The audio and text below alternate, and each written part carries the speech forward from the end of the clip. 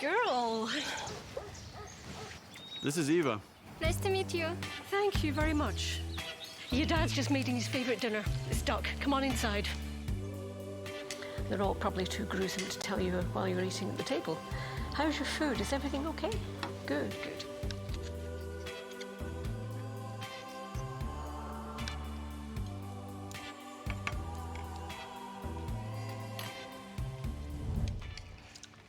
You seem to know each other. Yeah.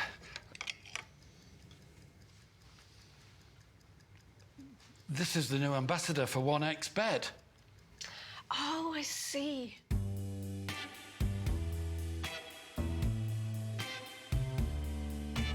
Everyone felt good when Eva Elfie became the new ambassador of 1xBet.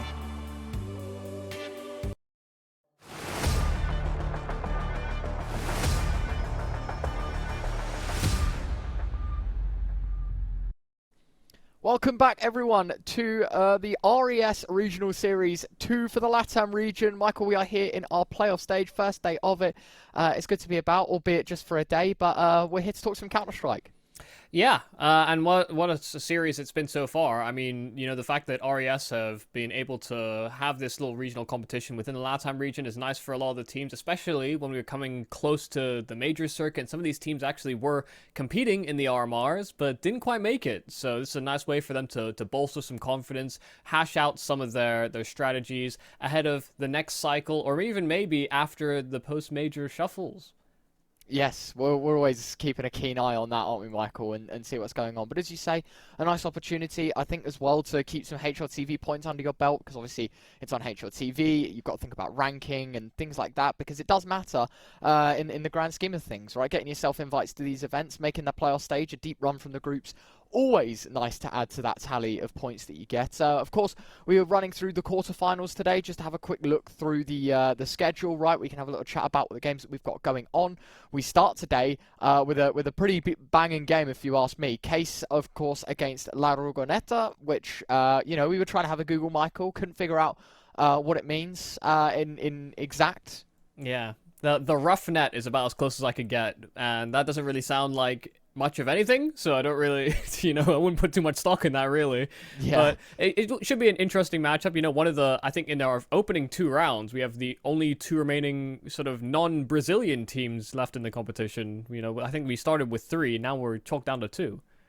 Yes, of course, you're talking about Bestia, the other team. We'll be watching them just after this BO3 that's upcoming. They play Red Canids.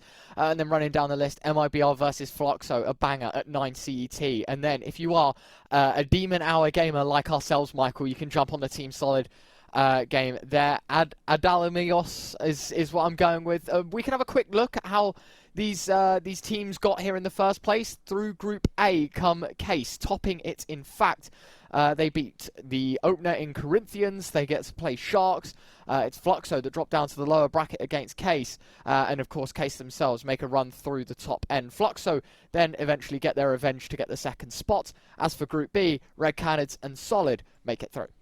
Yeah, I mean, really solid showing from Red Canids as well. Definitely one of the teams that I think people were excited about within the Americas region. Maybe like an underdog team. Definitely some heavy hitters on that squad, and Solid doing a decent job of scraping through as well. But then when we move further down into the other groups, of course, La Rugoneta are one of the teams we highlighted earlier on, and they kind of scraped through as well in Group C. MIBR, the expected sort of 2-0 favorites out of that group, succeeding, where some of the others, you know, had a few struggles. Yeah, you make that point, right? La Rugoneta coming second place, obviously having that 2-1 victory over Galoris.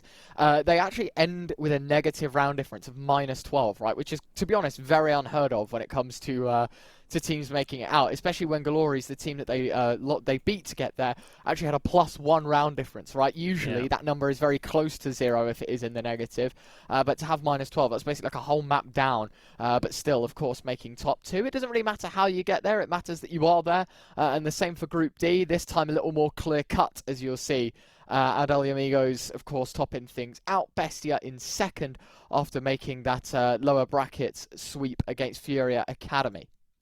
Yeah, but beating Fury Academy twice, it wasn't bad enough that you're beating down the youngins. You had to make sure that they were put down for good. So, I mean, exactly what you want to see out of Bestia. Definitely one of those teams in the Argentinian region that have turned some heads. And this is how our playoff bracket kind of rounds out. The same schedule that we had up earlier, just kind of broken down and shown in a bracket format. Of course, the getting to that champions position is going to be the real trying test for a lot of these teams, but that's further down the pipeline.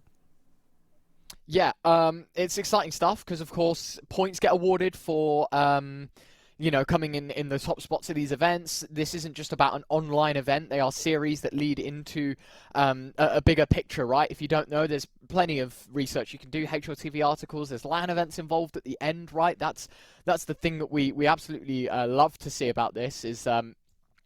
teams in the LATAM region, Michael, can be rewarded for doing so well in the online groups, get a trip to Europe, and actually play some international officials, which is always an exciting point. We have ourselves our first BO3, Case versus La Rugoneta.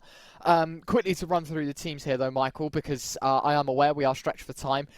Case, it's the snow show, it feels like at times. Yeah, I mean, that guy is definitely the front leader of the pack. If you're going to see anybody sort of hunt for information in mid-rounds, this is the guy that seems to just pry in and find heads. Snow definitely is one of those players that sort of came out of nowhere a little bit for me, but when I've been able to catch him, he's been a joy to watch.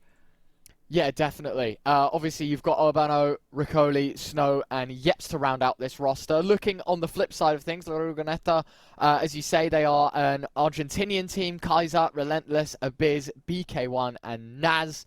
Look, I'm going to be honest, I haven't seen all too much of these guys individually, nor as a team. Obviously, we were talking about the group stage performance they had and how they more or less managed to scrape through despite having a bad round difference. Against Case, you are drawing a bit of a short straw, it feels like, in this event, Michael, and their event should come to a close at the end of this BO3, just out of namesake. But look, I'm going to keep an open mind for these guys because, sometimes it isn't just a fluke, albeit stats may suggest it.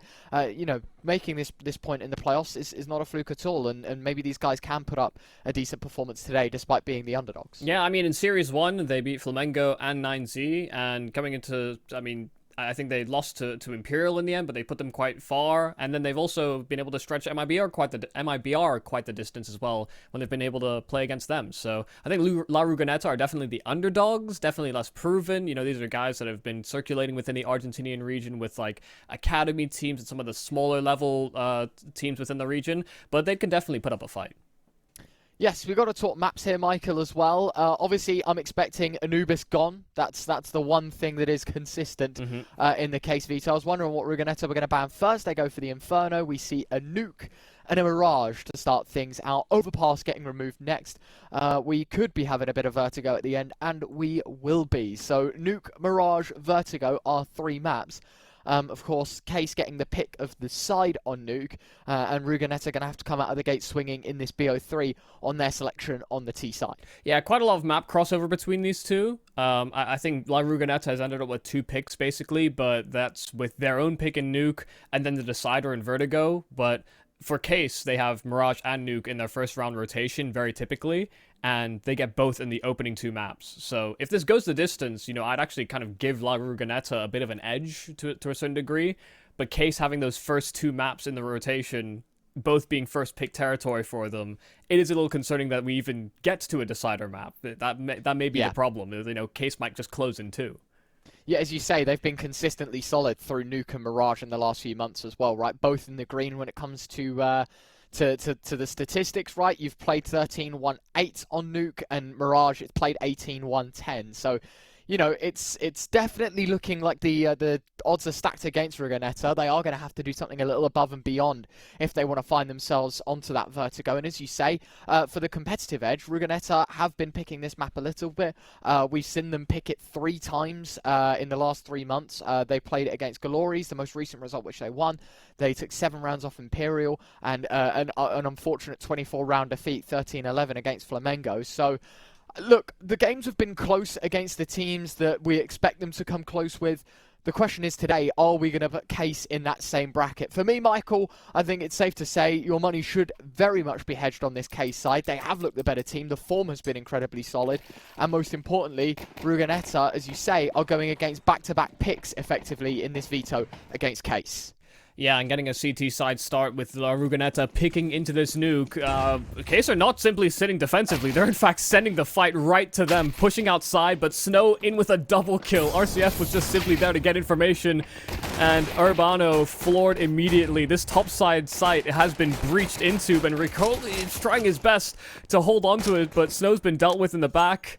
50 HP left remaining on Riccioli, and I mean, La Ruganetta simply slowed down, see if they can find him, prep for a trade, but now they can punch in those digits.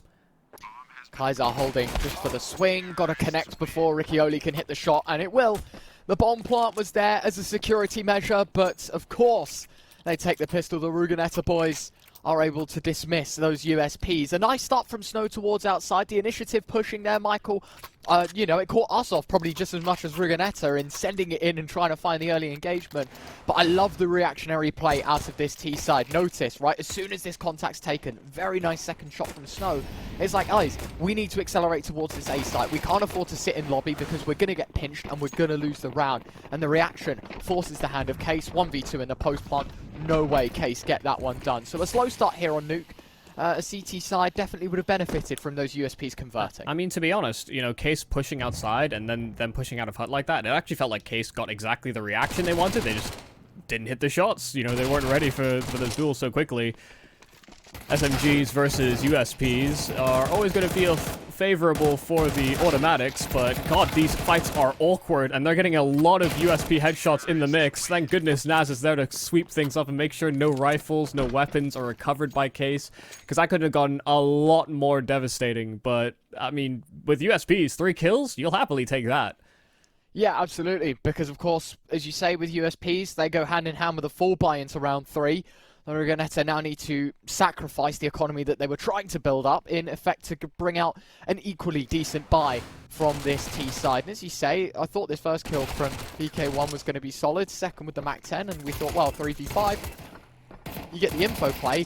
That's probably where you want to pivot, Michael. That's, you know, the opportunity to turn away, tuck tail, and make sure you just secure the round with as minimal damage as possible.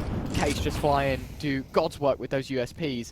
And as you say, force the hand in round 3. Well, the replay revealed that BK actually didn't have head armor, so, you know, he got what he deserved, really.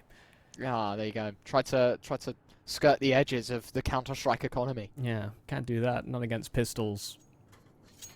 But a proper full buy in from both these squads now. Case, they're looking like they want to take some control. Urbano, nice kill in through door, but they already have forward presence in from ramp as well, so they're trying to restrict access here on La Ruganetta.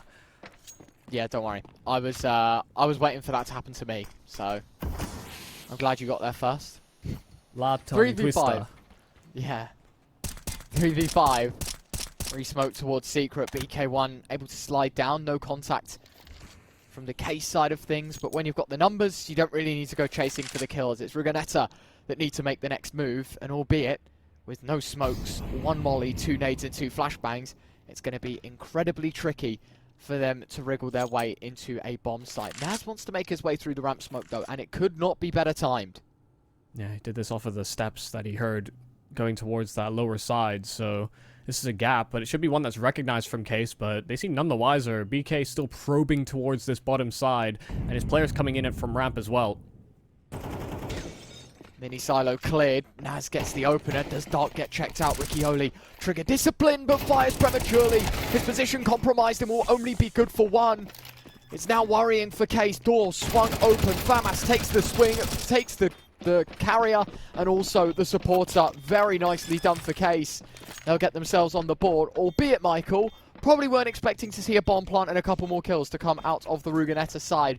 But it's one that they'll take in stride, as the money, as we say, it was an issue heading into this round, never mind coming out of it. That's very surprising that they get caught out by a secondary player being in that lower side when they could very audibly hear, I think, 2 sets of footsteps down towards the lower site when they were repositioning. You know, that's what prompted Naz to walk through that smoke in the first place.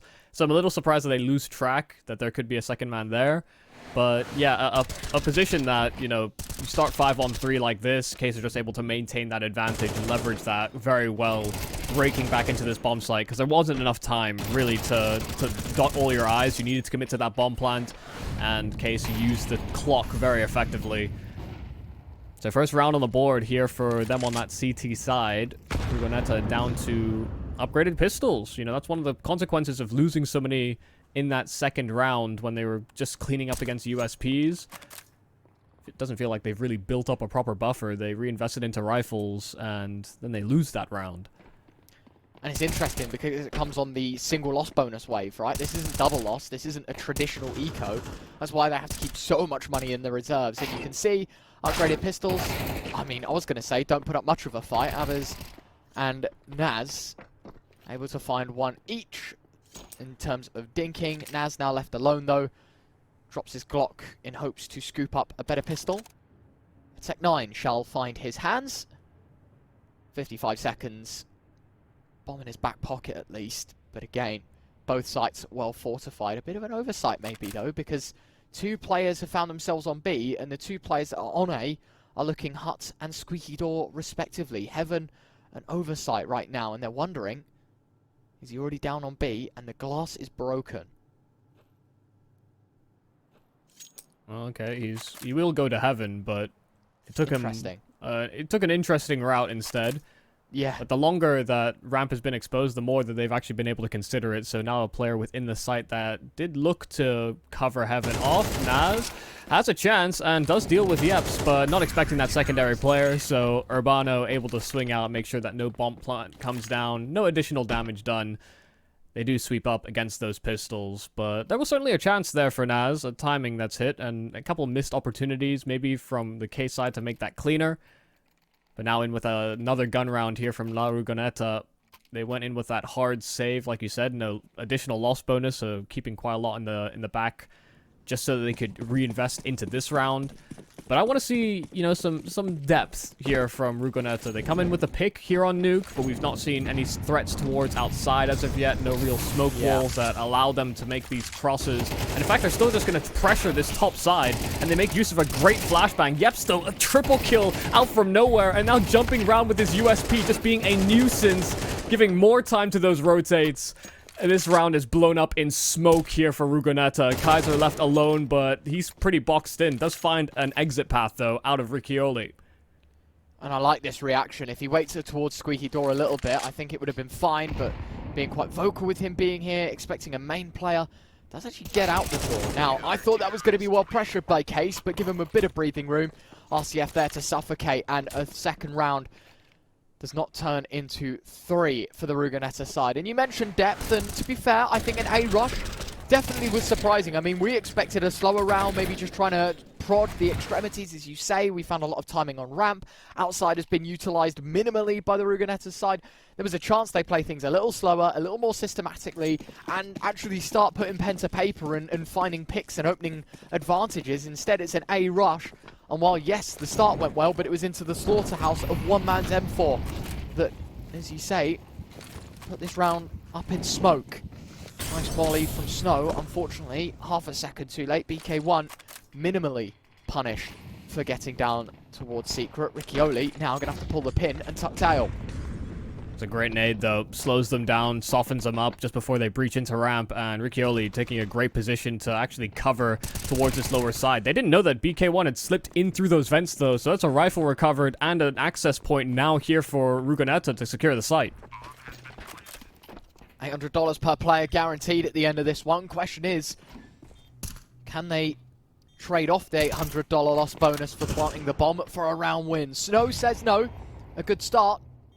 But of course, it's Case that have to make the ultimate move to defuse the bomb. Naz trying to find an opportunity around the vent, a pre-fire in the transfer. Now a second kill from BK1. This M4 needs to find Snow instantaneously. It does find. It collects a third. Bomb, is there time? Yeah. I think there's just enough of it. Yeah, good amount of time, actually. In fact, about 3 seconds at the end of it all. Case make it 4. But look, another quite aggressive, fast-paced maneuver, Michael.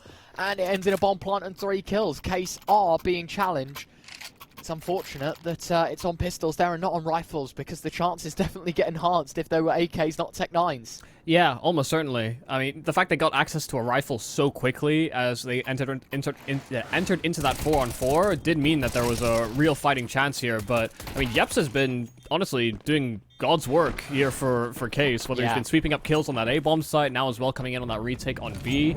You know, we're highlighting that it might be a snow show, but Yeps has come to play as well. It's nice to have that interchangeability. The reliability of this team is solid. Yeps now making the aggressive move. I mean, talk about having a good start. Confidence does go hand in hand with that. BK1 into the smoke. Unfortunately, the one in front blue begins to fade, and Urbano reads into the push perfectly. Yeps with a third. And just like that, slower tones taken, more outside heavy pressure, Michael, and it's got even worse than the A rush. This might be the most upsetting way to lose a round. You know, just as you're setting up in your default, you feel like you have access, you lose 3 players in what feel like it's synchronized timings all across the map. You know, you imagine being an in-game leader in a situation like that. Guys, we've got a great position, we're ready to go, and all of a sudden you've got 2 players left. Like, what happened? How... They just happened to make all of these aggressive moves at a timing where we weren't actually ready for any of these aggressive positions. So annoying to play against, but Case, some added confidence and playing with a lot of bravado in this round. Yeah. Rugoneto get nothing. I will say, Case, I feel like they read into that exact play beautifully. We'll watch on the replays, right? So notice how we were talking about the outside pressure being significant. You know, they double stacked 2 players with M4s quite close. And that early hut push, they knew that it was going to be a push and pull scenario. They knew if they died outside, they were able to take lobby. But if they killed outside, then the A players would have to react and push forward, because they knew that Case had oversaturated the outside portion of the map. It was very smart, actually, how they took that round. You know, if you're a bit of a Counter-Strike nerd, you'll understand the finite detail that makes that work out. Yeah. Rugoneto, 5 on the bounce now that they've conceded, though, Michael.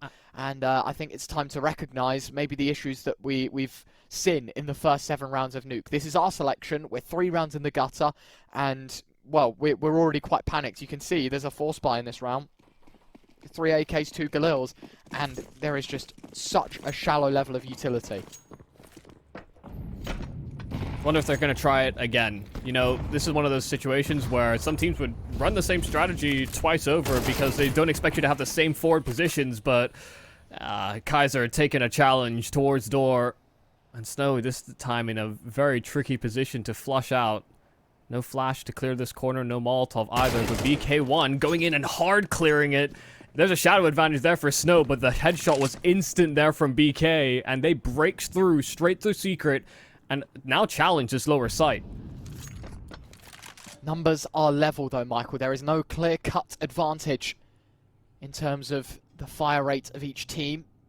BK1 now doubling up with Relentless. Positionally, Rugoneto have a lot of different plays that they can make here, though. So many avenues. Heaven, Secret.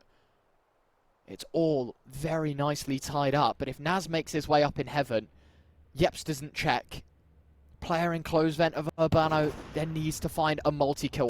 Now the reaction has to come in. You've lost the ramp pressure, and the executioner from Heaven able to deliver exactly on the order. Urbano now holds on for dear life. It's 1, and it only is 1. Riccioli and RCF now up against it, 2v2.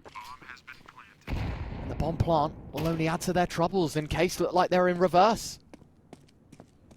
Oh, RCF is having to go all the way back to CT spawn just to see if he can flush out this Heaven player. He's hoping that he oversteps, over peaks, but Riccioli, meanwhile, probing by himself. First player out, and Naz dropping out of Heaven, but they don't know. They're still looking up high. Riccioli has no idea that this man has hit the floor. Oh. It has to be suspicious. Riccioli still clearing the back of the bomb site. Naz, a lovely kill, but not repositioning. No time for RCF to get on this defuse, and now has to simply hightail it out of there. Naz from Heaven doing so much for Rugoneto. Flanking in that site, breaking in, and then now as well clearing out when it comes down to the clutch. I've got to say, it's so catch-22 for Case. Because there's such little time, Riccioli has to go aggressive because he knows that if he doesn't, there's no time to defuse the bomb. But as you mentioned, this all stems from the fact that RCF moves so far back into CT spawn to try and find the Heaven player. It was never going to happen. He had such a long rotate. He didn't know if the play had dropped from heaven, so the safe call is always joining up with your teammate through main. And by then, once he had have made the site, there would have been less than 5 seconds to defuse a bomb. It was never going to happen in the books of Case, and their hot streak now turns ice cold. Although, saying that, there is a Tech 9 in the arsenal for Ruganetta. Well, at least there was one, but it will quickly get dismissed. An A-rush, a change of pace, but unfortunately no change in pressure. Case still red hot. Slowing down, and Snow reaggressing into main. Nice little angle there for BK around the smoke. So it starts off 3-on-5, chewed to now a 2-on-4. BK finally dealt with inside of main, but they're not exactly healthy here on the Ruganetta side. Yeah, Abiz had to really probe in for a chance. Try and give more information over to Naz, but Naz now taking dink for dink. A lot of damage done onto Riccioli, but he does get access to this lower side, but there's already an AWP ready and waiting, and he didn't even notice that decon door swung wide open, but RCF, a second chance at it. Case, keep it relatively clean. 4 alive. And, you know, just after a nail-biting round versus Ruganetta on that top side, now as well, just dealing with the very aggressive start from that Argentinian squad. Unfortunately, they just get met at the doors. 6-3. While there is a blip of success from Ruganetta and light at the end of the tunnel, it's Case that flicked the switch in the previous and again forced the hand of Ruganetta. I don't know about you, Michael, but I feel like we're very much oversaturating these attempts to fall by. I mean, in this one, for example, we've taken a full investment. It's 4 Galils, 1 Tech 9, 2 smokes between them. And so this round already feels like a bit of a throwaway, albeit, to be fair, 2 smokes used outside, but it just already feels like we're putting ourselves at a massive disadvantage, and rather than trying to be calculative in our approach for maximum potential in gun buys, it's just kind of like, well, let's just throw every investment at the wall and see what sticks. Well, they have been doing a good job of sort of mixing up their tactics, whether it's been rush plays or control works from the Ruganetta side. This does feel like they're positioning themselves for an A-side pop, but they're really relying on, you know, good utility usage and good flashes, because Case actually have a decent setup to try and address this. It's just such a slow burner of a round. Ruganetta aren't really showing much presence anywhere, but this is one of the few instances where Case are playing the sites. Yeah, they have not etched into any control, and Urbano waits at the door. It's Yeps that tries to give him a welcome in, but it's now up to Riccioli, who's just caught between 2 angles. Naz with his Galil finds one and then secures the bomb plant. Snow and RCF, there's a gap in the utility, and there will be a first frag. No trade potential, both players playing for the post. A smoke on top of the bomb, an attack from Snow is going to bait out the Galil, and straight through the heart of his utility, Snow finds Kaiser, and Case will find 7. Such a tricky play that Snow pulled off there. I mean, players are low HP on Ruganetta, so challenging in front of a smoke didn't feel the most viable. But even though that smoke still had a good 10, maybe 8 seconds left remaining on it, walks through that right side, catches a player, and there's just a massive gap in the post plant, just as Ruganetta are beginning to set up. So, I mean, that's a really heads-up play there from Snow to break back in on that retake. A chance really there from Ruganetta, because I think it's Riccioli that gets caught in a bit of indecision. You know, his players are fighting tooth and nail on the bomb site, holding in door and front side hut, and he's trying to scramble out to heaven instead of, you know, playing the heaven angle, playing numbers, or even dropping into the bomb site felt like a more viable chance. Instead, exposes himself to both hut and door, and so when he doesn't find a kill instantly, he is pretty much screwed. So, you know, even though that felt like a bit of a misstep there from Case, you know, the fact they didn't go for an aggressive opening setup on that CT side actually kind of really helps them in this situation, because they had that additional firepower and reinforcements, enough so that, you know, Snow kind of slips the net. Bomb plant and max loss bonus is a combination destined to invest. Urbano blows open the smoke with his HE, but unfortunately a flash to meet him. There will be no benefit to the CT side. Snow taking 1 HP to a HE as well, so it's all very slow and very minimal. It's Riccioli that is going to be tested in this round, though. Michael, he's got a molly out and he's ready, or rather a smoke. I thought it was going to be an incendiary to block off the push. Instead, he wants to go shooting through, and so far, the connections have landed him 60 damage. Yeah, I kind of thought that would be a Molotov as well, but it still accomplishes the same job. It sends them packing. Don't want to challenge straight through that. Urbano, once again, on top of the hut, and once again, will find a kill. He's been very consistent in finding this one kill on the top side site. Yeps was the savior, but Urbano's been a very consistent factor on A. Peeks his head one too many times, though, and eventually Nats will punish. Smoke towards main, flash towards the closed vent, and the collapse towards the A site will commence. The incoming cavalry, one up the vent and two through lobby. Case have actually got many prongs to this retake. There's a lot of really strange forward after plans here on Rugonetta. So inside door, Naz finds one. They still have a player inside of Secret as well. So RCF wasn't looking the safest. BK is actually flushed out, and they'll have a man advantage. They are walking a little wounded, but they can try and use these numbers to collapse straight in. Kaiser, first port of call, doing damage onto Snow, and knows RCF is close by, but the no-scope from that AWP, and it's Abyss at the back of the bomb site. Riccioli found, but they have to fight in front because it's planted in an awkward spot for Abyss to contest, and they barely have enough time for this defuse, but they'll get it. Case with a retake back into the bomb site when Rugonetta felt like they had everything to play for. That's got to sting massively for Rugonetta. Literally half a second longer, Michael, of players staying alive and fights being taken. Case lose that round, and we're talking 7-4 rather than 8-3.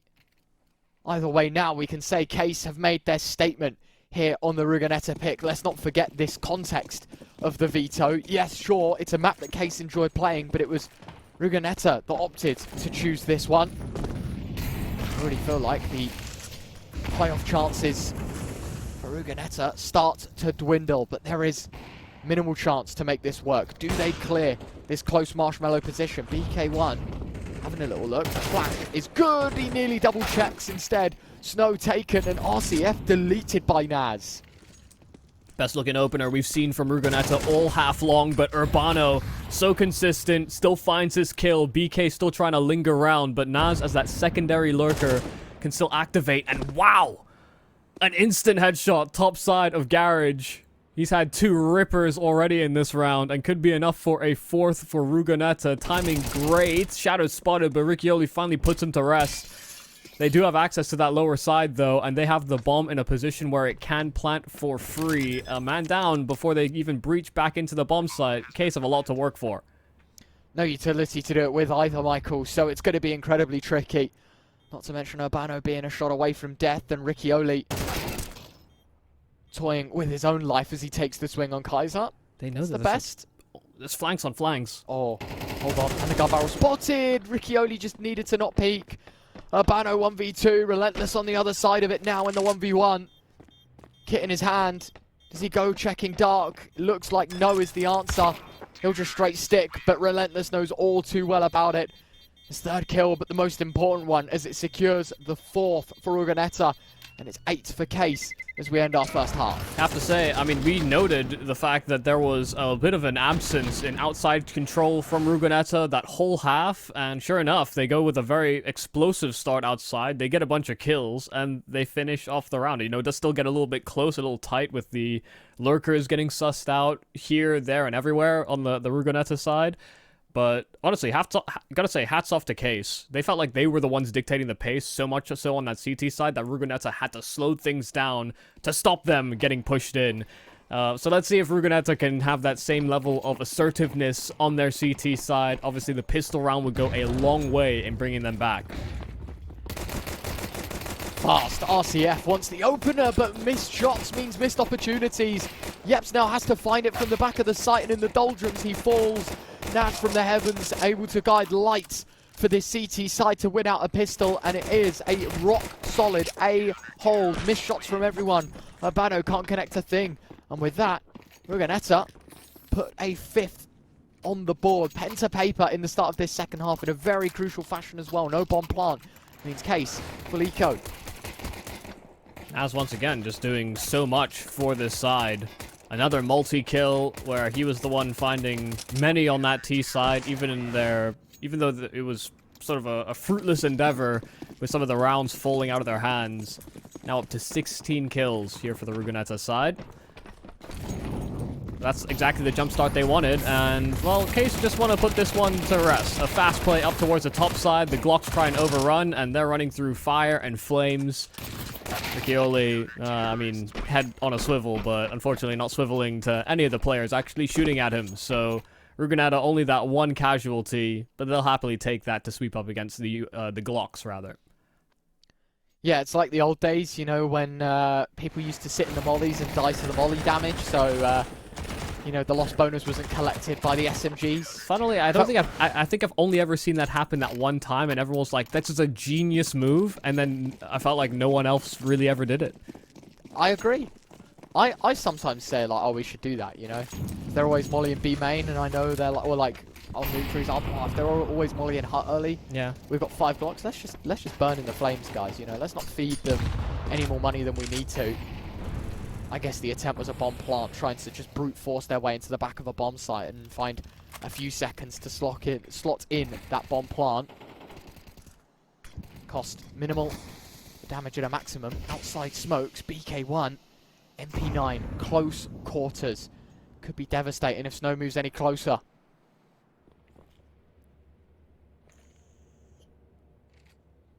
Bit of a stalemate outside, no one really showing their hand, and could be bad timings.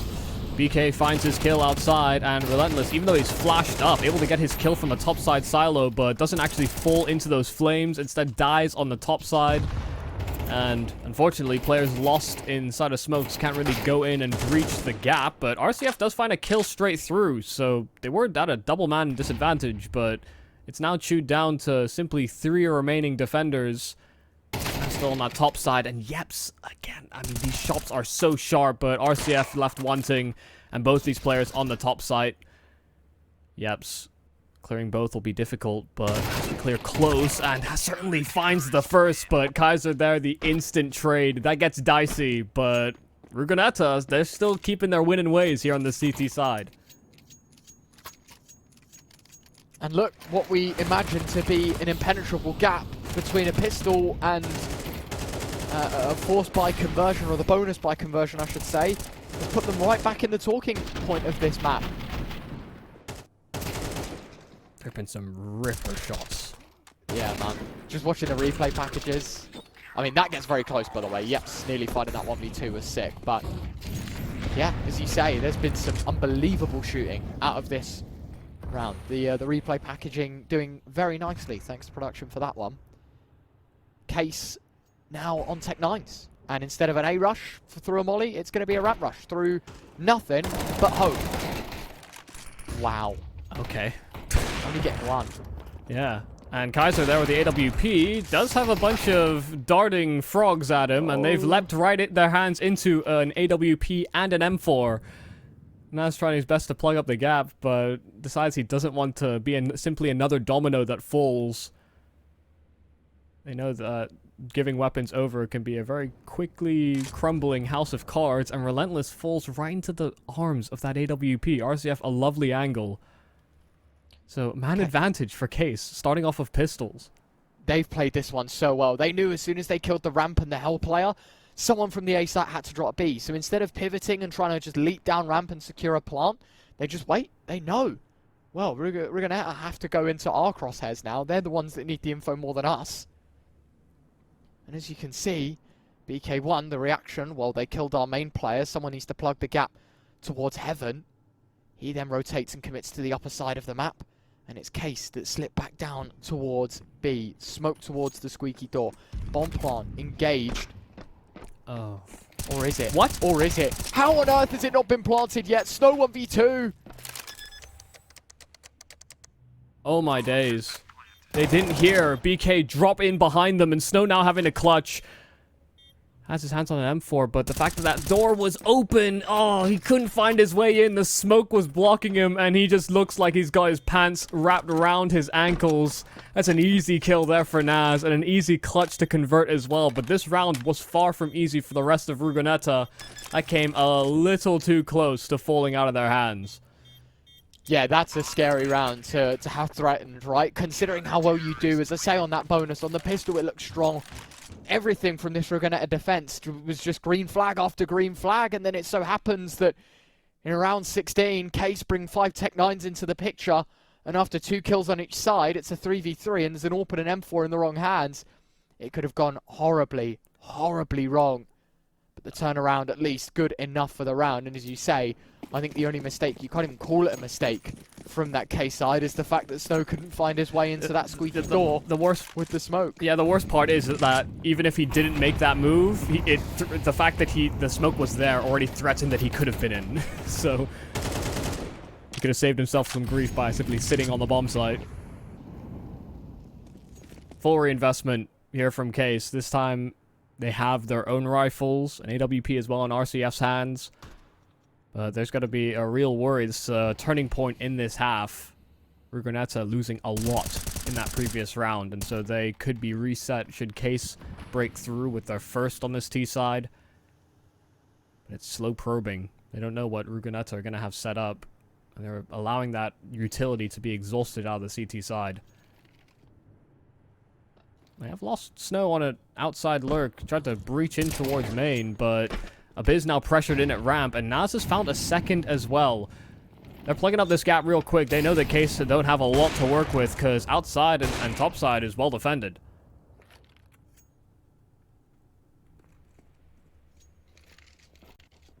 "40 seconds, 3v5 to try and make a move. It's going to be tricky.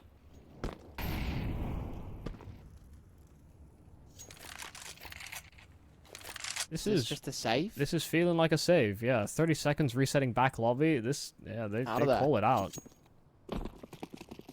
Damn. They are out of there. No business in attempting this round from Case. Another poor performance, I must admit. 2 kills in the gutter, and from there, nothing happens. It's a matter of keeping these weapons into the next. And what was a beautiful 4-round lead, right, heading into that second half, and a pistol away from basically shutting the door and closing this chapter of the BO3 off with a Case win. Rugoneta have found 5 on the bounce from 8-4 to 8-9.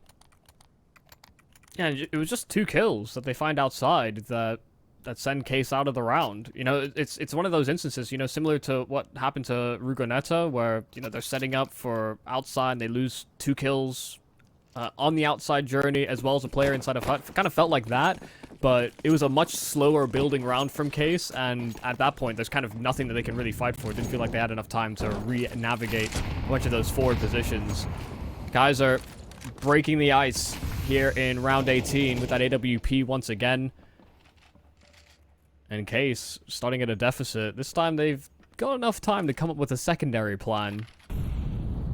We hope for no more saves on this T side, because Rugoneta, yeah, they're on a heater. They're continuing to build.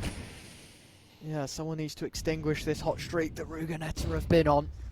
There's an AWP on Riccioli. 3 AKs between them. Again, utility isn't at the greatest of standpoints. It's enough to get onto a bomb site, but is it enough to keep it? Smoke could not be better timed. Just as the first door smoke was about to fade away, a second one thrown in. That's going to delay another 20 seconds. And Rugoneta now know the last 30 or so, if they are going to end up on 8, is the most critical to keep your crosshairs trained. Rifles in hands of both. AKs, in fact, for Naz and Relentless. Molly towards top hut, ran into by Naz. He's already dropped down. Flash out towards the vent. But the counter utility, strong. Naz now, how many can he get? One and traded. access to those vents is open, but there's already a player inside of it ready to greet them with open arms. If they decide that they can drop down towards the lower side, they'd be very well mistaken. Relentless, 1 kill, and those vents are actually well journeyed. Riccioli finding and spinning round, but there's Kaiser on the bomb site. He was never flushed out, and Snow's so low he can't challenge this Tech 9. Has to hit the shot, and Kaiser goes challenging round the smoke, but 5 seconds to get that bomb down. Abiz trying his best to play round the smoke, but Snow's taken Sanctuary inside of it. He's escaped, and he's journeyed back into Hut, and that's where Abiz was just moments ago. He's completely bypassed him. Abiz has lost this man, but Snow only has 1 bullet left in the chamber. Oh my goodness. Wouldn't this be sick, Michael?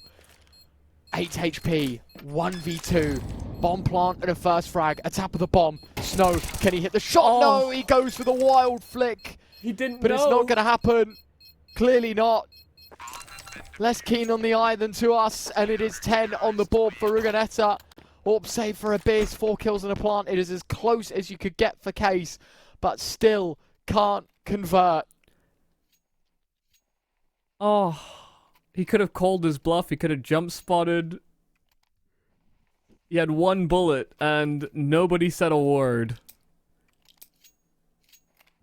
Because his adjustment was fast, and then as soon as he shoots that 1 bullet, he's done. So, definitely close. But yeah, this streak just seems to continue here from Ruganetta. So many of these close rounds fell away from them on their T side. So them now being on CT and converting, you know, it does feel like what goes around comes around. Naz as well has just continued to be unrelenting on this Ruganetta side.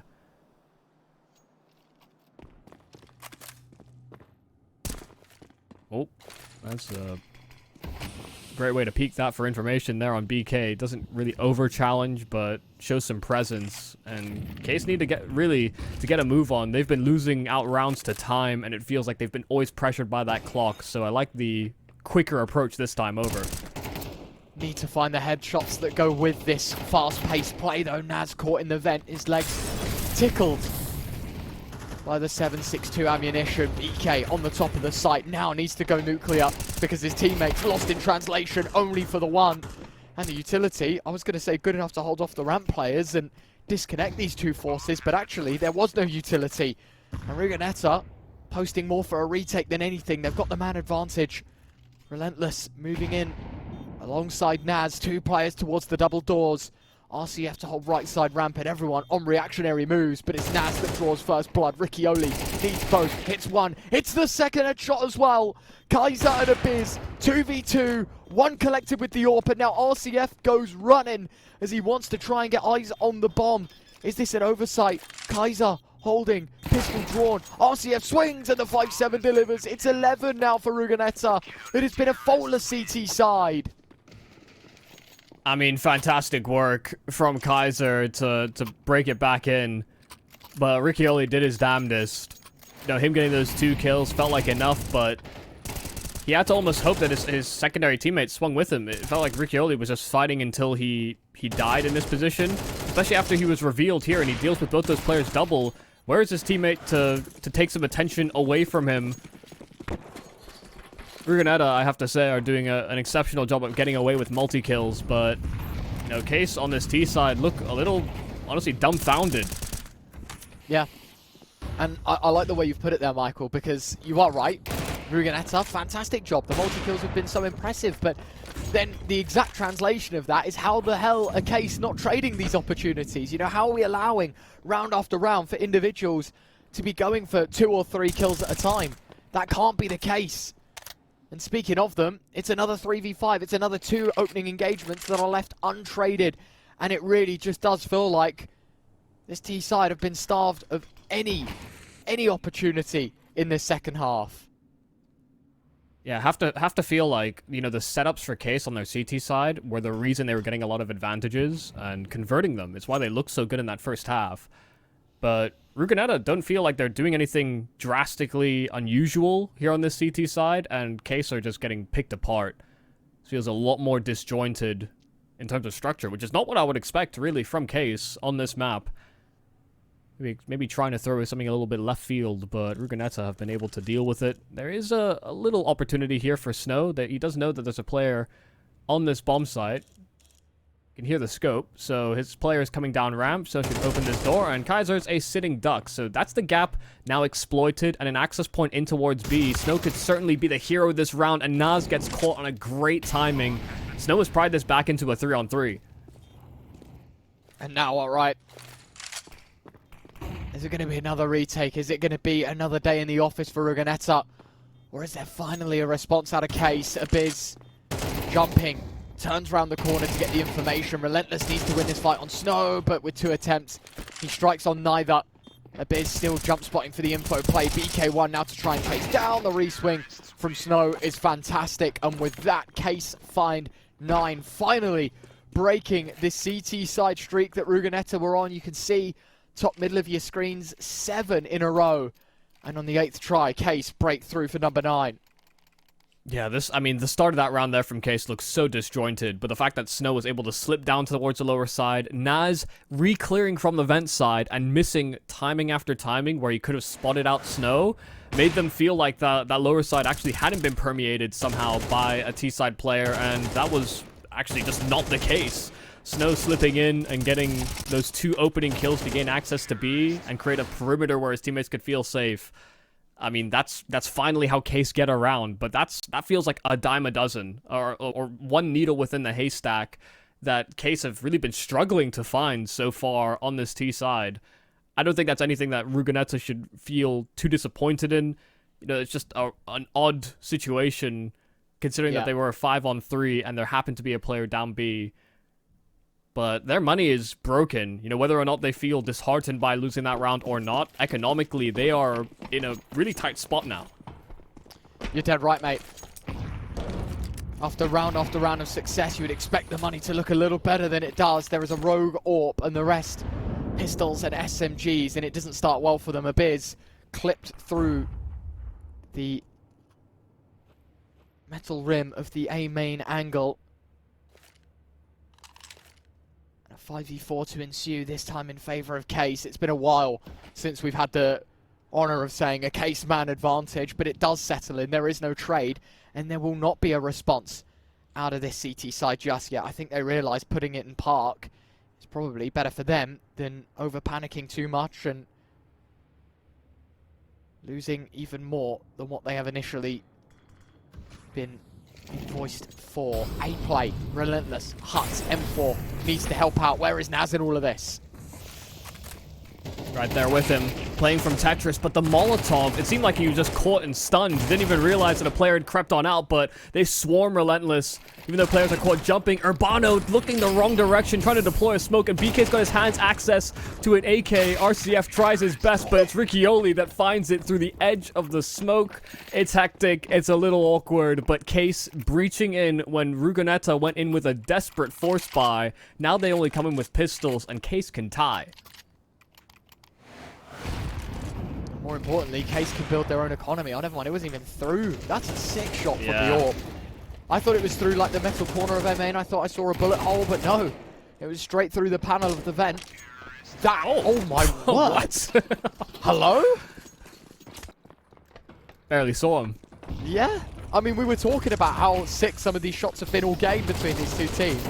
That, I feel like, is added to the list of many, and, well, speaking of many, those kills come insanely quickly. Honestly, I think that's got to be the quickest round of Counter-Strike I've seen this year. Yep, smooth, breezy, nice and easy. SMGs running you down and breaking your knees. Ruganeta up to an 11-11 scoreline after they came back 8-4 down coming into this half. Now Case could take that all away. This is a reinvestment here from Ruganeta, but they have to make a couple of compromises just to make sure they have utility. They have a kit in play as well on Nas. But he's been a fight or flight man, not someone that comes in on the retake for the defuse. Yeah. I will say, Case as well, winning these rounds so late in the half means for Ruganeta, this is the only buy that stands between them and round 24 being an eco, or well, the potential of an eco, right? Like, they have no loss bonus. They have nothing. Oh, hold on. No. Oh, okay. That'll do. But the point being, Case have enough money to buy both times, you know? It doesn't matter if they lose 4 rifles in this round. If they win this one, they'll have the funding to buy in the next. They'll have the money to go again. It's Ruganeta that don't. Yeah. It's been a hard-fought battle to get to this position, but now that they're here, they're worse for wear. There was a lot of clutches that they won, a lot of retakes. And sure, it's nice that they won them, but yeah, you're absolutely right. Economically, they are kind of pinned in. So this is a needed round. EK, nice initiative move, taking some space away in from ramp, so it can be a fast reactor should it be a topside hit, but he's not through with it just there. Spots the bomb, but also finds a bullet straight between the eyes. That's access to ramp now granted here for Case, and they're going to make use of it. Look, there's such little time. There's no need to go for an aggressive play like that, Michael. There was no need to get aggressive for information, because now you've left the Biz on its own lower site 1v4 effectively to try and close this round out in favour of Ruganetta. They have no idea. They haven't cleared it. They haven't cleared it, and Abiz activates. 10 seconds left. RCF all baited. The bomb's trying to be planted. The kills. There's a flurry of them, but has the bomb been denied? The answer is yes. There is no time. Ruganetta have won by sheer power and numbers. They are able to deny the C4 getting planted, and Kaiser is nowhere to be seen. It's a massive steal for Ruganetta. I can't believe that that's happened the way that it has. I mean, the fact that the ramp player goes hunting and dies, you know, BK, I do agree, you know, maybe over-searching, but the fact that there was a player already committed towards the lower side while he was doing that, they let their guard down. They thought if the decon doors had opened, they would have heard it, they would have seen at least some presence from the control room, but there was nothing. There was nothing peeping, and then suddenly, you know, there was that player in the bomb site they had to be concerned about, and they just get flooded by CTs. Despite losing the round, it's Case with the better buy of the two. Overtime still very much on the cards, and RCF will play his aces. It's BK that receives pain and punishment at the start of round 24. Another 4v5 that Ruganetta are going to have to recover from, but this time it's a second kill, both of which irreversible. Yeah, I mean, last round was bad enough, but economically this round had overtime spelled out. Now starting 5-on-3, there's almost no way that this should fizzle up here for Case. They are trying to make a journey towards the lower side through Secret without smokes, and this is a nice timing to be able to hit this. There was a player spotting in from heaven, but he's since repositioned to reinforce this top side, and they're gamble stacking here on Ruganetta. All three players here, but nobody actually watching for the hut walkout, so Relentless gets shot on the side. You wanted to use your numbers as best as possible. That's not a great way to cover your teammates. Yeah, and a 1-for-1 trade doesn't exactly put Ruganetta back on the map. It gives them even less of a chance as the rotates flood in. Kaiser down the vents and straight into action. Find Riccioli, but a molly at his feet will mean he can only go towards the single side. RCF, the other half, blocked out with his AWP. Missed shot, but it's information. A second one that shall connect. Abiz, 1v3. I mean, there is no point shifting here. There is no point even thinking about winning this one out. It's a first kill. 10 seconds on the bomb. Second kill, not going to be granted. 12 all. It is overtime here in map 1. Definitely wasn't expecting it to stretch out this far. I mean, a solid CT half from Case, and then Ruganetta answer back. You know, they win round after round. So many multi-kills from Nas throughout that CT side and T side alike. But Case finally breaking in with basically a miracle round. They win a 3v5, and then they suddenly start winning rounds on that T side. And because there were so many close rounds before that, Ruganetta economically were kind of pushed into a corner. And even though, like you sort of mentioned, you know, they won one of those penultimate rounds, by the time it is the final round of the half, they just have so little to work with.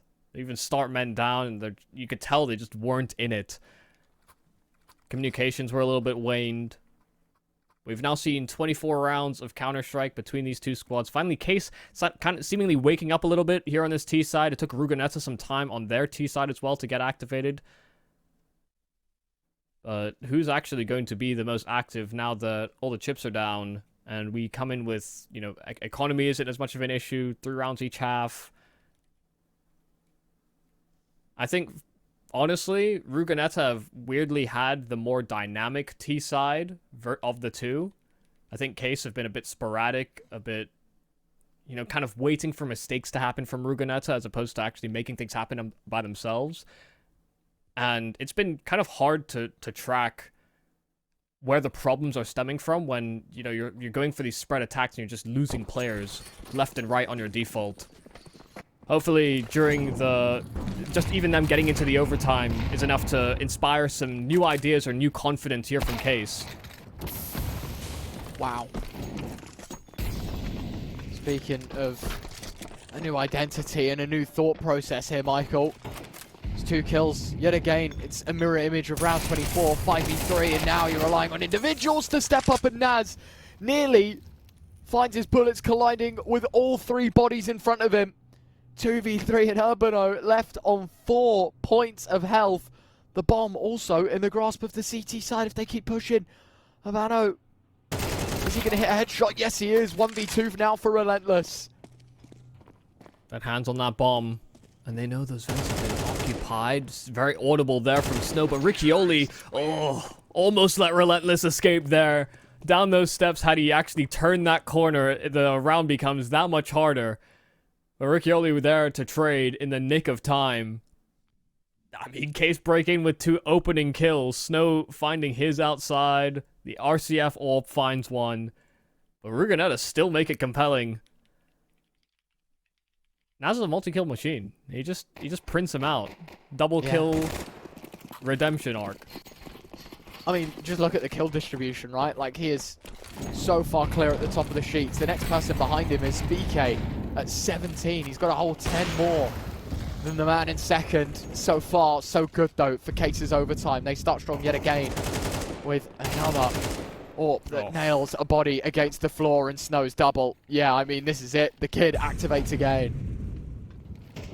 RCF in prime position. I mean, since we've entered the OT, this AWP has broken in with an opening kill in both rounds, and Snow's been right there to get follow-up openers either side. RCF a little bit, you know, pushing his limits, but between him and Snow, they close every single one of these frags for Case. We go into the overtime, and it is a brand new look. You know, it said Snow was going to be the man to look at coming into this game. It took him a while. You know, Yeps was really stealing the show on that CT side, but Snow on T sides, hell, even on some maps on CT, can just be so aggressive and so unrelenting. Puts so much pressure on the map, and we see some nice explosive rifle work out of him here in, you know, the second round of OT. Feels a team effort, though, for this side. They have been nothing short of unstoppable in overtime. A new look, as you say. And it is the Ruganeta boys that he had to punish. They've got one more attempt at it before the halves get switched. And right now, I think they are dreaming of a scenario where they can at least get one and have a chance to fight for a win rather than to live to fight another day.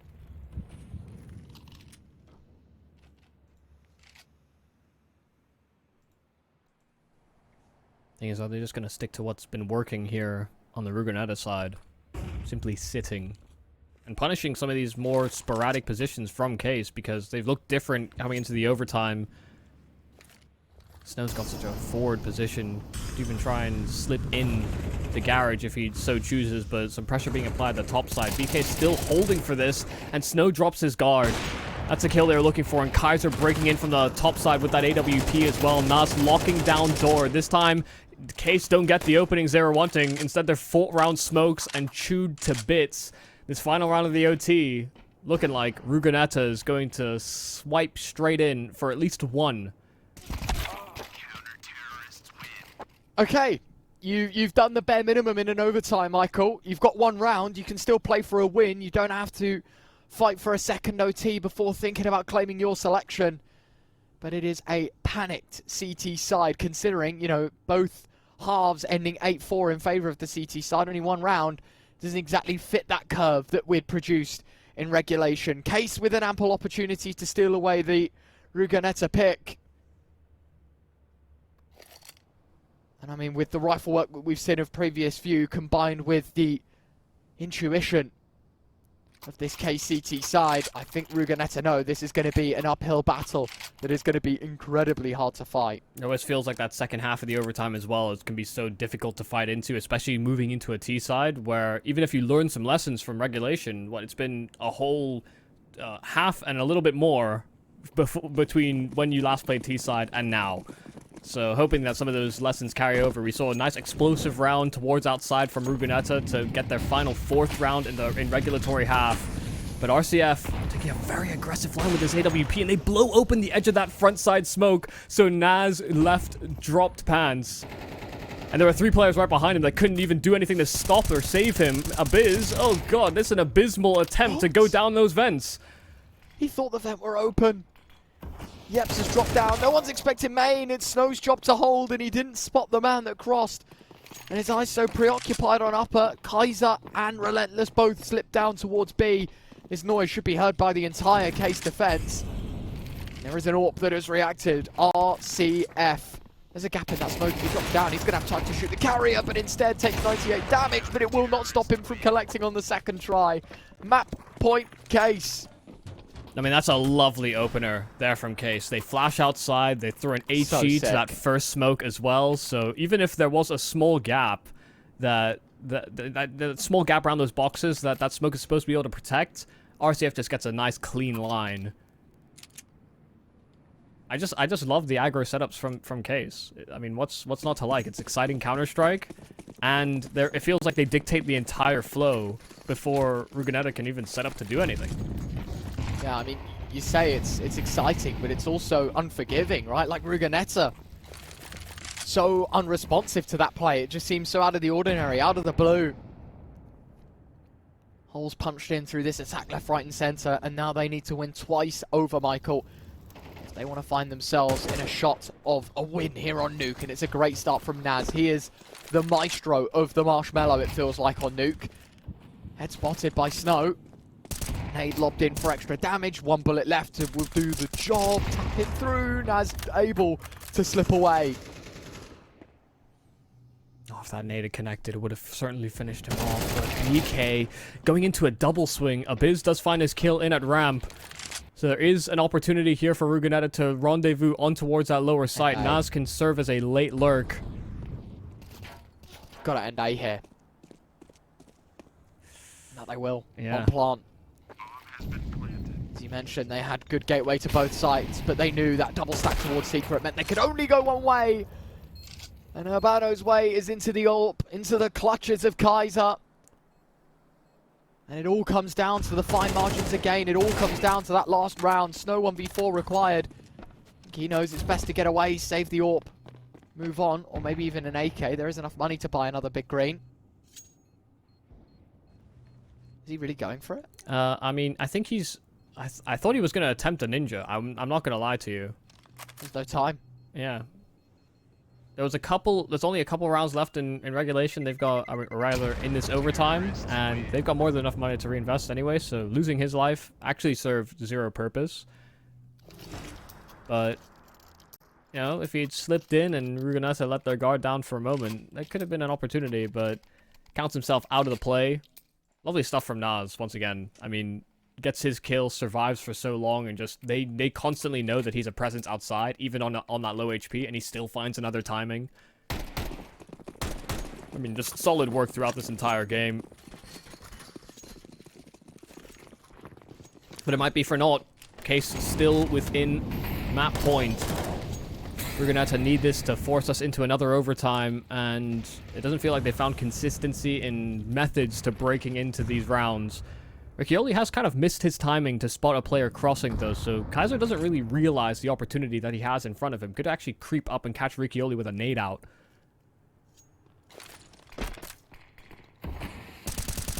Smoke in, spam through. Nothing found by the M4. Oh my goodness, they're gonna re-aggro it straight through the smoke. It's ballsy. Good start. Riccioli now needs something massive. There's your first. Try and backpedal, and he's able to get a smoke out. And now the reaction is lobby crunch. Yeps has found the kill, and now they stick it in reverse and back away, Michael. Man up to man down. So restrictive, constantly pressuring multiple avenues, Case keeping tempo high, even a slow burning round. Rugonetta, I mean, this is a desperate attempt now. 30 seconds remaining. Kaiser probing in with that AWP, flashes in, but Yeps has found his kill, and Urbano joins him as well. Case close in that first overtime, but it was a trying nuke on Rugonetta's map pick. Certainly a lot to left wanting for both of these squads when it comes to that map, but Case come away with the win.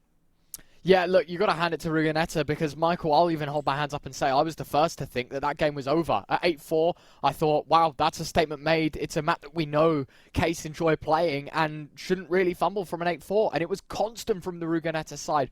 It's unfortunate at the end of it all that they do squeeze in overtime, the Case boys. And look, make no mess about it. They are a team that will definitely punish given a chance like that. And that they do. Case now get to head on to their pick, Michael, a map up to none. And we'll see if they can close it in 2 to make their way through to the semi-finals. 1xBet and Eva Alfie present betting on all esports events on the website and in the 1xBet app. 1xBet. Play with Eva.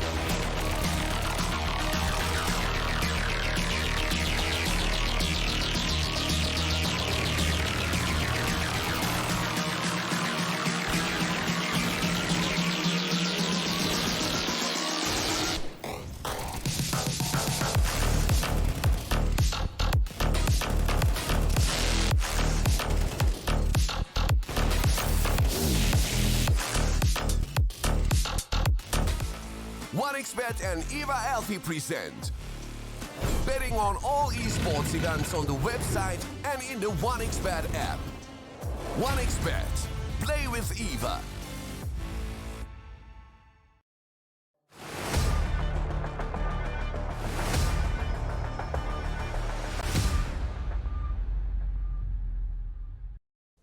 Welcome back, ladies and gents. If you weren't quite here for map 1, you missed a banger, Michael. Plenty of 6 shots that you'd have seen in the replays, of course, ran at the end of the map, and more drama added to this already burning fire between these two teams. Only one team can make it to that semi-finals, and so far, Case, a map up to none, despite being in an overtime situation that once in that game they found themselves 8-4 up in. Yeah, and it really felt like Rugeneta had a real chance to swipe that away from Case. Case didn't look the best on their T side. Really, it was their CT side that propped them up the most throughout that entire outing. And both those teams had that performance on CT, but I think the ways in which Rugeneta were winning those CT rounds felt a lot more straightforward. Their T sides felt like a little bit more dynamic. Weirdly, it felt like Rugeneta had better depth, but Case unfortunately just had a more rounded performance from the roster when it came to, retakes and finding entries, that it felt like that was kind of unsustainable for Rugeneta to really even be left in it, because Naz was putting up honestly a crazy performance individually, but didn't feel like he had a lot of help in the ways in which the Case side really felt like they had a lot more, sort of player depth. So it is unfortunate, because I felt like Rugeneta needed this map to force it into a 3-map series, because now you move into Case's pick, which is a Mirage that we have basically, as far as I can tell, no actual demos available for Rugeneta. It's a relatively newly formed project, and, I don't think they've played an official on Mirage yet. Yeah, and as you say, we know that Case have been rehearsing this map a fair bit. They were on a bit of a cold streak before this event started. By the looks of things, it was 5 losses in a row: Glories, Sharks, Fluxo, and then Adel Amigos in ESL. I guess this is the Challenger League qualies or something like that. So, even then, Michael, we're talking fairly big stages, and we're losing easy games, but have found themselves a little bit more success, beating Sharks, beating Furia Academy, and hoping that they can add this Rugeneta side to that list. Because right now, as you say, on the flip side of things, one thing that is going to pay into the hands of this Rugeneta side a little bit more is the fact that there is no recorded demos on HLTV. When coaches want to do their homework, when IGLs want to sit down and do a little bit of anti-stratting, well, that becomes 10 times as hard, because there's no easy layout for you. You can't just go on HLTV, I'm going to go to this game, download this demo. You're going to be looking at FACEIT qualities. You're going to be looking at all sorts. If you've ever pracked them, you're going to have to recall what they were doing and things like that. We're going to have to have an advantage in that sense, but also we know Case, well, the experience there is definitely going to be able to, I feel like, outweigh and outmatch that surprising card that can be played by this Rugeneta side. Yeah, it's definitely sort of like a weirdly double-edged sword going into a blind map where, yeah, you can't do your research, but then also you know that they don't have a lot of repetitions on it in like a professional environment where, stakes are on the line. We're in the playoffs now, so there are no safety nets. You could afford to lose a game in the group stage, but now that that's out the window, Rugeneta getting into this position definitely are one of these underdog teams, I think, coming into this event. But now that they've made it into the quarterfinals, Case might simply put them to rest. Mirage is a very figured out map. There's a lot of different play styles that have been explored over the many years that it's been inside of the map pool. And so Rugeneta can kind of pick and choose which kind of way they want to approach this map with. Case will be flying somewhat blind, but they start T side, and so they can dictate some of the pace. They're already posturing themselves outside of B, but Rugeneta do at least have 3 players that are closely floating to defend that bomb site. Of course, this is our second map, but the do or die for Rugeneta as we head into Mirage. It is single elims, this playoff bracket, Michael. There is no mercy to be shown to any squad.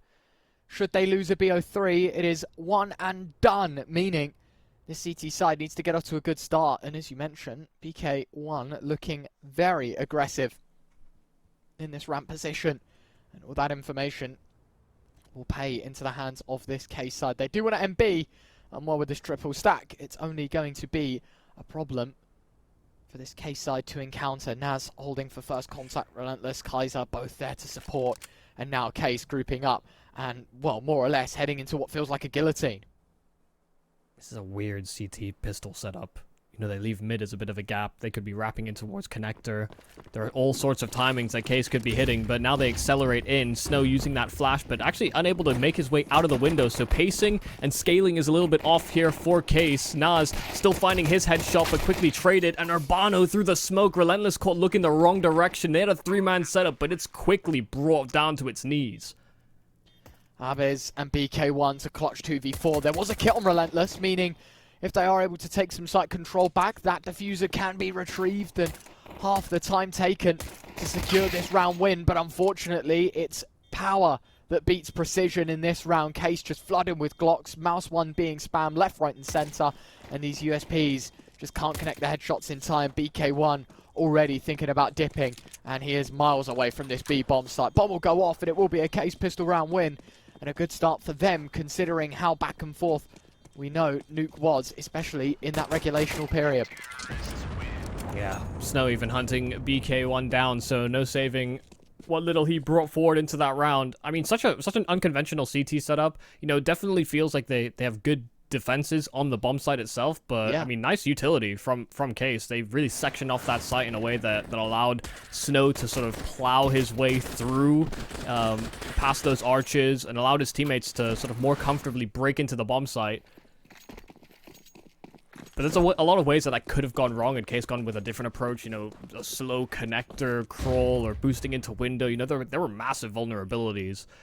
Feels like a very anti-stratable pistol, but, that's one of the things that Rugonetta can actually toy with because they don't have demos to look back on. I will say one other thing. Rugonetta, 3 players towards B and only finding 1 kill in that pistol. Yeah, not ideal. Despite you mentioning, yeah, sure, albeit good utility, it is not the way you want to go down in flames, but it's a scout of Kaiser. The SSG-08 punches a hole through the head of RCF. Any more, he'll be asking. Wants to play a little more passive, knows that he is a VIP of this round.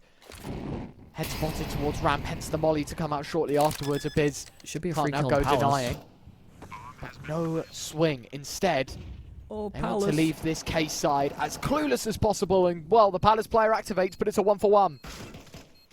Oh god, BK has already found a kill as well around the smokes, and the 5-7 of a Biz just closing distance, and Snow spams through the smoke as well. BK don't see smokes, he just shoots straight through them, and Case Case having a round stolen right from under them. Rugonetta with that forward push in ramp, and Kaiser on the scout have them looking all sorts of wrong directions. I don't know what to say. I've got to watch that round back. I don't know how BK kills this first initial player. 5-7, then scoops the Galil. This second frag I'm more concerned about. I barely see that, man. Yeah, wait, there was no one there. He's shooting at Houdini and somehow still connects. I don't know how he does it, but an unbelievable shot. BK1, a big step up in that second round, means no dollar and no guns for Case heading into round 3. Yeah, the good news is that they were in a bomb plant situation, even though, it's no loss bonus. So hitting it with a hard save here does actually allow them a buy in the following. Still not great that round is stolen out from under you. Baz, still a consistent man. Takes a bullet to the face, but his helmet will tank it. But it seems like the rest of Case are going to be met with hell. Relentless under a little bit of pressure, but now is there to at least provide some supportive fire, so Relentless can just make sure that bomb doesn't go down.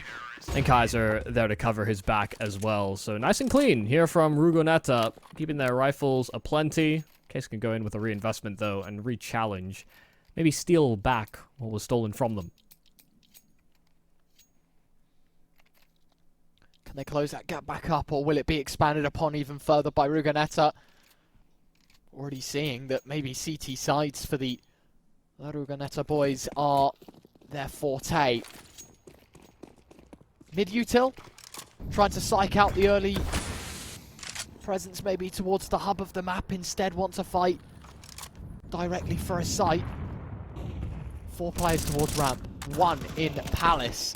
And it is just going to be a fast expansion upon this control. Yeah, very quick into this bomb site, but Urbano and Snow finding the entry. Snow breaking in and breaking past those players, trying to stop them getting access to jungle and connector. Guys are trying to creep out, and this is a gap. No one here on Case to really cover for it, so Riccioli, a dead man walking, but they have a very nice afterplant to play from jungle.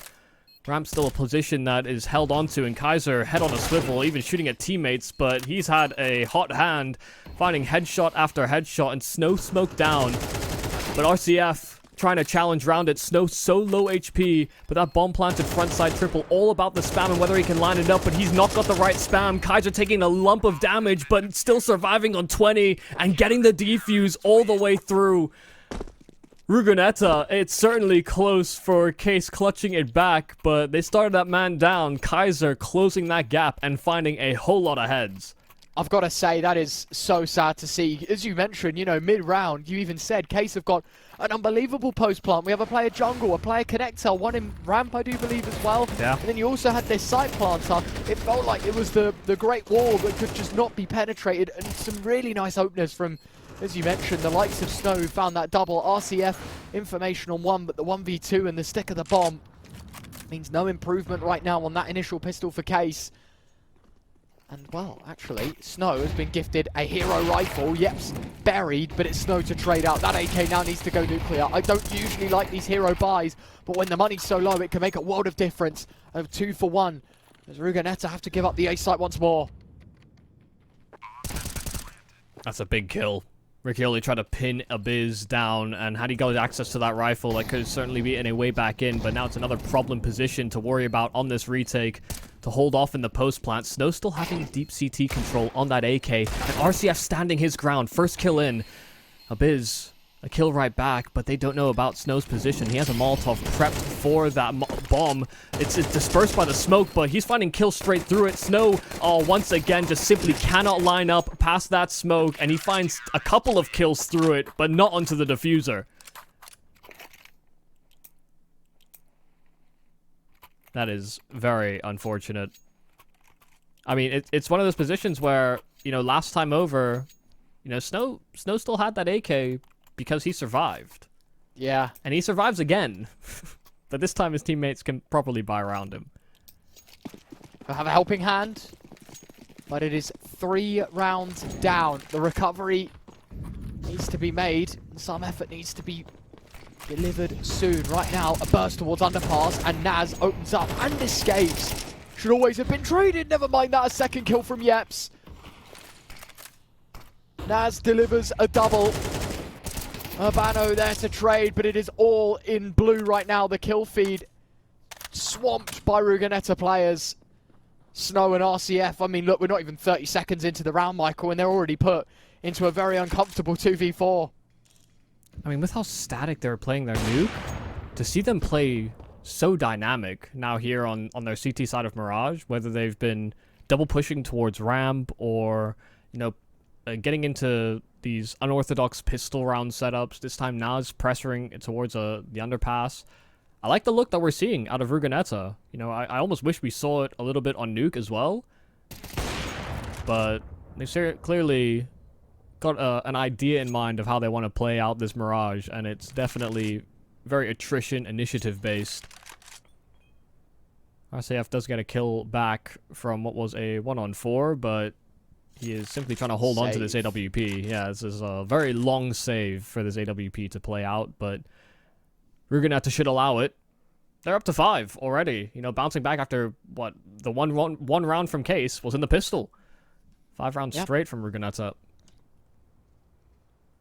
I love the delivery of these previous few rounds as well, because it has been individuals stepping up. The outtrade has been massive, and all of the above accumulates and amalgamates to 5 on a trot. As you say, this one is going to be neatly taken care of. Rugenetta shouldn't go hunting.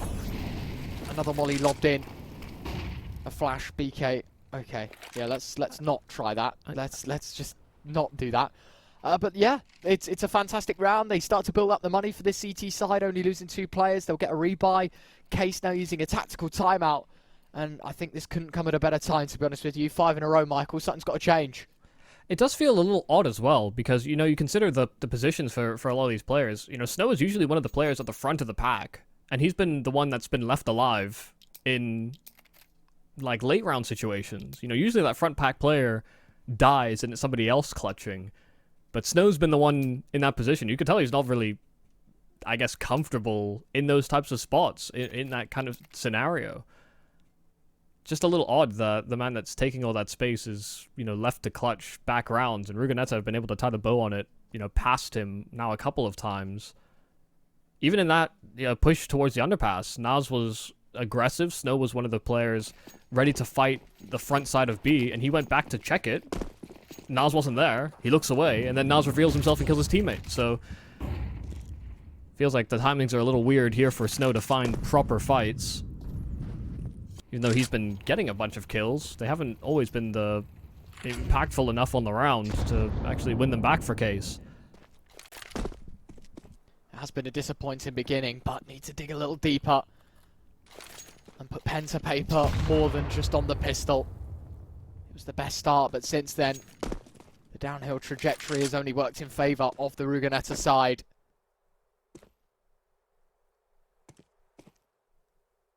And it's all very quiet. I mean, you were talking about the dynamics of map 1 compared to 2. This round, probably the slowest round of Counter-Strike Case have played all BO3. Especially without losing a man. And they had a couple rounds like this on Nuke, but they were at a man deficit, and they were hoping for solutions to fall into their lap.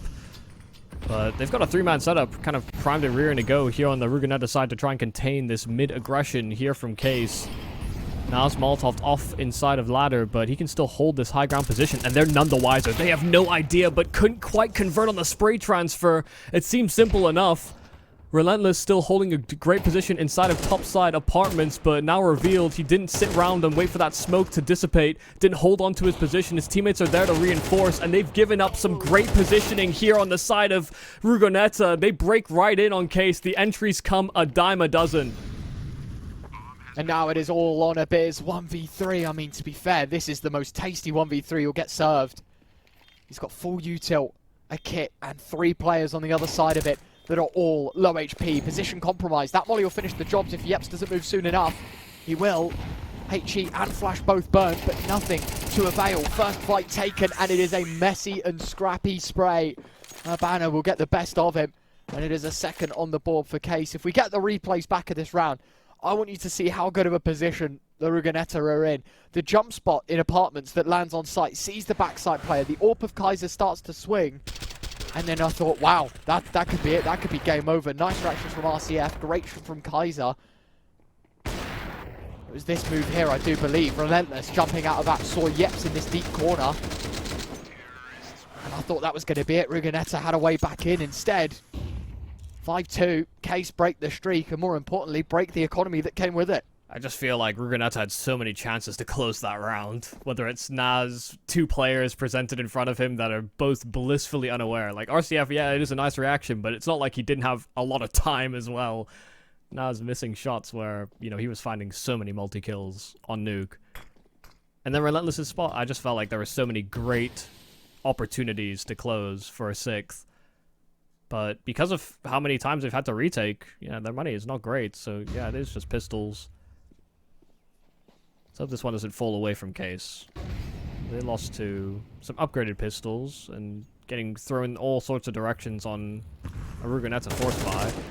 Well, smoke fades and Nas was still sitting in his position, had a player on top of him, but I don't think he got the memo that they had broken down the boost. Either way, Case sweeping up nicely against these USPs. Snow being, honestly, a bit of a gremlin with this angle. But he shouldn't be getting a fight from it, so... Pretty nicely managed, pretty nicely maintained. Don't think Abiz's Zeus will find anything, unfortunately.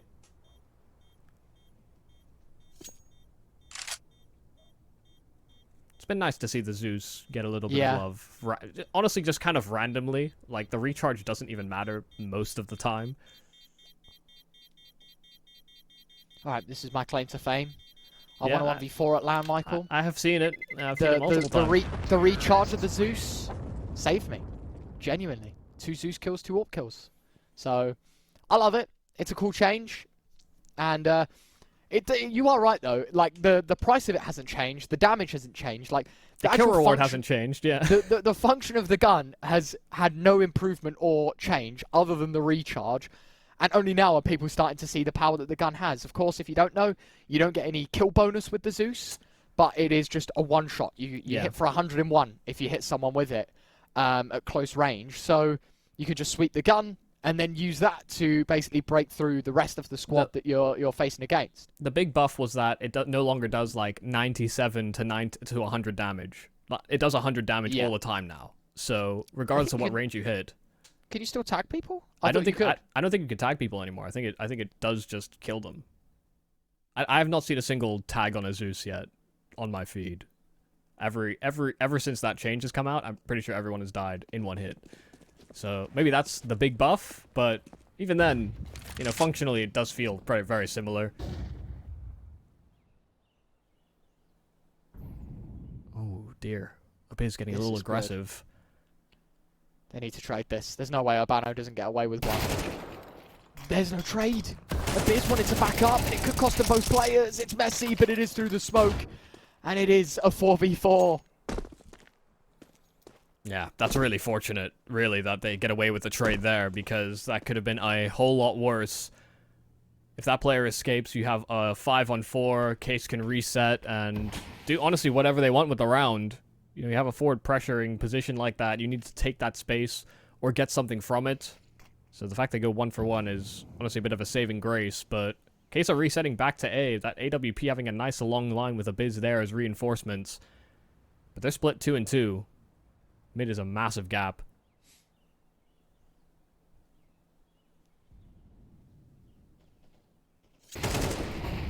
Good tag from Riccioli. If he had a HE, this could be a slam dunk way to win the round instead. Abiz, 3 players up in front, and he's good for absolutely nothing. Kaiser now the only defender of this A site. It's the long angle and the AWP in his pockets. It will exploit for the first. Any more he'll be asking. Waiting for players to encroach in his crosshair. He knows time's an issue as well. A well-placed flashbang, but the M4's here to support, and it all crumbles for Case. 18 seconds, bomb has to be planted for Connector. Riccioli now has to take face to try and drop the push from CT, but it's Naz from Jungle that holds on, and it is a 6th on the board for Ruganetta, and a fantastic round from everyone involved, from the AWPs to the M4s, the A site, bolstered nicely. Yeah, it kind of felt like Ruganetta were a little bit not on the same page. You know, with Abiz and Kaiser, they did realize that mid was a gap, and Abiz just gets swarmed. You know, he shot from all sides, and Kaiser's only priority is watching out from Palace. It did seem like they were on a bit of a disconnect there, but with time being an imperative, without the utility to properly cover the plant, you know, just getting that reinforcements in from Ruganetta came in at the right time. Case could never get comfortable. Once again, a bit of aggression. This time they get that Molotov down and the nade on top, but the result is still the same. This time it's Abiz that takes the bullet to the face, and Urbano this time does escape. Snow as well, creeping out from Palace, and Kaiser missed his shot. So it's a nice double entry here from Snow. In fact, make that a triple. Nas challenging from short meets the same fate. He's so damn good, isn't he? He's so good. Just runs into the site, shoots everyone in the face, calls it a day. Relentless on a FAMAS towards B. It all starts with that ramp pick, and the fact that the only difference this round that actually cost them massively is that it was a molly used, not a smoke. There's no trade potential because he can't run through his own molly. And from there, Ruganetta just crumble on this A site. Snow bursts out of Palace, shoots 3 people. Game over. It's a 4th on the board for Case, and there will be no stopping it. It's by elimination as well. Riccioli anticipating the B push, and the flank well held to secure a 4th for the Case side. Yeah, I mean, it's just great communication as well. You know, Snow taking a very forward position inside of Palace, and once he realizes it's the same start, you know, the same double push towards ramp, you know, he's trying to exploit that and catch them on timing. It's just Kaiser, you know, missing this shot around the smoke that really is the massive vulnerability, because he's supposed to protect those guys from kind of exactly that play, and he couldn't, unfortunately. So many explosive riflers we're seeing sort of rear their head in Counter-Strike 2. Snow is just another one to keep track of. It's going to be so exciting to watch. Another name on the ever-growing list of high-potential riflers. This round, 5 USPs. Nothing to be expected out of the CT side. A kill or 2, Michael, would be nice. Not expecting anything too massive, though. bodies start flooding out of ramp, and likewise in Palace, USP against AK, you're always going to favour Urbano in that fight. Bomb plant, reverse default, tucks his head to make sure nobody's going to be there to get a lucky spam. Well, that is more or less the round secured. It's just the damage the CT side can do with it. Nice smooth shooting from Snow once again. On 13 kills, Urbano 11 behind him. It's a pretty steep drop-off for the rest of the squad after that, but sometimes all it takes is a couple. What a pair this is on Case. Took a while for them to restabilize after winning Pistol and then losing consecutive rounds after the fact. Rugonetta definitely pulled the wool over their eyes at the start of this Mirage, but now that Case are finding a little bit more consistency, I think they've understood as well that Rugonetta like to go for these more proactive CT setups. You know, we understood coming into this game that Case would basically be flying blind in terms of pre-game analysis and understanding setups and what kind of CS Rugonetta play on this map. But now that they've come to terms with that, they've made some nice little adaptations to make some counteractive plays around what Rugonetta are starting out with.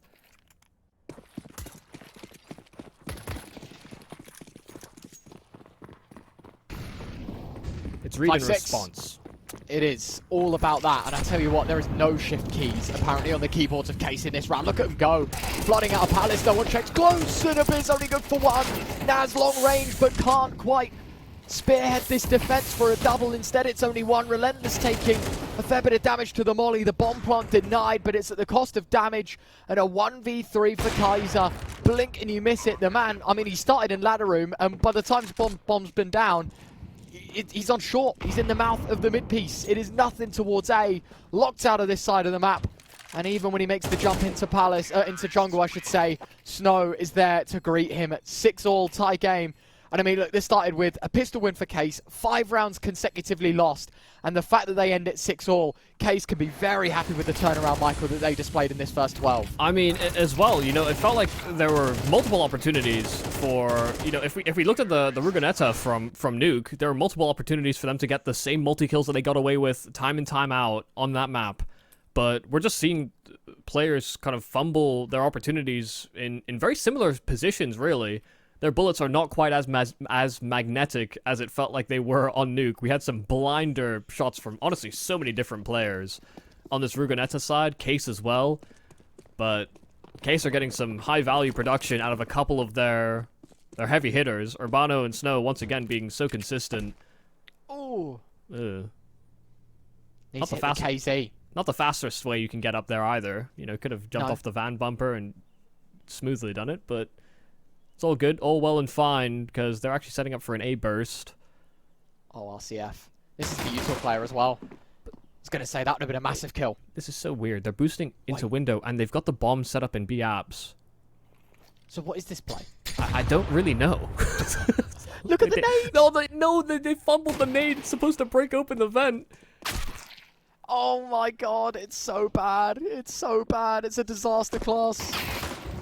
Julies have just ran at ramp. Kaiser able to find Riccioli. Snow unchecked for now. Has to hit headshots. The first is a body spam. Whips out the knife. I mean, he runs out of ammo. Yeah. Definitely could have gotten away with a reload. I guess it's the next possible solution. Maybe not the most favourable, but it'll do. It is Case up to 7. What a weird pistol round. I mean, I like the idea, you know, creating some misdirection on both sides of the map and then the mid player leaving, especially when they see the murder holes closed. But it all starts with this like poor team nade that does like 50 damage to Rugonetta themselves and doesn't even do the purpose of the nade of breaking that murder hole vent. It just leaves it shut. We have to shoot it open. Now they know exactly where we are and this whole round has crumbled. Well, an interesting double nade as well to Con, but Urbano was already past it, and he's pulled out his knife instead of his pistol when he's trying to fight back, and BK has found a couple on the Glock. Takes a lot of damage to that nade, but it will finally be swept up. Can people stop pulling out knives, please? Snow's one, acceptable. Middle of mid, a USP would probably do. Yeah. Unless if he pulls out a javelin from his back pocket, then maybe the odds increase a little bit, Michael. But yeah, you are right. Where on earth is he getting that from? Yeah, I was going to say, that's like another like magician's move, pulling a javelin out of your back pocket. I don't quite think a Karambit is going to do the same sort of launch potential. But forget the comical side of things, Michael. This is an incredibly serious round. To either give the T side a way back in, or the CT side a way to close their novel here in the quarterfinals. Oh, that's a lovely clear there from Urbano. Now he's tried to slip his way into Delpan, but once he's there, gets hard cleared, and now they've lost their middle element. Now they're trying to move their way up ramp, but Urbano just keeps it rolling. 2 more frags found. Relentless had not spotted Snow as well in a great angle to sort of duck out from that bench spot, and now just finds Relentless. He just cleared that moments ago, so he's a little clueless as to how Snow is in such a prime position. Kaiser trade, but he lost all of his teammates on the journey. Nice headshot onto Urbano, who was a nuisance this round, and he gets access towards that B bomb site. Does know that there should at least be one more player there. Waiting for the reaction to see whether that A player starts to scramble or not. RCF's angle, hard to really deal with, and actually finds the timing, but Kaiser, a reaction, a lovely headshot, and he may just pull this one off. Started off as a 1-on-4, chewed down to just Yeps on low HP, and Kaiser has all the time in the world to reposition, and he should hear those steps coming in from short momentarily. It's all about timing and how he decides to swing when he does it, and it should be around now, and the best time to strike. Kaiser has pulled this round out of the hat, a full 1-on-4 for Ruganetta. That is a massive win for Kaiser. And I think the only common denominator with Kaysen losing that round is how many 1v1s do we want to give him? Nice start. You know, it was a 1v4, as you say. Case just trades left, right, and center. The crossfires were bliss. The start of the round was so punctual. Urbano, as you say, just carving a hole through this attack. And then, well, down to 1 man. There's your first fight. Again, isolation. Second, that swing should have happened 5 seconds earlier. A beautiful reaction to RCF. And a time swing on shore after hearing the steps means Case now blunder what was a fantastic start to their CT side campaign of Mirage. It is all back up in the air. Great flash. And the 5-7 still overwhelming Relentless. Yeps finding a double as they try and break into his bomb site. Snow as well just jiggle tapping around that corner. And even though it's heartbreak for Case that prior round, they sweep up a plenty on this B site hold. And they get their hands onto some of these rifles that they were missing coming into that defense. It's the 5-7 of Yeps that does a lot of heavy lifting. That's a big, big winner for Case. As you say, heartbreak in the last, but his conviction in that one. Present time, it is now the economy that switches back over to being problematic for Ruganetta. And this time it comes in the output of a full eco. 1 Tech 9, that is it. A single flashbang in the hands of Kaiser. Deep Molotov, meaning Abiz can't stick around for the ramp fight any longer. And again, this is just going to be a well planned out for Case. This time, hopefully no 1v4 hiccups. Yeah, especially when we're on Glocks and Tech, well, singular Tech 9. They've got 1 flash to really do anything. There have been a couple weird moments, a couple, honestly, chaotic rounds. Yeah. But it seems like Case are in a position now to fully right the ship. I will say these are very isolated positions. You know, the fact that RCF is forward like this by himself, it was a little worrying, but it's fine. Very okay. Yeah, Nice for the Yeps. Those are Oh, problems. easy stuff. As you say, there is no shock to the system for the CT side, and the fact that they keep everyone alive, Michael, is only going to be an even more emphasizing point on this Ruganetta mindset that, well, these guys are going to be filthy rich. If we break that economy, it's going to take us 2 rounds of work rather than 1. Our odds have just basically halved in that sense. And with the gap being at 3, speaking of 3, only a hat-trick away from finding 13 and knocking out Ruganetta from this tournament entirely. It is all eyes on the T side themselves to see if there is any final barter that they can make to get this map and this series boiled down to the fine lines and the fine margins. Look at that from RCF. Oh, round the smoke, they challenge in towards top middle. Snow able to trade, though, round that smoke, even just spamming through it. Knows that Nas was playing around the back of it. BK trying to phase and hope to catch Snow off, but timing's not great. Snow retreating inside of jungle. This is a gap. A massive one being exploited. Riccioli does have a position deep inside of Palace to try and play for that A bomb site from they had no idea that they were creeping up from Con. It was a massive vulnerability and no one decided to pick it up there on Case. A massive blind spot that no one seemed to address. So Ruganetta, it's a honestly not a round that you'd see too much replication from, but them being able to slide in the gaps of the defense there from Case, they had their heads spinning. They weren't sure where the attack was coming from. Fantastic from Ruganetta. A real turnaround from the previous, getting decimated when the Case boys were backs against the wall financially, and then in this one where it looks so promising, yet again, you said it perfectly. Minds whirring on that CT side on what just happened, a bamboozlement of this defense. And round 19 is another killer. It could be a silent one. Ruganetta, finger on the pulse, should know exactly where Case are at. One more buy, but then their economy beneath them. Damn, that looked great, Nade. From ramp to top stairs, Riccioli tanked it in almost entirely. This is a full exec on the A bomb site, but no one really in position to scale in with the bomb. It doesn't seem to be the intention here from Ruganetta. They're just hoping that someone trails past these smokes and decides to challenge. They've thrown a lot onto A, but there's actually been no reaction here from Case, and this is honestly a little strange for Ruganetta.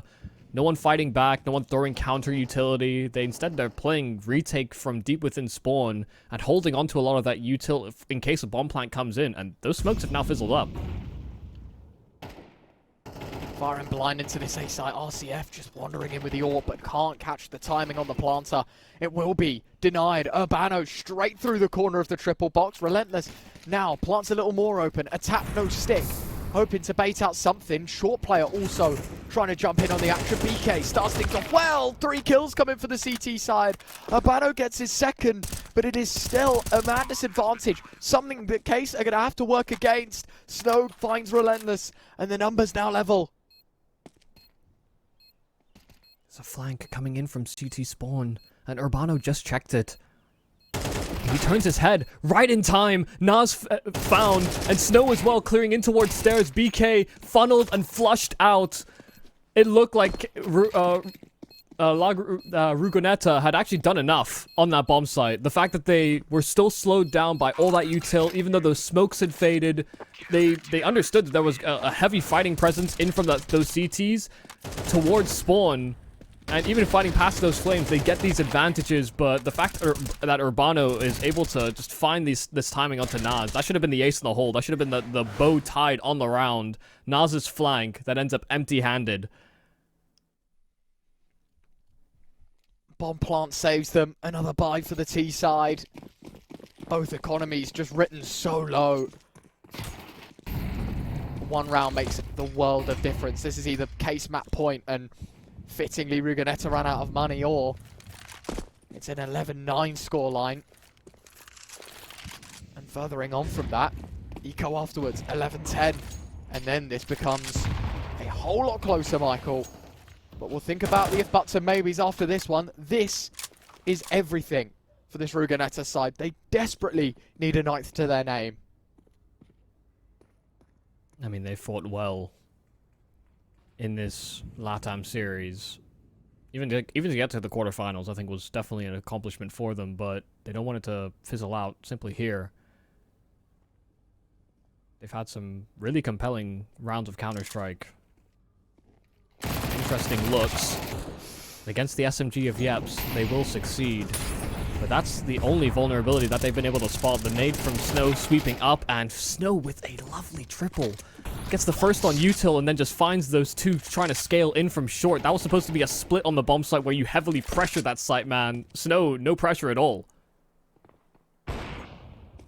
Great shot out of RCF. Snow finishes the job. A quad kill for him in this round. And a statement made. Case, map and series point. The Ruganetta now need 4 in a row. Averaging about 2.5, 2.6k each. It's desperate times. It calls for desperate measures. And 4 in a row starting with this investment. It's going to be tricky, my friend. It is going to be very, very tricky. Ruganetta, hands tied. What can they do when the pressure is on?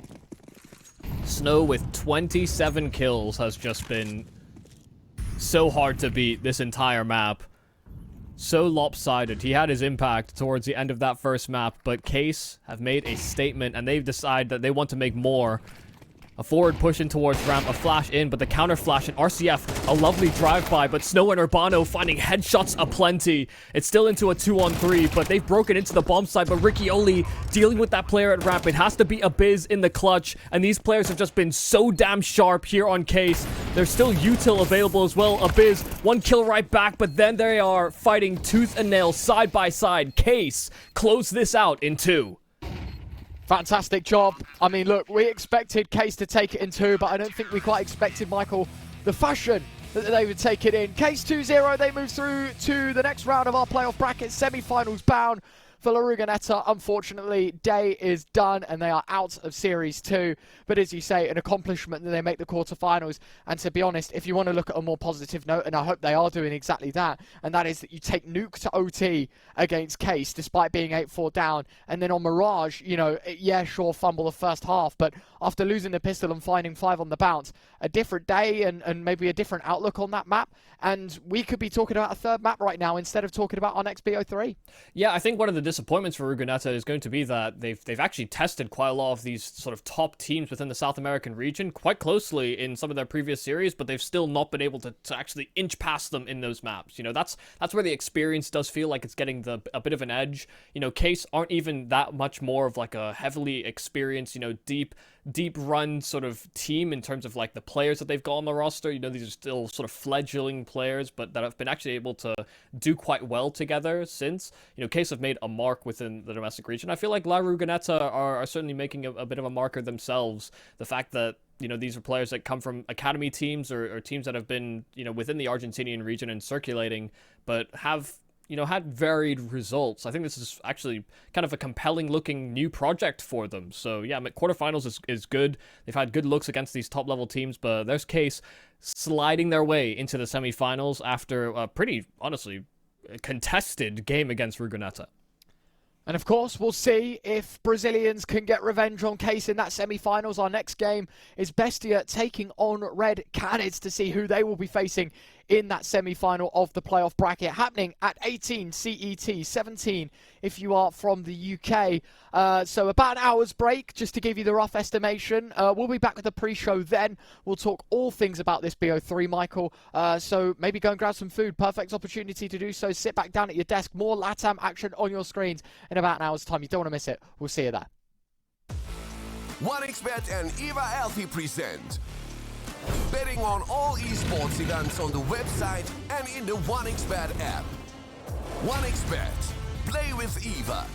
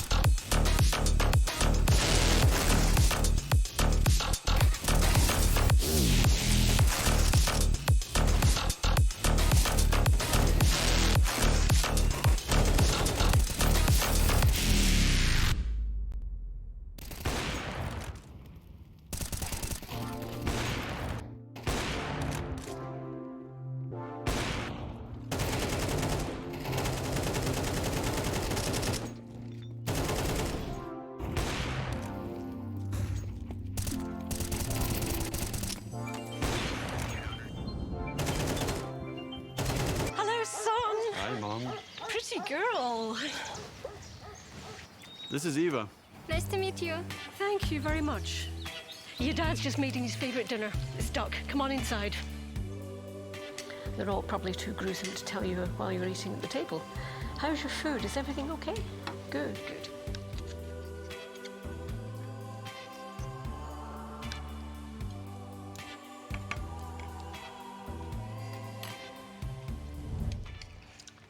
You seem to know each other.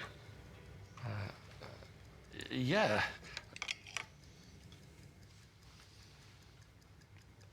This is the new ambassador for 1xBet. Oh, I see.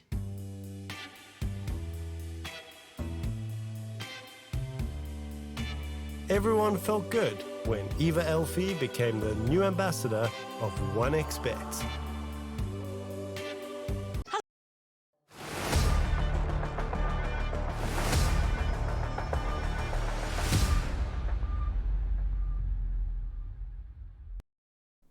Welcome in, ladies and gents. We have our second BO3 happening in just a few moments, Michael. Some technical difficulties before we kick things off, but it should be smooth sailing from here on out. We had an hour's break. I went to the shops. I grabbed myself some refreshments. Hopefully everyone at home did the same as we head into this second game. The last Argentinian team in this tournament taking on another Brazilian force.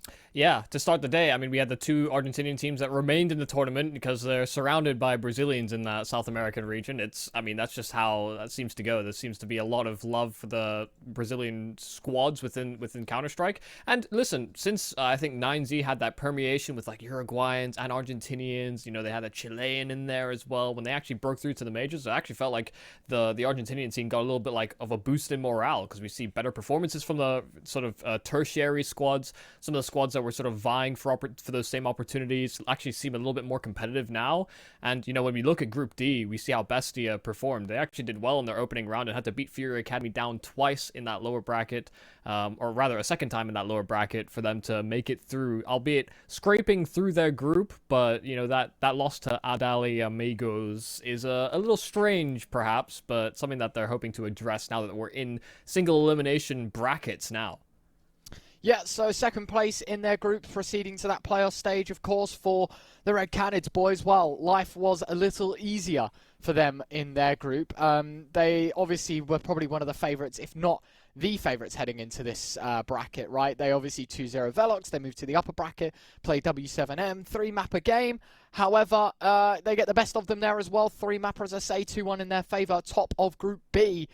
Puts them nicely in this playoff bracket, of course, playing that second place of Group D in Bestia, our last Argentinian team, hoping that they can make a hurrah here in the Series 2 LATAM RES event. Michael, obviously, having a look at the teams themselves, I think it's obvious to say when we start with this Red Cannons team, you understand exactly why they are the favourites to win in this contest, right? Because they have some unbelievable names, you know, maybe not so much in terms of a global scale, but definitely when it comes to the regional events, these guys are unreal. 50th in the world, I say that. They are actually punching well above their weight in terms of HLTV rankings. Nithon, Destiny, Venom Zero, Hardzal, Davideus. This roster is a killer here in the LATAM region. Yeah, it's what remained of the Picada Gaming squad. They remained as a core and kept as 4, and they were playing with, I think, Short towards the end of the Picada Gaming, and then when they were sort of orgless, they had Barton before he went to Legacy on that roster, and then now on the Red Cannons actually linking up with Davideus, the first Chilean to make it into the major circuits. So, you know, they've definitely got some heavy hitters, and I think a lot of these players really sort of made their names on different rosters. I think Venom Zero did a really good job of sort of carving his own path on Picata. Hardzal did a lot of work with Pain and was with them for many years. And Davideus with his stint on 9Z, you know, those are the 3 I look at on this roster to really propel the Red Cannons, because they've definitely got the punching power to take it to a Bestia squad that still have a lot to prove. Yeah, obviously on the flip side of things with this Bestia roster as well, we have some hard hitters. A roster change that's hit us very recently, Michael. Obviously, we can see this roster here. We've got Noxy, Deco, Luchov, and Tomazin. However, you may notice that Mayan is not in the roster and instead it's Lucan. We do believe there's some power issues and it only just happened. Unfortunately, couldn't get the power back up in time. So a substitute has to be used for the first map at least, which obviously is going to be a massive dent in their chances of winning. Playing Core 4 versus a Core 5, that's just a massive downfall effectively from the word go. Yeah, it's a bit of a shame. You know, Mayern is definitely one of the players that you look at on this roster as well for Bestia. Definitely like a high-performing rifler. Lucan is kind of in a weird spot because he'd been benched and replaced by Thomason, and then they'd only just released him, I think, from Bestia like a week ago. And now they're like, hey, but listen, we know we let you go, but you gotta, we need to pull you in for one last ride. And, I've got one more in me. And now they're in the playoffs. You know, it's an important showing for him. He's also a player that I do believe, you know, at one point or another played with the 9Z roster and weirdly came in as like an AWPer, but wasn't an AWPer before he joined the roster, and then was like in this weird hiatus or like weird period. I might be confusing him with another Lucan. I'd feel weird if I was. But, you know, he was in a bit of a weird tertiary state where he didn't have like a sort of ironed out role and had like a hiatus from the game, came back, did quite well, and then had a bit of a decline afterwards. So definitely a player that seemed kind of interesting to keep a track of. But for Bestia, I mean, this is the best that they could do, given the short notice that this power outage seemed to hit Mayern. You are right. He played in 9Z for 6 months at the start of 2022, so hit the nail on the head there, hoping that he can put up the same numbers as Mayern, because as he said, that is one player we look at in deep detail when it comes to this team. Quick veto time. Inferno, Vertigo, both perm bans for both teams. Anubis being picked up by the Bestia side. Red Canids getting Nuke. Overpass getting removed. Our last two maps, Ancient ban, Mirage, our decider. We start with the most one-sided maps in the game. Anubis number 1, Nuke number 2. Exactly in that order as well, Michael. Of course, we know Anubis to be a T-sided map. Nuke, of course, now the pick of Red Canids. Bestia starting on the CT side. Mirage, our decider. One thing I will point out, Red Cannons opted to start on the CT side of things, despite it being a T-sided map. Do we think that is just them playing comfort? Is this them playing into the fact that T-sides are going to be a bit rough around the edges because we're only playing with 4 players and not 5 of the active roster, and so maybe the calls and the strats aren't going to go into as much detail? I don't know. There is maybe some logic behind that pick, but it does come as a surprise considering Bestia getting their map pick and starting on their favoured side. Yeah, it's a little curious, I would say. You know, it's definitely strange to start CT on a map that is so T-sided favored, like you're saying, but it's also a map that Red Canids have had a bit of, like, unfortunately, they've had some pretty poor losses on Anubis as of late. You know, there's a decent amount of variance for them, so maybe just feeling more comfortable on that CT side. Maybe that's why they've done a lot of their rehearsal, and that's the problem that they seem to want to fix. And it could be a good way to sort of set the tempo into this game, because if they're able to contain Bestia to, you know, maybe 4 or 5 rounds on that T side, then, you know, that'll be a job well done, and that could actually allow them a lot of space in the second half. Who's to say? It's definitely a mentalities a problem to address, but I did think, you know, coming into this game, unfortunately for Bestia, there was actually very few ways that they could actually approach this veto, because Red Canids permaban is Inferno, and that's a map that Bestia like to float as well. They like to toy with either Inferno or an Anubis in their opening round, and so they basically could only go with an Anubis unless they wanted to go for something a little bit more left field. So this is a very predictable veto to sort of plan out ahead of time for honestly either team, if I'm going to be quite frank. Yeah, this is a map that's going to bring back some memories as well for this Red Canids side. This is what knocked them to the lower bracket in the ESL Pro League South American Open Quali. They played against the boys over at, I do believe it was W7M. They lost 11-13. They played against Audit, got demolished. That was in the RMR, right? So we're talking like some pretty big stages and some pretty big defeats. But then again, look at the most recent result of 13-4 over Velox. That's a very strong pickup for them, hoping that they've spun that negativity back around. You then head on to Nuke, which Bestia have only tried a handful of times, played 3, won 1 of them. Most recent result in the Dallas quali was against Imperial. Other than that, 13-4 and 13-3 losses to 9Z and Imperial again. And then that Decider and Mirage, we go from like 2 really heavily one-sided maps to a pretty even ground, of which Red Canids, again, played 6-1-4. Is a pretty strong map for them. Yeah, I think it's just a weird predicament to be in because, you know, even if you wanted to explore other options, this is kind of the best chance you have of actually getting a leg up in the series, you know, with you starting first. And I think, you know, if you're ever the team that has higher seed, you always want to veto second, weirdly, just so you have sort of a selection of where the decider goes, and, you know, you get a nice sort of opening round pick on to start sides, even if it's on a map you're less favored on. If the veto is as predictable as this was, then I think Red Cannons are going to be coming very well prepared for what Bestia kind of have to offer, weirdly, on this map. Yeah, I think you raise a really good point because, you know, if you just look at Bestia's stats and ignore Red Canids for a second, there's only 2 channels really that they pick in their opening games, right? Yeah. It's that Anubis or it's that Inferno. And considering Red Canids ban that Inferno, I think the obvious read would be Anubis, as you were saying. You then head on to that pick of your own. And, well, Nuke is just going to spring to mind. It was either that or the Ancient pick, right? So, again, you know, that's there. You could even think about floating Mirage as a pick, but you got it as the decider anyway. In my honest opinion, Michael, as you say, that is a super open book when it comes to this veto. I think a lot of people that maybe just scroll onto the page and have a little read of the stats and whatever, you could predict the likes of Anubis for Bestia. You could have predicted that Nuke for Red Canids. Mirage getting slipped through as a decider as well. I mean, again, it was that, right? It's obviously there. It was either that or Ancient, and obviously for Red Canids, they are just going to go for a map that is worse off for Bestia in terms of that longer period of time.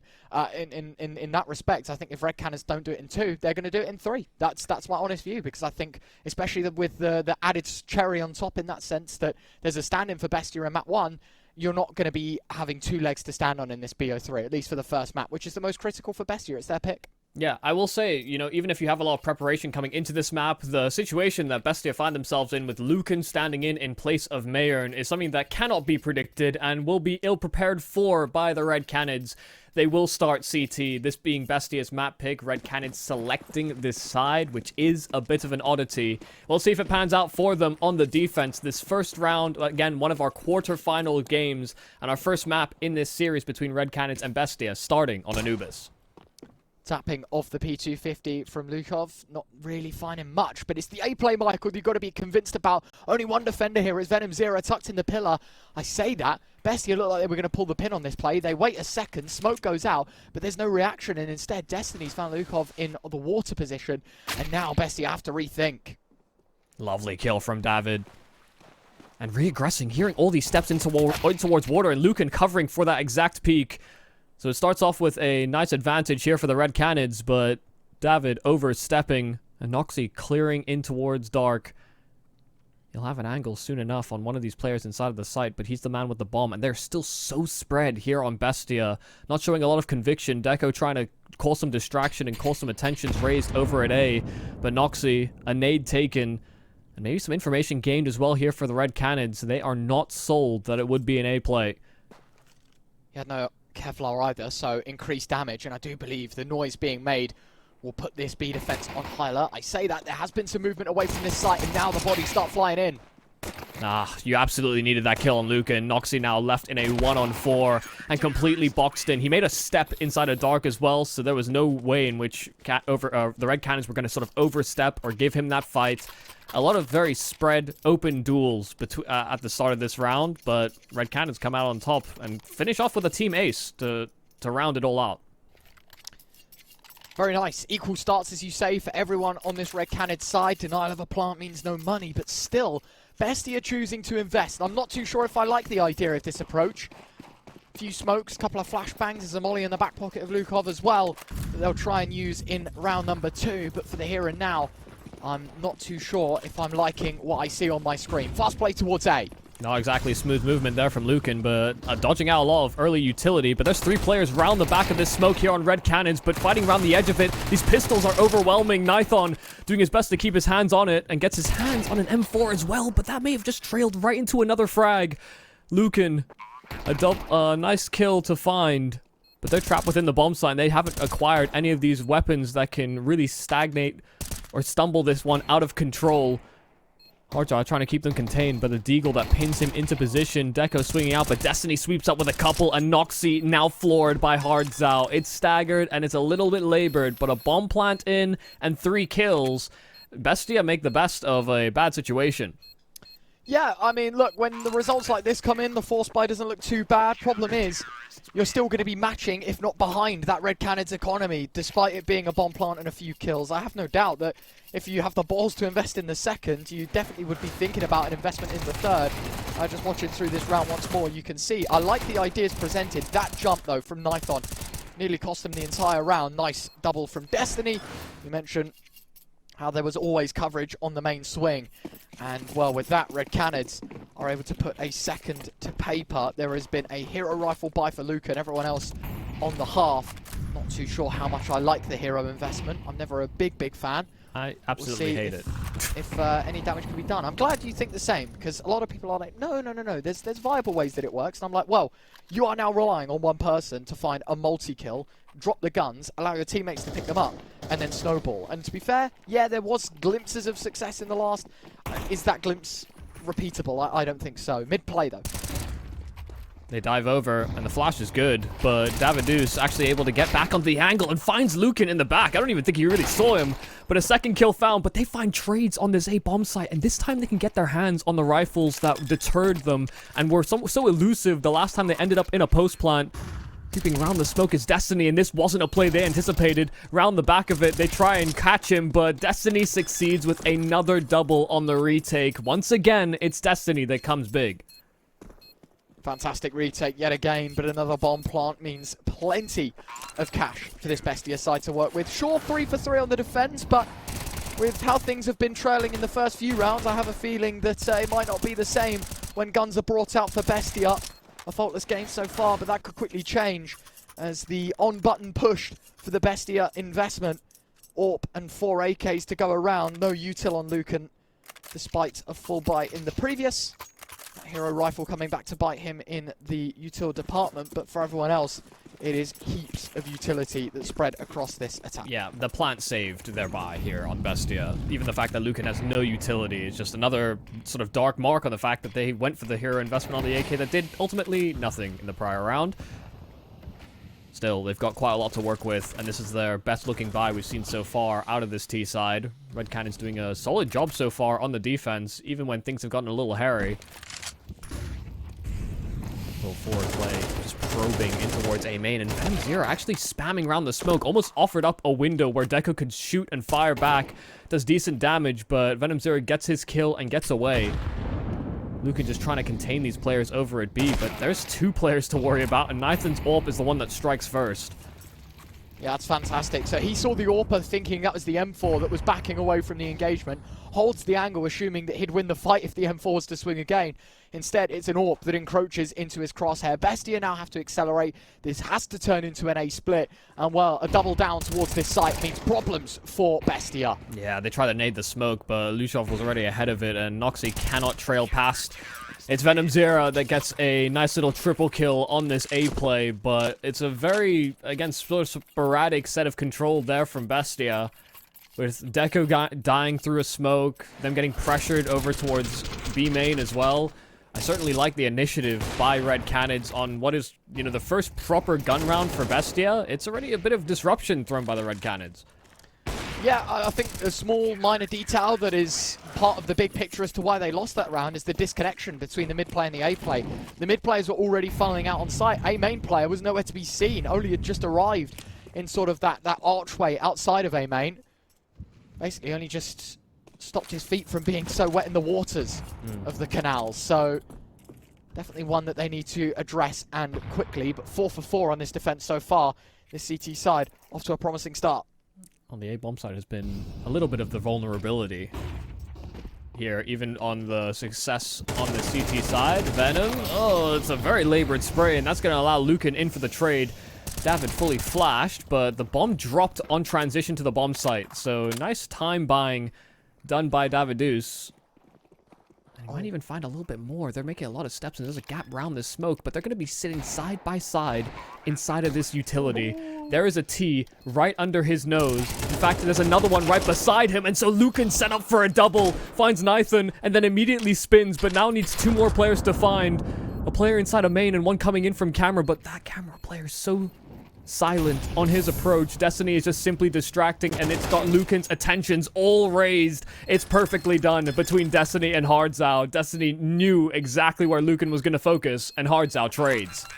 Yeah, look, they didn't care if they sacrificed the fourth player. The damage had already been done. It was just about securing, as you say. Make all the noise, be as vocal as you can, and hope the crosshairs are turned the wrong way. And that is exactly how the bomb is defused for a 5th in a row. 3 bomb plants out of the 5. Bestia, as you say, A has been a liability for this defense. They've found their way through plenty of times. They've got bomb plants. They've set up for posts. But it has just been that conversion rate in the post plant that's let them down. Always a step behind this Red Cannon's defense. And hoping in round 6, when rifles are brought back out, that there is a bit of change. Nathan lining up a smoke, holding for a few seconds longer than the spawn time. And that is simply so they can go on a bit of an A push. The clearance is beautiful from Destiny. That is so well choreographed from Red Cannons. Yeah, I mean, just layering the flashes, and now Davidu's scrapping inside of middle past the smokes. They wanted some sort of counter reaction because of the forward aggression towards A, but they end up empty-handed on all fronts. I'm liking what we're seeing out of the Red Cannons. I like the proactivity. I like that they're coming in with a purpose at the start of these rounds. It can feel very restrictive when you play inside of bomb sites on CT Anubis. But when you have these plans, you know, you kind of live and die by the blade. And right now, Red Cannons are thriving. Got to hand it to Nithon. IGL, of course, of the Red Cannon side. It's the round that they invest in, which is the round they pick up the pace. They've played so defensive and so retake heavy in rounds like this, Michael. You know, not investing too many troops into holding down a site. Instead, it's been a lot of them offering up retakes and the potential of that. That, well, why, as a team, would you expect a bit of aggression in a round where you know it's 4x versus 4x? It's all about the mind games. It's being played well. And now A is a complete deterrence to this T side, and they pivot towards B. 2 through dark, 1 through main. Unfortunately, one of those entranceways smoked off, the other one naded. Nithon takes a fight, but unfortunately, it's into the scope of the AWP. Flash missed. Hardzao, that pillar protects him, but Noxe finding another kill, and Hardzao fighting at the back of the site. That's lovely work. Quick target acquisition and quick time to kill. Noxe, the nade does decent, but Hardzao surviving on 1 HP, and this AWP is not well suited to flush him out, but he'll still get away with another kill. He had to fight or run away, and he decided to go with the prior. Red Cannons, once again, you know, they don't have a lot of survivors in quite a few of these rounds, but they are squeaking through. Yeah, as you say, you had to pick and choose, former or latter. I think if he knew, well, I think he knew if he'd tried to have saved there, Michael, probably the hunt is on for Red Cannons. He knows that they've got a bit of cash, maybe not as weak as what they are. But look, they're 6 in a row. They've been surviving with a fair few people every now and again. You can't really offer up a save, especially when the AWP position is revealed. One thing I will say about that, though, the AWPer is the bomb carrier in that. And so as soon as they commit into the B site and 2 players have gone running forward and the bomb's sat in dark, you're kind of wondering, well, what was the point of the push in the first place? If they had won, he would have had to have forfeit that dark control in the first place to get the bomb down, and Red Cannons definitely would have found a way through. A bit of an annoying situation. Yeah. Never give your AWPer the bomb. Feels like the rule of thumb at this point. I think it was probably just they expected someone in the site, and as soon as if they got that kill, he'd just throw the package over, and then one of the riflers would do it. But even then, you know, it just kind of fizzled up too quickly. And it is 6 for 6 on the defense for Red Cannons. AWP, M4s, there's even an AK out on Venom Zera. Everyone chipping in equally. I mean, look at the kill distribution between the side of Red Cannons and Bestia, right? There's Deco, who unfortunately is yet to score here on Anubis. And then you look at Red Cannons, and well, you know, no one's below 5. You're peaking at 8. It's a great team effort. Everyone chipping in their part of their responsibilities here on Anubis. The pick of Bestia, and already incredibly strong.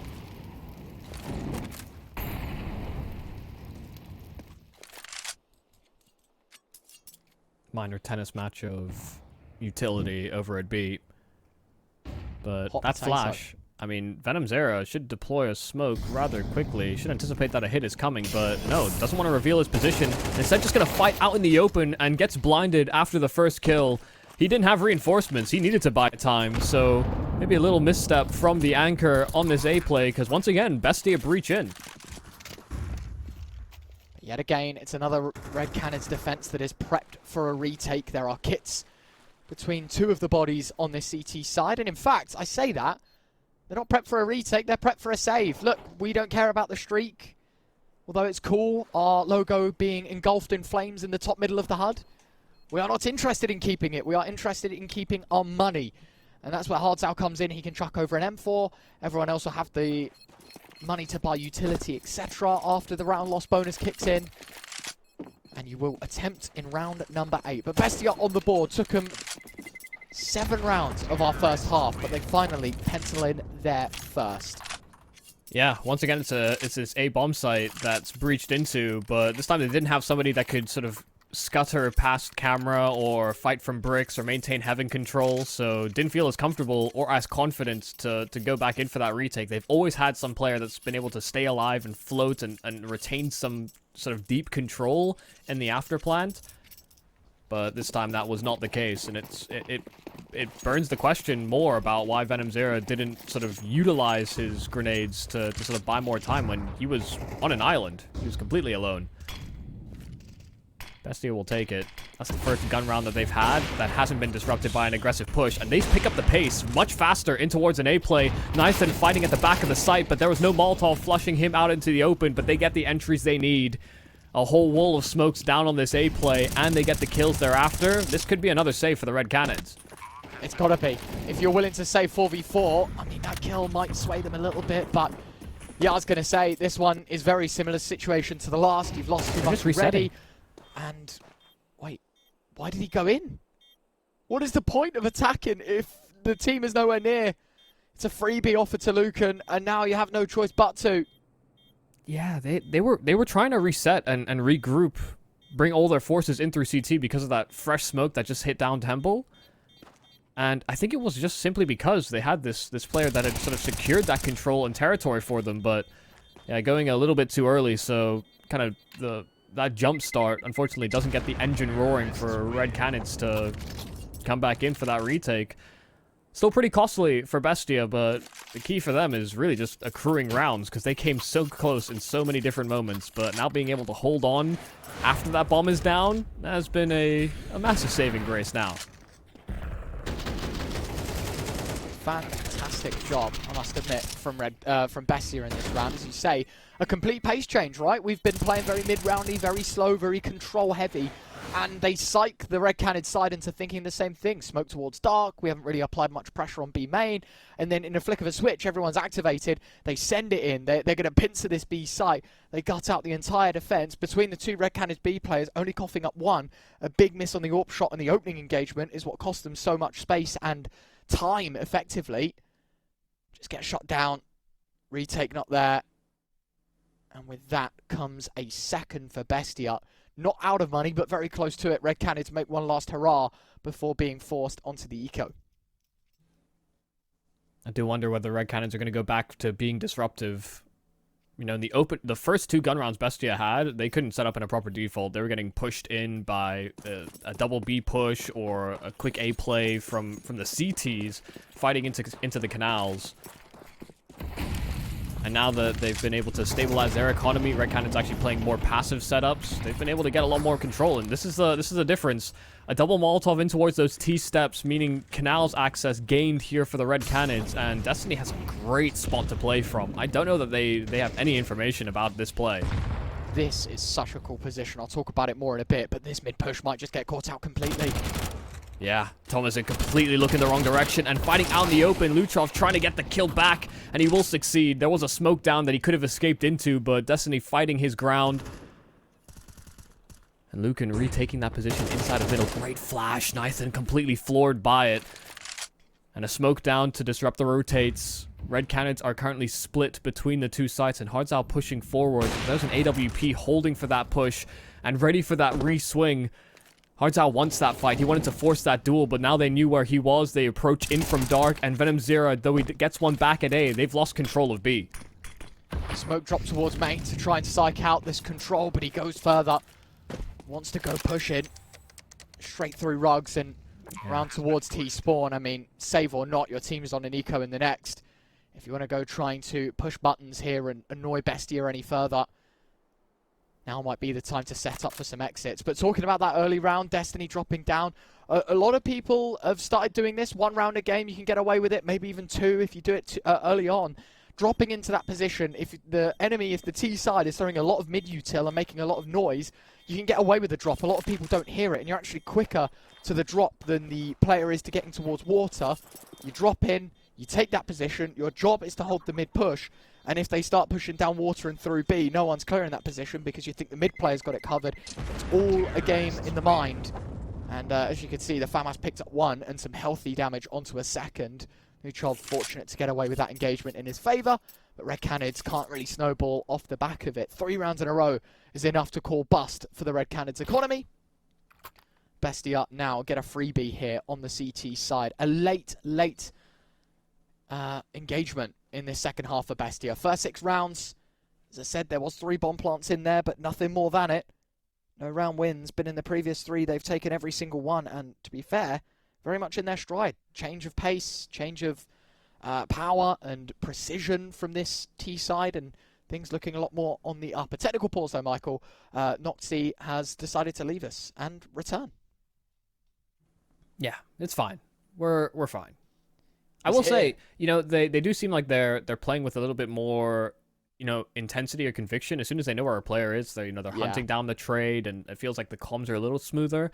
I do think, you know, that Destiny position, you know, you talk about the merits and the positives of it. It does feel, even then, a little telegraphed. You know, they come out of a tactical timeout, they throw a Molotov, T steps into canals, and nobody even, like, vaguely checks it on the side of Bestia. You know, that does feel like they've left a gap, and no one's sought to address it. But once he's in that spot, you know, again, very quick on the pickup to go back for that trade. So it could have been worse. But, you know, considering this is the pick of Bestia, you know, I like to see nice smooth communications and a lot of plugging of gaps when you see it on defaults. They had 2 players just sitting rugs, chilling, and nobody was really concerned about canals. So maybe a vulnerability, even though Red Cannons only get 1 from that spot, they may decide to pressure that position again if that's a bit of a weakness in the default. But that'll be probably a conversation for a future round. Of course, only saving those 2 rifles over from the round gone by. Bestia have started to break the ice, and may actually be able to finally break the funds entirely here on Red Canids. I like this boost. This is the Smooya boost that he decided he didn't want to reveal, but it was too late. It was on the internet forever, and Venom Zero makes great use of it. Yeah, I love that boost. It's so sick. Nice position. Headshot glitch, basically.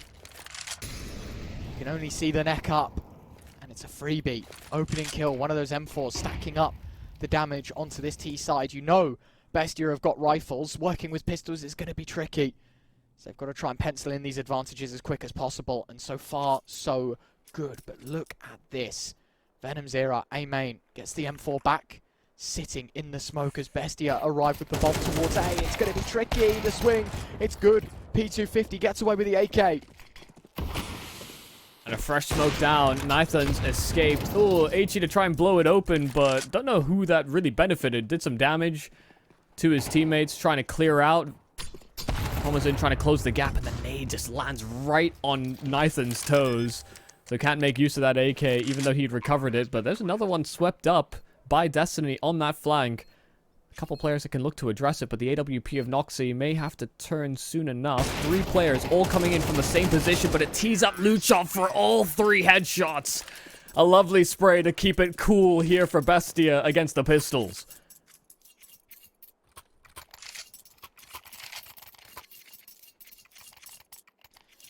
.64. The boost that we're on about. Opening kill, none the wiser, unfortunately, was Deco.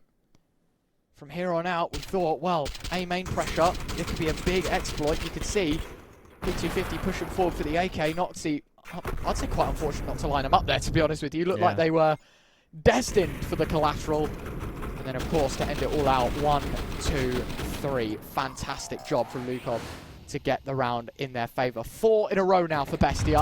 Red Canids need a way to break this momentum, otherwise 6-all feels destined. And especially with the way this game started. You know, we had a nice assertive presence from the Red Canids, 6 straight. But now Bestia have answered with 4 of their own in a row. For them, this would be a pretty heartbreaking way for them to close out the half. And this will be the best buy that they get for the remainder of this half, should they not succeed here. Bit of aggression in towards B, but that AWP already primed, and they have Lucan as well close by, but the AWPs trade blow for blow on the riflers to decide to take space. Sent back in, running instead through middle, but a lot of pressure being received. Davidus throwing that Molotov down to slow them on their roll through camera, but actually taking the challenge and out in the open. There are trades back and forth, and the AWP strikes into Venom Zera. So a man down, but Bestia once again breaking into this bomb site. This should be a save for the Red Canids.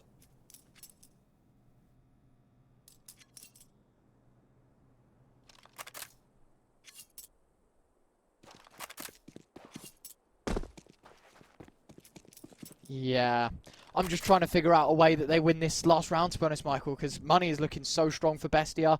Money's looking terrible for Red Canids. On the replays while the exit's going on. And look, I don't mind a bit of aggression here and there, but you know, what you make up in B aggression early doors, you need to compensate towards the A side of things. And with no mid-hold and players just bursting through the double doors, no wonder they end towards A. Lose the B presence, that's fine. We'll pick it up elsewhere. As soon as that kill towards camera comes in, this round was always destined to be Bestia's way. It's 6-5. One more to go in our first half. Some rifles will get lobbed around. Red Canids looking to try and compensate for lost guns in the previous. Utility still not going to be their forte. And it might just be split down the middle at the end of our first 12.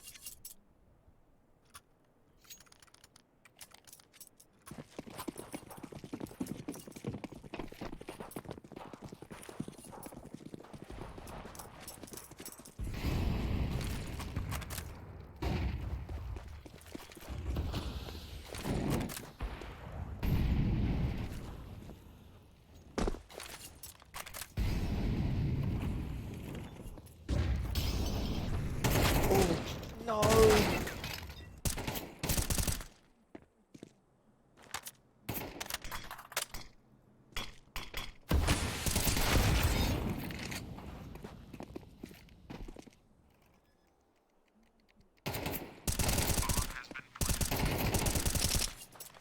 Nicely done from Venom Zera. Able to find them both though. Red Canids somehow survive for a 7th.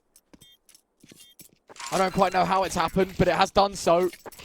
Fantastic double from Deco. I mean, unfortunately, Michael, I think you lost connection just for a second. But you were complimenting the fact that Deco's double entry was unbelievable. Yeah. And the fact the back gets turned, the fact that he's able to walk in, even clip the second head before he goes down. Like, that should be it. That should be the round over and no recovery. Yet somehow Red Canids slip away with the 7th. Yeah, I mean, hats off to Deco for finding his crazy timing, but Davidus, I mean, honestly, the fact that he gets a double right back when they were heavily pressured from multiple sides, I don't think Bestia were even expecting to get as much success out of Deco as that. You know, the fact that he permeated that smoke and found the kills, the smokes just arrived a little too late because the execute wasn't ready to go. Yeah, Red Canids finally breaking the streak towards the end of that half, ending with 7. We'll see how that T side operates because you don't expect CTs to really edge out much of an advantage coming out of that first half. Red Canids can really tie a bow here, and they find Noxie hunting inside of A main. Their attentions were drawn towards these fights long distance inside of the canals, but they're here in heavy presence now on the side of Bestia, but they're taking headshots as well. Tomazin doesn't find much success, and Luchov spotted around the edge of the smoke. Davidus was seemingly blissfully unaware, but turned and dismissed Luchov like swatting a fly off the wall. 2 on 4, and unfortunately no kits or util here for the remaining Bestia players. Incredibly deep smoke as well, locking all of this heaven presence out. Venom Zera to swallow it up, but there has been a kill for Deco. 3v2, no kit, but both players with Kevlar. Is there a chance? Almost certainly not.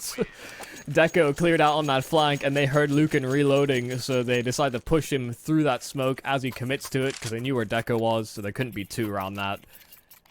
Bestia losing out on a pistol and immediately calling a tactical timeout. See if they can get their heads straight and screwed on, and honestly a real discussion about whether or not they force buy or not in this second round. Because buying here and not succeeding, you know, you're looking at 10 rounds for the Red Canids before Bestia can even really contest back. That might be a little bit too far a distance, so they are banking a bit on this force buy.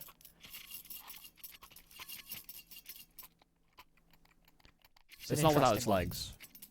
Yeah, I do want to say it's a bit of a ballsy investment, very gambly from Bestia. CT side investment. You know, it's not like you win the rounds. But to be fair, a fairly stacked investment. A FAMAS, a Scout, a couple of pistols. You can see Deco and Luchov getting rid of their, you know, potential of half armor and SMGs for the sake of dropping 2 fairly decent second round weapons to the teammates spawn. Push towards mid though, Michael, and already that has been reversed. Venom Zera with a hat trick. It is so simple for them. Nython finding the 4th. And again, Red Canids know, look, we know they're going to be on the lesser buy, whether that's an eco or a force. If we play with confidence, we can roll right through that CT side, and that they do, deliver all of the frags. Sure, they drop a couple in the process, but those guns, should they be AKs, are easily retrieved. I think it was a Mac 10 that gets dropped. So again, like your bang for buck is perfect. Red Canids take to 9. I mean, this was excellent work from Venom. Constantly staying mobile, but then also just hitting instant headshots on that SMG. And some of those players did not have the armor that was granted over, like you were sort of mentioning. So yeah, very cost-effective. Very well handled by the Red Canids. The Bestia, because of that, you know, they're looking at probably double digits here for the Red Canids. And they have been trailing this entire game, but it would be pretty bittersweet for them to have chained all those rounds together in that first half, and then for them to be met with a collapse on CT. They know this is not the favorite side. Nathan, he does have the bomb, and that's a little concerning, but Destiny there to help him out on his journey through the canals, and even covering off the flank, Hards out, shooting Thomason in the back. It wasn't even Destiny that looked him square in the eyes, but saw his opponent full right before him, not getting a whole lot on those pistols. 3 more to go. Red Canids, a hat-trick of rounds will put Bestia in the grave on their selection. Nuke, of course, next. The pick of the Canids themselves. Bestia desperately need a way back in. And considering Red Canids on the favoured side of Anubis, I don't see it happening. That is a bit of a missed molly. I'm guessing there was some team blocking going on of some sort, so I don't think that's a lineup anyone will be taking anytime soon. Well, no one was getting aggressive, but Noxy at the back of the bomb site, couple of kills, and their smoke that's inside of Dark will prevent them from spotting another player here on the defense. Luchov caught behind it, but actually trailing forward just as that smoke's deployed. It offered a great window of opportunity, no one covering on the plant. And even losing out on extra numbers, Luchov goes through another smoke and catches another player off guard. This is I mean, that's about as good a start as you could hope for on the reinvestment. The Orb getting 2 and Lukov holding his position down to a T. I will say one thing, Red Canids, clearly thinking smokes are walls in this round, Michael. That's twice in that round that they've dropped a smoke towards Dark. Lukov's gone running through it and no heads were turned. Kills the bomb plant first. Killed the pillar player on the second attempt, and Red Canids in both occasions just have no eyes trained towards that Dark position. If you kill the site player, you've always got to assume if Glyph's clear and no one's playing towards Temple, that there's always going to be someone in that Dark position. Red Canids, a complete oversight, and it cost them that round. Good start for the AWP, but quickly trained and trade by Lukov's M4. Now Lucan is receiving a little bit of pressure over at this A-bomb site, and he has called over some extra help.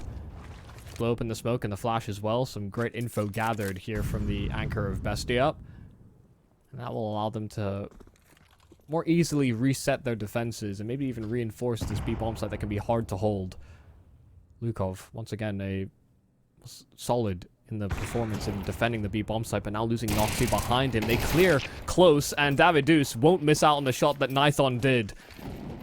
It's a nice little double play into Dark that will breach this B-bomb site, and that should send Bestia the other direction, because they've got no reserve funds, really, to gravitate towards, but this will be a bitter pill to swallow for a save.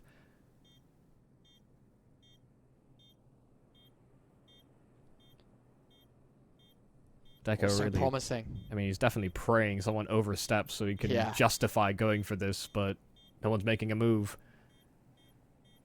You mentioned how promising that previous round was. The investment first made by Bestia, just cracking through that Red Cannon's attack. There was no problem basically slicing through the B push this time around, given the exact same treatment, and it's a completely different result. Bomb goes off, round is won. First pick in the trade that I was talking about, Lukov's M4 bringing the numbers level, but reaggressing towards Dark. And a nice quick swing from Davideus to catch the second B player meant it was all said and done. Red Cannons only 2 away, and at this rate, Bestia really don't stand a chance. Their last 2 legs to stand on comes in this investment here, Michael. If round 18 isn't a success story for Bestia that starts building bridges back into this Anubis pick, then I do think Red Cannons are going to walk away quite swiftly with the first map under their belts. And a pretty well-rounded performance thus far from the Red Cannons. This should be the last buy that Bestia can really afford.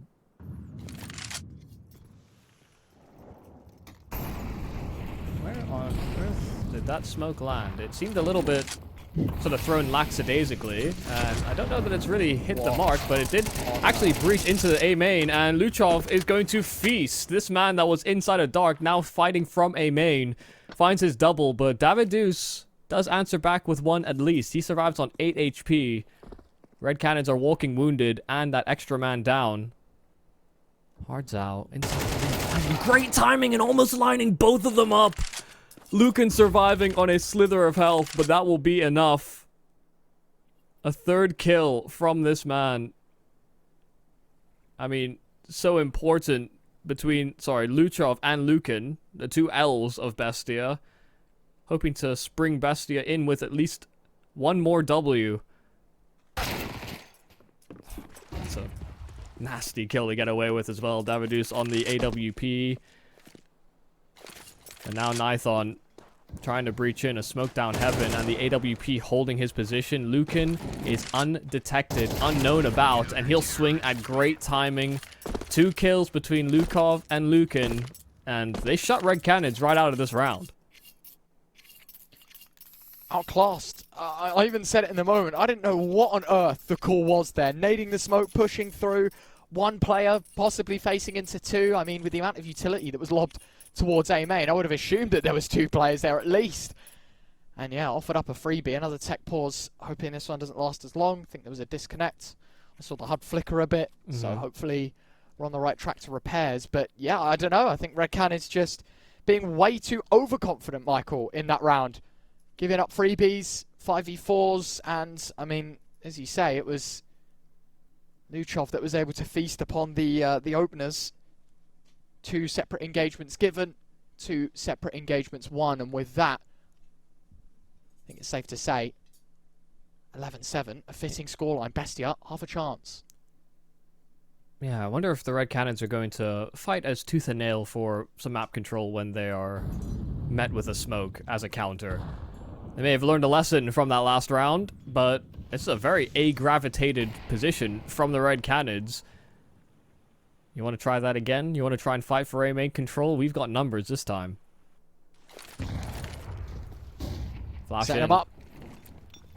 Lucan's going to get forced out by the Molotov, but they're not quite ready and not clearing for it. In fact, he sits inside of the flames, so Destiny cooks Lucan to bits. Deco trying his best around the smoke, but he has Thomason by his side, holding in from bricks, but they don't have a flurry of utility to follow this up with. They don't need that second flurry. It's a flurry of bullets instead. And straight to the head, they'll find a collat on Noxy, but he was that last man standing. He needed all 4 in that one shot. It's an instant trade from the Red Cannons, and they break in A and finally put that A defense to rest. Oh, what is this round? The most LATAM round I think I've seen in today's games, Michael. Just unbelievable pace injected into this A play. I really like the counter molly that Bestia throw towards A main. It basically puts all of these smokes to an end that Red Cannons had set up. Their molly's now ineffective. They could take some site control back. But it was just Red Cannons, 1v1 engagements. They burst through, 3 for nothing. 1v4, there was a collat thrown into the mix for good measure. But unfortunately, it is not going to be a Bestia 8. Instead, Red Cannons now find themselves on map point. Just a nice boost and a lovely tag there from Noxy.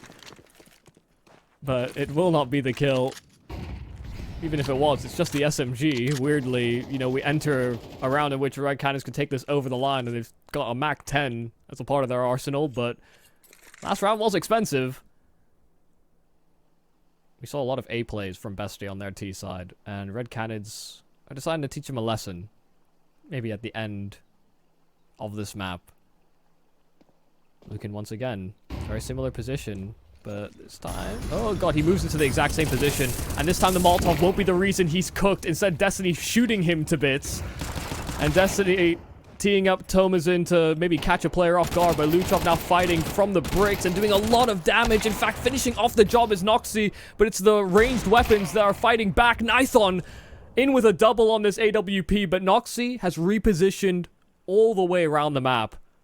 Gone reset back through CT spawn, through the beaches. And Nathan will have absolutely no idea, no read. Noxy looking to catch this player off guard and will succeed. Nathan now having him pinned in position. The misses on Noxy on the USP. It can simply end like this. It is so scrappy between the two on the scopes. But Noxy will keep them alive. Bestia are still in this map of Anubis. And it is not pretty. What is that last fight? Was the FAMAS on burst fire as well, by the way? I was just replaying that round back in my head. It felt like it was just shooting 3 bullets at a time. Either way, Bestia get away with an 8th. I like the ideas. I like the pressure. Red Cannons trying to recycle the success they had towards A and double it up again. Nothing beats the Scout, apparently. Noxy just forgets about the sidearm. Yeah, sure, he's at 8 points of health and 1 bullet the difference. I'm missing everything. Let me just put a scope on that man's chest and squeeze the trigger in good time. And in good faith, Red Cannons concede an 8th. And off the back of that, they will take a tactical pause. Want nothing more than just to take that breather. Yeah, I think both teams benefit from this timeout just because things have been a little too hectic, a little too weird, strangely entering the bomb sites. It's like the initial barrage of utility is fine, but then once all the util sailed out, it just feels like there is no follow-up plan. No one's willing to throw an extra smoke or a flash or a Molotov when the fighting starts happening on the actual sites. Feels like it's like, oh, well, if I get caught with a nade out, I'm going to feel much worse than if I put a smoke down in a crucial choke point. Sometimes you need a player that's willing to maybe get caught with a nade out so the rest of the team succeeds. These 2 rounds have been incredibly scrappy. This one should be quite straightforward. Pistols against rifles. Good lock-in for a few. Davideus, Nithon, Destiny. I mean, sure, it is a forced buy, but the weaponry limited, meaning the outcome should go as intended. And with that, 9. Is this where we start considering the idea of an overtime, Michael? I think you've got to give it one more full buy before you do, but yeah, I'd say, you know, Bestia aren't far off the mark now. Yeah, you're definitely right in your sort of timelining of when we can start to talk about it. But I think, you know, one of the positives is that they've been the ones winning these weird rounds. You know, if there's any silver lining, it's not been pretty on their end either, but they have kept us in this map. Deco having free kills as well, fighting in from main, even though the Red Cannons had cut sound and gone quiet. Hope that Bestia were in the dark. Not much falls away from the Argentinians. There should be a save here, a full buy in the next, and that's the round. That holds all of the weight, all the value. I think this is it, right? 12-10. Full eco. The next gun buy is going to be the biggest read of the lot into the game, right? I think that 12-10 round, number 23, is going to be whether we see overtime or whether we see heartbreak for Bestia. A massive comeback being mounted for their CT side. Incomplete right now. Need 3 in a row, and it has to start with a quick dismissal of these pistols. Now a lot of noise being made in those canals, especially once he got that smoke down. So Lucan having quite a lot of information, and they should have some idea that there are players willing to make that transition into the canals, or maybe even reset outside of the A play. but Deco gets spotted on his quick flank from B, and so Lucan is simply standing and fighting with Tomazin by his side, and they stop any sort of progress. Didn't have a lot of work to work with here on the Red Cannons, didn't have, you know, the util or the weaponry. And while Hardzauer has made his way into the bomb site, doesn't have the bomb or friends, so what's the real purpose of this? Deco off. Surprise. MP9 was always looking that way, my friend. Hardzauer gone. 12-10. This is it. Red Cannons need this round. If not, overtime looming over their heads. There's an AWP out. There's an AUG being brought into this round. Deco wanting a scope. And I don't hate it. Yeah, some great positions to play with the AUG on this map. But Yeah, either true. from Glyph or in the canals, really. It's going to be a very advantageous fight. But no, he's going A with it, so I don't know many of these spots. It's the only thing off the top of my head I can think about is like that boost pulse on Heaven. Of the AUG. I don't know. Yeah. We'll have to wait and see. May not even be necessary, considering Lucan's been locking things down inside of main. Luca spots a whole lot of nothing inside of the canals. This is the important round. This is for really all of the marbles. They have been so silent throughout, and they catch Tomazin. They creep their way out middle, and they heard that rotation. They heard that one step. Deco now inside of the bomb site with this AUG, but he's getting wrapped from all sides, and Lucan trying his best once again to lock down the A play, but he's fought from high and low. 2-on-4 now to keep Bestia in this map. This was the round that mattered. This was the buy back in for the Red Cannons, and they break in and catch Bestia completely off guard. Lushov trying his best to keep a handle on it, but Davidus has found another head. This is a Red Cannons round through and through. Noxy, try as you might. So many different positions completely boxed in, and even though he's found Hardzauer in the back, it's Davidus that ties the bow on top. A hard-fought Anubis, but the Red Cannons persevere. Fantastic job from Bestia, though. You've got to hand it to them. Basically 4v5 in terms of the core members of a team, playing with a stand-in, trying to fetch all of that knowledge to that one player in such a short space of time. Never going to happen, Michael. And the fact that the comeback was made, albeit on the CT side of Anubis as well, maybe now we have the insight as to why the LATAM region picked CT Anubis. Feels a little more comfortable. I don't know. T-side struggling in both ends of the stick, but of course, it is the Red Cannons that go up 1-0. We still have a chance for Bestia to get back into this game, but it is on that Red Cannon selection. It's another one-sided map of Nuke up next, and the real question is, can the Red Cannons close in two, or do Bestia have a trick up their sleeve? One chance. One dream. One match. One energy. One fight. One aim. One action. One hope. One expert. One.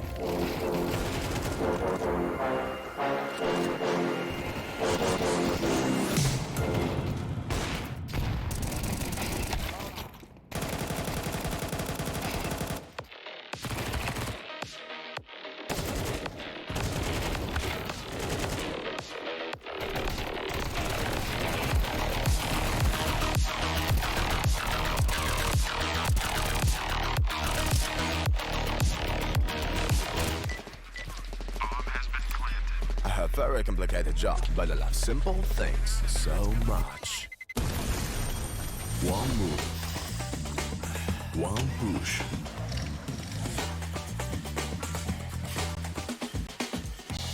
One touch.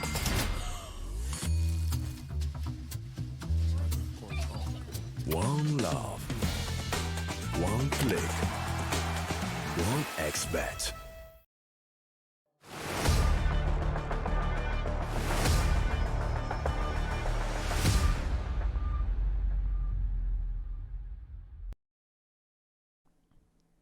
Closer than we were anticipating, Michael. It nearly took us all 24, to be honest with you. Just shy of it. Red Canids getting the best of Bestia in map 1. A fantastic job for them, of course, being Bestia's pick, shutting things down 13-10. We roll on to Nuke now, the pick of the Canids, to see if things are going to close into. Right now, you can only assume that that's going to be the case. Yeah, I mean, really hard fought given that they had a weird stand-in situation with Mayer and having some power outages and Lucan having to stand in. Lucan did a pretty good job in his positions, but you could see there was still a bit of a disconnect between what he was doing sometimes and what the team was doing, even on the site hits that they were actually going for. But the good news is that even though they struggled on that map and they were unable to sort of take it over the Red Canids, they do have Mayerin back in for this second map on Nuke. So they will have their proper roster, their full 5, and, you know, going into a map like Nuke, there's a lot of sort of tactical layering that comes into it, and having a stand-in, I'd argue this is the worst map to have a stand-in on. So for them, this could be a nice little benefit for them now that they've got Mayerin, who's quite a, you know, a space-taking rifler for this squad back in the roster. Yeah, we're hoping that obviously with this full 5 will come Bestia at 100%, because look, if that was Bestia with only 80% of their resources, to take 10 rounds off of Red Canids on Anubis, I think is respectable. Nuke as a whole now, they get to start on the CT side, they play with the full 5, they can come out of the gate swinging, and if that's going to be the case, Michael, goodness knows what's going to happen in this second. We might even get a chance to see a third. But right now, I think it's safe to say, if you just isolate Red Canids in map 1, Davideus +7, Nithon +6, Venom Zero +3, Destiny +1. Hards Out only went -3. Like, it's not even that bad. It felt like everyone had their moments on that first map for Bestia. It was very top-heavy. Noxy +5, everyone else in the red, lowers Thomas in -8. You know, just a quick contrary of the scoreboards and sort of the input we've been having between these two teams. Red Canids definitely a lot more team-based in the approach, and everyone was firing on all cylinders. You can't really say the same for Bestia. So, yeah, sure, we have our replacement back. You know, we don't have to worry about a substitute anymore. My question is, Lucan being out, Mayan being in. Lucan was the second highest performer on that team, and I need the other 3 to step up, basically, is what I'm trying to say in this second map if we want to see 3. Right now, Bestia, they get the easiest side, easiest start, and yeah, sure, Red Canids pick, that does not matter. They need to fight tooth and nail and take it to a decider if they want to stay in this event. And then the 3 maps that we've had recorded here from Bestia on this map, they've been blown out by Imperial and 9Z on Nuke, and they've actually been able to squeak out 1 win against Imperial in the IEM Dallas South American close qualifiers. So for them, this is a real big test now to sort of disrupt the Red Canids. Now they have the full squad back in play, and they, of course, they will start CT with Red Canids selecting this map. So quite a lot to ask and show for, but Nithon, 1 kill outside and still being a massive nuisance, still keeping these players pressured towards outer, and meanwhile they're going to take some space in at ramp and just swarm it. Thomason can't really re-engage in that position, too many players to deal with. They had that man advantage, but quickly drawn back. Deco dinked. A nice shot. Hardzao caught out. Davideus trades. Bomb scooped up. Now they know Mayans towards single door. Bomb plant engaged. Red Cannon 3v3 to hold on to the site to deny a retake. Davideus and Venom Zero chime in. And Michael, I would have passed it back to you, but it happens all too quickly for Red Canids. A pistol swept from the post plant onwards. 3 survive. And Red Canids first. Bestia now in a difficult position. Financially, this is where you'd probably elect to save. On a map like Nuke, you need round count. You don't need, you don't need the best of the best to buy. You just need a solid first half of CS, and if that means getting your rifles out around earlier and sacrificing utility, that has to be the case. A fantastic job though from Red Cannons, a very interconnected crossfire in that post. Yeah, I mean, some really brawly positions from the Bestia players, but look at the pace here from the Red Cannons. As soon as they know that they're against these pistols in that second round, they just barrel into the A play. They have the SMG leading the way. And before you know it, the A bomb site's taken, and Deco's that last man standing, trapped behind a smoke. And he may not even get a chance to really shoot at anybody. They're spamming it to high hell. And yeah, not even going to be able to shoot a single bullet out of that USP. So the Red Cannons, after a little bit of a brawl in the pistol, sweep up rather easily versus the USPs.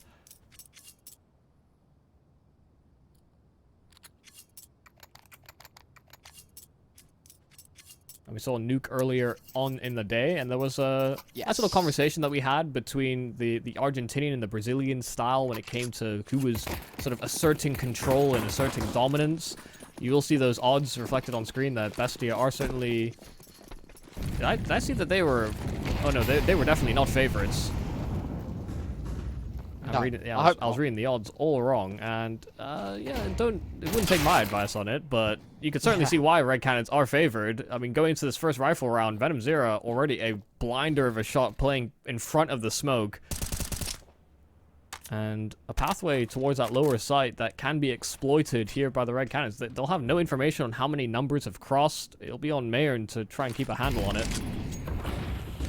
Bestia have no players with head armor heading into that round. Luchov getting deleted by the AK, but the Galils and the MAC-10s are going to be just as effective, Michael, in a round like this.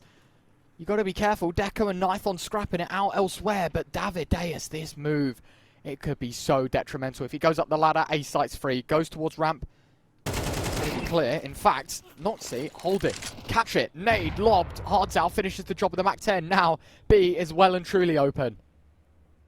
Oh, but going up the ladder, Davideus wasn't even just content with that one kill. They didn't want to go towards that lower bomb site. They didn't have that player still committed towards Secret. So just as soon as they find an advantage, it's trailed right back. Destiny fighting in from main, and it's Thomason to try and move in for the trade, but Destiny hits both headshots. The lack of head armor and that efficacy on the Galil, it's Mayern that clambers it back. Venom, now having full information about where Mayern was last spotted, dives down those vents to try and mitigate him, but a Molotov at the feet of Venom will stop Mayern from trailing past. In fact, Mayern cooks completely. He was expecting to make it all the way past, get to that decon door fast enough, but he did not have faith that Molotov was going to stay alive for as long as it did. I was about to say, in that 1v1, there was some big misplays. The molly at the feet actually cost Venom Zero 12 points of health. He was susceptible, one ding M4. He didn't have the gun advantage anymore. And then Mayern just does the exact same thing. This time sits in it a little longer and cooks himself in the flames. It's a freebie for Red Cannons. Not a bullet fired in the 1v1, but it still goes the T-side's way. And the attacking force continues to prevail. Yeah, you commend Mayern up until the final hurdle in that round. Yeah, fantastic job. Keep that man away from fire. Well, Venom just on a little stroll through outside. I think weirdly uncontested, not a shot fired through smokes, no nades to blow up in smokes, no flashes, no nothing, no reaction out of Bestia. Which can be a bit disconcerting as a T-side player. You know, you throw a bunch of util, you're expecting some kind of response. So the lack of sound or presence is a little odd. And that can be a big reason why this hurts so much. Walking through a smoke, Davideus made that same play last time over, but this time there's a 5-7 around the end of it. And a free AK for Toma. Now, the chop and change of the direction. Venom Zero has come back up Secret in towards Garage, and now they're going to try and flood the upper half of this map. Low HP on Thomason. Of course, rifle equipped. Thought he was in spawn, instead up close towards the device angle. It is well checked by Nithon. Crosshair placement pretty on point. And they will find 20 seconds left on the clock and a real rush towards the A site needed. They've been loud about their approach in from heaven. Lukov is going to try and catch them on a timing, but Nithon getting his first kill. And the Deeg of Deco doing so good, holding in from the site. drops both of those players trying to approach and wrap in from heaven. It's Luchov that gets his hands on the rifle and Noxy to finish off the job. Without those Deegs, this round almost certainly goes down in flames, but Bestia answer back on pistols. That is unbelievable. They struggled so hard with the rifles, down to the 1v1. I know it seems like a close round, but it started as a 3v1. Red Canids always had it in their pockets, and then this just spring of life into action from Bestia. That double is disgusting. Clothesline, both from of them. Deco. Yeah, just the crosshair didn't even move between opponents. He just trained it, exact same angle, exact same outcome, and this time it's Luchov that uses utility, a nade into the smoke to blow open the hopes and dreams of a Red Canids 5v4. Venom Zera that drops to the deck on the outside. Concrete flooring plastered with its first Red Canids body, and I have a feeling it could be a couple more if they're not careful. Overexposed is Nithon, but sees nothing in front of him. Yeah, no one challenging towards outside. This has been a bit of a liability for Bestia in a few of their prior rounds, losing that outside player too quickly. And so they've made some adaptations. They're more comfortable just playing this player down towards Secret, having a spot check from Heaven every so often.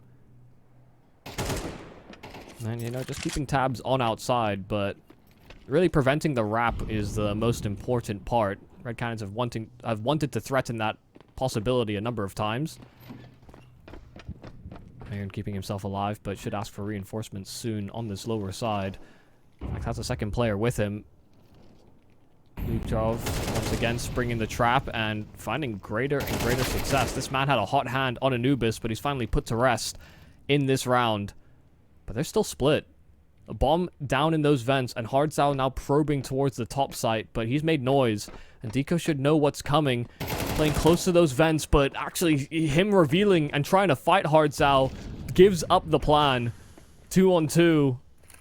A flag coming in from Thomason, but Hardzao's already trained on the angle. He turns away at possibly the worst moment. Destiny needed that sanctuary, that safe escape from the bomb site, but Noxy now catches him in the back. Both players turned away from their Bestia opponents, and so there's 2-on-2 swimmingly for the Argentinians. Lovely second round. 10-second stick. Not a problem. So much time to get that locked in. Bomb plant. Again, it helps, but it doesn't exactly fix the problems that Red Canids walk into in this round. 2v2, as you say, but with both players with backs turned. Always going to go the Bestia way. Half buy for the Red Canids, and, well, this is where either you've got to slow things down with the anticipation of rushing with your rifles, or vice versa. This is the round that you make so quick. Make Bestia think that you're just going to keep applying the pressure, make them burn a lot of early util just to play super slow in the next round. They've been very outside oriented, at least in the early portions of these rounds. Wondering, are we going to see anything different in the near future? That is a must-win fight for Hardzao. Yeah, looked like he had him dead to rights, but now Mayer and House backup, and he's escaped from those CT vents. Amadeus? Oh. Ended up on this side of the smoke.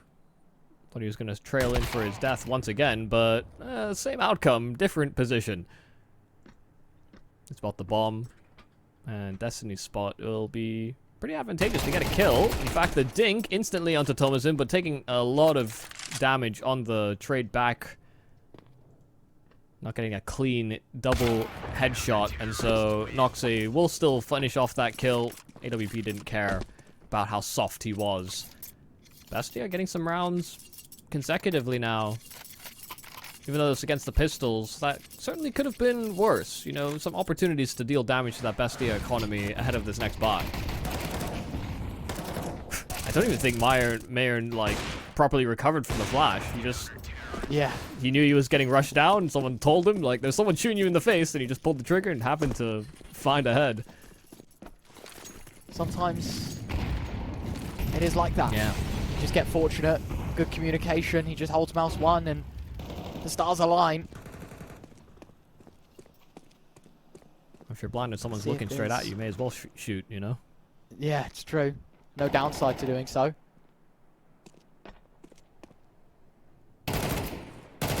Start Venom Zera in secret, and even more of a better beginning, because it is a freebie towards the lower site, and Mayer now forced his hand as he rotates down. Nice meticulous behavior there from Venom. Once again, just kind of uncontested on the cross to secret, which, you know, he's had this a number of times, but he doesn't lower his guard. You've allowed access to those secret steps. Once again, this time he'll pry his way in. And makes things uncomfortable. Oh, God. A spot check there from Deco, and he sees 4 players running at him straight away through door. And so that top side will be conceded very quickly. And this, honestly, given the way this round has started, should just be an instant save call here for Bestia. They have no real horse in this race.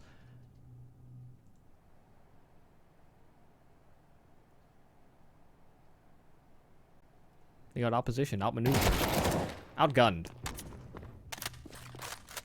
Well, 1 for 1. Thomas in, Mayan, I think just going to try and hold on to whatever they have. Smoke being expended for the sake of coverage.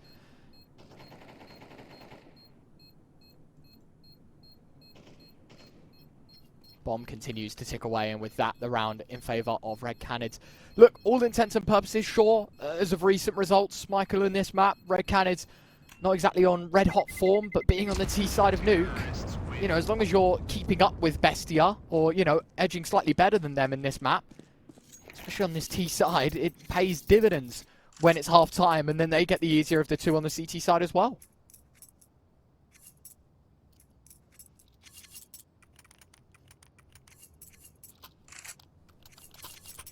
And I believe it was at the RMRs that they, 13-1 wildcard in the opening round on this map? Which, you know, wildcard, people had higher prospects for. In fact, wildcard was the team that beat Bestia and sort of eliminated them in the running, so... It was indeed 13-1. Nuke. Yeah. Started on the CT side, went 11-1 up on the pistol on the T side, closed. Off the opening round, and it really added a lot of stake to the claims of Red Canids being a weird dark horse underdog, but didn't do much further afterwards. Or didn't proceed much further afterwards. Venom has... Honestly, he won that last round pretty much single-handedly. Just by getting 1 kill to secret. So you're kind of hoping that Bestia have more of a contingency in place should things go a little pear-shaped on this lower kill. But Mayer's not really been at the forefront of the action. He's been constantly reacting. Flash? No, Noxy, 1 for 1. They'll make that trade. They knew that ult was likely positioned there, but Deco, lovely timing. Destiny tried to Molotov the entrance of main, but Deco beats the timing. They've still got 3 positioned towards his top site.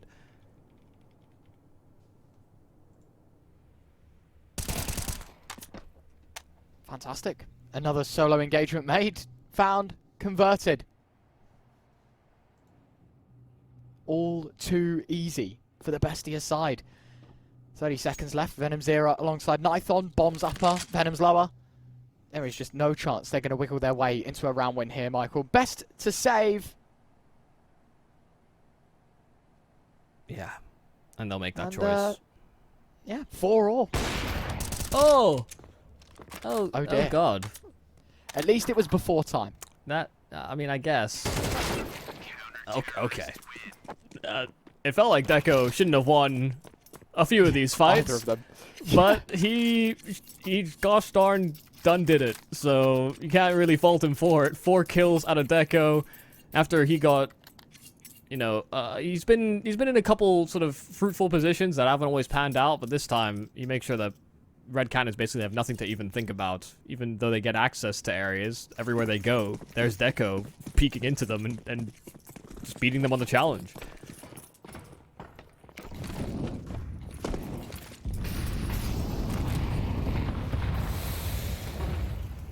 That molly is in the face of Venom's Zera. Somehow, I feel like that's melted the end of his gun and still not taking a lick of damage for it.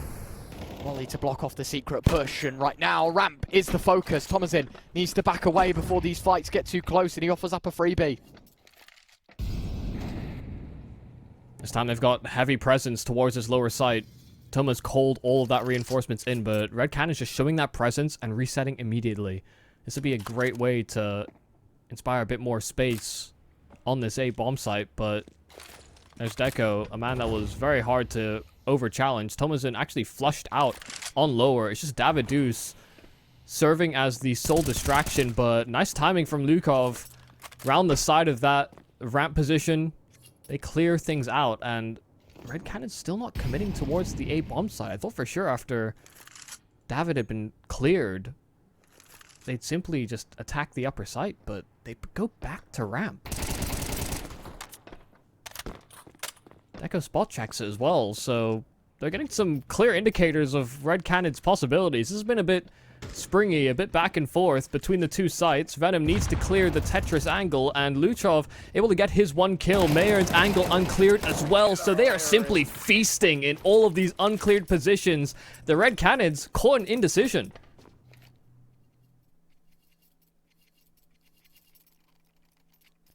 I don't think I understand the process.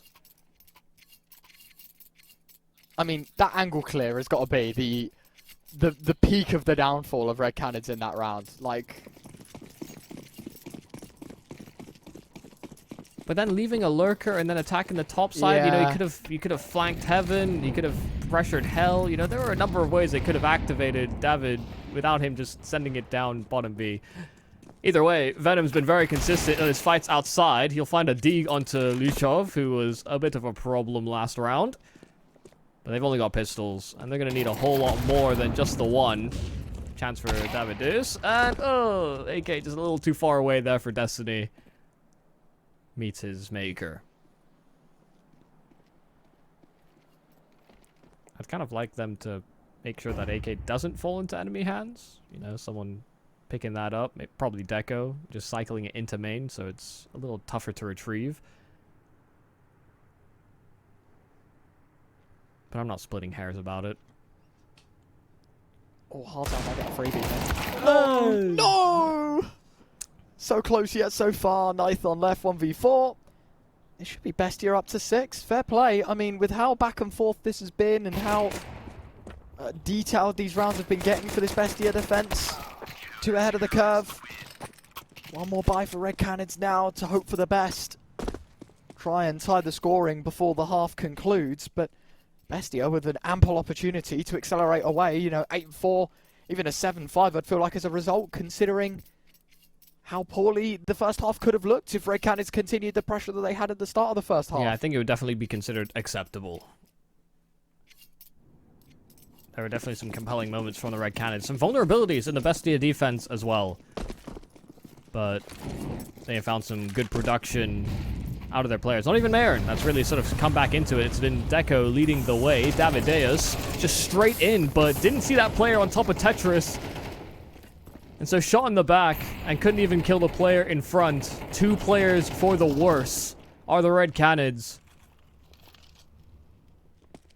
And Nython's getting a whole lot of nothing around the edge of that smoke. They know that that's a possibility. Venom pinning Luchov into position. The Molotov will flush him out, but they weren't fully prepared for that fight. Still, Venom gets the better of it.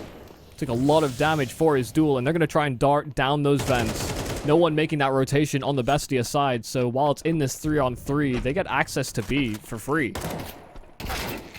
Tapping away. Thomasin deleted. 3v2 now. Advantage set in stone. Nade at the feet of Nython will do half health. The AWP definitely could finish the job, but it's all a game of timing, and Noxie can't quite line up. Oh, I love this move. It's timing. Round the side, yeah, Nython pressing the issue. Noxie not committing and not hearing reinforcements towards ramp. Understanding that it was an isolated man, and Mayern, he's been lower so many times to start out these CT rounds. Smoke's outside. He's darting down those vents. He's keeping them contained. He's jump spotting from decon. Now he's played such a patient game on B, and this time they finish on that bomb site after sieging A. They dart right past him, and you know, this time he wasn't in position. And it comes back to bite Bestia. Heavy rotates. They thought for sure Red Cannons could only go one way. Yeah. I think Red Cannons have played this half very much the case of like what you see is what you get. You know, if they've taken ramp, they've ended B.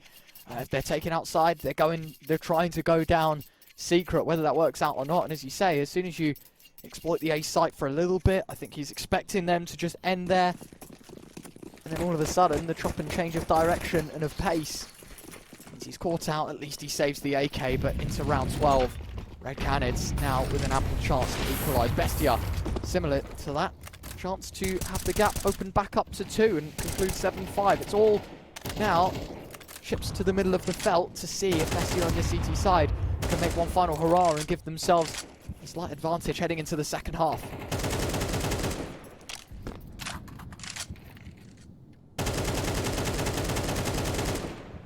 A pretty static approach here from Red Canids.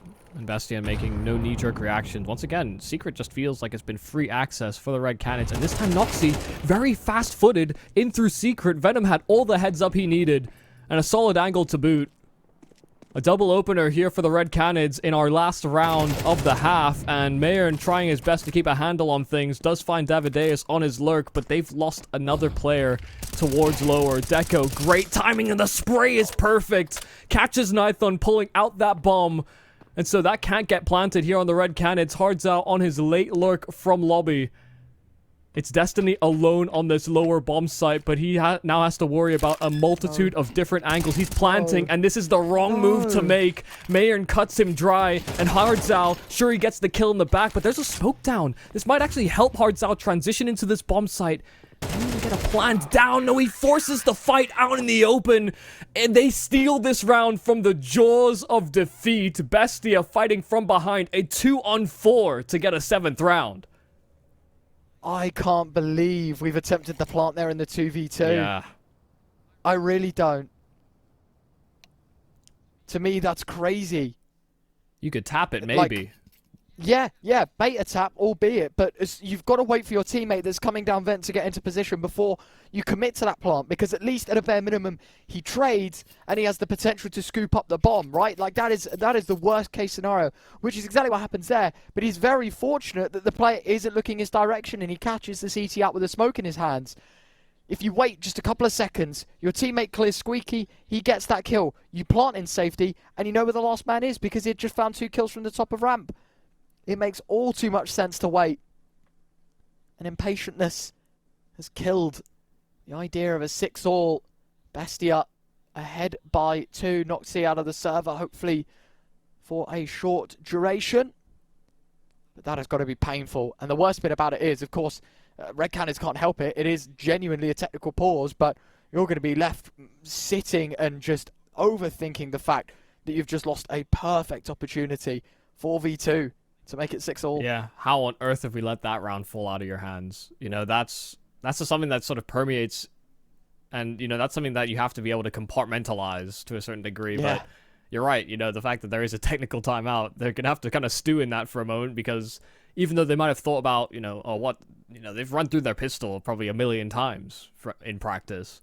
So there's not really much to discuss here, aside from maybe screwing your heads on straight and just making sure everyone's in the right focus, in the right mindset. Of course, ruling is you're not usually allowed to talk during technical pauses unless if it is a technical issue. So it's not even like you can try and hype each other up at this point and be like, okay, don't worry guys, life's good. It is going to be dead silent in that team speak. No talking.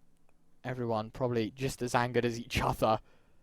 The fact that they blew away a chance of tying things up, making things split down the middle. I do always wonder how closely that's policed. What if we're just talking about like food, or you know, I'm just firing up CS, or, you know, maybe you've got the technician on the phone. Hey, I'm sorry, my PC, it says I cannot launch Counter-Strike anymore. Yeah, valid point. Like, is there off-topic chat allowed? Am I allowed to talk about what I just ate for food? Yeah. You know, oh, guys, you wouldn't believe it. The banana I just had in that break was so delicious. Oh, he's talking about bananas. He's talking about Inferno strats. Get him!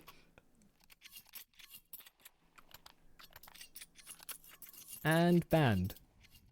Yeah. Well, thank you very much. Noxu's back. I will see myself out. Noxu's back. And so, talk of Counter-Strike can continue.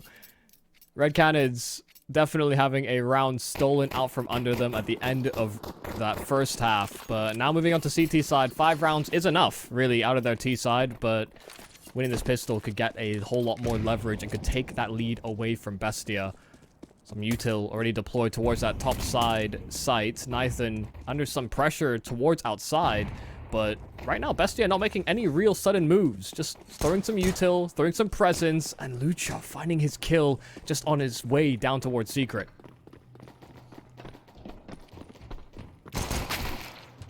Nicely done. Venom Zero double with his Julies. 3v3, Bestia have found some space. Davideus could be here to take it all away though. Do they clear? They don't. It's a freebie of a first. Now they know where the bomb is as well. 2v2. There's so much time to play with here though, Michael. You don't have to commit B. Deco in an advanced position. If he could find a way out, it would be ideal. It's about fighting, and that he shall win. Venom Zero needs 4. Got his 2 kills within those vents. And that's where he will go back to play from. Because they've slowed down so much, he's really unsure about whether they even commit to this B-bomb site or not. They even decide to take a different attack avenue, but he's worried about a complete reset onto the A play. And now steps being made towards lower, and he gave up his position. Down those vents he goes back once again, and Deco doesn't want to challenge those dualies. 2 pistols and 2 players to find, and they double swing into it. The first kill so fast, but Noxie's trade instant. This round won't fall out of Bestia's favor.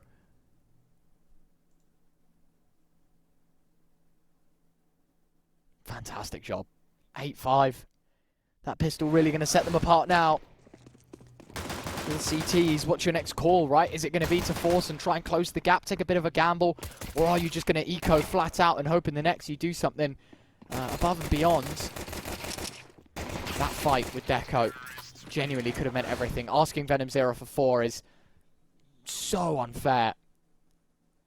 Bestia, calculative, ahead of the curve, 3 rounds to be precise, but not afraid of using a tactical timeout. Their first of 3 used here on Nuke. It's another map that the Zeus has received a lot of love on. I blame Rops. Unfortunately, that guy picking it up in pistol rounds, and his consistency with it has been, I mean, very high. Yeah, confusingly high, actually. Almost feels like every series I watch, he gets 1 Zeus kill somehow, so... It's like playing the refrag warm-up, but just only with a Zeus. Going into the DM, Zeus only. Yeah, it's a way to play, not mine, but...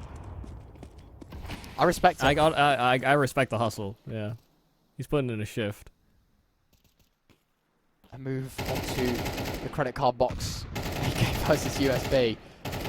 Quite a comical view of that first engagement. Spams going through the smokes, hoping for any damage, any information. Even the sound of blood hitting the floor would be ideal to know if they're ending A and not going down secret, or if they have committed all the way through. Unfortunately, a clueless CT side is going to have to gamble now based upon no facts or information. Noxie. I'm very confused by the positioning of Davideus with his Zeus. Like, why have you bought this and you're playing from hell, heaven? Like, what is actually the point?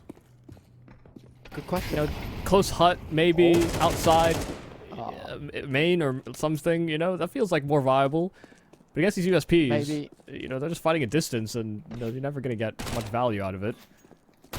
Maybe expecting like the heaven map, something like that, you know? Oh, well, yeah, there you go. I guess, yeah. Have that, Michael! He had to trade his teammates, but he got there. He sold out 3 players on his team, but for the price of the noise, the little when you Zeus someone. Nice job. Yeah. 9-5. Red Cannon's down by 4. Little bit of damage, but now this is where you've got to put your scraps together that you've been saving from the previous 2 rounds and get stuck into a rifle buy. If this one doesn't work out, then, well, you might as well say game over and start thinking about a third.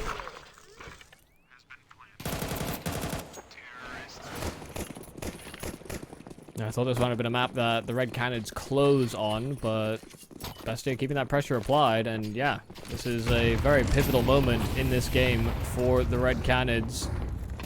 Be a way to tie the bow on. Nice entry in from Deco, but Destiny sweeping it up. It's back and forth trades, breaching into this bomb site. Mayern's found his kill in main. And instantly, that should just be a call to save here for the Red Cannons. Look at the lack of utility on these 2 remaining players, and they definitely do not have position. The Red Cannons get completely demolished in this first gun. Just nice fast play from the Bestia side. Yeah. Always setting each other up. Really nice push. I think everyone was just together. You could see Deco gets one shut down. It's all traded out. It's all neatly packaged for Bestia double digits. Bomb continues to tick. 3 rounds away from finding success on the opponent's map pick. And since the 5 is now back together, the band is in full force.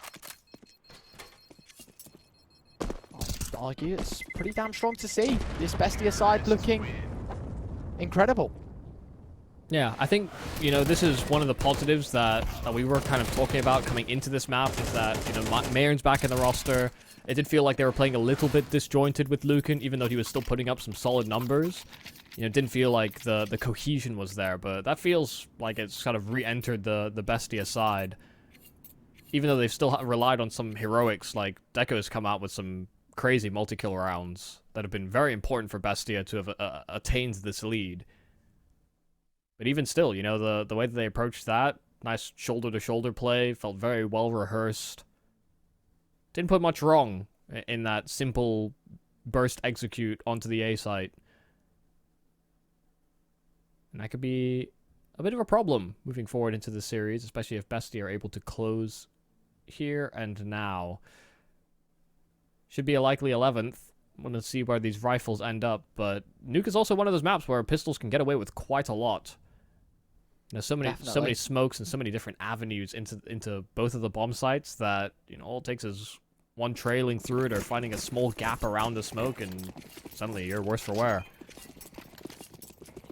think we even saw it in this map, right? How much damage these pistols can do, and the damage strong. Bestia winning one round when Deco got his 2 Deagle kills from the bomb site. I was on one of those low buys.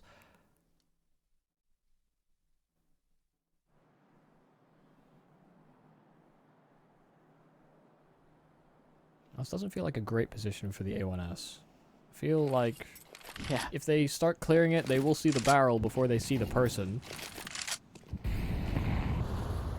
I'm not going to wait around, though. He's going to actually force initiative onto them. Instant headshots onto both, and it's Hardzao that finishes off the job.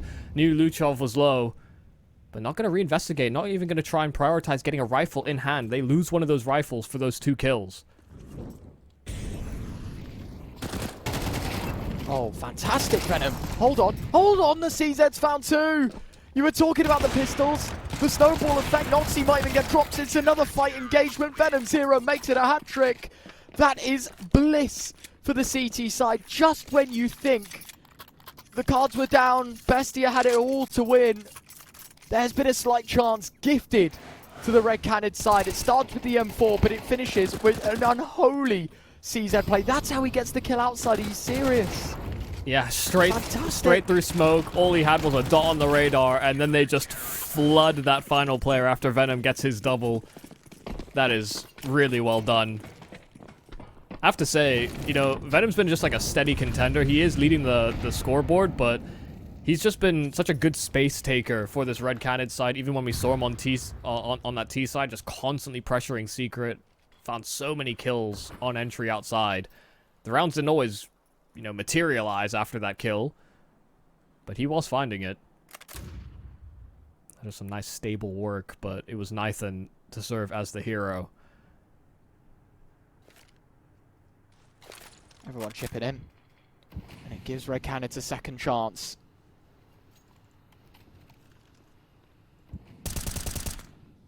Spam through the smoke, Davideus.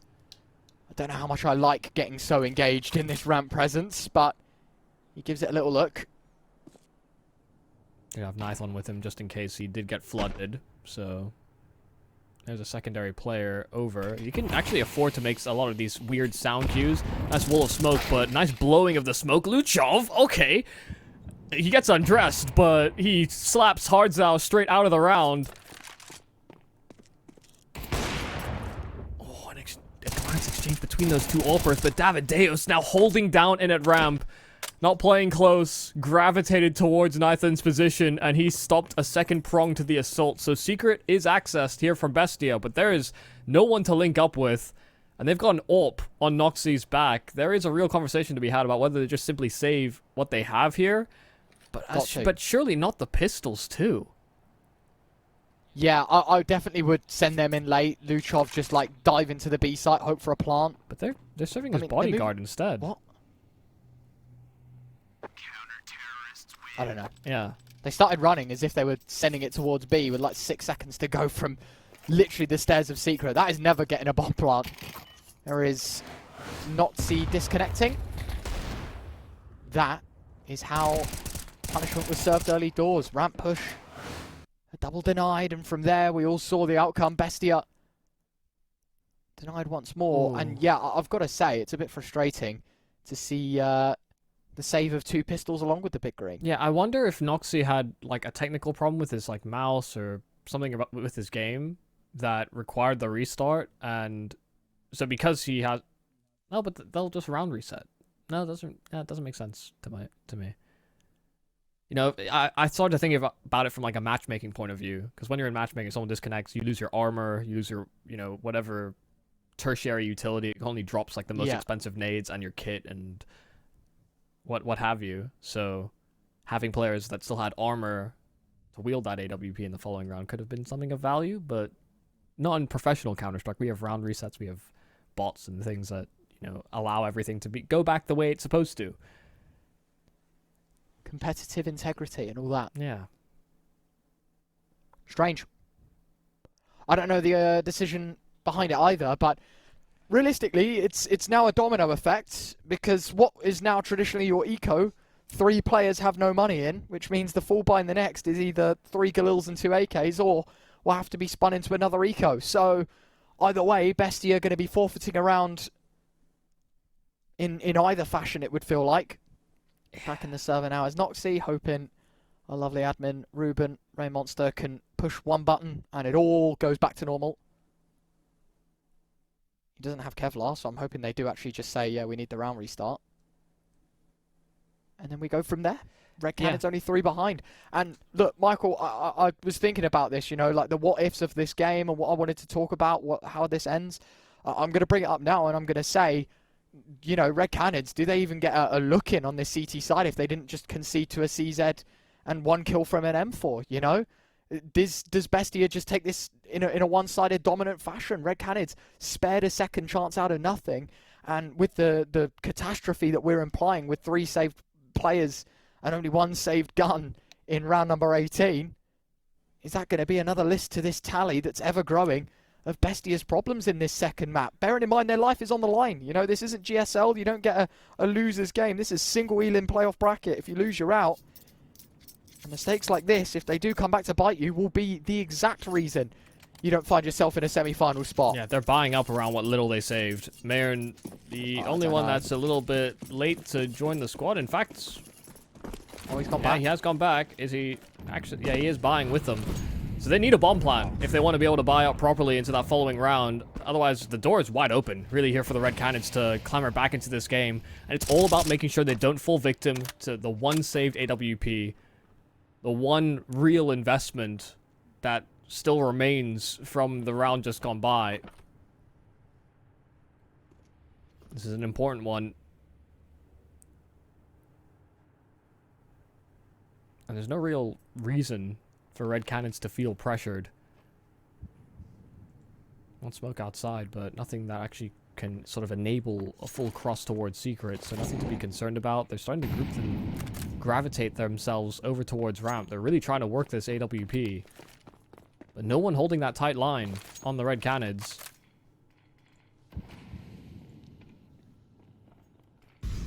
Here they go, running on out. AWP leading the way, but it's the Tech9 that tries to close the distance. Davideus, 1 kill does escape him, and a second actually found here from Luchov. Gets his hands back on that AWP.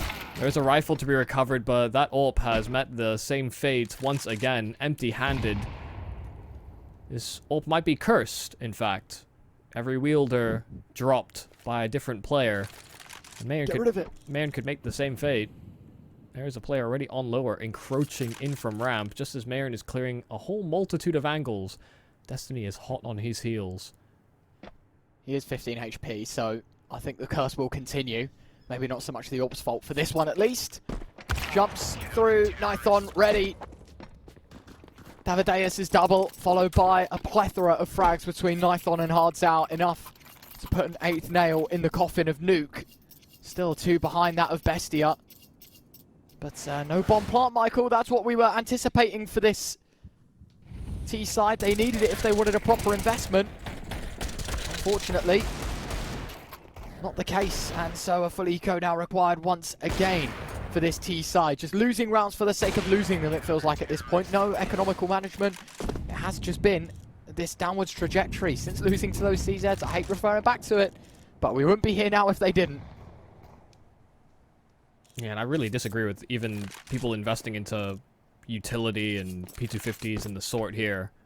You know, you want the best looking buys you possibly can in all future rounds, and keeping that floating over 2,000 economy actually could be with a lot of value here on Bestia, especially with the poking and probing they do with all their util. Still, they will pressure towards Davideus. Hards Out, collecting on a couple of kills. David's dealt with. Mayern as well finds his kill onto Hards Out, and that trying to blow that weapon away from Mayern, who in fact just hits a whole lot of nothing on that Deeg. Nathan surviving on 2 HP. He was not ready for that play, but got his hands back on that AWP right in the nick of time. And Bomb is unfortunately detached here from Luchov.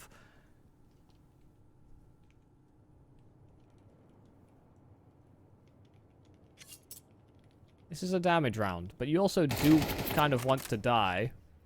Yeah. And he will. At least no funky saves happening here, Michael. You know, we're not going to continue to stack up our problems of how Bestia treat their economy. Nicely done. You know, this is just one of those rounds where, you know, had Noxy, I think, full saved, I think he would have had enough money for an AWP. And it does feel like they're pretty content to sort of poke and probe and find opportunities on that. And now it's just going to be a full AK round, which does feel like, from what we've seen from Bestia, I would actually think they just go for a topside hit.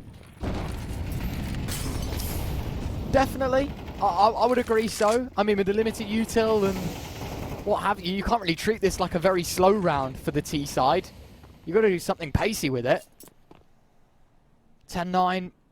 It's your chance now to lose the lead. Nython smoked on outside, but the damage already being done with his AWP. Opening kill is his.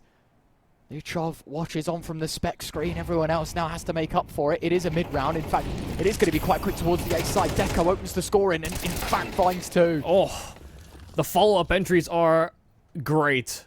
Tasty from Deco to start, but Toma hammers that final nail in. Nython was still smoked off outside. They knew they had to hit a timing while those smokes were up, and Nython failing the flick. Seemed like an easy enough adjustment, but instead just feeding more kills to Deco. He was a lifesaver on their CT side, and now comes in with a nice explosion out from main.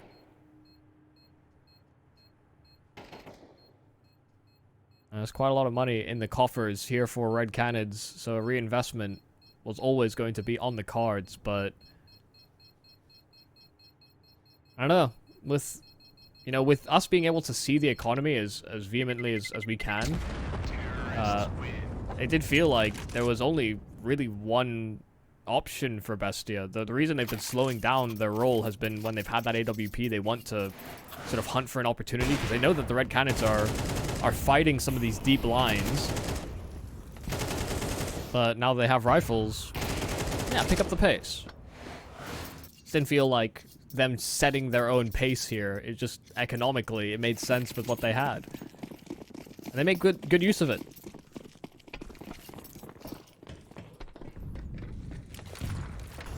Round 21. 2-round game. Investment made for both. Only one can win.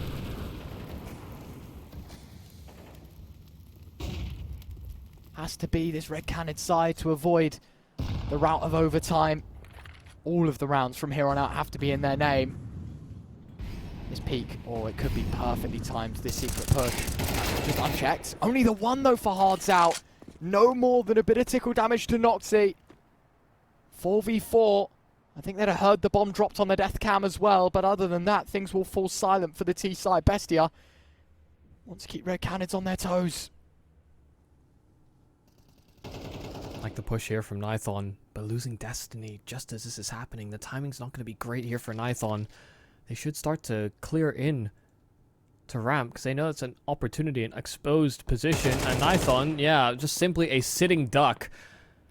Noxy finds him, but Venom's still at the back of this bomb site, trying to remain elusive and hoping that he can find a couple of kills to keep them in this round. Thomason does find David, who was supposed to be that supporting player, but Venom has an isolated 1v1 on this site, but only for a moment longer. Heaven was exposed, and Deco was quickly on the prowl. Venom needed to force that fight while he had the one-on-one, because Deco was a shark in the water. A 12th round for Bestia, and this could be us closing in on the third map. Definitely looks that way, doesn't it? Red Canids, their first tactical timeout on a hot streak, getting them back into things. It was 9-10. A real turning point in this game would have been Red Canids taking that lead and completely resetting that Bestia economy. Instead, as you say, a third map very much in our sights. Red Canids now need to go 3 from 3. If they don't, as you say, it's Mirage, our decider, that shall be played out. One timeout is enough. 30 seconds. Talk it through.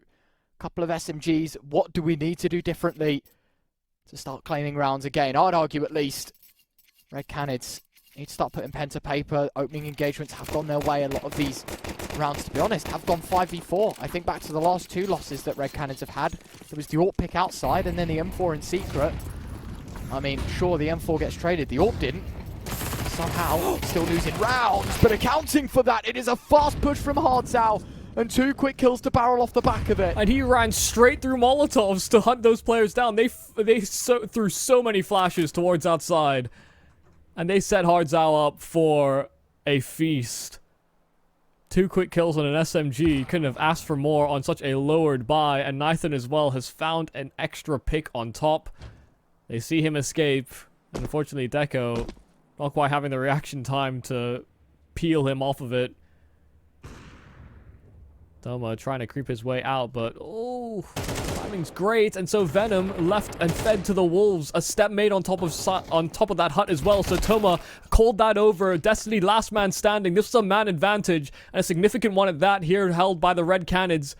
Squandered. Brought down to a one-on-one, and Toma has so much of the map that he can peruse. Destiny, it's all about calling his bluff. Upper or lower has to be the decision. Destiny might take a little bit of that fate into his own hands, challenging in from door, and Toma, a slow crawl into his fate. It's dicey, even though they get off to such an electrifying start. The Red Canids hold on. It's such a ballsy move. I mean, fantastic double from Hardzao. I'm talking about the 1v1.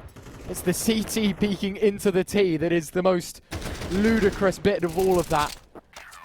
But Destiny gets the job done. Double digits Red Canids.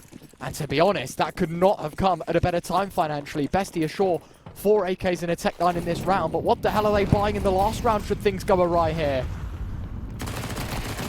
Oh dear. Oh, looked like a multi-kill setup for David, but Nathan ends up empty-handed. He was fighting for his life, teeing Nathan up for a multi-kill, but instantly floored. Destiny has sprawled his way into this B bomb site and is in an angle that will be hard to anticipate. How did he get here so fast? How did he make this move so quickly? And he gets his double.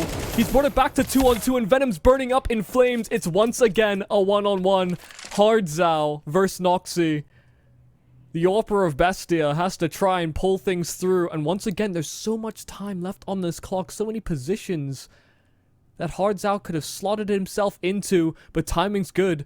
And they spot each other, they exchange a glance. Noxy not wanting to challenge straight into it.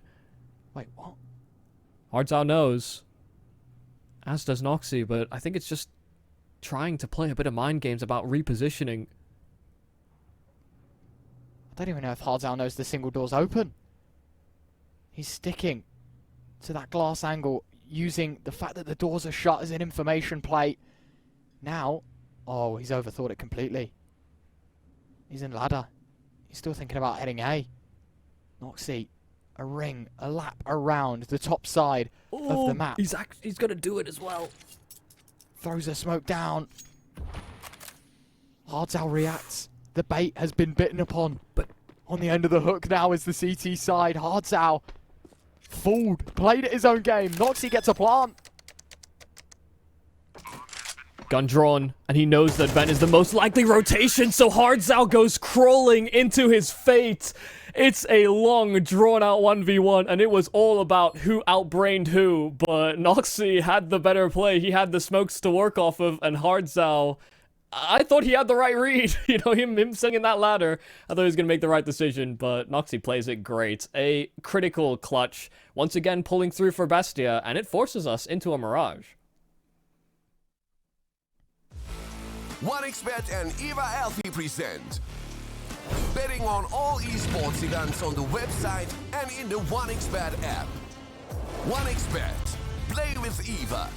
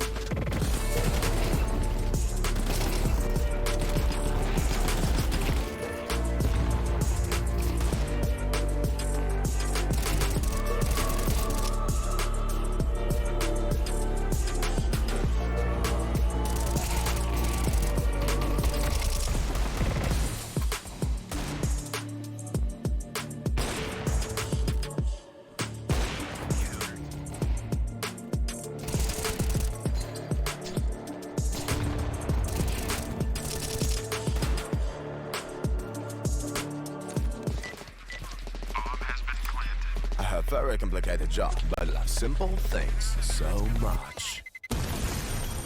One move, one push.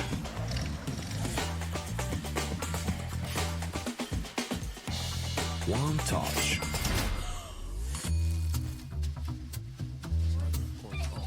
One love. One click. One XBet.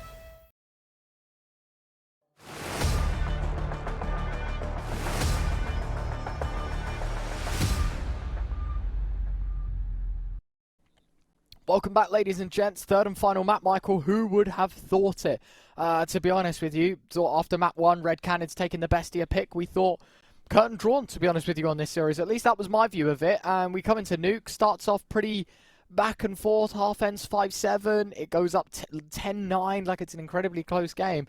Red Cannon second bested by Bestia themselves, and so Mirage on the cards to see who will move forward to that other semi-final slot. Yeah, and Deco doing so much to keep the Bestia side in it, but I think in general, you know, we saw a lot better cohesion and team play between the Bestia side, even though there were still a lot of these scrappy, chaotic rounds. I think it's honestly just these two teams constantly applying pressure when site hits happen. You know, they just keep flooding into the site and keep trying to find trade after trade. That's why we end up in so many of these 2v2, 1v1 situations. But I will say Bestia played with a lot better interplay between the players. It felt like communication was up, and they had a better idea of how everybody wanted to operate. It's exactly what you want to see out of Bestia, especially now that they're operating with their full lineup. And now we move into a Mirage that could be anyone's game. I'd still lean it in favor of the Red Cannons, but I would have said the same about Nuke, and we saw how that one panned out. This is for all the marbles. This quarterfinals has been ruthless, and there are no safety nets left. Bestia starting CT, and Red Cannon's taking a slow approach here in their T-side pistol.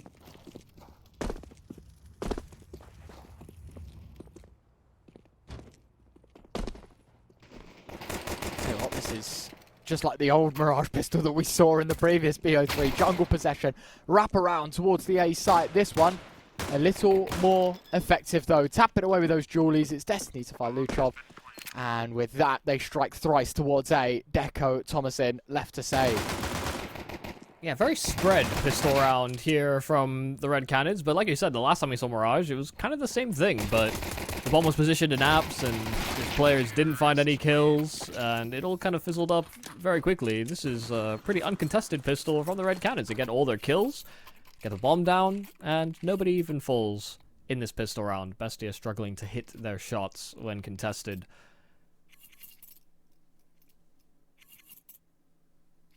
Pretty slow tempo, but once we actually got close to the bomb sites, pretty fast paced from the Red Cannons on the burst execute that they plan out for that pistol round.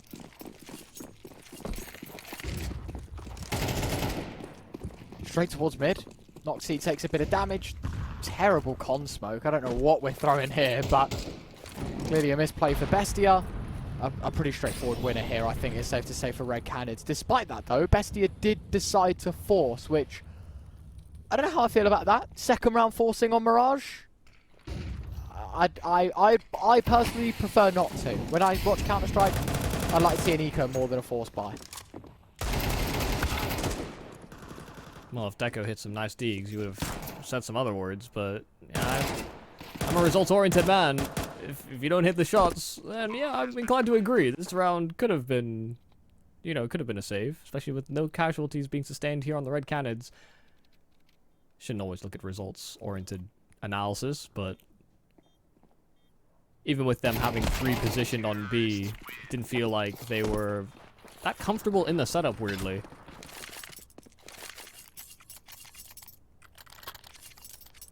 Nice second round for Red Cannons, though. Now the full eco comes in, Michael, for Bestia. I think it's been a common theme in all 3 maps, right? Like, Red Cannons have always been the team to win the first pistol, get ahead of the curve. I think Nuke, they were, what, 3-0 up, 4-0 up? On the first map, of course, it was Anubis. It was 6-0 up, if I'm not mistaken. Yep. They've had good starts on every map. Didn't convert in the last. Need to make sure that Mirage is well trained.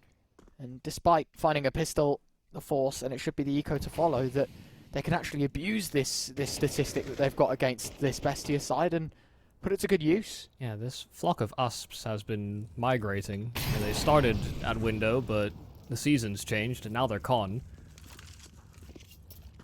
But they're going to stick together, maintaining a nice formation. 2-3 split on either side, and Venom feasting on all of their remains. Yeah, unfortunately, their geese are cooked.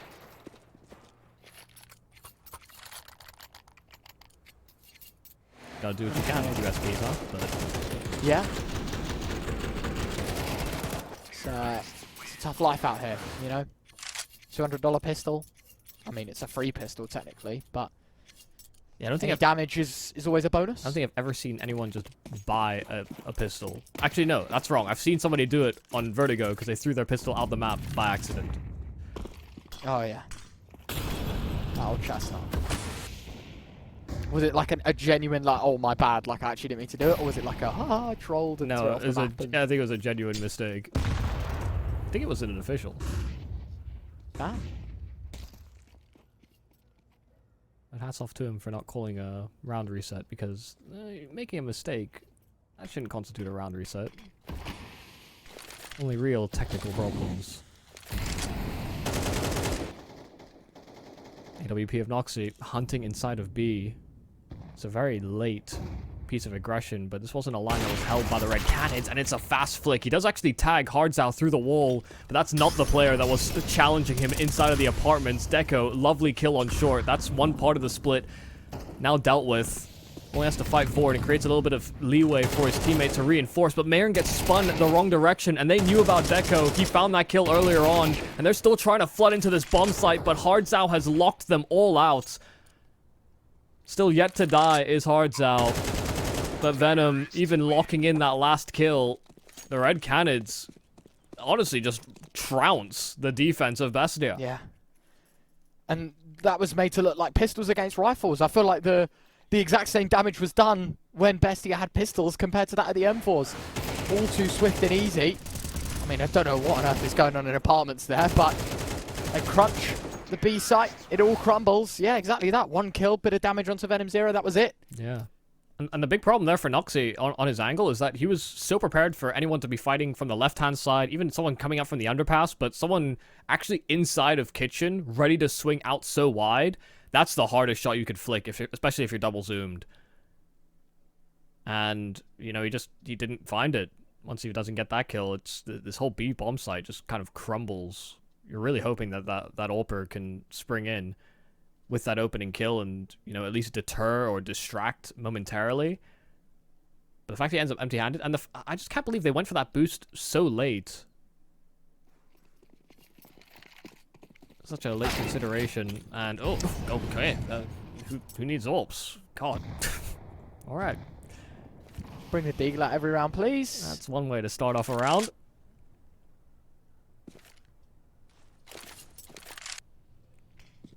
Fantastic start, of course.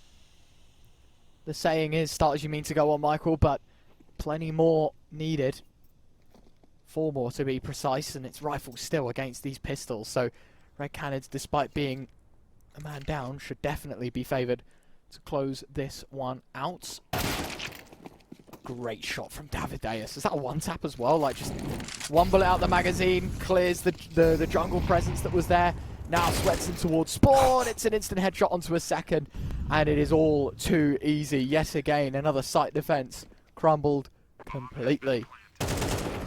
Oh, you gotta love and appreciate some nice methodical clearing. They are not unexpecting of these angles. Nice kills from Toma to clamber things a little bit further back. Headshot offered up as well, running low on bullets, but Hardzow continuing to give him that fight, and in fact committing to the wide swing as well.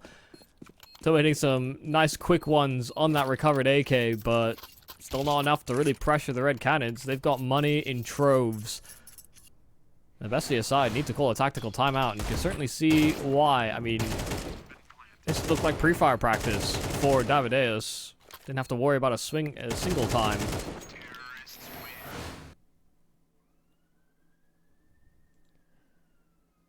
No timeout. I think I'm with you. I'm starting to hope that maybe we take a second to breathe. Oh, there we go. Yeah, this is. Wait, was that there the whole time? Yeah, was I blind? that was they called that timeout before the replay package, and that was the last couple seconds. I don't know how I missed that, to be honest. I was just looking at the clock and it just seemed like the freeze time. You are right. That was a timeout. I was going to say, I don't know how it's 5 rounds in a row lost and there was no timeout, so thank God they did. They are saying, and Yes, hopefully there we they've go. had some words to say during that timeout to each other, because sometimes you can sit in silence and just not come up with anything, any sort of inspiration. Yeah.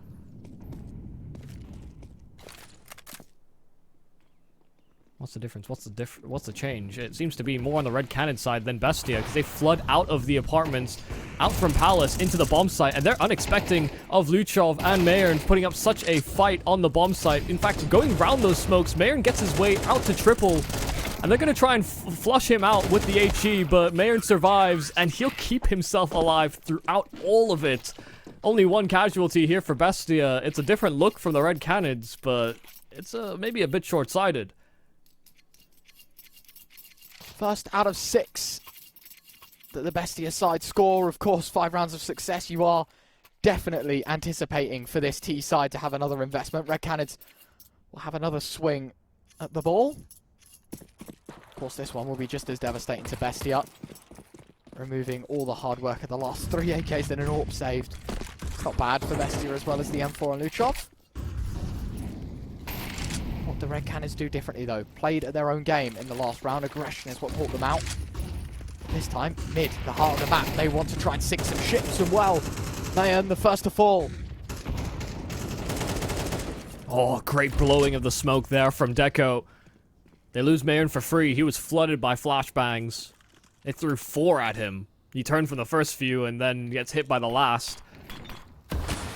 Smoke down towards top con. Luchov burning inside of connector, and Venom has him dead to rights. They've got this player boosted up inside of window. They're still challenging towards short as well, and so much damage done to a couple of players. It's only Deco that remains, and he tried to reposition. He started from middle, but he ends up on short. All of his teammates dying around him. It is a brawl for that mid control, but Red Cannons chew them to bits. Devastating. I mean, this is just some sick entry work from Red Cannons. Just raw aggression. Nice hold on short. It is all so quick from the T side. And, I mean, Bestia don't even play that too poorly, in my opinion, Michael. You know, they oversaturate middle. They knew that they had to compensate one way or another. I don't like the fact that only one person pushed towards bottom middle at the beginning of the round. I think that definitely could have been doubled up. But the reactions were fine. They just get outclassed. And Bestia, another 30-second breather. 6-1 down. Devastation like no other. They get one more investment before they go bankrupt once again. Isn't that all of their timeouts? And yes, I'm pretty sure that is the third and final tactical pause that they use. It did say 3 out of 3, so... That seems outrageous. In the opening 7 rounds. All 3 in the first 8, yeah.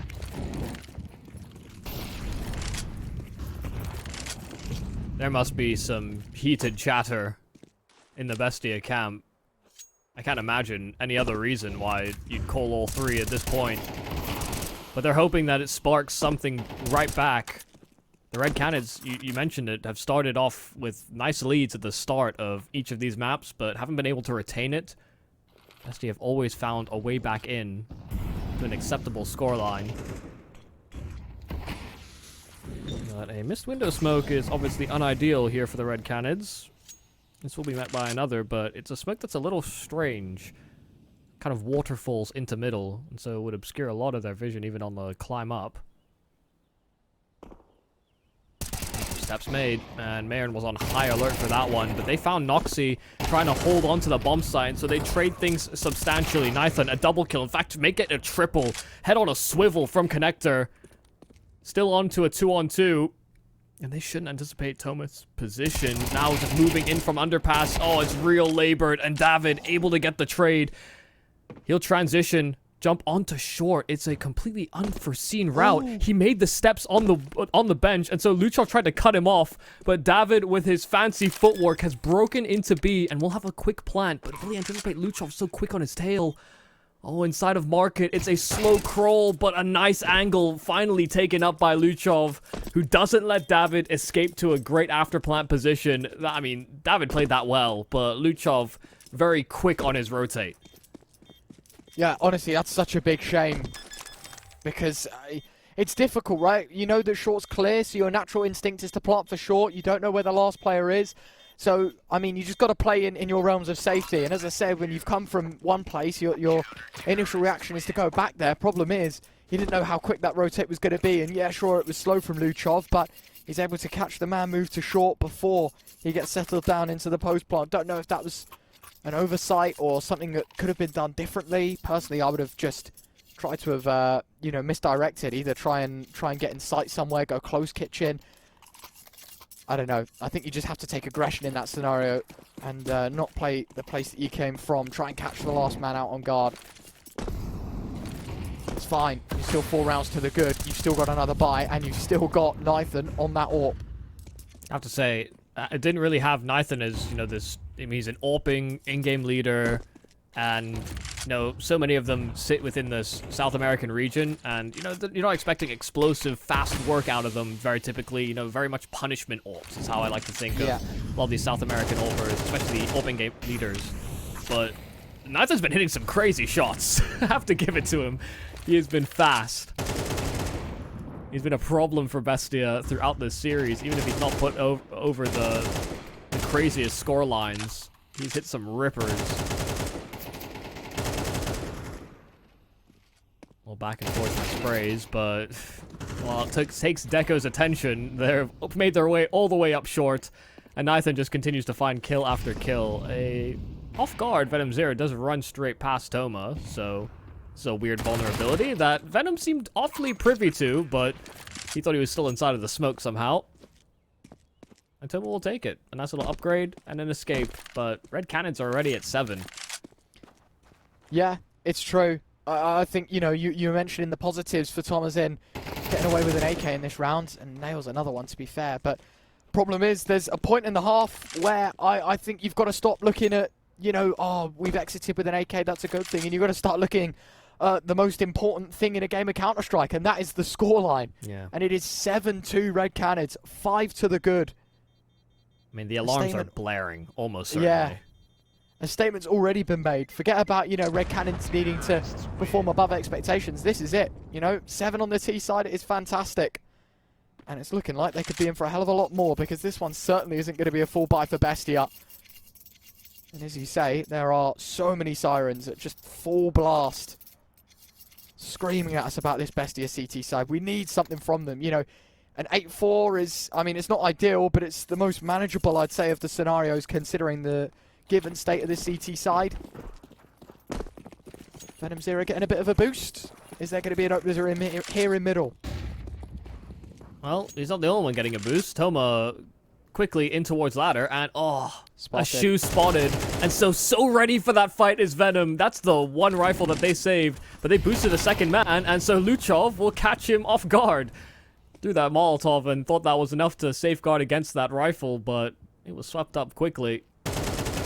Very loud Deco clearing in from middle, and David's found his kill on A, so, you know, a little back and forth in middle, sure, but that's about all it will be. Noxy. Having a barbecue. Whoa! There's a little corner around it. That was a nice little Mario impression, I have to say. What, from me? Yeah. Whoa. Wow. Yeah, I don't know. But unfortunately, all out of lives are Bestia. I mean, 8 already here for the Red Cannons. And it has been incredibly one-sided, this map. You know, you think about the only rounds that Bestia have won. One of them is a Luchov one-on-one, where, you know, the numbers advantage was certainly there for Bestia, but it clambered back. And we had the one round that was a little unorthodox from the Red Cannons, where they paced up and just waterfalled out of Palace and didn't really get any space on the A play, which felt a little bit more conventional. Right now, I mean, Bestia are just getting picked apart on what is effectively the Red Cannons' default. Yeah, no safe gun either. AK removed after the bomb explosion. Of course, he still gets his loss bonus. There's no change about that. But that is a unfortunate turn of events that add to what feels like the ever-growing scroll of problems for this Bestia side. I was going to say list, but I don't think that quite cuts how many issues we've seen on this CT side. 8-2. It has been blow after blow. Bestia, well, only 2 more rounds to make up for it. As I said, best they can do is 4. At this point, I don't think I can be too convinced. Even 4 is a manageable scoreline on Mirage. So we'll see if Bestia can make the best of this situation. I hate that I've done that, but here we are. Fast A play. Noxy, opening kill. Oh, Lutrov's position. You would have thought it was good for 1, but it's traded out. Mayer in with a double, fighting in from stairs, and in fact makes it a triple. But they didn't know that Nathan had crept all the way out. There's a suspicion that there's a player close to that smoke. Nathan trying to escape with that package and will succeed. You know, he was very loud about his retreat through connector, and Deco didn't really want to hound him down. Maybe force it into a one-on-one. Hold on. Thomas here. And he does get passed on the timing. He got passed. Ah, yeah, it's done. Yeah. Unlucky. Nice try. 1v3. Gets out with a kill and then dips with a bomb. Not meant to be. And yet again, it's one of these like untraditional rounds from Red Canids. You mentioned that it was basically a paradise that Red Canids were living. Every time they ran that default, they were winning rounds. And yet again, they change it up. They try and inject a different kind of angle into the game. Punish completely. And to be honest, they were winning this round up until this happens. Man. Nice first kill. Spots the second on the jump. That's what's the fortunate. He even finds the third at top stairs. But yeah, despite the AWP finding 1 and being very vocal about slipping away with the bomb. The plant, not enough to win them the round. But it is enough to get rifles and an AWP back out for our final of our first half. Yeah, well, they tried something different. They go back to a little bit more of that mid-control that's been so successful. But David actually tries to probe it to B a lot earlier than his mid players have even attained their control.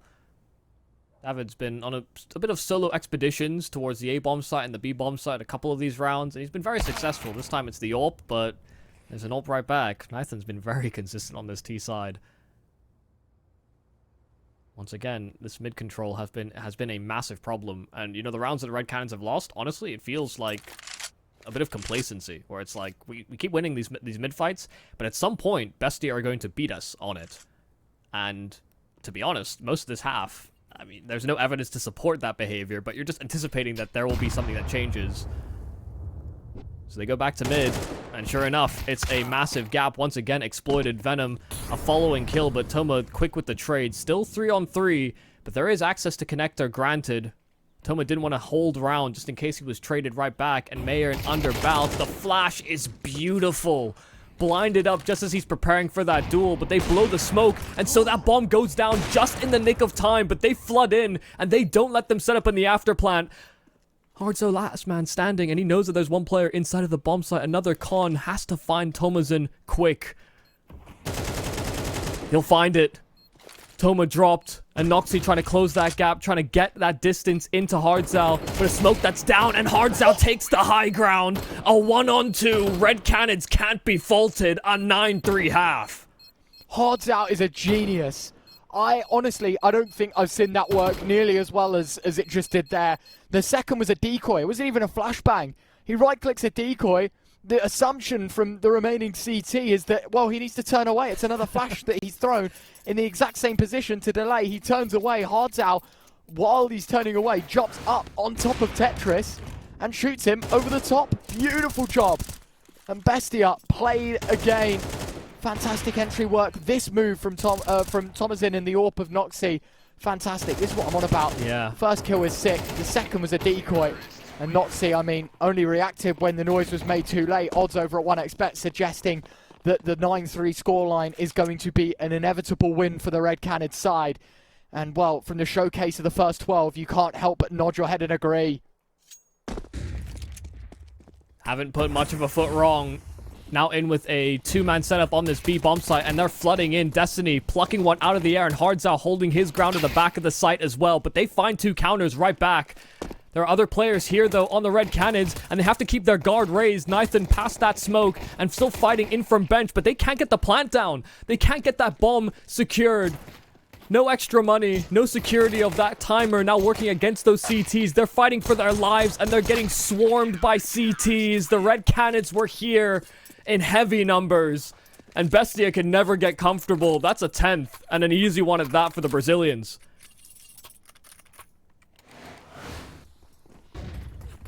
I mean, the replays say it all really, don't they? I don't have to say a word over this. It's just, again, such promising defending.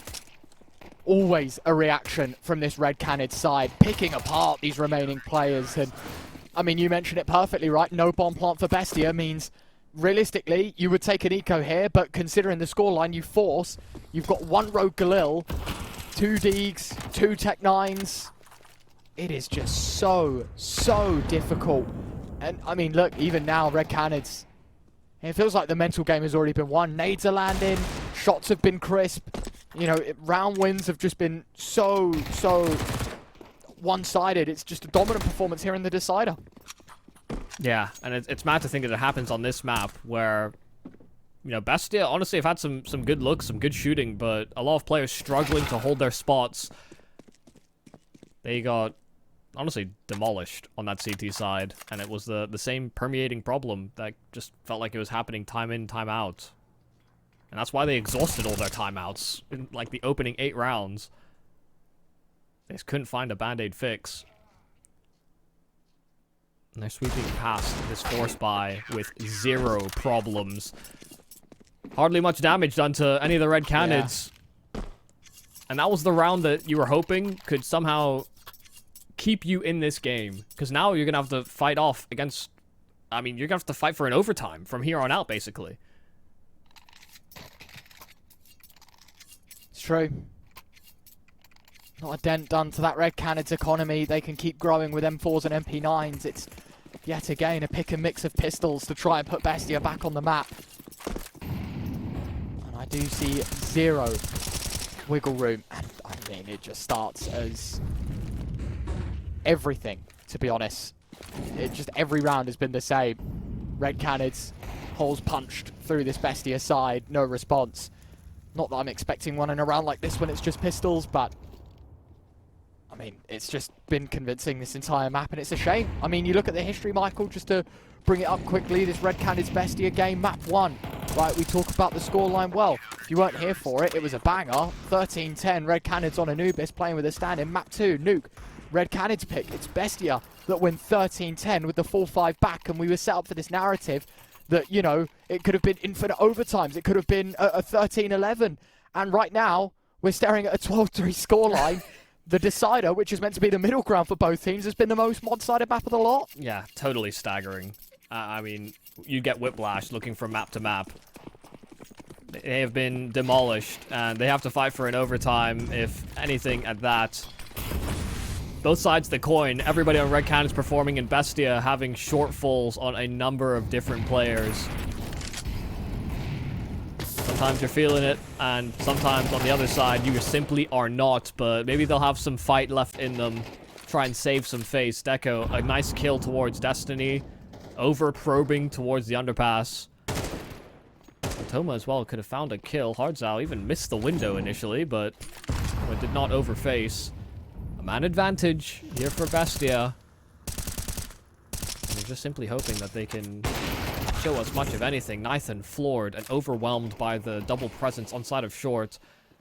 But Hardzao has done a great job anchoring his bomb site.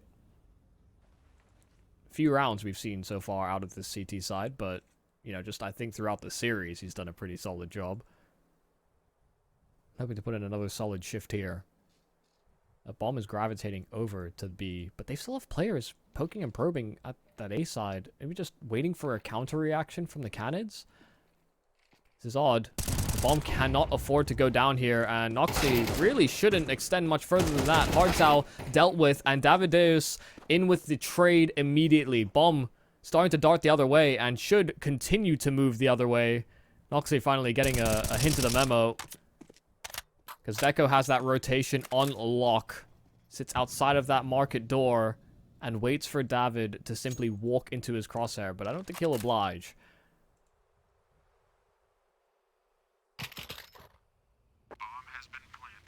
Well, wants to grab this AWP, but that smoke is not going to last for much longer. So has to be very concerned. Getting wrapped from both sides. But so many different angles that could have been perused here from Bestia. Bomb planted, and they hunt down that AWP. And even give it over to Noxy, probably, for this following round. It's a start. It's not much of something, but it's a start. I don't know how much I can agree with. You know, is it even a start, to be honest with you? I mean, it's a round on the board, don't get me wrong. Percentage-wise, you are closer than you were before, but... I mean, just point-blank look at the scoreline. You now need... Well, it was 9 in a row, now 8. Considering how well Red Canids have been playing, considering how that pistol started in the second half, I don't see it happening at all. It is very much on the Red Canids side. The ball is in Bestia's court to make the next move.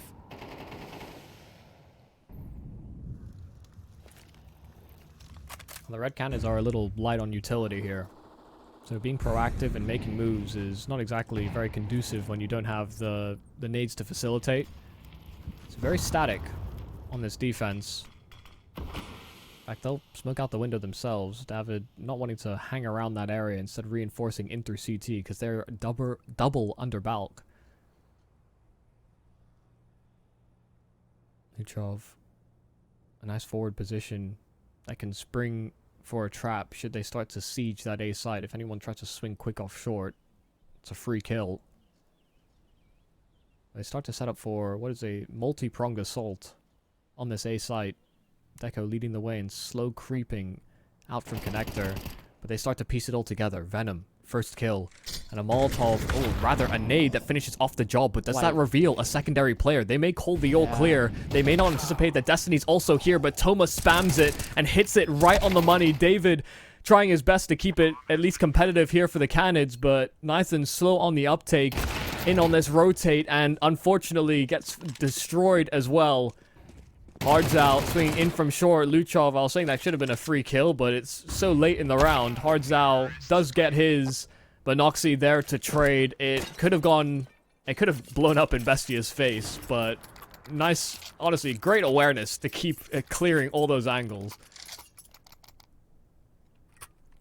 If they had a Molotov, it would have made the whole task a little simpler, but once the nade got a kill, you have to make sure, and they did.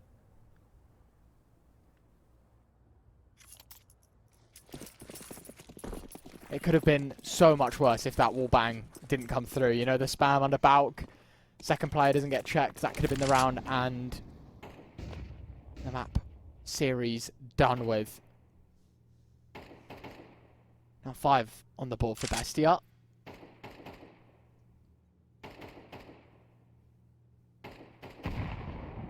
We see what happens now that the Red Canids boys are on pistol. Cards out.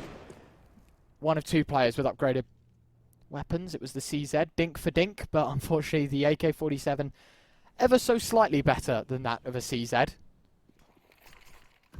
So around, well, an advantage at least for Bestia in round 18. I mean, a 5-7 kills there, that's all I'm saying. And the D could certainly kill here, but you gotta hit the shot first.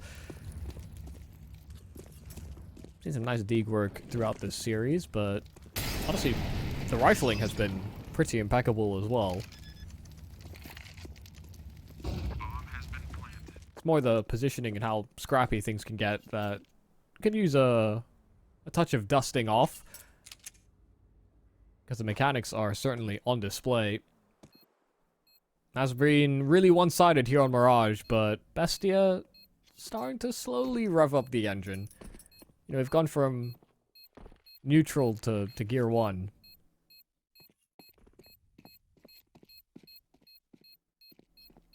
And Red Cannon is like a cannon is like a fox or like a dog of some kind. I don't know what their terminal velocity is. Yeah. I think they are foxes, if I'm not mistaken. Yeah, they're like dog-like canines, but they're close. Yeah, I guess they're closer to foxes. Anyway, hunt will be hunted. Right now, Red Canids are doing all of the hunting. Bestia have chipped away a couple of rounds, make this scoreline look a little more readable to the naked eye. will say, though, so many more rounds that need to go Bestia's way. 6 in a row, 3 of them at least are gun buys. I mean, to win that, your odds are next to nothing right now. And even then, it's for overtime, Michael. It's not even for a win. It's not even for the 13-11 sweep to take it in 3. You then have to fight in another MR3 environment. No of the effort, only the result. Must think about each and every round ahead of them, but they get picked to pieces going for an aggressive mid-take. It's 4 Red Canids players on mid-floor, and they overwhelm. Toma does get one back, and he tries to prioritize his life. They have access to this A bomb site because it was open. It was vacant. Nobody home. Red Canids had their priorities set straight on other areas, but they have that man advantage, and they're running dry on utility here on the side of Bestia. There are no kits available here for those CTs, so they have to flood in fast. The flash was perfect, and Noxy gets away from his position. He gets his kill, Toma covering the flank, and even though they were down these numbers, they knew exactly what they had to fight off against, and they swim in that chaos. Bestia hold on for another round, even though the Red Canids go for such an unorthodox setup. Now they get a moment of peace. It will be a half buy. Red Canids displaying that they do have faults in their CT side. In my honest opinion, this game should have been done a hell of a long time ago, Michael. But we are still very much here. Bestia doing whatever they can to keep the dreams alive. Hearts out and his Deagle straight through mid. This time returns the favour. It was Bestia in the first half that did it. Look at that. We can do it better. Yeah, and Venom still maintains some control in middle, so not over-cheating rotations. Just have to piece it all together. Here's a player in from underpass. That player is trailing back. And so they should call some reinforcements over towards this A play. Still only 2 players probing this A bomb site on the side of Bestia, and one's already been dealt with. Destiny dealing with the player creeping out from Palace, and there's another found on Venom Zero. Surely this isn't the round you lose. To upgraded pistols, they've been deegged and 5-7'd. And a rifle recovered into Destiny's hands. Creeping up, David spots him, but there's more where that came from. No. Venom there as support, and it's Noxy to try and clutch. It has to be a 1-on-5. And they burn up to the upgraded buy. A half investment to the Red Canids. And they're giving some space over to Noxy. They're hearing reloads. First kill over, and he knows there's one above, but Venom so quick to the strike. Red Canids finally close, 13-7. They take it in 3 maps, but it was one-sided throughout, and it was all about how much face Bestia saved. Yeah, and look, Michael, you got to hand it to them. At the end of the day, they do fantastically well in that second half, right? The recovery started to look strong. Red Canids in the first decimate them. The fact that they have the mental to keep going and try and push back is fantastic. The only argument that could be made is the one round they lose is to pistols, right? A handful of Deagles and 5.7s and CZs, whatever the combination was, should never have lost that round. But ultimately, their run ends now. It's a decent run. Look, quarterfinals, fair enough. You draw a bit of a short straw. Red Canids are a promising team. They get to play case in that semi-final bracket. I do believe after us, we have some new names joining. Well, I say new names. They've been here before, but some new faces joining us. MIBR Fluxo, Team Solid, Adeli Amigos happening in a few moments' time. It is Exna and Phi to take you through the action. That's us done, Michael. The one and done for today in this event. And we'll be handing it over very soon. Yeah, and we have to say, unfortunately, an adios to all our Argentinians, because that's all of them left out of the bracket. Now it's Brazil, Brazil, Brazil. Yeah, that is it. It is the theme of this event now. Only Brazilian teams to battle out. The question is who will be joining the likes of Red Canids in the semis. Fine X will be taking you through that in about half an hour, 45 minutes. They'll see you there. Bye-bye. One chance. One dream. One match. One energy. One fight. One aim. One action. One hope. One expert.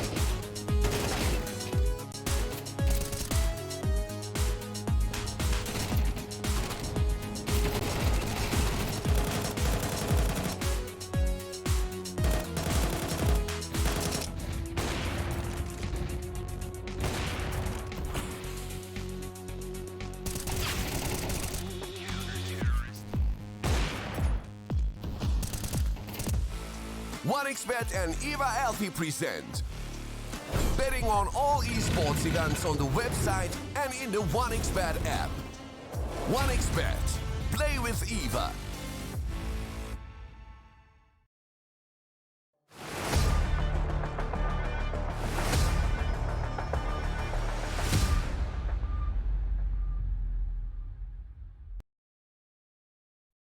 Two teams exit and two more are about to leave as well, Cole, as they're taking away our last two quarterfinals of the day. We had to say goodbye to the Argentinians. They're all gone, Cole. We were cheering them on through the groups, but unable to pull even more upsets. And now, well, Cole, it's the match of the bracket. Yeah. I mean, well, just speaking on like the reason as to why we did say goodbye to Argentina, Case pulled off what was, I would say, a pretty big victory over Fluxo. If you remember, we casted in the group stage that reverse sweep that took place there. So they actually didn't top their groups. Now their gift is MIBR in the opening round, which is not going to be an easy task at all. That's a really tough fight up for Fluxo, and I feel like it definitely makes the match of the quarterfinals here. Yeah, absolutely. Like these two heavy hitters, you would expect them to be battling in something like a final. Of course, Fluxo, the winners of last regional series. And, well, they had some hiccups in the groups here, Cole. So it's going to be tough scenes ahead. But, whoever wins this game might find themselves a place in the finals.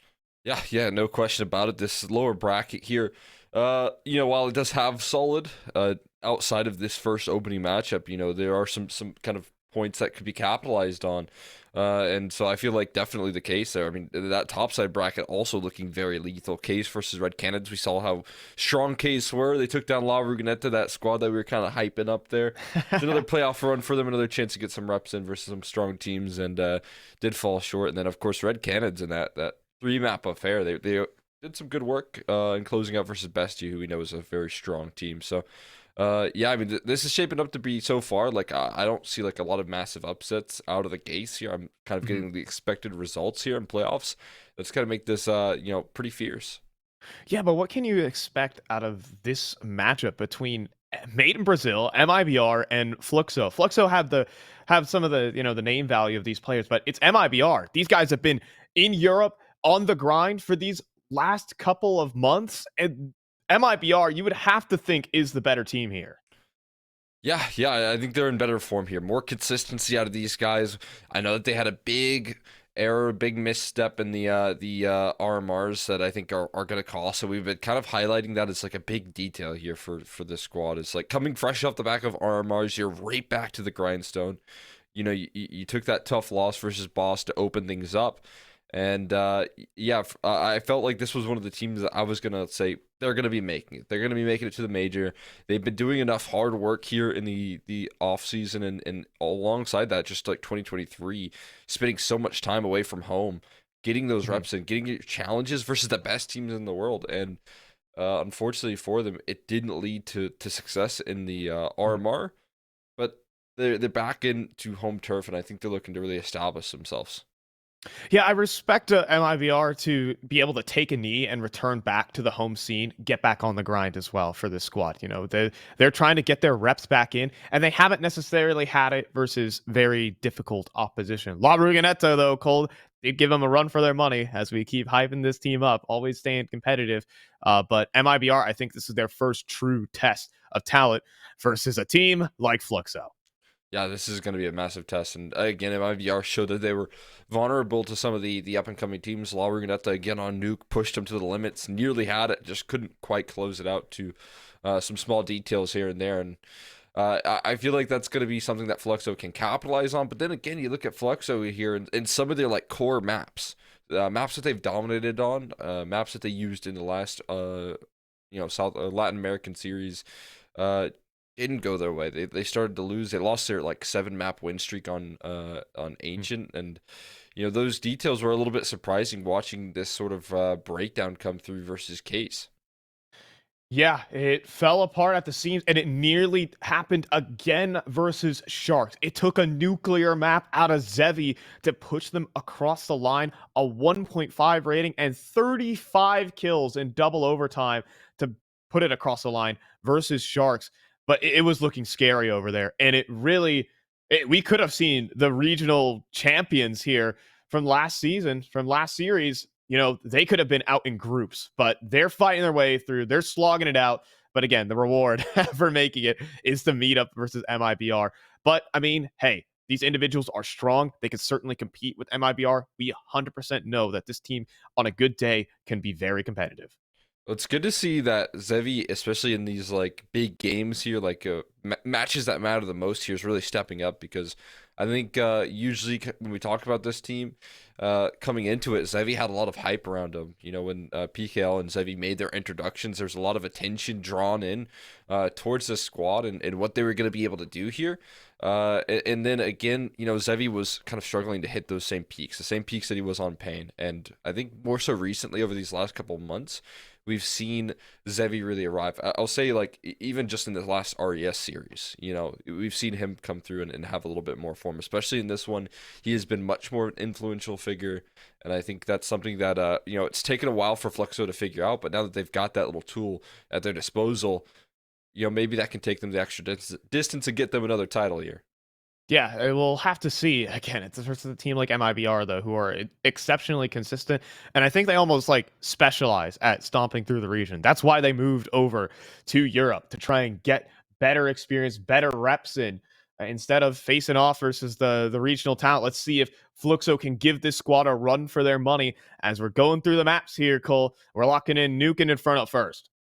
Yeah, I mean, out of the gates there, not a big surprise. It's just Fluxo trying to keep up to what has been successful and what has actually been something that MIBR have already been challenged on out of the gates here. Again, we talked about that result versus La Ruganeta. It's a team that you would expect a dominant MIBR in the region to get away with pretty easily, and it took them quite the distance. And again, Fluxo just still looking to wield some confidence on this map. As for Inferno, though, it is a interesting direction to see MIBR kind of lean into. I've had a little bit of that success here, but you know, it feels like, again, all of the like interviews that we got out of the RMRs and all of the talk of like this map kind of being more in the extremity, it's going to be really interesting to see, you know, what comes of this map and what they can do on it, because, you know, Fluxo are pretty strong on it as well. There's just not a lot of reps in between these two teams, though, in general. So the pick into it is surprising.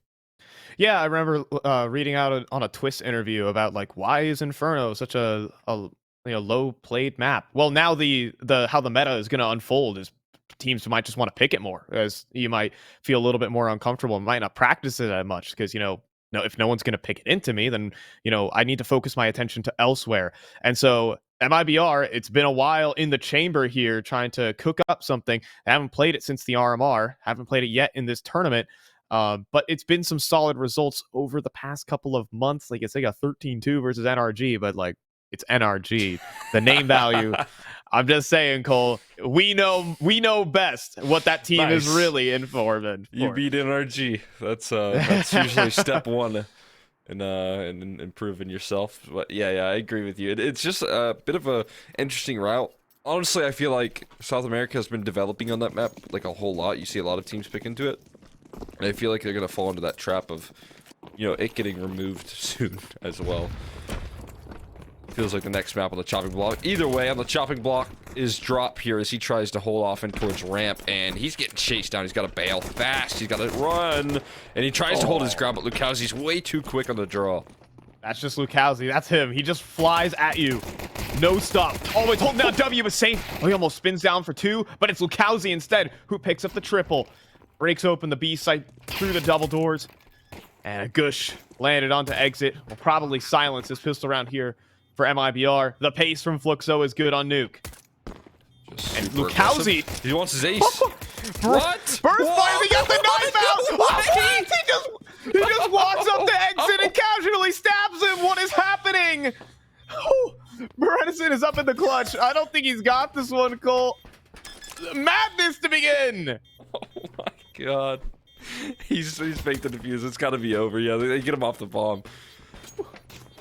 There's no way. There's absolute. How is he surviving? All right, we just talked about this. Sometimes you just get the most insane moments in this region, in North and South America. It doesn't matter where it happens. It just follows us. There were two players looking at him, Cole. But there was nothing they could do. They had a crossfire, but there was nothing they could do. They were both out of ammo. So he just walks up to him and stabs him. Oh, that angle is so perfect, man. What an angle to watch that, just insanity. You cannot make it up. Oh boy. Lukowski, not the start you wanted if you're MIBR. Having this guy just have a laugh at you. Because once he feels confident, he is hard to stop.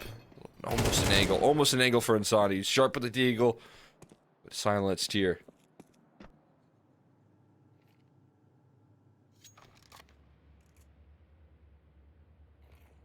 I'm still in shock. I'm still in shock. Lukowski is playing real lights out though so far. We're already seeing he's just the insanely aggressive element for this Fluxo team. Always going to be taking space and taking risks. But they put him in that position because he's just so good at it, is the one point of call. So, you know, it seems wild.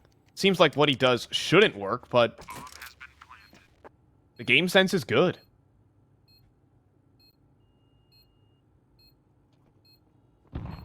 Yeah, when you got a player, an asset like that, you want to just kind of let him work. It's why I think this looser playstyle from Fluxo just really jives well with the likes of Lukowski. I think he's just kind of a perfect fit.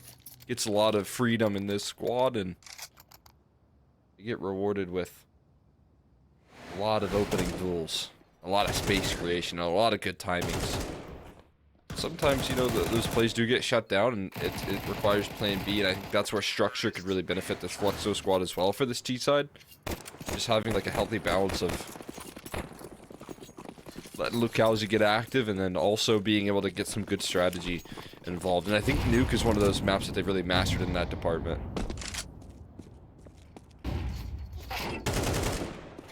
Look at this. Again, just flying outside. But he's so sharp on the aim. It doesn't matter. And he sees a bunch of players as well. So that'll just escort in the easy A site take without a problem. You know, very different pieces to what PKL was initially working with on Pain Gaming. Now, this is over like a year ago. This is kind of diving into some history now. But cool to see the evolution of a player for a guy who's on Pain for 4 years of his career. We get uppercutted, but much more aggressive pieces, I would have to say, on this Fluxo team than see you later. Hold on. Drop, you got anything else in you? You did have a 1v5 on this map versus La Ruganeta to save the map right there. Oh my god, you're right. Yeah, I forgot about that one. That was crazy. Yeah, that was a game-saving play. But different pieces on this team here for PKL to work with, and Lukowski's a crazy fragger. I will say that. He's got a healthy mix of kind of different and familiar as well. You got a little bit of history. Playing things out with Zevi, which is good news, but like you said, big adjustment for PKL heading into this team, I can only imagine. With so much familiarity with Pain and their project for so long. Oh, that flash barely misses on exit, like pixels away. There will be a fortunate trade, but that nade could chase him down. PKL will avoid it. That could have been just the easy opener for Fluxo. 100%. Avoiding it. It does cost him a little 1-for-1 trade. Good news is you kind of quieted down Lukowski here for the first gun round. You don't want to deal with him for the whole minute and 30 seconds of him trying to work you towards that outer yard. Bad news is you do trade it out into a 1-for-1 exit. He does fall. Did some decent damage to PKL on his way out, but a lot of emphasis being put just on this slow crawl towards the outer yard, and no one is spotting for this, so this silence is going to be a real asset here to this squad, especially if no one rotates down and towards that lower side. And at this point, you're going to be feeling a little too nervous to rotate down at least through vents. I like this from Drop, though. The Spidey senses are tingling here, because safe, there is too much silence in lobby. They have to be down secret in his mind. And now Drop, he is in the right position with low time remaining. He needs to get this kill. If he drops the bomb, this could be round winning. He's going to send himself into it. So close. If he drops that bomb, it's round over. But not to be. Instead, a save attempt here from MIBR. We're looking at a 4-0 start for Fluxo. Renison will get some on the exit, but I mean, a Drop put it all on the line. Yeah, I mean, went for the big round-winning play. And if it doesn't go your way, if you don't drop that bomb, it does lead you to just an immediate save call. Especially with PK on the out of yard lurk and Shay on the hunt already. A good idea of where Brennison's relocated to.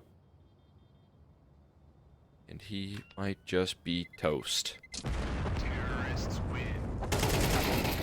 Oh, save. Bredesen was a little asleep at the wheel there, I believe. But yeah, gets it across the line. At least able to hold on to some weapons. But yeah, 4-0 now for Fluxo. I mean, that play from Drop was...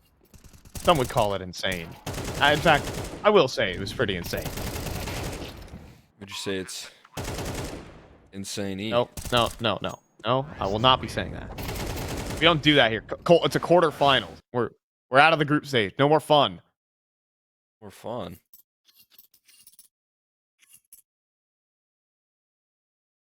Forgot my dead even. Forgot my button up at home.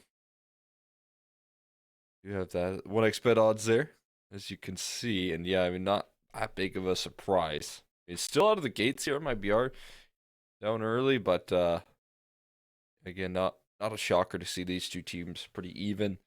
You look at MIBR's current form. Maybe at the beginning of the year you could say that MIBR were coming into this one as the favorites for sure. But Fluxo with that recent win in the last series, and MIBR kind of showing some weakness here, especially at the RMRs and some big events, coming off the back of that with a little bit of the blues. I feel like definitely evens out the odds here.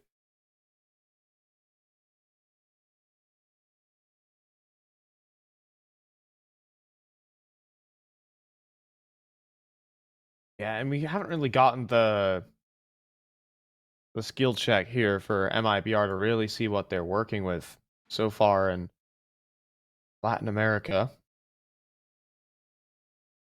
You know, a 2-0 win over Galoris. And there wasn't much competition there, so it was more so the expected result, but this map got far too close versus La Ruganeta.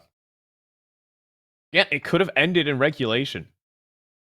La Ruganeta were up 12-8 on this map, and even prior to that point, Drop had a literal 1 versus 5.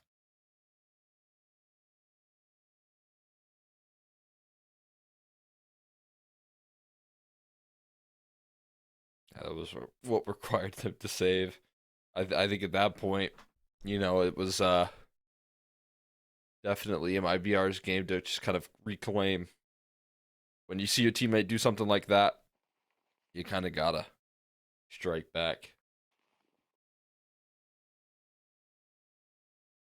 But right now we don't have any big hero moments out of him. Drop has actually been coming into this MIBR squad is much more of a win condition than we've ever seen him, pretty much, in any other play. Besides maybe Fury Academy, when he would play on that squad while he was on actually the Fury main team at the same time.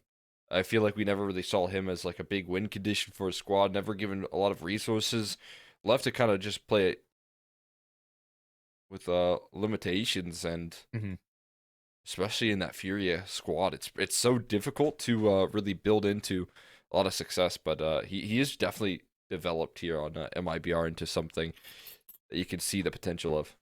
Yeah, the Furia system has done a lot to my boy Junior, what they do to him. But either way, with that out of the way, though, folks, we're in a technical pause, and you're wondering for what reason exactly. There is a power outage at exits home at the current moment. And so while we're waiting for things to get back online for him, we're going to bring this one to a little bit of a break. But when we come back, we'll be back in a game here with Fluxo and IBR. Back in a bit. I have a very complicated job, but I love simple things so much. One move, one push.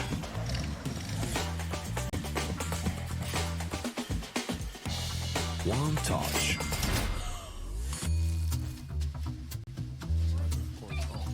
One love. One click. One XBet.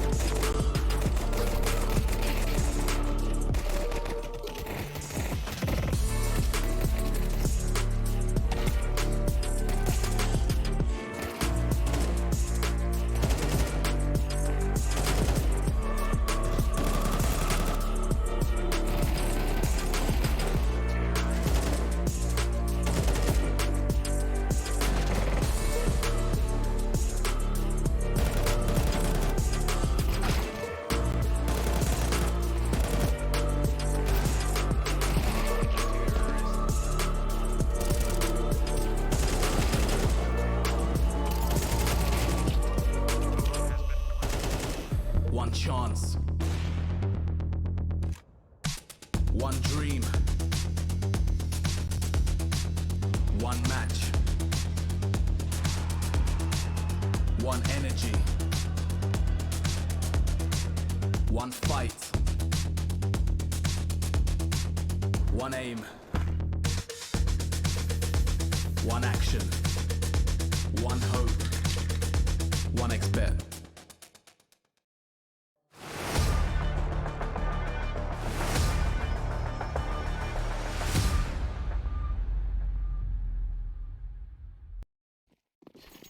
And happy days. It's a quick technical pause there for Exit as he's back into the server. We're back in a game, and we're fast outside here between MIBR and Fluxo. As the nade to safe here, trying to hold off against the aggression, and Che will be the first victim, but that's over towards Squeaky. He did a lot of damage right there. Zevi down low as well. Che hits the deck. What? Oh, it gets sent right back. Well, a gift from PKL. As he looks to equalize. It's still so much control from safe here. That's that position to outside. catch someone off guard. Oh, wow. Let's go the line, but he will pick off the bomb. But the thing is, that's why he's falling back, is the potential of this silo peak is a tad too deadly, and now he's in some trouble. Molly on the way. Safe is about to be forced into the fight, and perfectly rooted out there by Fluxo. Just great utility right there. Great positioning to at least keep things equal. You only lose a player that's low HP, and now you're again into a 3v3. Lukowski gonna look to dive on in, exit. Oh, doesn't even need to activate here as Bredesen has his coverage. Exit's gonna keep his ears open, trying to listen for some footsteps, but as they walk through the smoke, he's got to get his barrel pointed in the right direction. VSM makes the move, and it's up to drop. He has been the clutch player for MIBR. This is kind of his role in the team.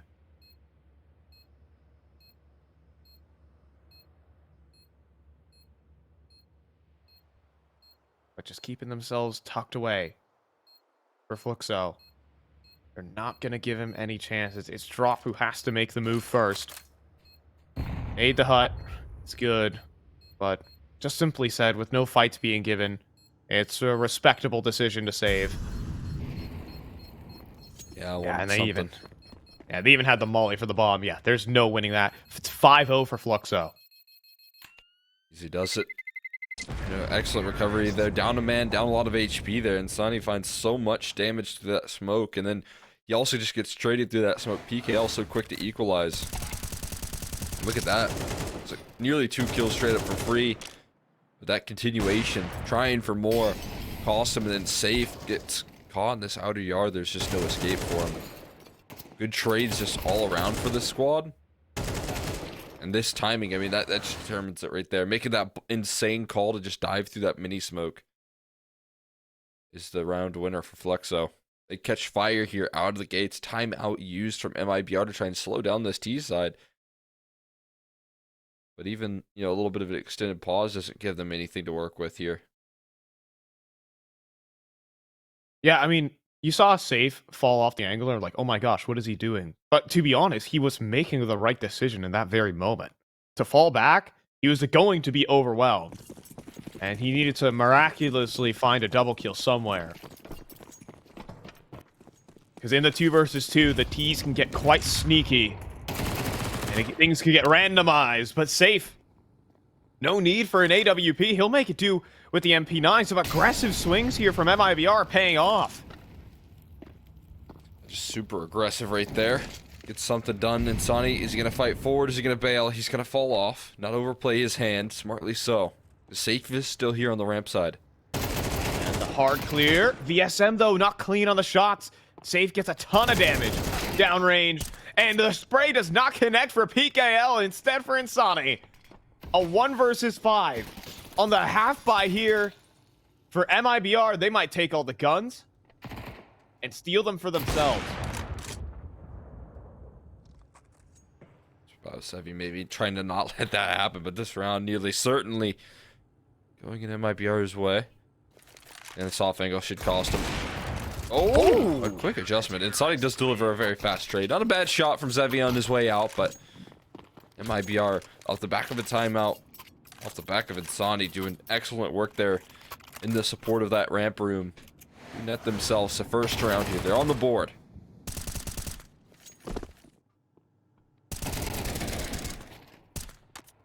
Some big swings coming through from MIBR, and it pays off. Guess you gotta fight fire with fire sometimes, Cole.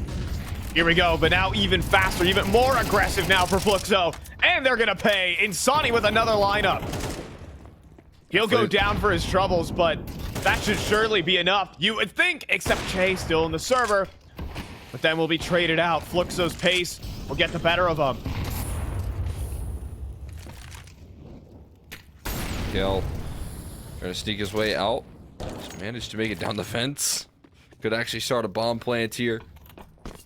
They're going to try and follow him here with the quickness. He is going to be out in the open. Not instantly going for the plant, and that just cost him his life in a different direction. Their Safe is quickly prepared, and IBR, I mean, again, another big Insani round. They're just mowing down 3 players on the inbound. Fluxo trying to turn up the heat, but Insani's been there to beat him at the punch.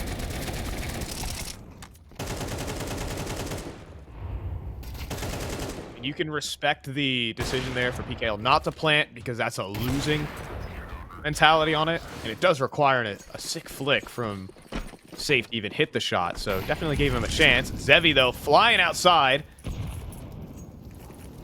And no one's seen on the aggression here. That's only going to invite Fluxo in further.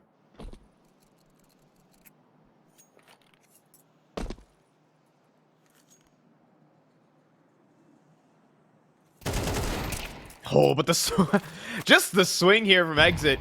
The silence is quite loud for this guy, and he says something's wrong. and he gets the information himself.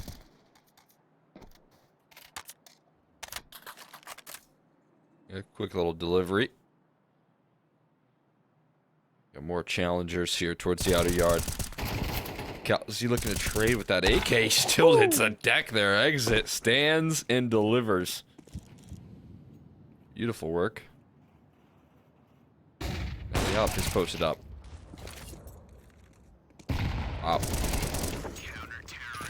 HE didn't do as much damage as I hoped. Yeah, I was hoping it would just be right on the money. I think a good 80 damage out of the armorless pistol. Not today. It's triple kills for everyone on MIBR.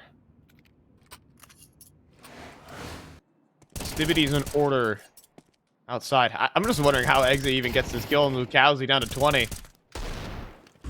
Catches him trying to jump across.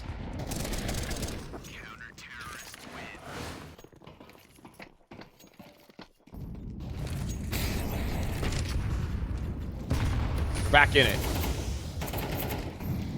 Going to be a blast out towards Sweetie. Or is it, as Brennison tries to sneak forward around the angles, but does get caught out. Can't connect the initial shot, but Exit still staying sharp outside. It's Che and VSM matching that, however. Oh, and a timing just been hit onto Exit. And Drop could also be in some trouble. Look at this, just ships in the night right now. A PKL jumps up heaven. Whoa, okay. Now you just have to wait. Drop's position known. PKL has him in the bag, and last Drop knows! is aware of this. Unbelievable awareness. And they're taking the ramp room. They're down to the lower site. But Exit could have them beat already. Good utility there. That's a big Molotov that's going to secure them. At least a bomb plan if they're quick about it. They'll get onto the site. They'll start to punch in those digits here. Utility coming back from Exit is strong as well. They're pressuring already. They're knocking on the door. Yeah, Molly to the smoke. VSM also seen down onto the site.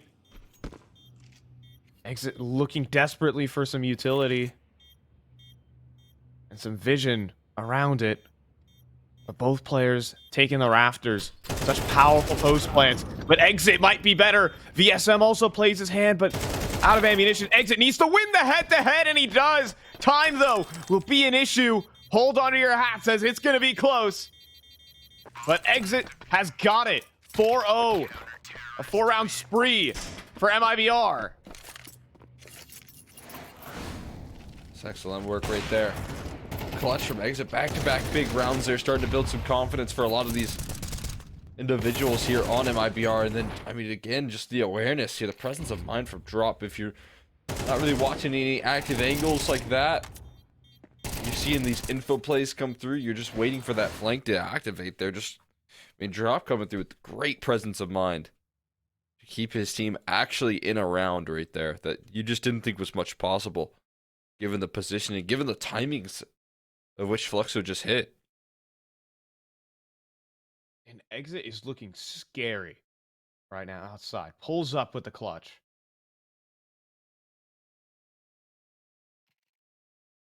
Like the amount of confidence that he has right now, Fluxo are having a tough time dealing with him. Right now, and it puts them down to the half by. MIBR really get the ball moving, courtesy of these multi-frags from Insani, and then Exit.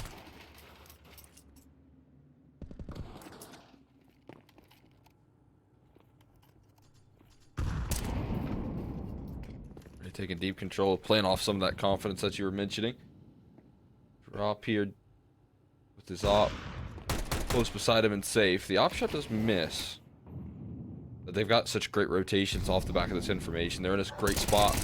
Exit's back, though. Oh, my goodness. And he keeps it up. Gap all what you want. It is versus pistols. But, you know, just keeping it safe at the moment. And Sonny, insurance policy onto Zevi. And just Che. He does see a leg, and he picks up a rifle. But safe Not going to let him pass. MIBR 5 rounds straight to Fluxo's 5. Answer back, a little call and response from between these two teams. MIBR caught one timeout.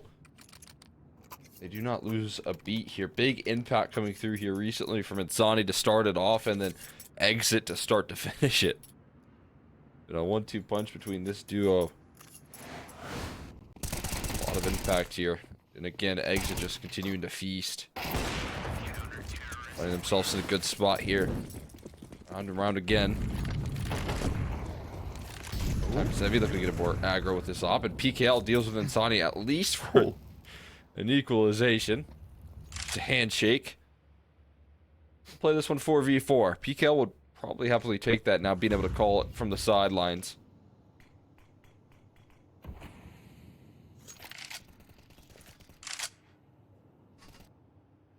This will be the first time the drop has truly been tested in this map. Have to play a lot of the retakes. Or will it? Only VSM. Trying to be a thorn on the side, but Safe has gotten enough information. But Lukowski also hears that fallback. I try to work off of that here for Fluxo.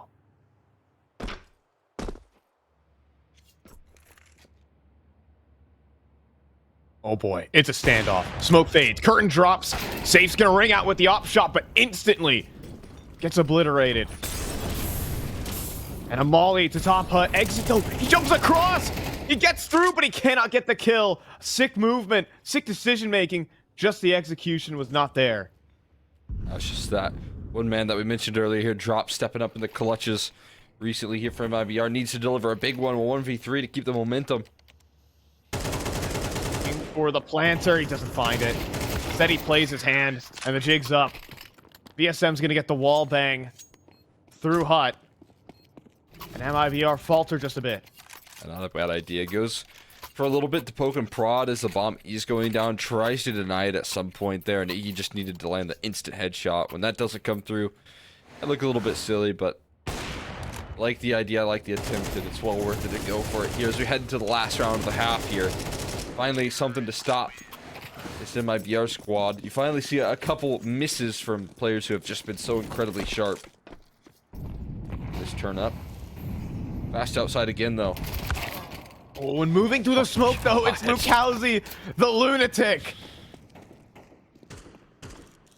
And there's nothing Safe can do. He's just not fast on the draw. It's the last thing you expect. Blame him for falling asleep there. Not fully anticipating a smoke dive of that nature. That's unbelievable scenes there. You just left just scratching your head there if you're Safe.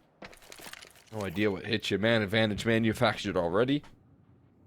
They're looking for more down in towards the slower side here. Maybe spotting Exit here. Now Zevi's got the fall off. But a lower side stack here for MIBR. They keep pushing forward. Well, they're just going to get more kills. Oh my goodness. Lukowski's making all of MIBR fume right now. Feels like these kills should be given. VSM searching for the taps though, and that just gives time for PKL to activate on the flank. Exit lucky to be alive. This round could just be over. And Exit eventually will drop. 2 versus 4 here.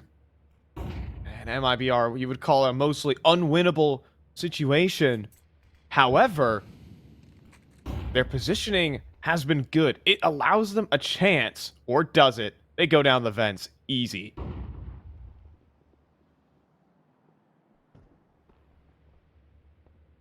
Running away. Sliding on into an empty bomb site here.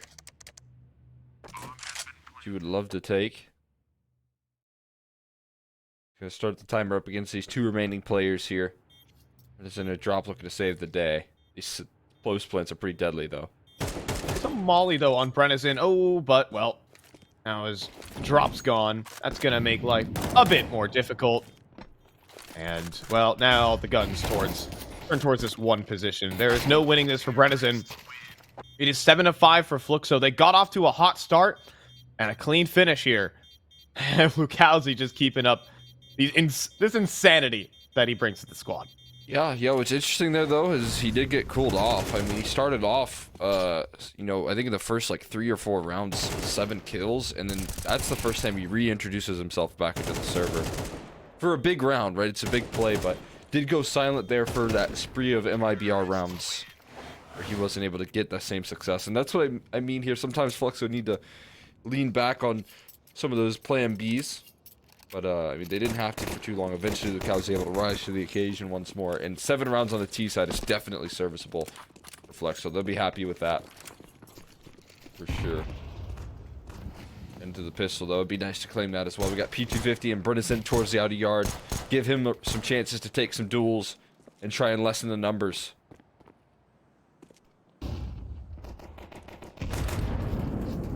And now in through Squeaky, though. Trying to sell something down the river is Insani, but down the vents, oh my goodness, this could work. It seriously could. Now something's amiss. Brennison does get his one outside, but the ramp play goes completely amiss. As now that's the bomb on the ground, over towards the ramp end. It's Insani and Brennison to somehow claw something out of this. Well, they go down the vents, and Sonny just right back up it, though, faking some sound cues. Probably doesn't fake much of a position. And Che just replaces you.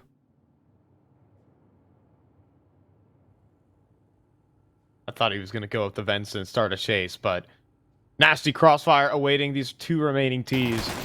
We'll have to take something egregious, and that's not happening when Lukowski is home. 3 kills with the dual Berettas, and Fluxo could start an easy way out of this map. Yeah, start to coast here on the CT side. Can't take it too lightly, but they're in a great spot. Found themselves in a comfortable position here. As you can see, Kazi with the dual leads again. Last play, you really want to heat up here on the side of Fluxo for MIBR. Another good pistol round from him. We got the eco rolling through. We got some hungry MP9s looking to feast here.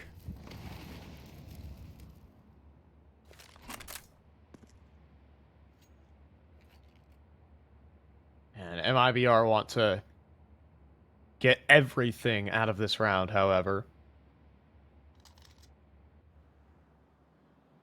Want to siphon out the utility belts. They're the team that is down in rounds right now. Need to somehow find a way to win.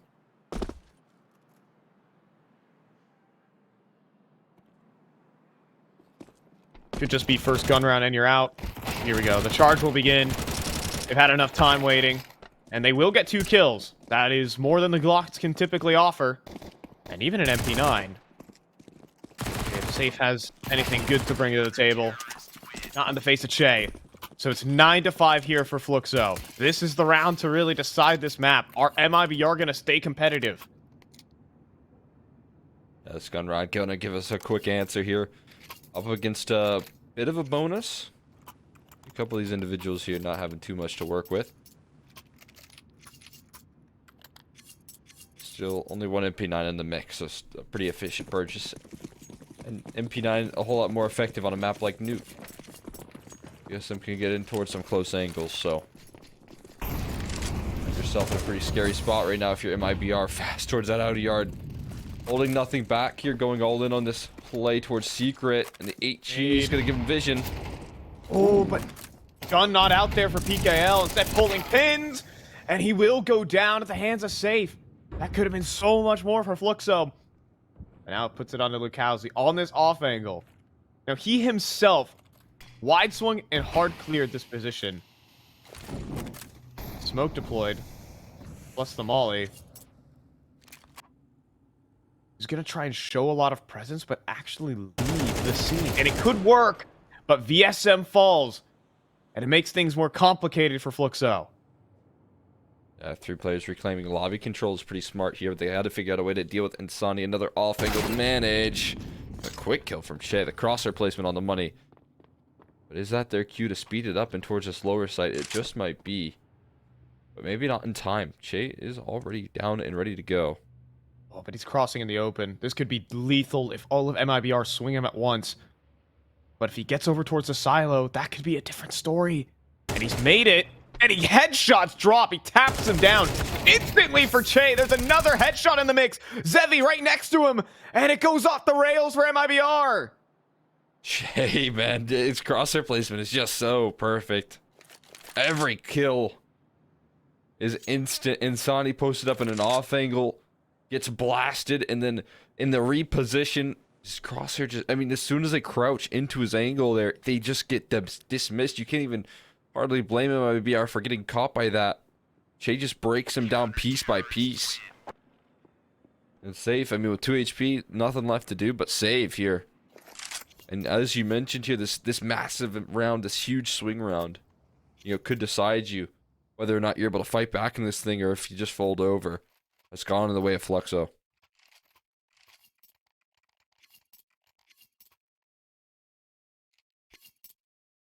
I mean, he is another just round-deciding player for Che. You know, there are two insanely aggressive elements to this Fluxo team. There's Lukowski, who is just always sending it to the house, and then there's Che with some of the crispest aim in the region. Also, I feel like just a bit of a nuke specialist. I feel like this is the map that he does his best work on. I think he's just so insanely comfortable on it. Back in his day with Sharks, led his squad to some big upsets. Now looking to close it out confidently here for Fluxo. ESM is really put on notice, though. He's got some support. Zevi caught with the flash, and ESM does drop pretty quickly. They're going to commit to this ramp defense. You don't want to lose another number. You don't want to lose another name here and lose another rifle.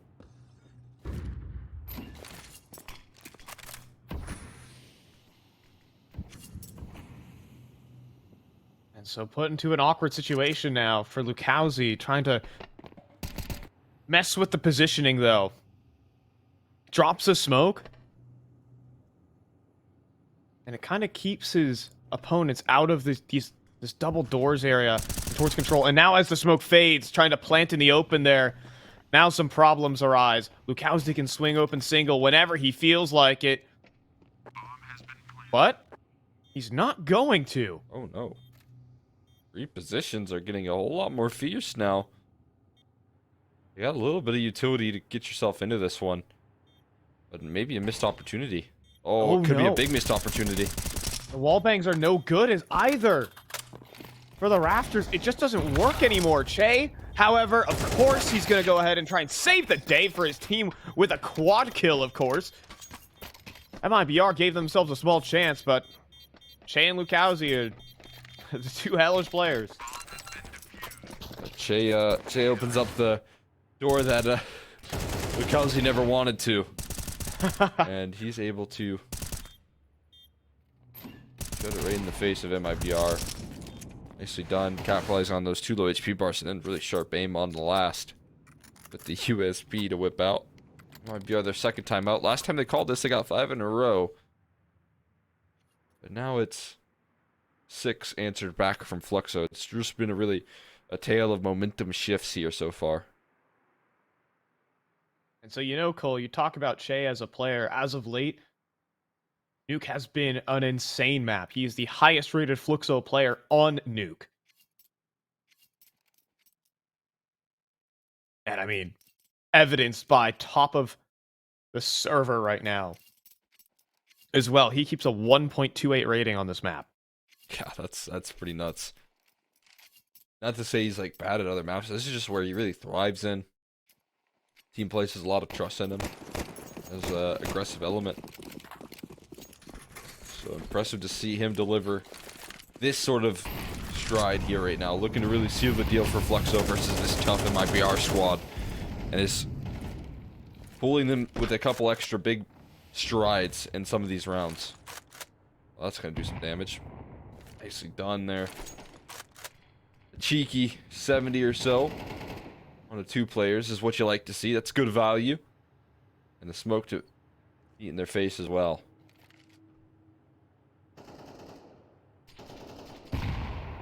And MIBR, they're kind of running out of options here. They're just going to blast towards ramp, and of course they have the individuals to break through. Solid entry from Insani.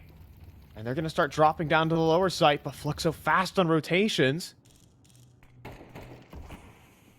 It's Zevi in position. Those doors swung inward. An easy shot on the first. Rescopes for a second. And exit doesn't feel like being the third. But Lukowski does overstep. Will that lure them back into the op? Well, PKL. Che right next to each other, going for the double swing through. It's now a 1 versus 1. And Che has the bomb. Got 5 HP, though. Biggest problem, that HE not going to sink in, though. He's just taking an off angle, hoping. If it isn't, checks the wrong angle. Staying on the off angle. Hoping to picked clear. up. But he himself makes a footstep, and Brennison will get bomb access. Brennison, he's just going to go for the full-on stick, and the HE, you're talking about a Cole. It could finish the job, but instead it'll be the gun, the headshot from Brennison. The HP never mattered anyways. MIVR will keep themselves alive. That's very wise of Brennison. Get the bomb plant right there. Don't fall victim to that little fake footsteps. If he, if you hear him getting too close, you can get off of it. Vinchy right there. Zevi, this is sometimes like how he likes to opt. He just doesn't even move. He stays stationary, and his crosshair placement is where he wants it to be. So if he can get away with it, he just likes to actually click mouse 1 twice to get multi-kills, which is not something you see every day. Usually you want to reposition a little bit, but just a little trademark of Zevi's opping that we've been seeing. Literal point and click adventure. Yeah, just like a turret, We got the Nova rocking there. A big force buy from Fluxo, kind of operating with a lead here. They really just want to stop any sort of success because, again, MIBR call a timeout, and again, they win a round. They're really targeting this ramp room here on VSM. Consistently challenging this side of the map. And, sometimes we see a little bit of support come through, but VSM's really tasked with holding down this angle, this side of the map here, by himself. Once his utility runs low, that job becomes just infinitely more difficult. I mean, it's a nice play there from MIBR to force PKL to move outside. Now, Lukowski, though. Oh, wow. Sharp on the shot. Molly deployed. Won't escape, though. Drop gets in. But Molly takes a player's worth of damage out of MIBR. Not all bad, but as PKL tries to get more aggressive, quickly punished. Zevi got it in him, is the question, though. Crouch and Deeg, a couple players on half HP. Back to that 2 body shot Deagle potential. That can be a little bit more deadly than you anticipate. And again, got a Nova in lobby as well. See if he gets his opportunity to shine, or if it's just going to be a reroute back in through Mini. Looks to be the latter. Zevi gets a little bit aggressive. He's going to maybe call this over and get a rifle for his troubles. Okay, but it really comes down to what the Nova can do on this side. A couple low HP bars, though. And they can't close the gap on this. He's going to try and go for the jiggle peaks between the angles, and he'll get the first. 1 HP remaining. No That's way. the second out of the Nova. No. Making a third for Che. Round the site here for Insani. He can pull off the clutch. Still no time. He's ran out of time. Che has done it with the Nova, Cole. It's $950, and after time goes down Insani. The Nova. Not the Nova of all guns, and not Che again, just decimating the dreams here of MIBR. You've got to be kidding me. Look at this, man. Just absolutely brutal on the way out. Nothing giving for MIBR. No one wants to even fight him until it's too late. They realize that someone's got to challenge this guy. Someone's got to fight him. And in that panic right there, MIBR all fell victim to the Nova shotgun of all the guns you could fall to really close this one up. Fluxo going to let that one sink in as well. They're too afraid, Cole. They rattle off the first shot and like, guys, let's just try and hang out on the other side of the silo. We can't fight him. He's too powerful. They're just trying to throw HEs at him. Yeah. It's the only It almost way. works. It almost worked. Jay was on 1 HP. Oh, man.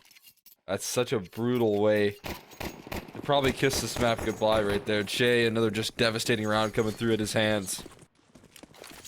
And with the just most frustrating gun to deal with right there.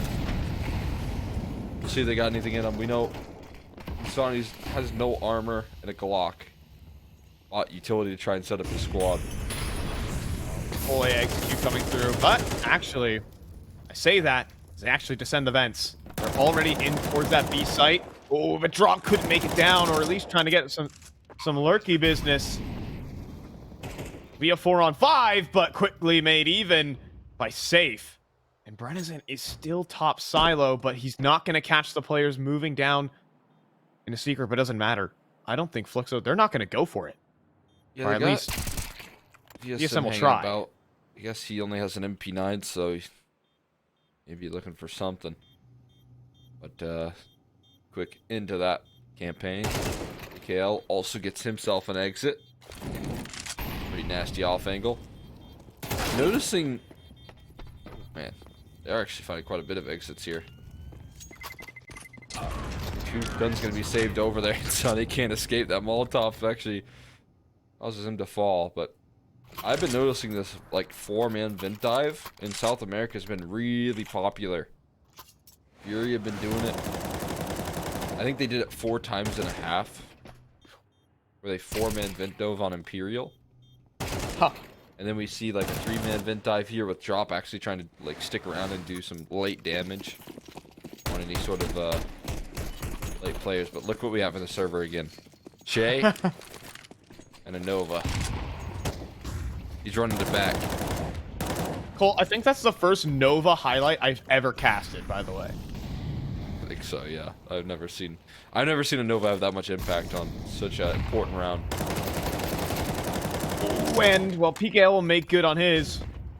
However, Exit looking to sow some trouble towards his A site. Good molly as well. Comes through late. He almost gets a double out of that situation, though. 3-on-3. No Nova highlight today. This time he just gets blasted. They figure out a way to deal with him this time. But the swing before the smoke blooms. Of course, it's Lukowski. And then Aid will chase down Insani. He needs to get away. Down to 8 HP. And now up into heaven. Bomb.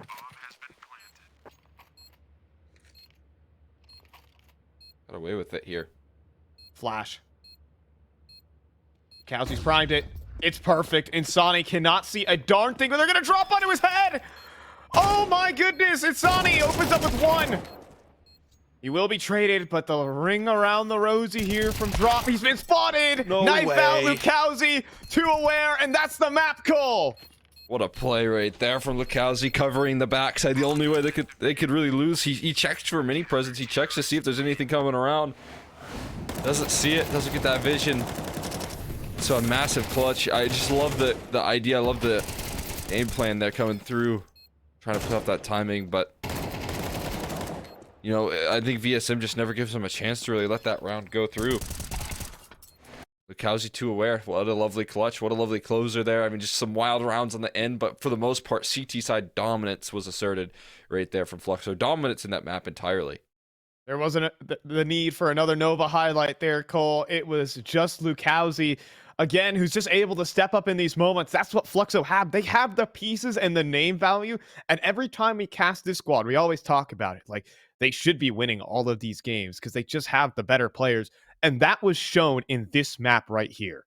Yeah. I mean, again, you have so many highlight players from the region. So many players to be excited about. Zevi last year was a real name that rose to the occasion there. You've got Shea, who, again, in 2023 was able to do some massive upsets, pull some big stuff off. And again, this is his home turf. And then you see Lukowski in full force getting away with some wild antics. So it's a fun roster to watch. And I'm looking forward to seeing if they can continue to develop this into Inferno as well.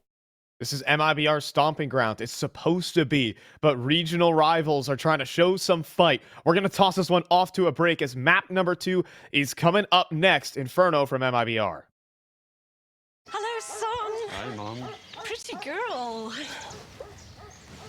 This is Eva. Nice to meet you. Thank you very much. Your dad's just making his favorite dinner. It's duck. Come on inside. They're all probably too gruesome to tell you while you're eating at the table. How's your food? Is everything okay? Good, good.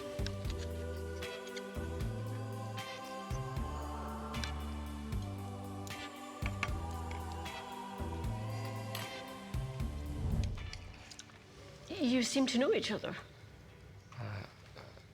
Yeah.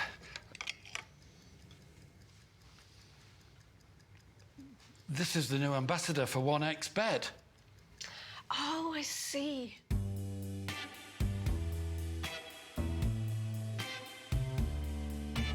Everyone felt good when Eva Elfie became the new ambassador of 1xBet.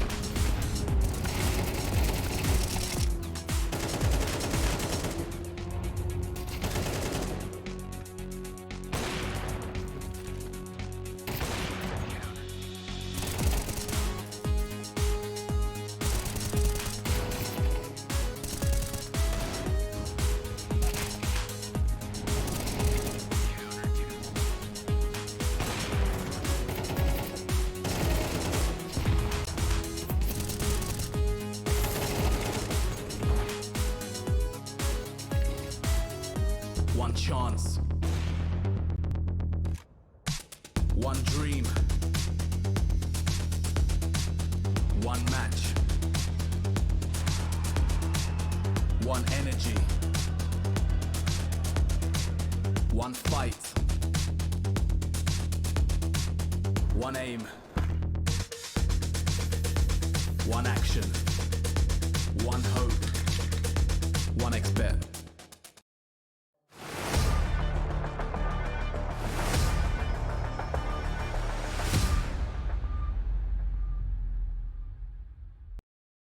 You know, when Fluxo play versus better teams, it seems like they just play better as a team. It's playing up to their opponent's strengths right now. Fluxo take a quick 13-7 win, courtesy of some moments, dare I say, Cole. The Nova highlights rolling off the reel there. And, well, we're heading into Inferno. There's a lot for Fluxo to smile about in that map and a lot to look back and laugh on because, you know, he started off with that crazy pistol round, the knife kills, and Lucalzi having himself a field day. You see Che step up in the second half and just constantly break them down, no matter what weapon he has. And again, it feels like you said, you see Fluxo play at their peak when they're up against a stronger competition here. They do have to hop onto their opponent's map pick, but as we said earlier, both of these teams don't have long-standing history, and I was kind of surprised to see MIBR just straight up pick into this map. This is a bit of a interesting pick given that history there. Again, you know, good success rate versus NRG. That's great. You know, not all that impressive. Why are we tossing out strays here, Cole?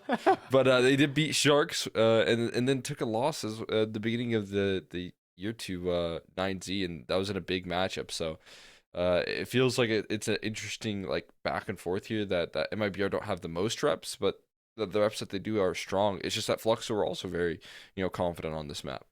Yeah, I feel like it's just a call to just play the map because it might catch your opponent off guard. Because you don't really want to pick into Ancient, which is probably your next map down in the pool. Probably not confident enough on Overpass. You're like, okay, we can try to float it to a decider and hopefully catch Fluxo off guard on one of these maps to drag it out to 3. I'm not seeing, a huge amount of confidence in the veto here from MIBR, and that could be worrying in a matchup like this, down a map.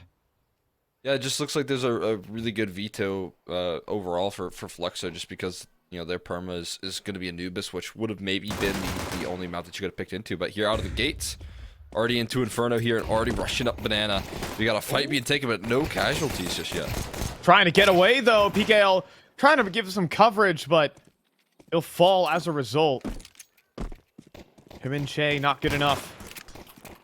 And even Lakowski, as crazy as he is, 28 HP will lessen his effectiveness, but this terrifying duo together will not be good enough.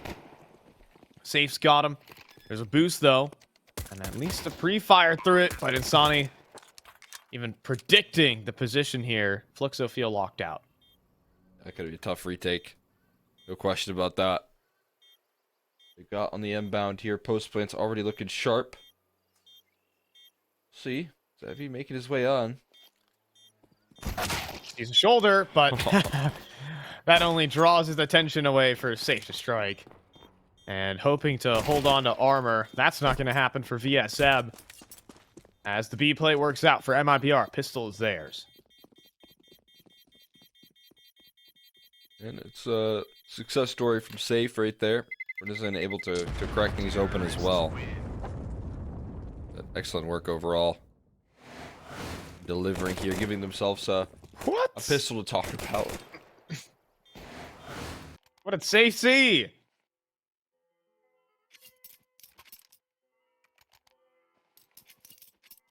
Did All right, lose fair both enough. of those on over on Nuke, which definitely doesn't help when you're going up against your opponent's map. Right, that does compound the issue. As well as when, Jay goes superstar with the Nova, and even with, the salvaged AK as he took down the entire B site attack himself, down on the low site. That's something good.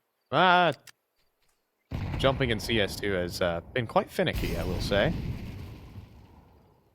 I think that's because he has a player on top of his head, though, Cole. Not necessarily because it's not Valve's problem. It's their problem. This is a interesting boost on a force buy.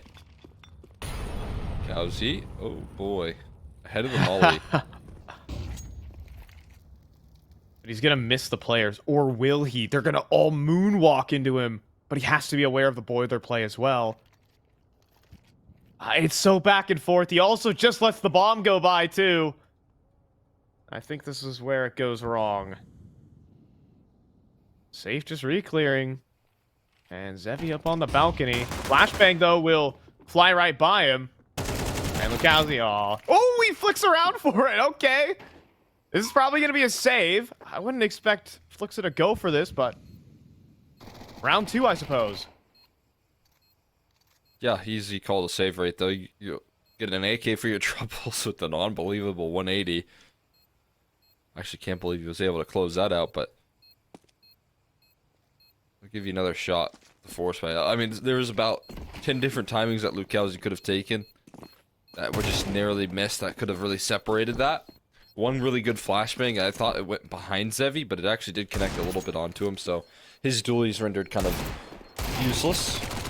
And ooh, ESM gets charged on down. So a big concern there. I think Zevi can probably just toss him his pistols if he wants to, and they'll get another force buy rolling.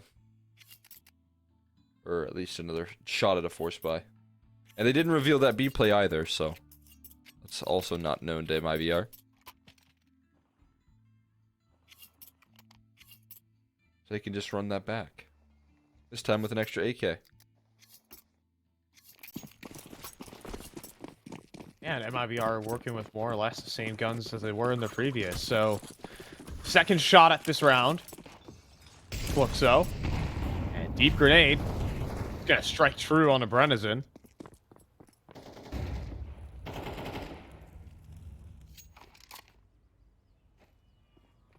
But no established control here for Fluxo. They're kind of playing the passive setup and hoping Lukowski can get something done with that AK.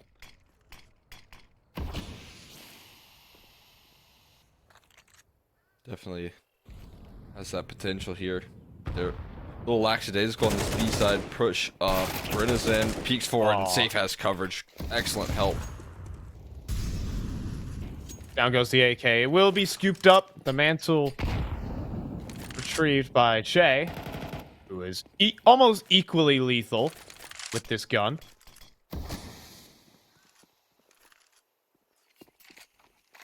Really very effective at keeping them at bay, and you have to take note of this Molotov that's still in the back pocket of PKL. That is that's a little bit scary here, just a tad. Third rotate on the way as well. I mean, hey, rather Fluxo know exactly where this one's going. PKL will lob in the molly. The kills are just too clean, unfortunately, for Fluxo. You would think VSM's dual Berettas can't match 3 AKs spamming a smoke. MIVR will go up 3-0. You just hear the firing squad right there. My God. Nicely done from MIBR. That's due diligence coming through from them to ensure success. Round that very easily could have slipped a little bit out of favor if you weren't careful. And the Cowsy immediately sidelined. All the bases covered here. MIBR up to that 3-0 start. Have to deal with 2 kind of forced investments. And okay. Lukowski back up to his antics here. Zevi top. Oh, wow. Half a second away from a duel right there. Couldn't really tell you who's lucky. MIBR down players. Maybe a chance to get him back into the round. Drop to make a move. Intently watching this is VSM.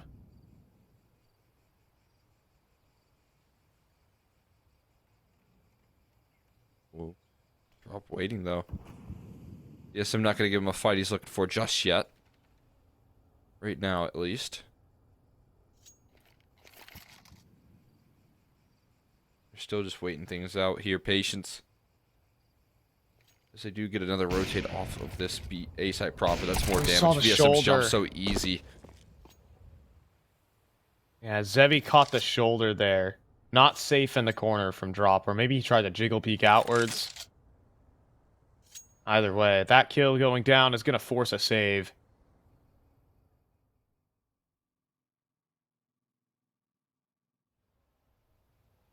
As it's slow going, you know, even in the 4-on-4, I actually believe it was Zevi who just won the outright op duel.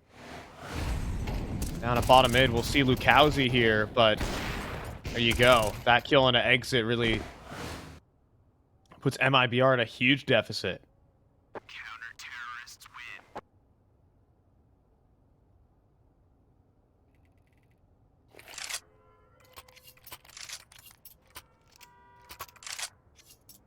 So they get those guns out there, able to handle business. So you can tell Lukowski just out of the gates looking to disrespect a little bit. You do love a good aggressive Lukowski around on the CT side. It's going to give you a little bit of explosiveness. He's going to do that on the T end as well, Cole. I'll just say that as well. He is, you know that bottom mid smoke that the CT's throw? Lukowski's the type of player to just fly right on through it. And well, he's going to do the same time. Like this time in the apartments. Are you serious? How does he keep getting away with it? This time he lives as well. Sonny hears this massive fallback. Here's the big reposition, and he actually wants to take some advantages here. Okay. Sonny has just hit a massive timing here. Evacuation and a big gap in the defense. Oh boy. This is going to be rough. I think it's going to be a manpower issue. It's the problem for MIBR. As the pop flash comes back in through, and PKL finds a double. It doesn't matter if the flank goes down. You just don't have any more players. Watching the flank now too. Yeah, it's Lukowski who comes back through, fills the void, and exit. Well, he does have a 1v1 on his hands. Lukowski gets his way out to new box. He knows he has to survive. He's calling in for backup. Gonna play a ring around the Rosie, but exit will come away with the kill. Get the plant. Zevi not gonna let him reposition though, or will he? The shot doesn't connect. Exit is on for the ace to save the round here.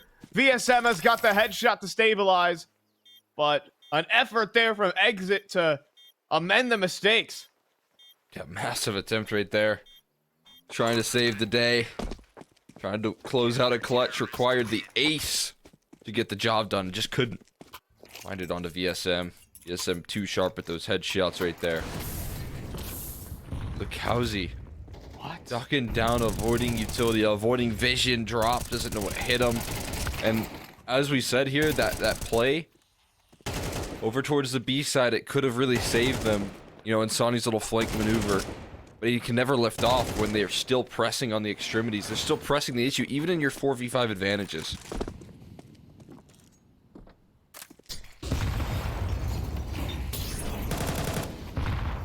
Now Exit trying to hunt down, though, these players.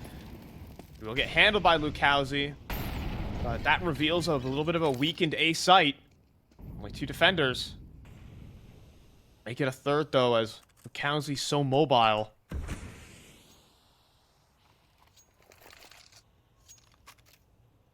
Going back to middle. And they're in through boiler as well. Player spotted out. Zevi rings out with one. A second. Now Lukowski sprays down the rest. And Fluxo starting off with some momentum in these maps again. That setup just works wonders right there. Beautiful 1-2 punch. Lukowski and Zevi both capable of the multi-kills, and not a bad little reroute there, because as we said, that early Lukowski trade, it kind of shows where the presence is, but what we've seen out of Fluxo so far is very fast movement on this defense. It's never stationary, it's never stagnant. Look at this. You see that kill from Lukowski? You also see him knife out, run back over towards the safe side, helps out Zevi with the hold. Weak points here.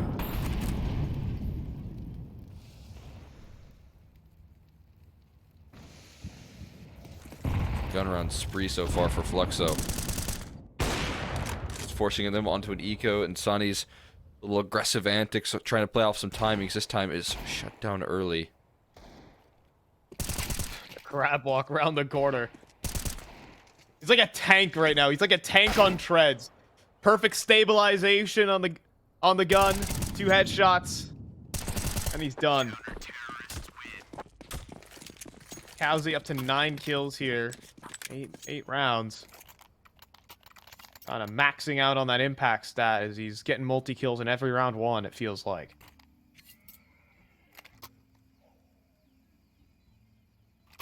Multi-kills or entries. One or the other. Something. A shot right there. Nice little reply. At least quiet him down just a little bit. But timeout called from MIBR. Again, always super valuable. I like to see these timeouts roll. Maybe they should even use more of them here. You know, I've been able to stabilize them. I'm wondering about, like, with Fluxo. Is this like a system, or is it Lukowski coming into these rounds? It's like almost like a like a pug. It feels like where it says, "Hey guys, I'm just gonna run through apartments and swing alt mid. You guys do whatever else you want." Like, I'm wondering if this is part of the plan, or is this Lukowski just saying, "Guys, I got this." Whatever it is, I feel like it's definitely him calling his shots, right? It's what you'd imagine. So it's like having 2 oppers on your team where, you know, usually it is your opper saying, hey, I'm going to make this play on this round. I'm going to make this play on another. But you've also got Lukowski saying the same stuff here. And it's so aggressive here. PKL now trying to get aggressive. Brennison down early. The flashes. No one has vision on anything here. As the dust settles here. No kills, no opening duels just yet. Zevi. It's a little gap to work off of. What? A nade, though, but Lukowski actually drops through the smoke. There's an underhand flash, though. VSM wants to match his teammate here. We'll keep it 4-on-4, but the HP bars are so chunked down right now. Drop is going to try and fly around the corner here. At least try to start a split.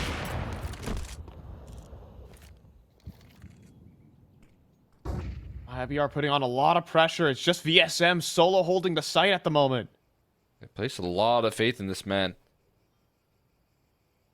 All the responsibility of this A site on his shoulders here, soon to be reinforced by PKL at least, but PKL is still very far removed. Smokes rain in. PKL does get himself to the site. Jumping through VSM with the 1, the second. Good enough, but drop. Also breaks open the site. He's on for the ace. We also need to set down that bomb. Can't get too frivolous with this one. Plants to be good.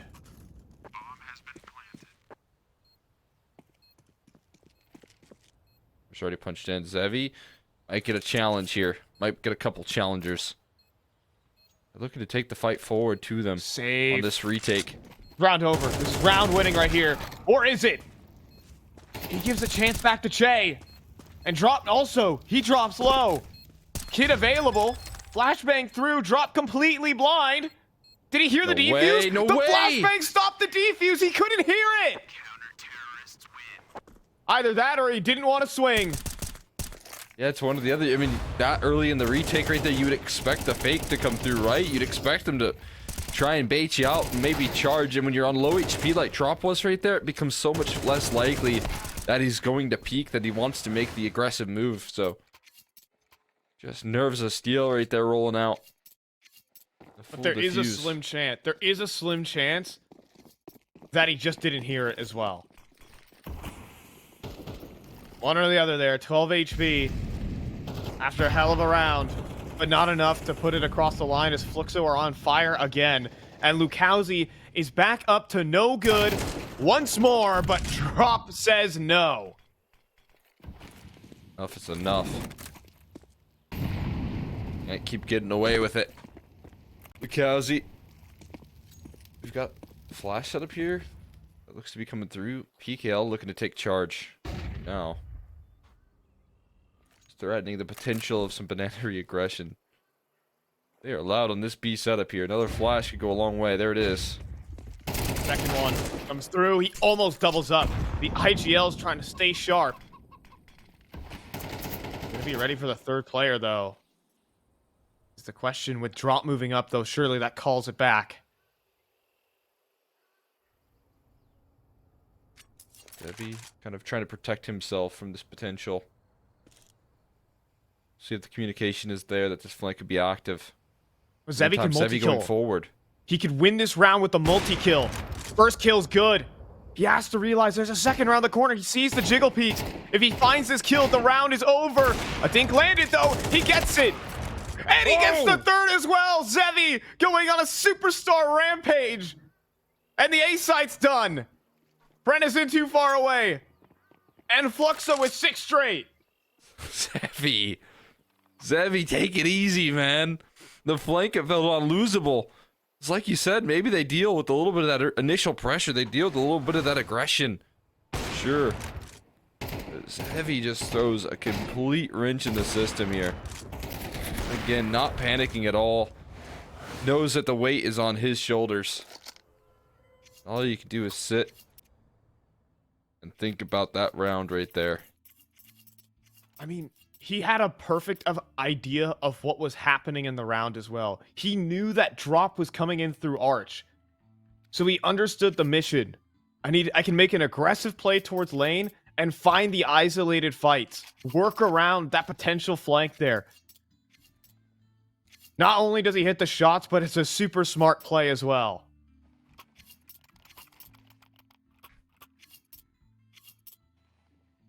Perfect presence of mind here from, again, an Opera that has really risen to the occasion. In 2024, has stepped up for his squad. Does it again. Such a high pressure moment right there. Not a lot of right options.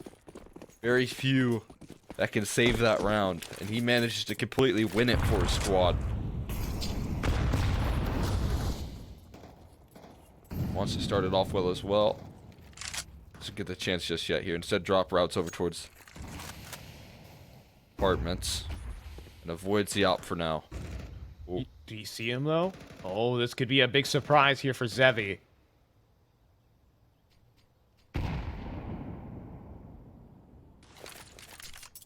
Oven HEs.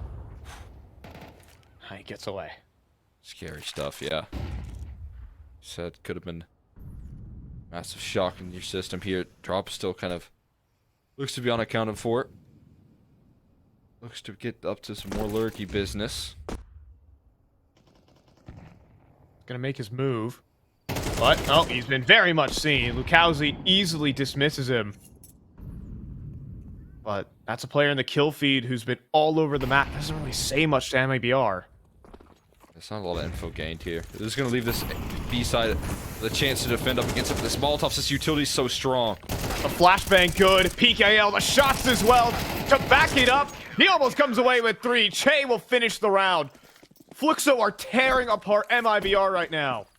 Yeah, I mean, it just becomes so much easier to handle that B-side pressure. It's not a bad reaction from MIBR. But the utility, the counter util that was thrown out right there, just floods them in. And like you said, there's just not a lot of info gained off of a drop solo effort, that little lurk. He doesn't gather much. PKL throws a perfect flashbang, perfect Molotov combo. And good luck trying to break past that round. You could see the end result is evident. Not a lot of chances here. MIBR getting shut out in this first half. Their own map pick here. You get the first 3 rounds, you get the pistol and the conversion, but these gun rounds have been all in favor of Fluxo, and they haven't looked back. They've had every right answer, even in the clutches.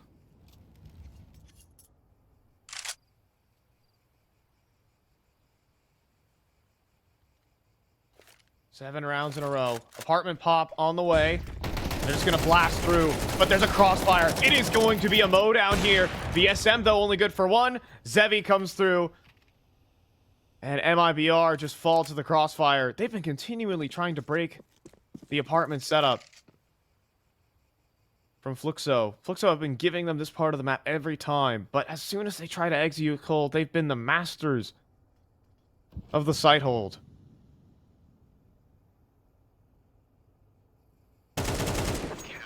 Once they get past a certain line right there, it's very sharp. VSM and Lukowski working well off of each other. You know, sometimes it's Zevi that needs to deliver on that A side, but you know, whenever they get called upon, let's have a player that can answer the.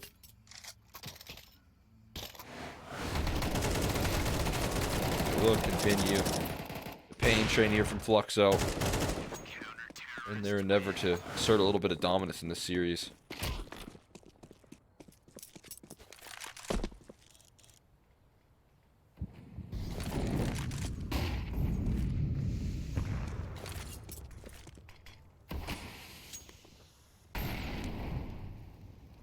Right now, MIBR are just missing. It's been Lukowski running at them. And the B-site defense so strong, trying to contest, and they're just getting battered right now. Now the smoke just faded. What? The lineup comes through there for Insani. Is that the way they're going to finally break the streak? You know what they have here. They're still very careful. Are they going to move in? Execution coming, surely. They will make their way into the side. I thought for a second there was going to be a little second guessing. But once you kill 2 players on that B side, it makes you feel like you almost gotta run on in there. And that they will. Yeah, they were hoping that they would double back. MIBR would second guess themselves. But it's going to be a run in towards Banana. And Brennison off angle with the op. Ooh, but where did that shot go? Brennison in trouble. Ah, but everyone's blind. It'll take the 3rd try, and still no connection, but bomb halfway ticked. And a molly misses on towards that side. That was meant for Dark. No connection, and that should probably seal away this round. Entrenched in position right now. And there you have it. MIBR will finally strike back. But Cole, that was literally their first gun round after 8 straight. Yeah, requires just a big lineup right there as well. Monumental find. Give him it. It's right here. Insani gives it a little bit of good fortune right there as he plays effectively around that smoke. It's just a little break in the momentum. A little momentum stopper. It can go a long way sometimes, but it is still a very tough ask here for the squad.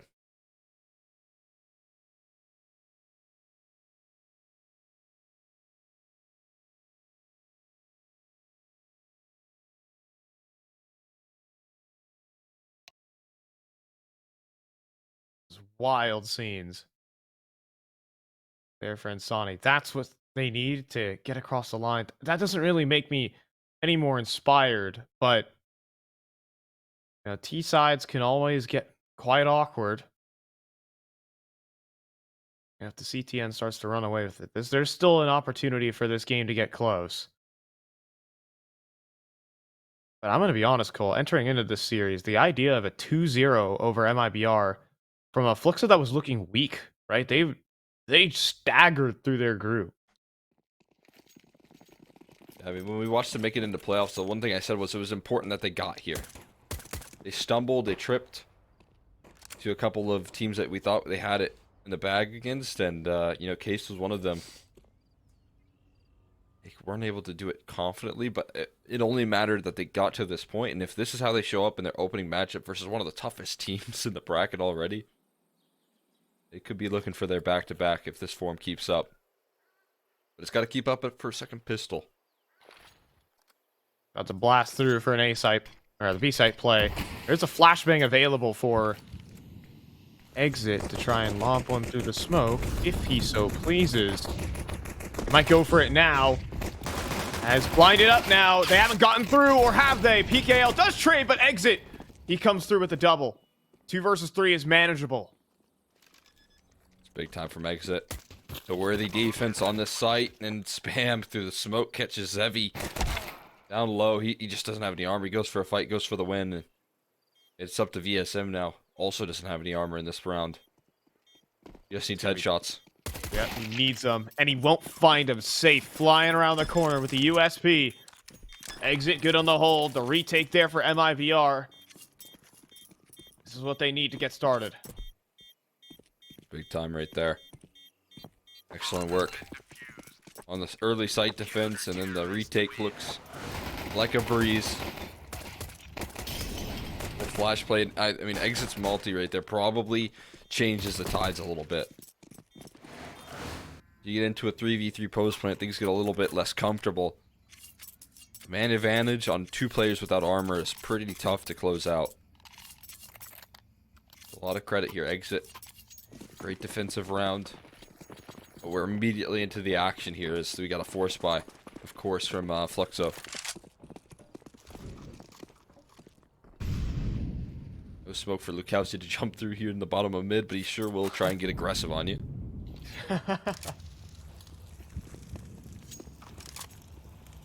Guy plays like... he plays Counter-Strike like he's playing in the dark. He just runs around. He holds down W until he sees a player and kills him. Feels like it. Until he runs into a wall or something. Yeah, it can be a volatile way to play Counter-Strike, but usually it works for Fluxo. Look at this. We got a little maybe util retrieval here in spawn. Or are they just gambling on a 4-man setup here? They're going to execute against one player. One singular player, one singular smoke. In CT, but, I mean, as long as he can collect a single kill, it's a workable situation, especially running through the smokes here. Lukowski, of course. And exit nearly triples up in that position. PKL up close with the Tech 9, though. Faced off versus 4 players. A perfect flashbang. Lines him up. VSM, no chance. Retake is here for MIBR as no one even falls. Oh my god. That was impressive right there. Exit tracking that through the smoke. Not an easy task at all. He was left with nothing. I mean, as I said right there, no tools. And just barely enough ammo to get the job done. The retake's so confident here from MIBR. This is a good look from them. Starting off this second half. I mean, I respect the play there from Lukowski. He's expecting a reload soon from exit, but the last couple bullets in his gun is enough to get the kill.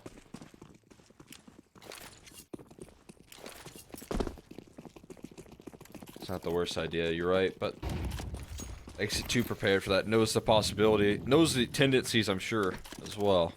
Lukowski liking to get a bit aggressive. He's back. Here's a molly. For that, though, he's going to send himself forward anyways. And the MP9 will eventually run dry. And PKL does actually collect a double. And an M4. But the problem is he doesn't... Yeah, that's the problem. That's the smoke to work this one with. Nevertheless. Trying to work together here. You will be allowed the bomb, but they are already on the site. In fact, they've already got him locked up. Looking towards the apartments there. That's all you need to do in these clutches. Stick together. And you know, blink and you miss it. MIBR almost have a tie game. 8-4 half. Maybe feel a little bit deceptively one-sided. Second half rolls around, and CT side starts to feel a little bit of success. Quite a bit of damage on this half buy, which is good news, though. Do some decent damage on your way out. See this gun round here. A lot of emphasis put onto it. Now, Fluxo are soaring through the apartments at the moment.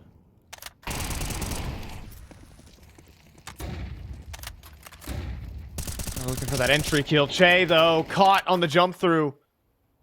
Tried to strafe around the corner, but couldn't get there.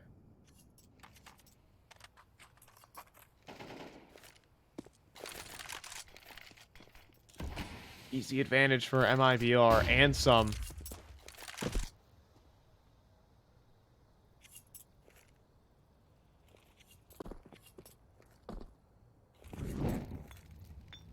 Molly tossed in, and Sani's also got another headshot. Safe swings down middle. And MIBR working with a ton of confidence on this CT defense. I mean, Safe probably just has another on a platter, but this round is dead in the water. There's no bomb to be picked up. Fluxo more likely to save than not. That confidence and cohesion right now coming through for MIBR. Good setups here offered.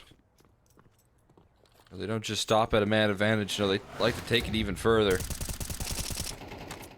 They've been able to find that fight. Something with pixels to work off of, and then again, drawing that attention away, and then Safe gets his free fight. And it is all tied up here. Fluxo don't have a reply just yet on this T side. And so far, a lot of these rounds have looked very one-sided as well. Counter-terrorists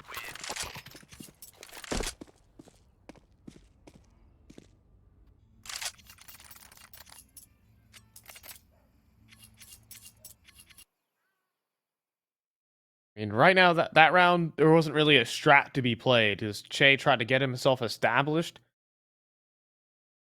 towards top B. But once that full banana control comes into play, it feels like the map just gets so constricted, especially when you're down a player.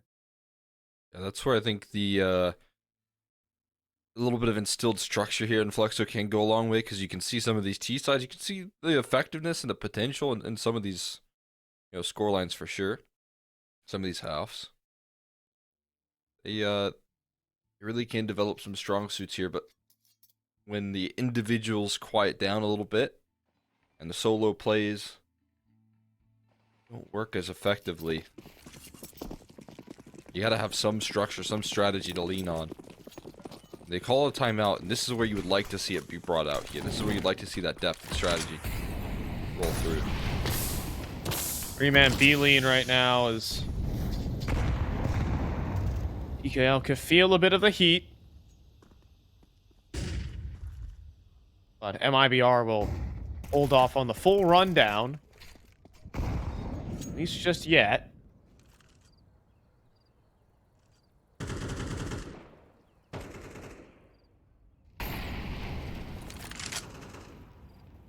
As now we probably have our first real round at Counter-Strike at the minute mark. Everyone still stands.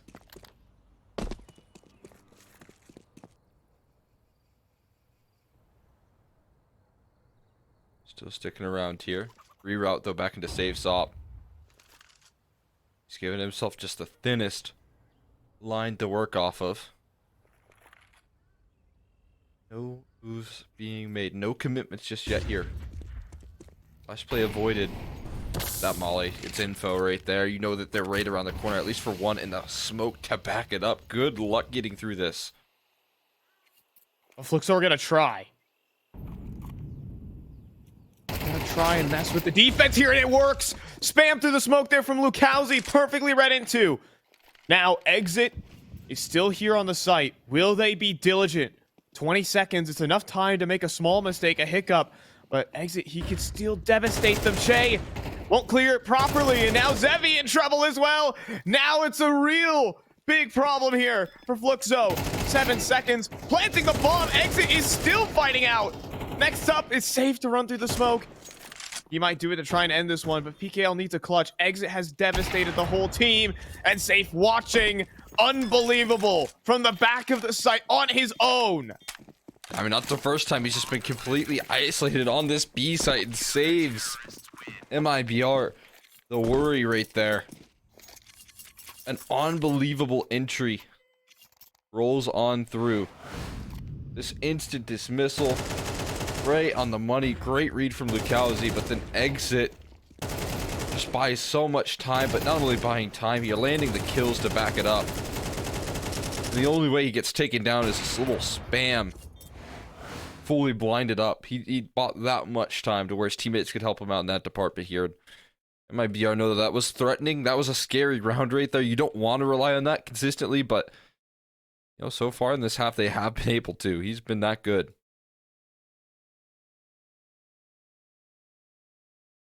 Caught half clearing corners. And there wasn't really a backup plan there for Fluxo. They just, in their minds, thought it was clear. They were just clearing it out of principle. But there was no plan to perfectly trade that player out. They weren't clearing with conviction. and it cost them a lot. That round could have been a given. Exit with 3. MIBR now actually reclaim the lead.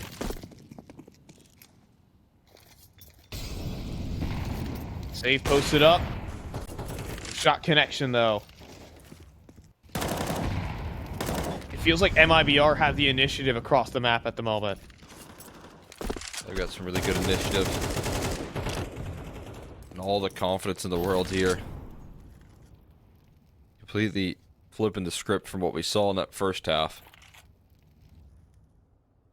Single T-side round given to Flux, so it's got to be frustrating for them. Trying to finally break through.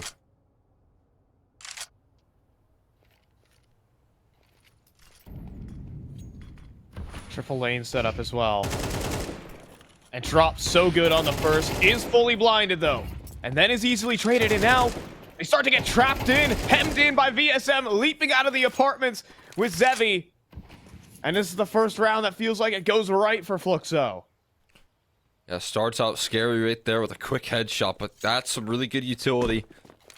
And effective positioning, like you said, just first time we've seen it look like they're in a really winning position. And again, these A-side post plants are something MIBR don't even want to test. They've pulled it back to a lead, but maybe that was a wake-up call here for Fluxo. Arriving onto the scene as soon as it gets taken. Here's drop delivering, but some really good utility. Look at this. Everyone blinded up by that one flash. VSM capitalizes off the back of some timing that he knows he can take, that he knows he needs to take as well.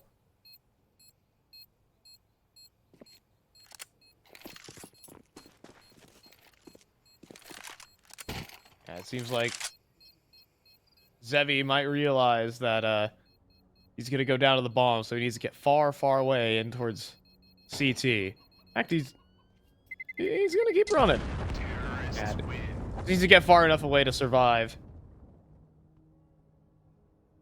And good enough there. 9-all. Fluxo will finally break the streak to keep it equals, Cole. You know, with 8 rounds straight on the CTN, I didn't think it would get this close. Second map really delivering here. And IBR said, you know, we're not ready to bail out of this series. You've got something to say, at least on Inferno. At least in the second half. Been able to get loud.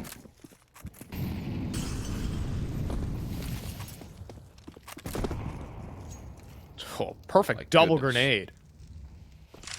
Brutal damage there. I know Che didn't want to start this round off on 30 HP.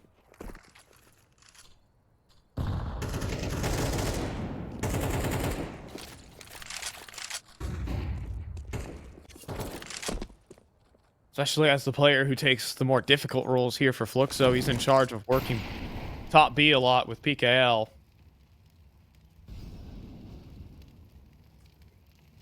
But maybe the low HP won't matter all that much, as the op shot, though, from Safe is good. Rings out. He goes in for the reswing, though, and Zevi lets off a blind shot perfectly. That's a pickup right there. Equalizer. Safe goes for the double dip. That cost him. Look who's here to help out this B bomb site. It's Exit, who has been able to deliver so many times before, and a smoke. The smoke's awkward. Disrespected though, yeah. They're gonna walk past. Shay. It's a dodge out on the spam, but they're not gonna make any noise behind it. Nade to the smoke, though, could reveal everything. Nothing gives. Exit has given them clean entry through. We're gonna have a 4-on-4. Super careful here. Post plant is going to arrive. It's going to activate. You're looking at the utility left. There's one Molotov and a whole lot of flashes here. But they're not even gonna try it. Wow. Because all the damage they dealt there, Cole, is unconfirmed. Che, it was a double nade down middle. Wow, you're right. I have no idea. And lead quickly gets pulled back right there. Zevi with a big one. That's all that was required. And that pick and a good call. Ignoring Exit's utility, ignoring the pressure, capitalizing off of just the smallest of margins, but the tiniest missed smoke gets abused right there and disrespected. What you were hoping would be a bit of a stabilizing chance there. It just quickly calls in a save. I think it's also Fluxo with really good presence of mind. I think they understand where Exit's probably playing from, inside of that CT spawn position. And shift walking across instead of running sets some doubt into MIBR. They're not necessarily calling full rotates over, because there's no actual players that have been seen or heard. Yeah, the avoiding the Molotov as well, not making a sound cue in that. Very valuable. It Drop dropped though. Down bottom middle, he's not going to go for the swing until he does. Chooses the right timing and gets away clean. However, sticking around as these smokes fade could get awkward. They're even thinking about going in for seconds. This is unreal, unthinkable, but it's going to work. Dropping in Sonny. Decimating Fluxo right now. VSM a little late to the party, though, but he'll take part in it for just a little bit.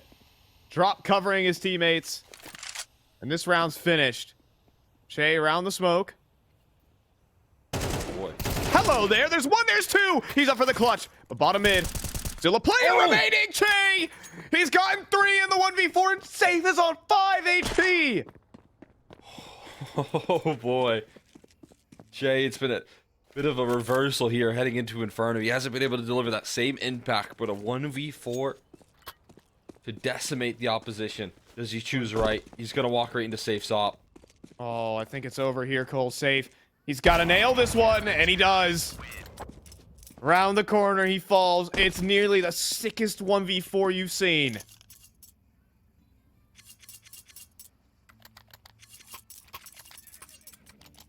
Breathe a sigh of relief right there watching that one go down. Great target selection there from Shay to try to make it possible.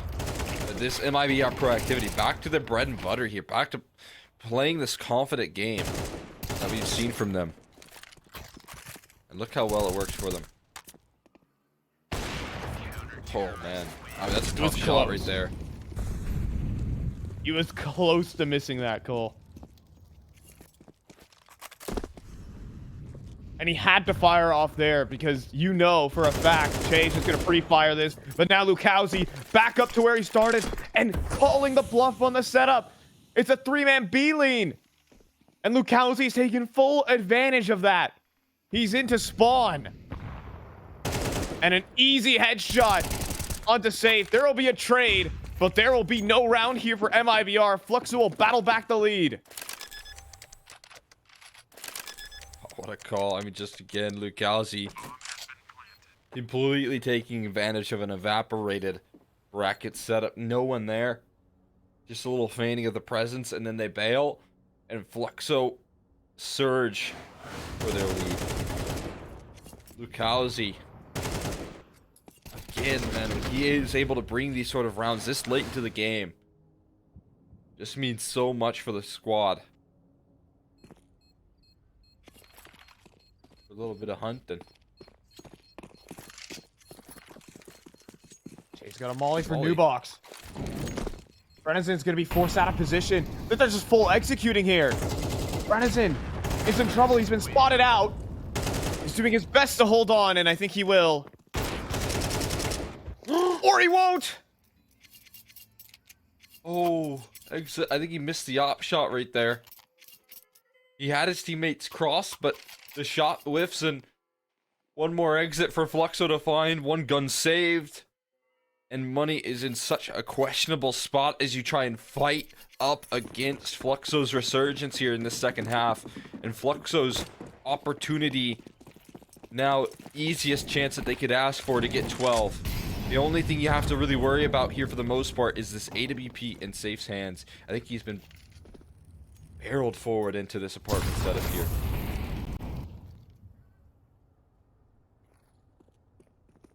Wheels into position. Flashbang through. Lukowski sees the setup. Fortunate to dodge out. But VSM not fortunate enough. What? And Drop also walks past. Disrespecting the angle there from Lukowski. They have to turn and burn back to B. It's the only gun in the round for MIBR. It's the off. It's gotten himself back into position, though. But the smoke's no good. Brennison was blocking it intentionally. But the sneak through. Safe has got the fallback covered. Oh, and it's not enough. It's not clean enough on the shot. They're wrapping. PKL has a big flank here. Brennison caught surprise. Now they just have to clear new box. Exit's done work from this position before. They should certainly know. There's one player still standing. They press tab. He's here. And they've gotten the site in the 3v5. It nearly goes awry. And it might still, but Drop could not convert the spray. It is going to be series point for Fluxo unless Insani has anything to say. But he doesn't. Backs away. And there it is. 12 rounds for Fluxo. What a game so far, man. That setup so perfect in apartments. So many insane plays here from Fluxo, dude. Pushing that smoke. It's got to be just such a terrifying call to make, but you're in a 3v5. You got to take some risk. And they just route perfectly away from the problem here. Shade does actually drop with that AWP. DKL recovers. A lot of exit damage here. A lot of reinvestment's going to be forced. But it is going to be series point claimed first for Fluxo. Unbelievable. The fact that Chase survives that off shot, it is the absolute difference maker. I'm not sure if it's a leg shot or through the wall. Maybe some movement inaccuracy there from Safe. But that could decide it. MIBR kind of return after a rocky RMR campaign. And they meet the team that's at the top of the region right now. Fast in towards the alt mid right now. And it's tough here for VSM, but he's surviving. He's buying time for the collapse to go through. Here's Lukowski to end it. A double spray down. The upset might come through here. Fluxo to establish regional dominance over Made in Brazil. It's a 1 versus 4 for Safe. Oh man, it could just be out with a whimper here. The CT side comeback looked so good, but they lose their grip on it. Just 1 round required, and it's all of a sudden Fluxo racing to the finish line. Zevi to put him there, and Fluxo gonna pull it through. 2-0, dominance asserted over MIBR. They're looking for the back-to-back, Cole. They're on the hunt, and they just took down the biggest scalp in the tournament you could possibly take right now. And I'm gonna be honest, Cole. Going into this series, I was doubting Fluxo a bit. This team was shaky in the groups. They stagger into playoffs, but you put it best, Cole. It's the fact that they're here. Yeah, all that they had to do was get here. It doesn't matter how rocky it looked. It doesn't matter the stumbles, the trip-ups that we've seen in some of their map pools where they've been broken down by case. No, they still make it to this point. And when they show up to playoffs in these events, man, they show up and deliver. And that's exactly what we saw out of them versus this MIBR team. Yeah, it's the players. It's the name value. Again, we talk about every time we cast Fluxo, there are these players that you would expect to be, demolishing the rest of the region in its own right. And those players showed up here. Lukowski delivers a masterclass here on Inferno as well, and helped out with some good stuff from VSM and Zevi as well. Top of the board for their squads. And we can take a look at the big bracket here because Fluxo, they have a very serious chance to run this one back-to-back. Yeah, be really sick storyline here. Again, this is a roster that started off 2024 with a massive disappointment, a massive miss. Didn't even make it to the RMRs, in which they watched so many of their Brazilian counterparts make it to the major and get to that big event. But they were able to come back and take care of some of those rosters and show what they're made of and start this revival for a team that desperately needs a bit of success here in 2024 with the amount of investment, the amount of firepower that this team has. You would expect these sort of results to come through here. You'd expect some victories as Fluxo come into this one expecting to win the whole thing again. And this is their first step in doing so. Yeah, a 2-0 versus MIBR is one of the last things I was expecting going into this.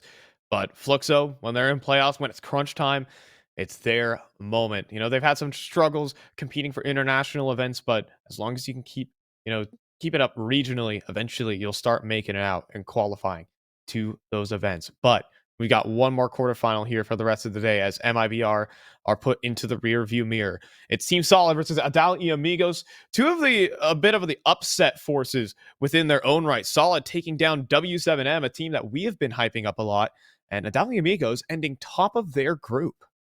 Yeah, I mean, I think Adalia Amigos coming through with a lot of momentum into this playoff run here. They didn't have an easy group either, so the fact that they were able to do that was impressive here. Recent victories looking strong. Again, this is another team with like experience backing them up. So, you know, when you start to see like ZQK delivering and them closing out the top of their group versus a roster like Bestie, who again we talked about has a really high floor, it's pretty impressive. Yeah, and I mean, really powered by an on-form Shiz, he's able to get a lot of work done for that squad versus Bestia. So that's why they're there. That's why they're competing. But for now, well, it's going to take a bit of an extended break. On the next hour, right now, we'll be taking away that quarterfinal. Last team who's going to make it forward in the semis, and the last team to head out today. See you then. 1xBet and Eva Alfie present betting on all esports events on the website and in the 1xBet app. 1xBet. Play with Eva.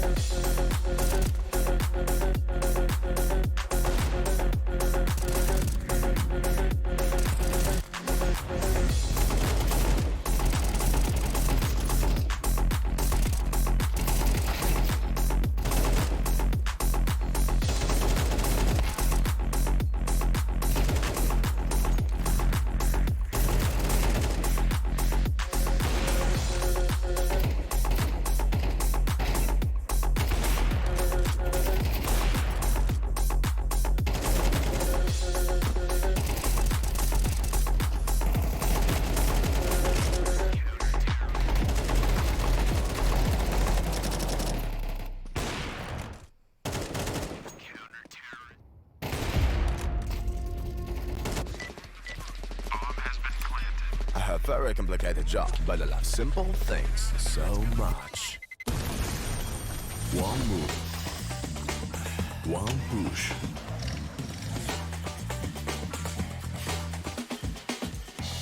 One touch.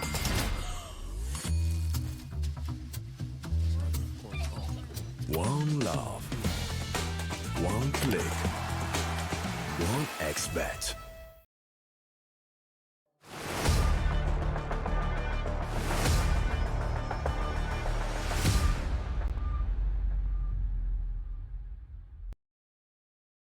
And so last best of 3, last quarterfinal of the day to decide who is going to make it on to that semi-final here. It's going to be a Dali Amigos taking on Solid.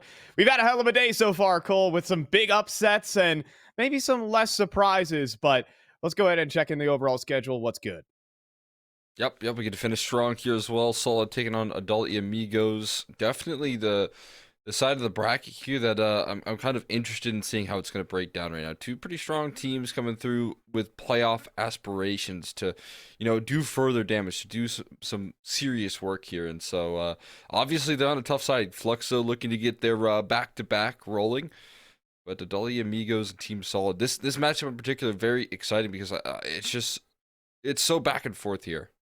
Yeah, you really don't know which side it can fall on for this squad, but the rest of the day filled with heavy hitters. These are two teams that really just want to establish themselves in the scene. And I think, while Adali Amigos landing themselves at the top of the group, I think this group of guys are really trying and doing that right now as we speak. In their group, they're able to take down Bestia and advance cleanly into playoffs as the 1 seed from Group D.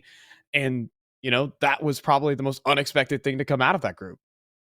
Yeah. I mean, no question about it. Definitely a surprise for me. This roster comes through with a lot of success recently, which usually you don't expect these like massive rises in performance when you talk about like a duo that has been playing together for quite some time, Delboni and CQK, who have been just working together for so incredibly long. You see this sort of resurgence in form, and you're like, okay, these guys got a little bit more to give, and that's what's been shown recently. They've been able to do some good work versus Case in some best-of-1 fashions. They've been able to succeed here, obviously, in topping their groups, and they're hopping into this head-to-head, this matchup, with a whole lot of steam behind them. Yeah, again, cleanly making it through their group, and, a 6-win streak as well for them. This team has been on fire in the last couple of weeks, and it's sort of a clap back to their former organization in Flamengo, who are going through some tough times. This team is thriving right now, but it's actually the guy in the middle right there. Shiz is really showing up for this team. He had his moment with MIBR just like back in 2021, back with the boom esports days when there was just like no one in South America who could compete against that team. Now he is showing up and just taking over every game that he enters.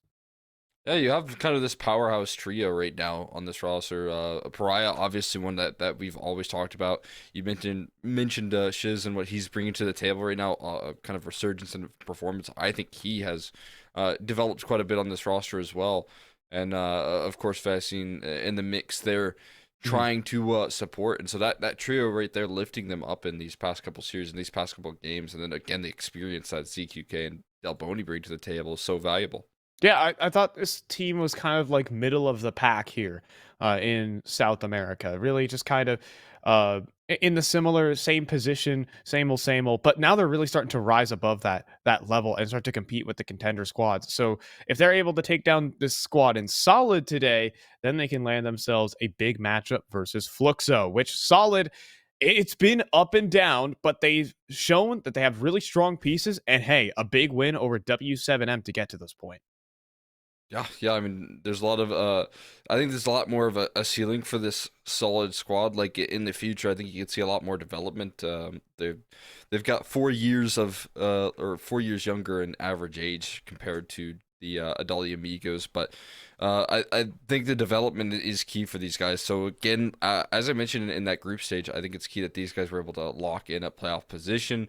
They had some pretty intense games here and there that we got to watch, and the success story of these guys here, again, it is all about trying to show up and develop here, deliver some consistent success, get some big wins, and a victory over W7M, who we've been talking about as one of the rising teams in the scene, is pretty impressive, and that was a dominant victory. Yeah, it was a dominant victory. They're able to turn around the 2-1 into a quick 2-0 as they just turned the second half of Ancient into complete mincemeat against them. So, hey, respect where it's given. But they have a difficult opponent ahead of them, and they have to maintain consistency. And that's been the issue with Solid. They're another kind of middle of the pack team here in South American Counter-Strike, and they're trying to rise above. But, the only consistent force in the squad has been GBB. Yeah, GBB's been a real force, man. He's been super impressive when he is on fire. I think he's impossible to stop. So that's going to be an interesting head-to-head here because we do have two very informed individuals heading into this matchup. So going to be excited to see what sort of resistance can be put up against it and what they can do to kind of slow this down, this kind of dominant figure. Yeah, let's go ahead and take it to the veto to see where GBB and co will land as well, because the Amigos are going to need to handle this kind of insane individual who just doesn't really seem to make too many mistakes. And as we land on Anubis first, this Ancient pick, while it's had a lot of reps here for sure from this Solid squad, it hasn't necessarily delivered results. And then if we need a third, things get extra awkward.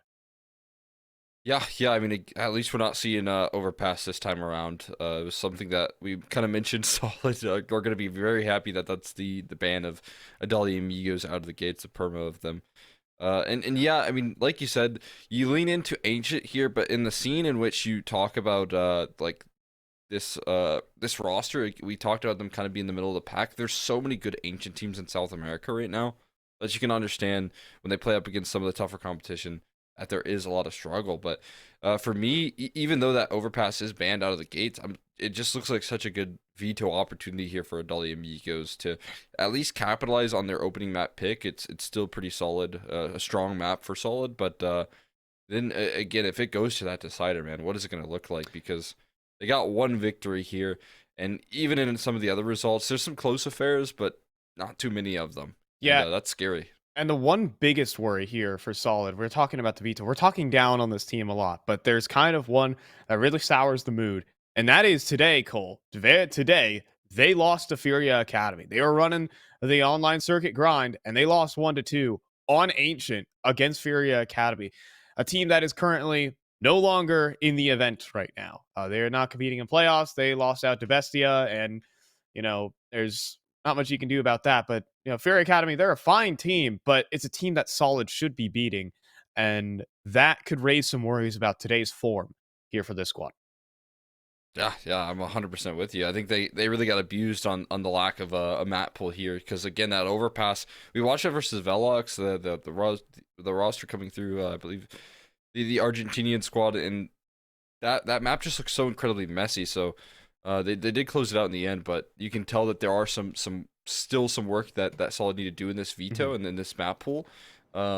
And again, that'll kind of come through over time, I feel like, because as I mentioned here, average age of the squad is pretty young, still just 22 years old on the average age. So they've got time, they've got room to grow and develop here.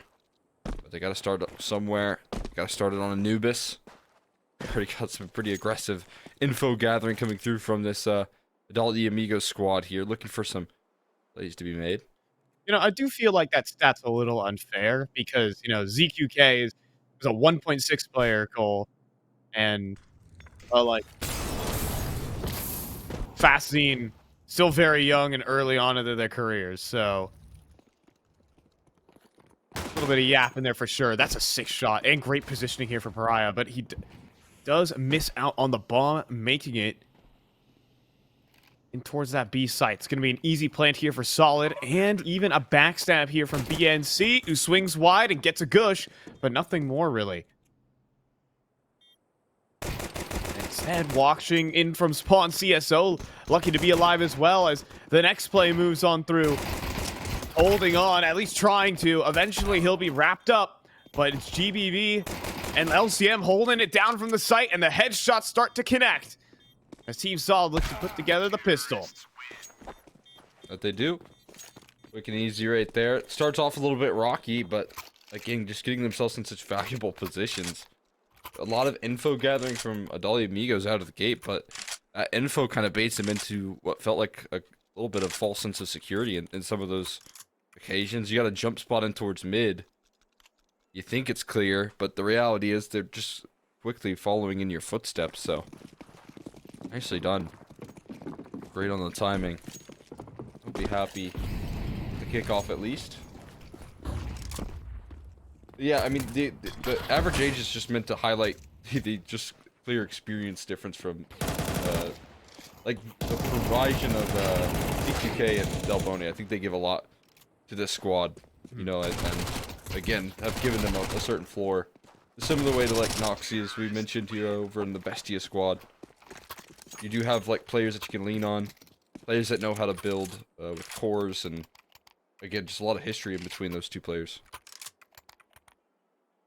Yeah, and honestly, there to, you know, teach good fundamentals to the players on the lower end as well. You know, teach them how to work in a team environment.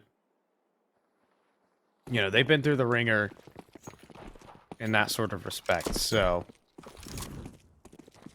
that comes with time. Plenty of rosters built beneath ZQK. And you make a good point. Team Solid, much different on that front. This is less so the recycled areas of Brazilian Counter-Strike and more the new blood, for sure. Yeah, you got some Pain Academy members here. You got some exciting prospects in GBB. Going to show their stuff here already. I mean, taking a lot of real estate here, really pressuring. So all the Amigos squad, and that smoke is just not connecting. The spam isn't on the money just yet, so the aggression comes through. Flashes work out so well. Delboni caught with his face to the wall right there. Still trades available. Yeah, it's a bit segmented here from Team Solid. They're trying to move between different parts of the map, and that's where Dali Amigos try to pick them apart. CSO at least will get this entry onto this B site. Bomb is going to follow up shortly, but players from CT Spawn could assemble on across. CSO will lob a flash, and LCM gets in safe. The rest of this, not a guarantee, and now CSO absolutely knows which is an instant headshot delivered.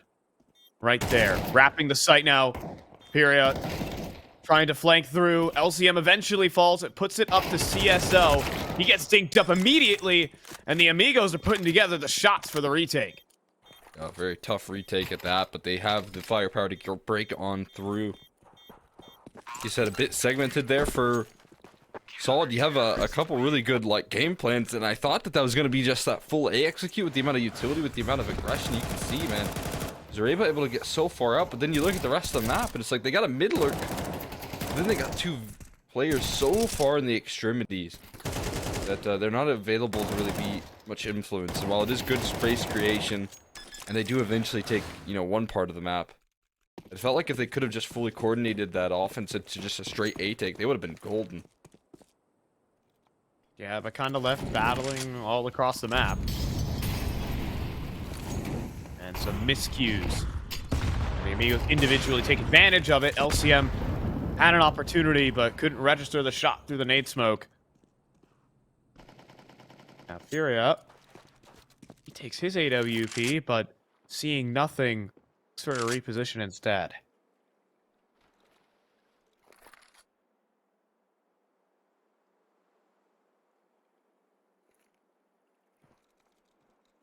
Change things up just a tad. Invaluable real estate taken. They've got so much emphasis on this A side for Adali Amigos. Makes this B defense a little bit trialing here. Trusting in the individuals. Facine really needs to step up right now. GBB right around that corner. Facine, oh, destroyed. GBB, again, such a sharp aimer. But LCM misses the shot. It gives Shiz a chance here. He comes through with the double and makes it a 3-on-3. Rotates are very far away, though. Another chance in this B-side post plant. Oh, flank being covered. Oh, it's immediately dealt with. Bryant doesn't get a chance to pop a shot off. Maybe would have just liked to escape there with the AWP. They should be able to get it in some fashion. There you go. ZQK able to walk away with that. Delboni to pick up the AK, and it's off to the races here for Dolly Amigos. Team Solid won a big one right there. That's GBB That is what he's going to be showing so far in this series.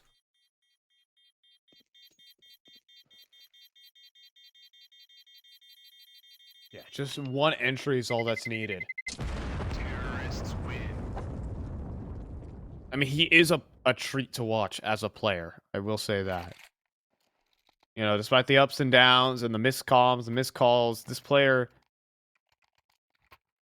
just shows up individually in all of these matches. And I mean, you can just feel that he's really smart about how he plays his Counter-Strike as well. You don't see a lot of mistakes come through from him. You know, in the situations that he's tossed into, he makes good on it. ZQK, though, Confident. he's going to pick up the AWP here. Try to get that deep angle, but nothing gives. The access just yet. Big man towards middle.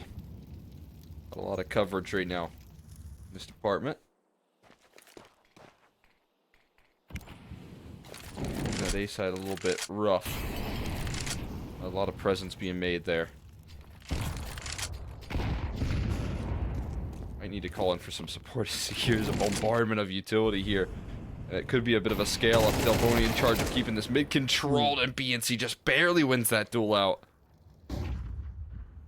Yeah, Peter is not it's not looking good. As BNZ also gets another 4 HP, takes down the offer, almost gets another in the form of Fascine, as well as the cross scene. CSO could have been caught out as a result, and with this back sight control still being maintained from the Amigos, maybe it could be tossed back in, but I'm now starting the fallback, and the op scooped up as well on a rifle recovery mission. But yeah, Fascine will be able to pick up the rifles here. So Team Solid are going to get off to a nice start on their opponent's map pick. I'll give them that. But the Amigos still in with a fight.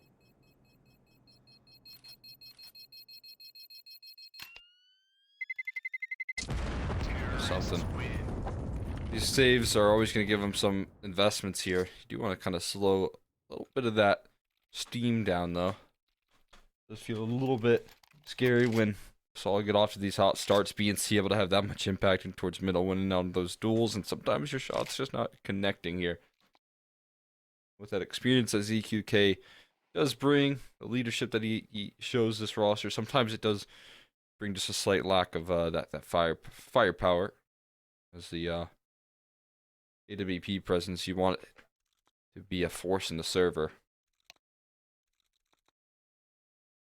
We'll see if he can make it up in whatever's being discussed right now.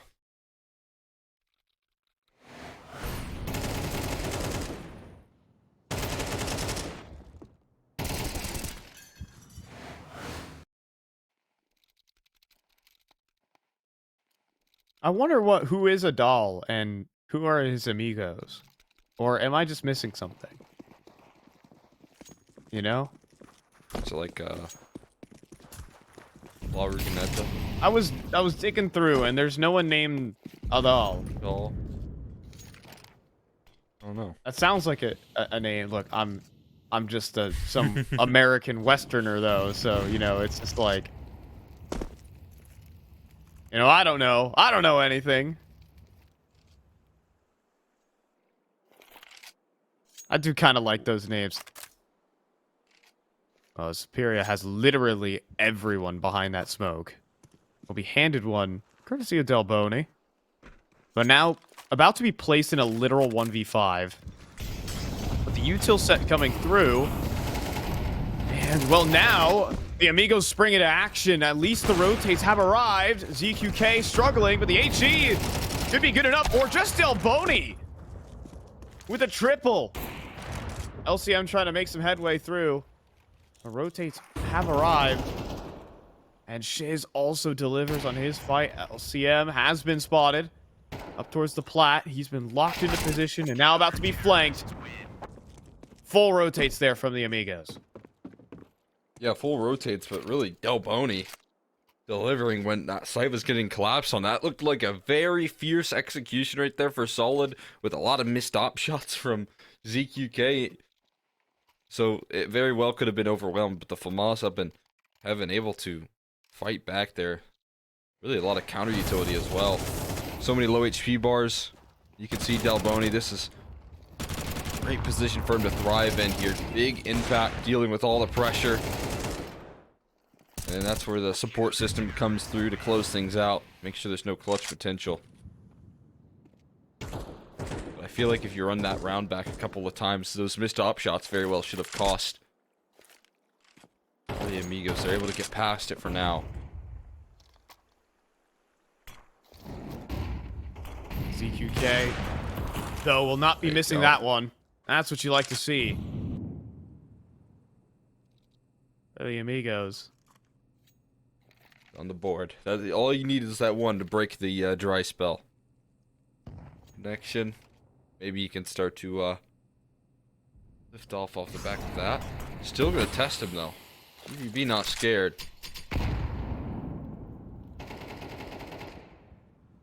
You got that mid control as well. A little double up, a little multi-pronged approach could go a long way.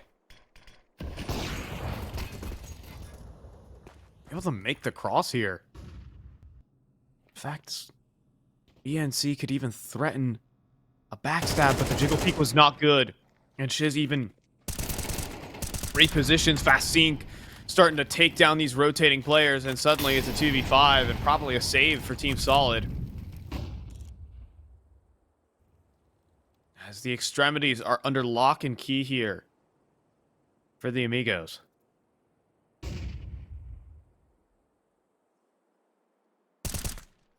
And the saving players have just been spotted. Is that going to call in a big hunt? Be the move. A little aggressive. Maybe let that time expire, then move, but you don't have a lot of funding. Really make that effort, so keep them boxed in. See if they give you anything. But they will not. We'll go a little bit back here. All the Amigos able to all their way back into things here.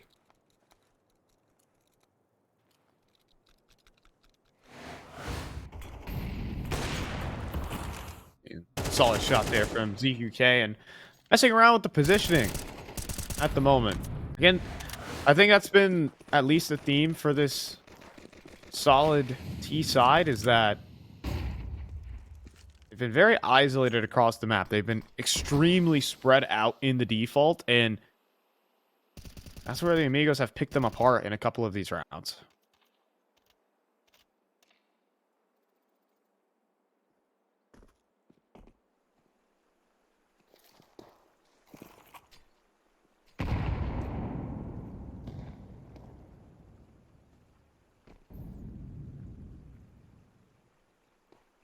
ZQK. Oh, that's very nice. Doesn't even fall for the bait there. He knows the mission. He knows what his opponents are working with. Honestly, firing off there could have cost him his life, but not this round. That's really smart. Steve Imperia holding the line. ZQK keeps rattling off. Delboni. Actually going to be, required here, but CSO can't spin around in time. And Jareva, not necessarily known for his popping ability, will get taken down with the quickness. Sniper picked up, and that makes 4 all. Nicely done. Closed out there.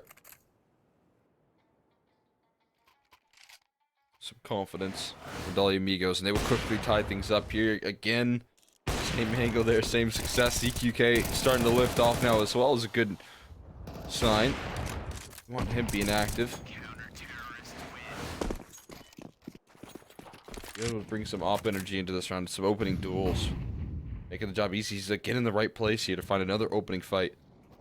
Yeah, he's with Delboni. We'll see how the opening duel for Delboni goes. A great shot on the LCM. And enough information for these two. However, Solid look like they want to continue going. At least putting on some pressure, but they're down a player. But that helps. course it's GBB to get him back into it. Now we're just going to pull things back here. Able to do good work in the return.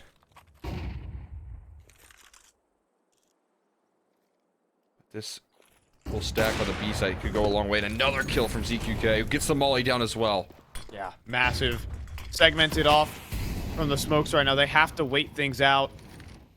And lobbing an HG to the smoke as well. Getting some extra vision. But Shiz hears them proceeding forward, but then has the coverage. Then takes the agency to move through the smoke. And take the instant kill back. Jareba with the only reply. And a 1v3 here for BNC. Now, he does have the bomb. He does have a chance. He does see a barrel. And he does take down ZQK, but he didn't register. Oh, now his teammates probably on the comms calling it out. Making his way around the site. He's looking for this next fight. He knows he can have it isolated, but Delboni stays moving. Wisely so. And the Amigos take the lead. I'll take the lead quickly right now. ZQK went from 0 to hero in this recovery effort. And again, the best you're looking for some of these clutch rounds to bring things back, but unable to do so here. You've got an excellent fight coming through from Adoli Amigos on this defense. Really planting their feet right back to another kind of half-buy situation here again. You got Tech 9s. At BNC giving a little bit of investment. Deflecting the ball as they are. Woohoo! Alright, well. Oh, the Glock not necessarily the weapon for the job there. Took a while to take down Pyria, and so a lot of damage on these remaining players, and Delboni's here for backup. And the mowdown will be crisp. Amigos with 5 rounds straight. Caught fire here. Looking sharp as can be.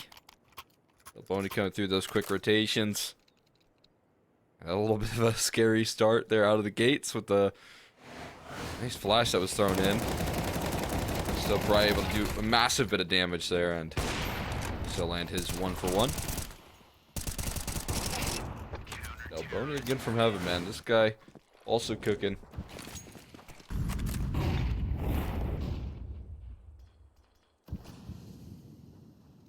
Finally, just a straight B play for Solid. It's the first time we're seeing this out the gates, and Shiz is unblinded. He just stares into the wall and comes away with a double. That's why this guy has just been so good. He's in the power positions, and he makes good on it. Yeah, beautiful stuff there. Great way to crack it open.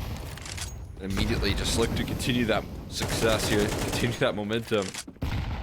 He's able to step up to the plate here once again.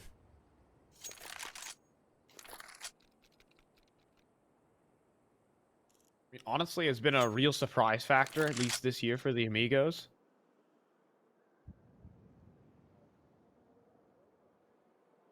Because he never necessarily was the top of the board player for a lot of the squads he played for. A lot of time, just middle of the pack, playing on teams like MIBR, even on Boom. You know, he's playing with Phelps. Phelps is the man who's just going to be demolishing the server. He was more so sitting passive, playing the supportive roles. But at least on this roster right now, he's really stepping up. And you see the initiative that he takes within the execute.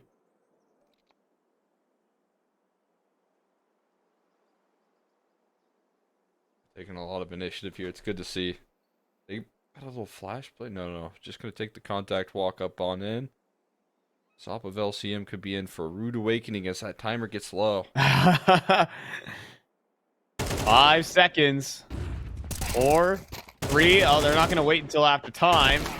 At least Delboni won't. But Fascine, not as merciful. As it'll only be a grand in the pockets for Shareba in this one.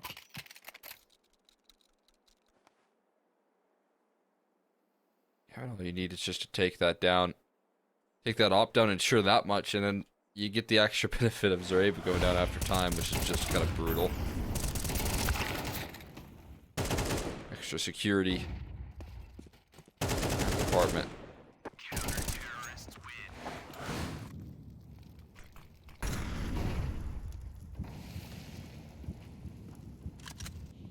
Go for another pretty Pretty big force buy here. In this force buy, Zareba has no armor and a Tech 9. Yeah.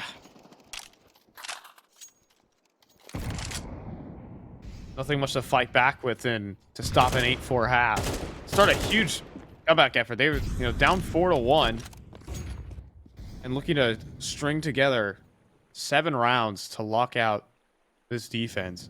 Courtesy of ZQK.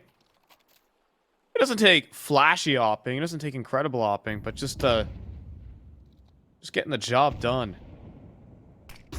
Has a teammate next to him, but oh, he was playing dodge flash. It doesn't matter. The flick's better from Jareba. And now swinging forward, he gets the second as well.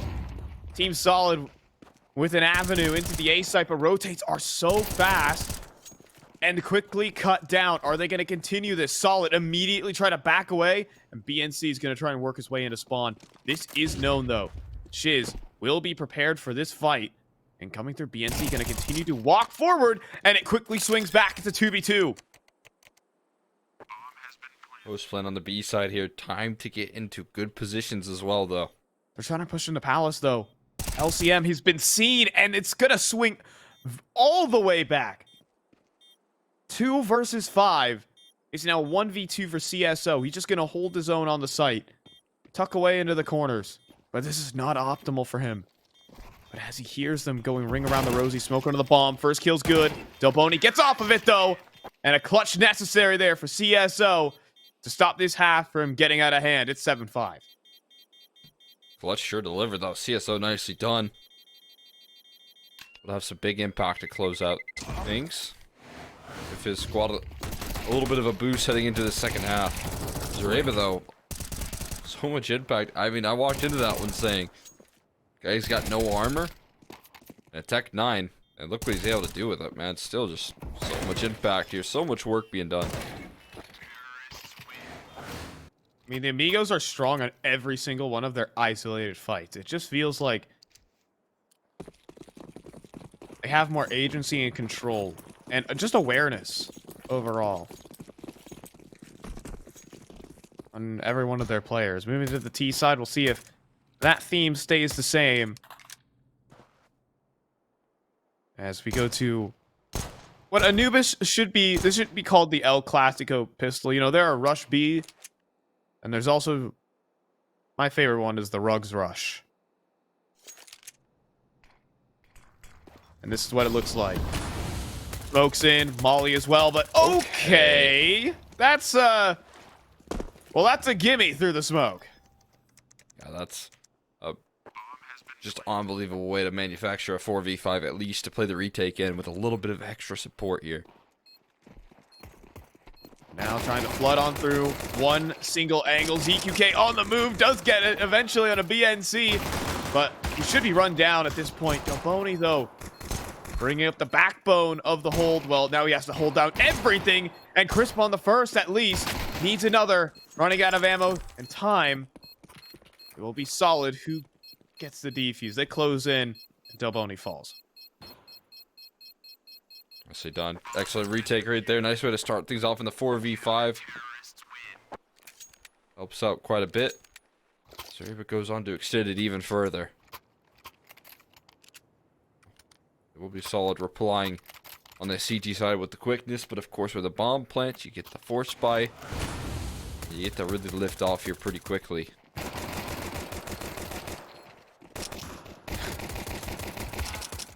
Jump up there from Shiz. Just unable to connect on the headshot. Little uncharacteristic moment. But you know the deal.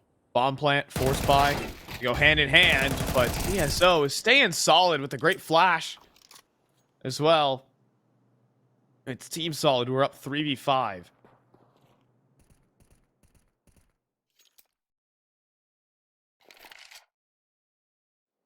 And the only answer here is a mid walk, and BNC just playing the info game as he should. GBB will at least get one out of that situation, which just seems mind-boggling to me. Amigos have CT spawn, but they're running out of numbers. but that's a kill back.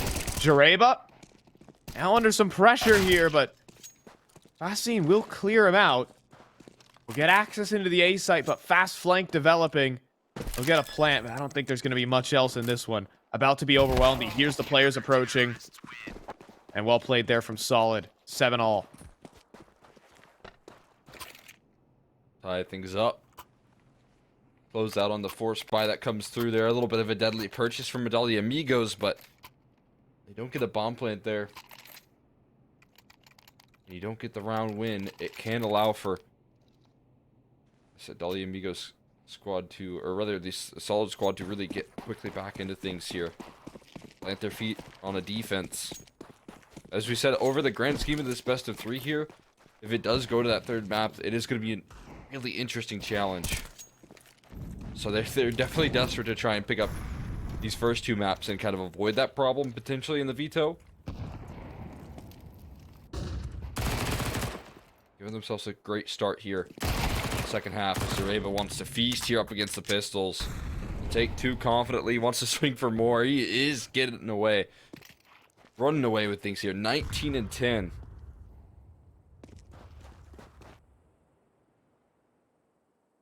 He made this half really workable for his team, and a little bit of maybe held down mouse 1 a little too long there for CSO. You know, we all make those mistakes sometimes.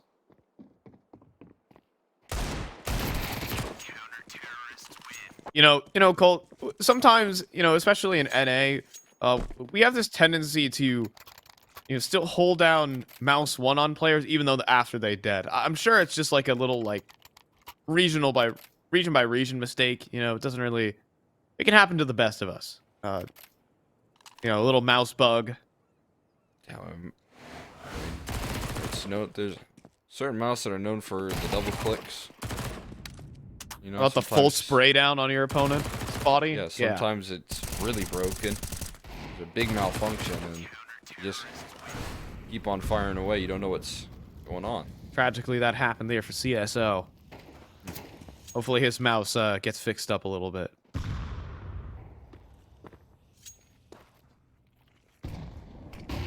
You know, in a different game, that would be like a fine of $10,000. I'm just saying. Or just a disqualification. Either. Oh, let's see it. Enough yapping from me. Sam almost has a duel.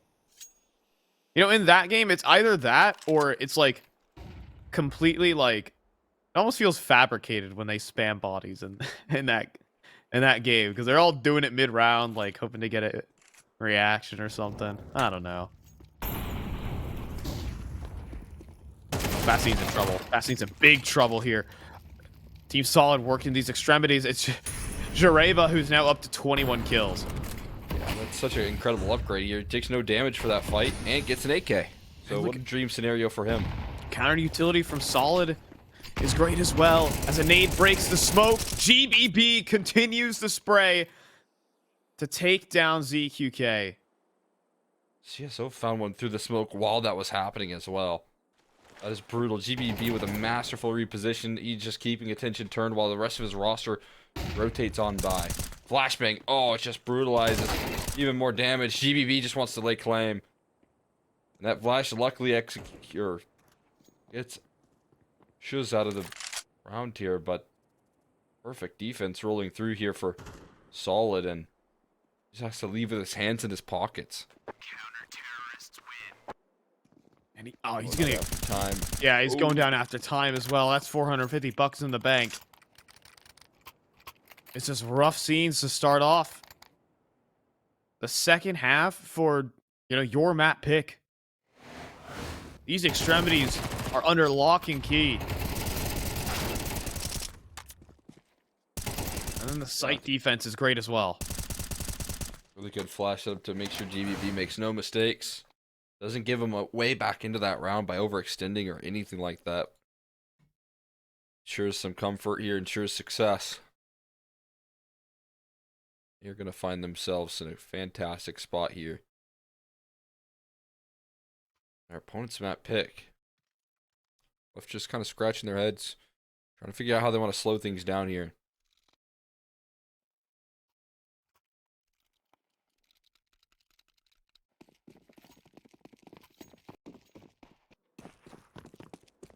Probably not going to come in this round.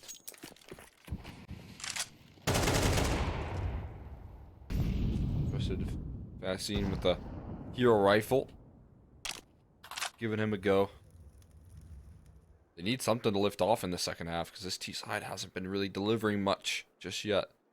Yeah, I mean, we're quiet over here because the Amigos have been quite quiet.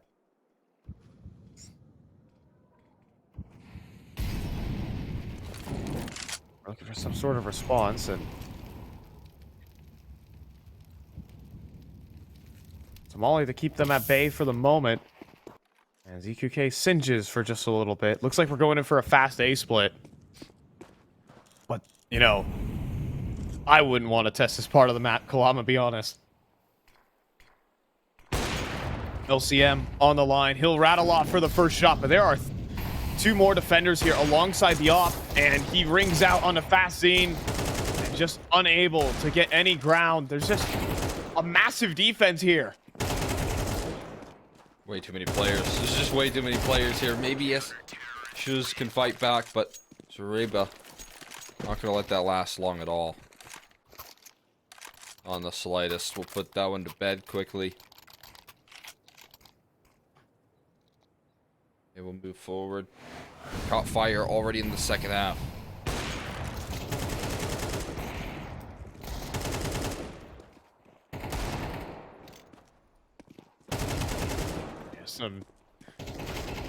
Just some really good defenses. I mean, also the positioning is perfect for that situation. Really trying to stamp down on A main control. The adjustment there from Solid, they're hoping Amigos try to charge through A main en masse. And it said, hey, they just want to go for the mid split. Why not? It works out well for them.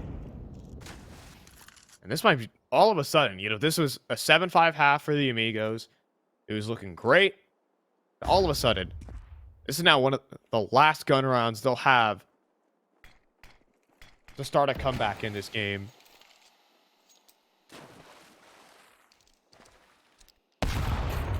And Solid lead off with that. An absolute dunk from coast to coast on that grenade. Oh. Zareva just won't give up. It's brutal.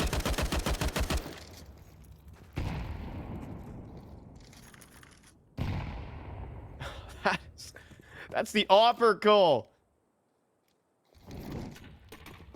And a 3-man defense waiting for, you know, a 4-man play. An AUG. Just a laser pointer. Shining at Shiz right now.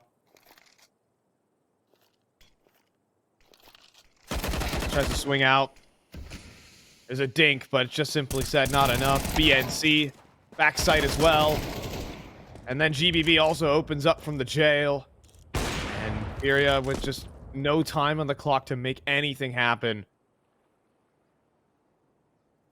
Team Solid are in much different form today. In this series, in fact. You know, they lost to Furia Academy today here, Cole. But now it seems like every portion of this defense is finding success. Helped out with the perfect grenade, of course. This might have been a wake-up call for this squad. Coming through a lot stronger here after that loss and really showing up.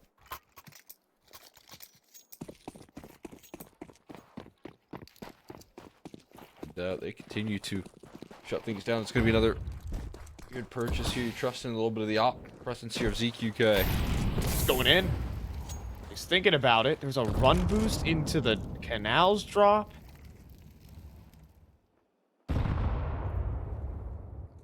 But no one's overfacing today. Oh, it could be Jareba, believe it or not. Pass on the draw into the line. Swing here for the Deagle. Furia looking to charge forward. And that actually will put on some pressure. Flashbang, though. Delivered. But dissuaded.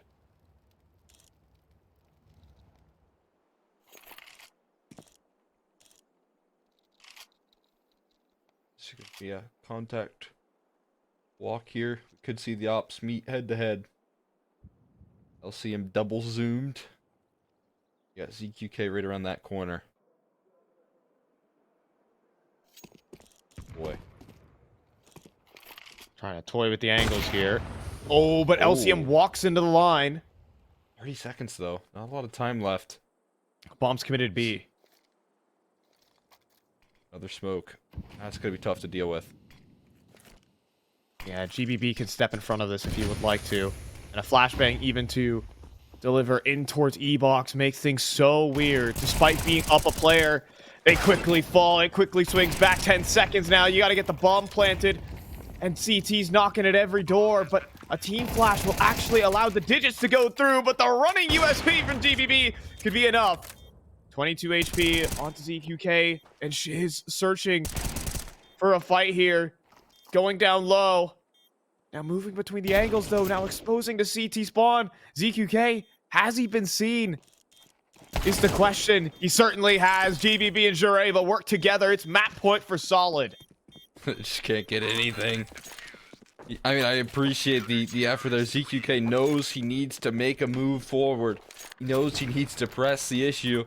He's got to be the one doing the heavy lifting, so he sends himself out into that fight, but he gets nothing. They don't even give him a shot, a second chance to fire away. And Solid gonna give themselves 5 chances to close. They did it by sweeping this half so far and dominating Adali Amigos. They've got no T-side to speak about here. That was one of their closer rounds last go about, so. This is our map pick here. It might just be out the whimper here. Kick it off.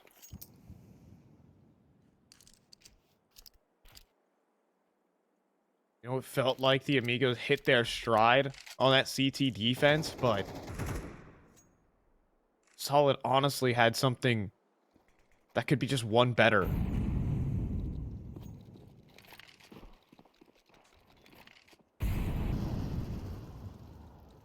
With just some pristine sight holds. It's really the name of the game here. Even in disadvantages. Upheld here for LCM. He's keeping it under lock and key. For once, though, this B site might feel a little weak. Rotate off of mid. Certainly been heard. They're getting reinforcements on this B side. That allows the timing.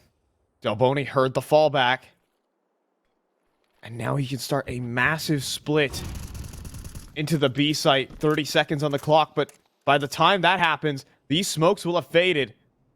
LCM, will he be aware? He certainly does become aware, but Delboni will execute him. Still 3 players on the defense, though. That's the problem. It doesn't matter this flank. There's still players. BNC in position. He's going to make his move, though, and shave it down to the 2v2. Quickly swings back, though. ZQK tosses Zureva into the clutch. 24 kills. But ZQK is just holding down the angle. He wants this fight. Flashbang will knock him away, though, and both players stack up next to each other, but ZQK won't miss. Holding it down in the post. Able to at least give him a little bit of relief here. Adali Amigos, they break the deadlock finally. After long last. Able to skate on in. Delboni to crack it open. This massive flank that comes through there causing so much concern. And while there was so much presence there, again, you kind of lean on some of the experienced figures to seal it on in. Cool.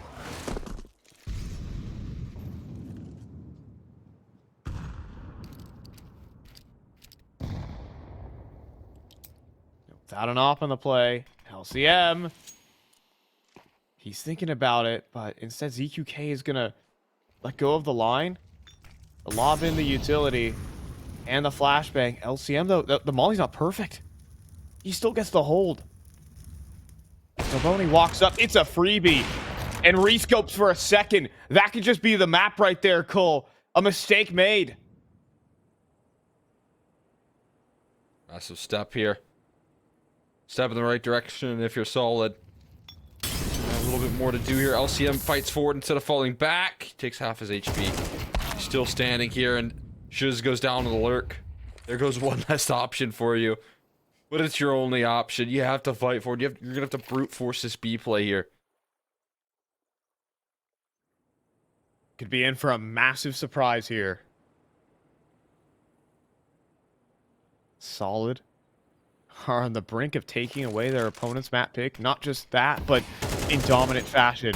Without much of a contest. The CT side only allowing one offensive round. Looking down the barrel at the moment as they run through the smoke. That's the map pick down the drain. The Amigos are down right now versus an underdog squad in Solid. There's a chance we could see this team in the semis.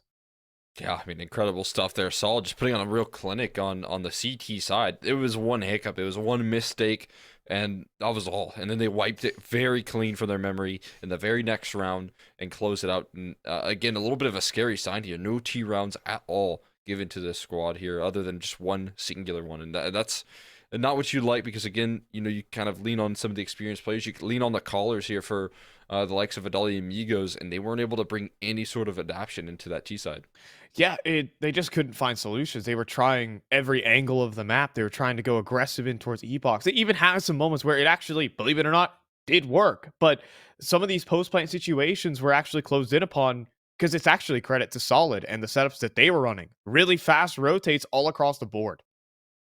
Yeah, it was definitely a clinic right there. And again, fresh off the back of a really frustrating loss here versus Fury Academy, you wouldn't really expect things to go this well in their favor, but they're able to close it out.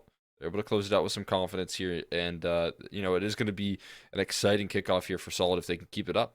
Yeah, I mean, the chance to go to the semis and play up against a squad like Fluxo is quite a luxury here in the South American space, as well as getting yourself in the money as well. It's not just, you know, we're not all playing for pride here, Cole. We're playing for a chance at the bag and some rep on the line here. Solid up a map. Now we're heading down to their own pick. It's going to be Ancient. It's still up in the air, though, Cole. This series can go any direction. Hello, son. Hi, Mom. Pretty girl. This is Eva. Nice to meet you. Thank you very much. Your dad's just making his favorite dinner. It's duck. Come on inside. They're all probably too gruesome to tell you while you're eating at the table. How's your food? Is everything okay? Good, good.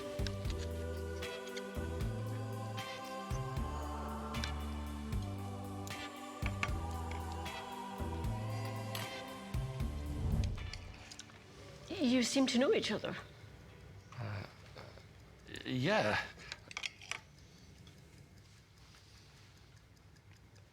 This is the new ambassador for 1xBet. Oh, I see.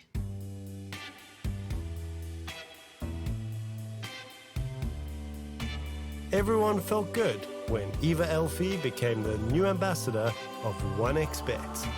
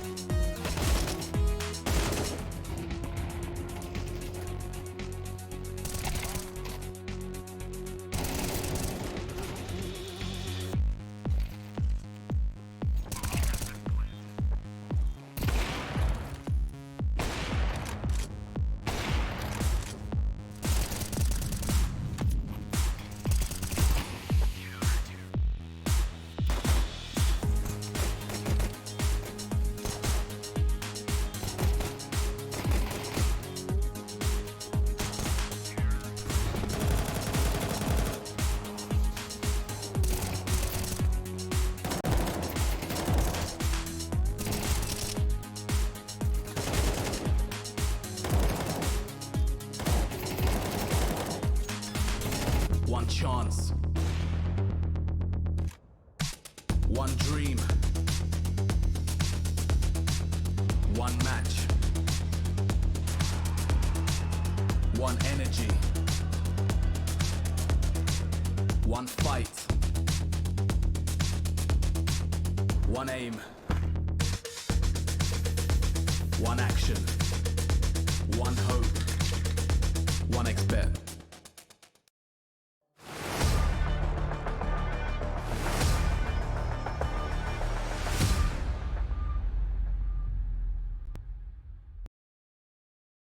And so a certified surprise, solid take map number 1 of the series in just dominant fashion. The CT defense could not break a single offensive round for the side of the Amigos.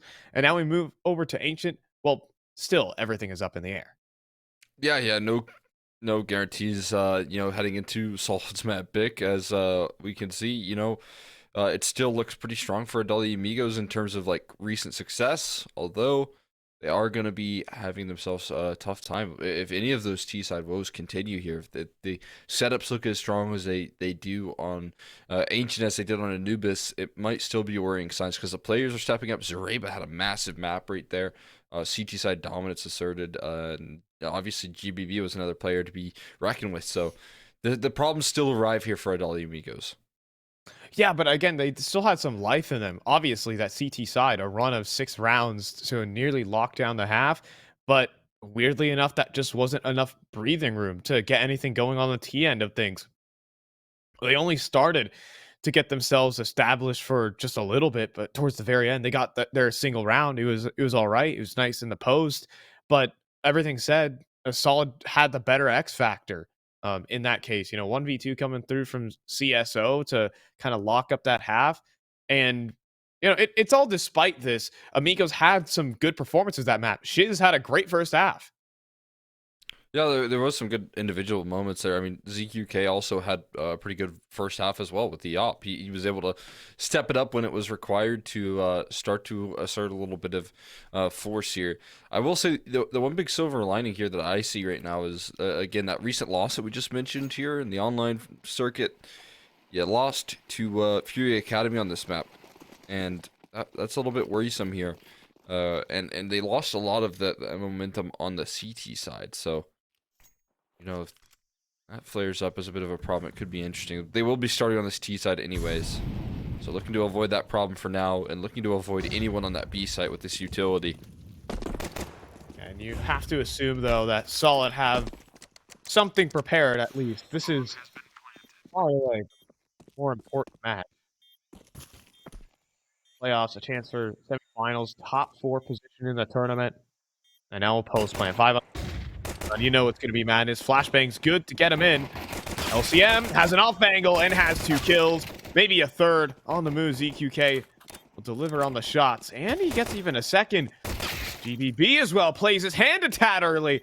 Now it's just Jareba. The bomb planted in the open, and there is no kit. Shiz needs to win this fight, and target selection perfect. It didn't even matter. Still transfers to the player firing at him. Pistol round for Solid. It's an insane call to make right there, but I love it. Go for the bomb diffuser instead. Just plucks him right out of the server, makes that round impossible to win. That beautiful clutch comes through from Zareba.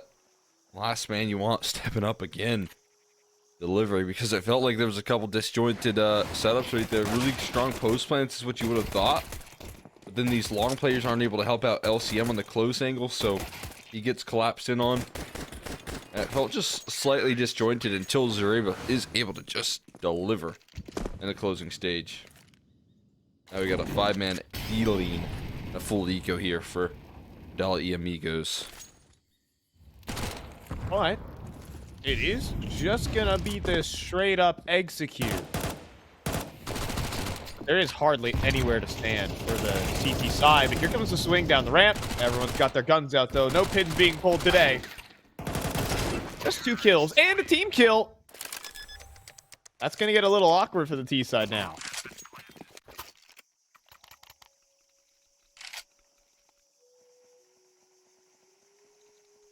Right, it is.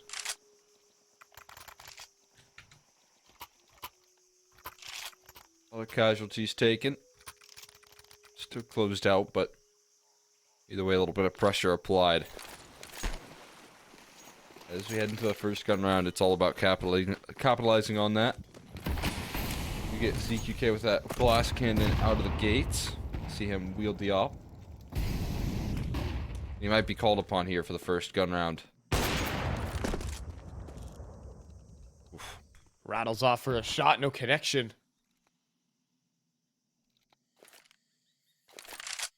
And so, that op revealed, GVB could have an isolated fight as well. But, Fascine? Let's go ahead and lob in the smoke. It's going to be an extremely slow round from Solid. They're just going to be waiting out this utility till below the minute mark.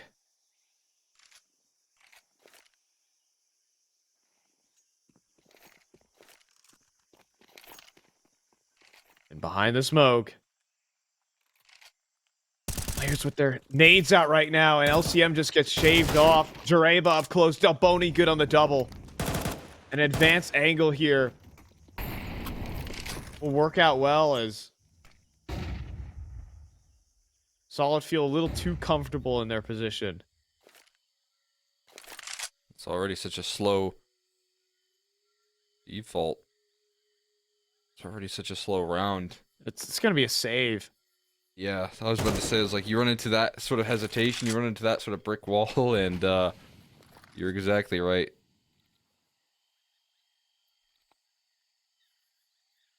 Well, that round wasn't very entertaining. Solid literally did not make a single move on the map. They didn't even get past the very first choke point.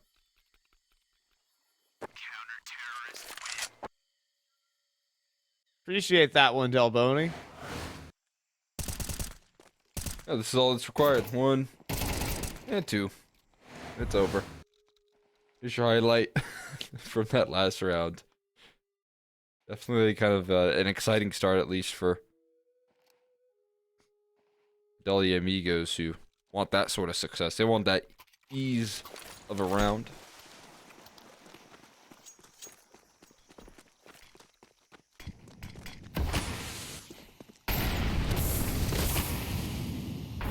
A little bit more initiative being taken right now on this T side, though. Not too happy with the way that last one ended up. Yeah, GBB doesn't feel like waiting out smokes today. Knocking on the door in middle.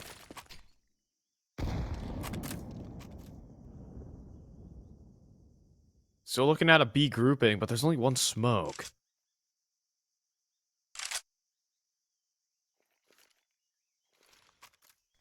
CSO in charge of the utility. BNC. Wide swing headshot.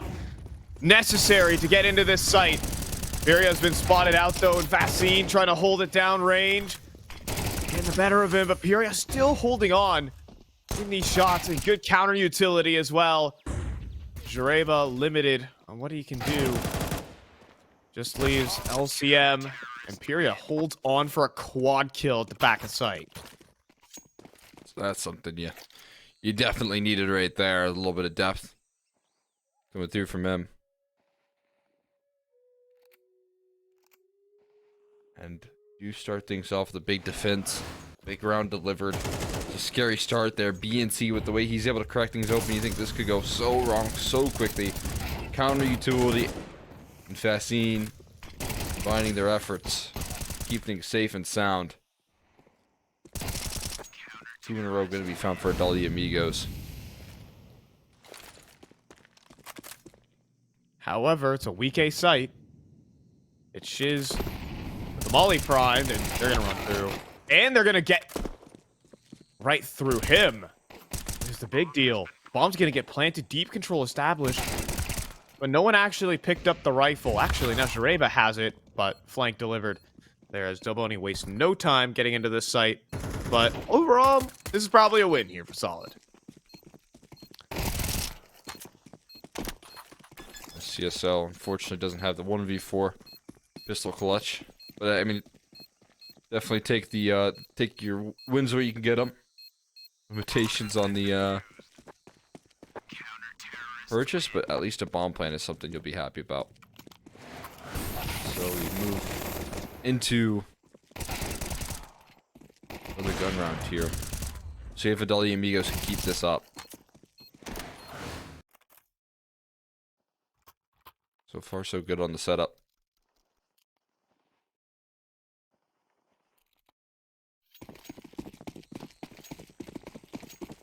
Solid are back on the guns. This is a different setup. This is 3 players in the middle. This is a barrel down, but the what? Where did the smoke go? Delboni just burns 2. Somehow they can actually come back into this one, though. GBB is still alive. Life in him here and Fasting. Just looking to give him a peek. You gotta be careful here testing GBB like this. But they're already up B lane. He is. They're walking onto the B site right now, silently as well. And he picks up Delboni and the next. GBB is such a caliber player. Bomb to be planted with ease. And CSO even locks it up. I can't believe they came back from that. Wow. Just a brutal affair. Absolutely devastating. GBB pulls it back piece by piece. That smoke. I mean, I don't know what happened to it. It just didn't catch. And you would have thought that would have been enough to call it curtains, but no, GBB says, got this round in a bag. He will take all those kills for himself here. LCM looking to meet headed on. Oh boy. Pulling pins. Gets past the off angle as well. Well, ZQK will actually miss. So Jareba, he falls in mid, sure, but B site's open, and missed shots from ZQK will get him in even further. And across towards the backside, GBB still alive. A fast scene. He comes through on the flank. He runs around back cave. There's still GBB in the server, though. And he knows where both players remain. Another headshot, GBB. Another triple. And a bomb plant for BNC. And he had the fallback. Oh, he'll just take the headshot on the way out. GBB, BNC, 6 letters for 5 kills. Oh, man. The only thing we're missing is CSO and LCM to step it up. And ZQK getting blasted right there. Oh, boy. I think this is a real story of 3-letter names right now, but GBB, and again, just able to do enough here. Perfect little bit of precision there. The clutch factor will come through. Headshots already out, but what is happening here? LCM now needs to step it up. And, well, he does. And then the man with the mask and the cape right now is GBB to try and save this one. Fast C comes through with a triple on the Desert Eagle to make it happen. You can see the bodies piling up. As the Amigos waste no time with that one, but blinking to miss it again. They're down in rounds. It's 5-3.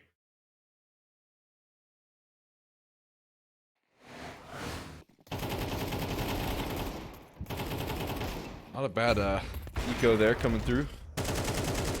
Take what you can get there with some nice deagle shots. G-side is being built here. I'm solid.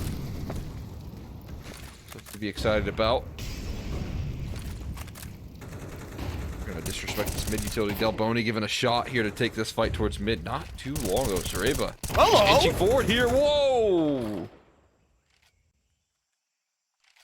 A flash and a swing. I mean, GBB will eventually be found. And Delboni's going to get up to no good. Round the smoke. Jareba survives the engagement, though. Delboni continues chasing and actually completes the kill. Still in towards spawn. LCM sees the jiggle peaks. He's going to call back his teammate, though, or doesn't even need him. Ooh, that's good as well. That's valuable because now his teammate can go take this inside real estate, and another one walks right into him. Look at this. Losing Even the control. The flank develops here. BNC makes his way. Is he going to clear his corners? Oh, Pyria instead will just walk into the angle. Hello there. Easy kill right back. As Shiz is going to be able to be heard. Yeah, this is going to be done. I mean, somehow Team Solid play the entire map and everyone gets their one. Everyone lands some pretty impeccable timing. That is a brutal affair right there. Just continued aggression flowing through. That's one of those moments, if you're Delboni, where you think you have the entire map in the palm of your hands, but you keep on giving jiggles to these op, and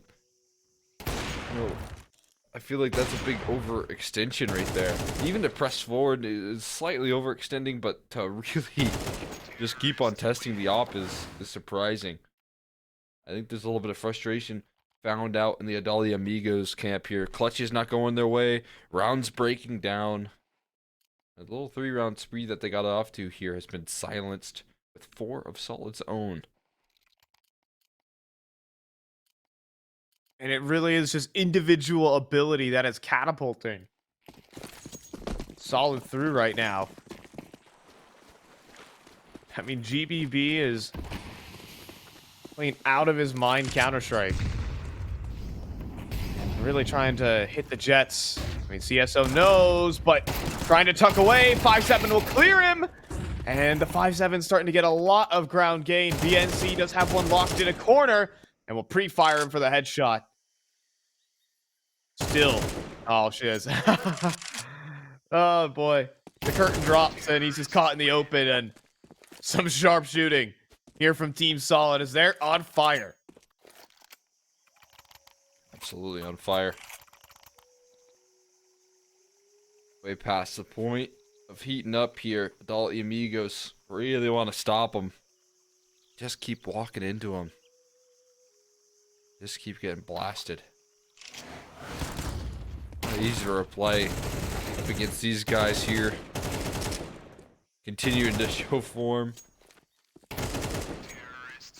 And as these players continue to heat up, just the T-side, the calling gets easier and easier here. Flash perfect on the money here for ZQK, who has to run away in a panic. Able to turn for one. No trade either. He gets back on the angle as well. He is able to scope up, and counter utility has arrived, but Delboni's burning! What? Round the smoke! LCM also strikes an Aperia. How did that happen? Oh, they're going to open up the site here. They're slowing things down, but they're just patient. Holding for this flank here. And they've got so much time to let the round come to them. And that's what's been happening every stage of this game. Every stage of this map, the round has just come to them. And it's going to again. Well, Fassi clears the corner. What on earth? Swing in from spawn. That gets caught in. Oh, wow. Solid. They just wait, and the kills make them happen. They just materialize in front of them. Yeah, well, they continue to aggress forward right there, and both caught. I mean, it's not a bad idea, and you gotta respect Fassine's discipline there, clearing every last corner.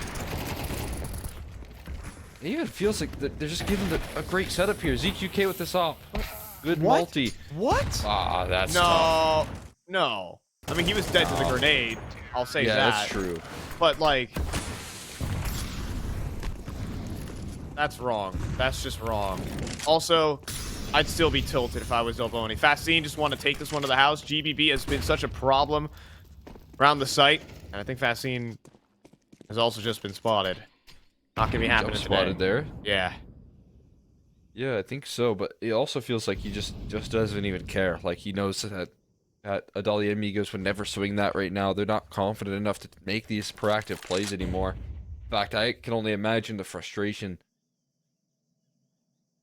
some of these, like, unfortunate happenings just keep on flowing through. You know, when the smoke doesn't extinguish a molly, the death definitely gets slammed there. Guess I'm in charge of pulling out a lot of A-side attention, and he sure is accomplishing that. Yeah, he's tying down 3 players, but LCM's off is kind of hurt on the scope up, but it doesn't matter. It's the right call up the B lane, and even Fastzine trying to fall back to help. LCM's got that covered.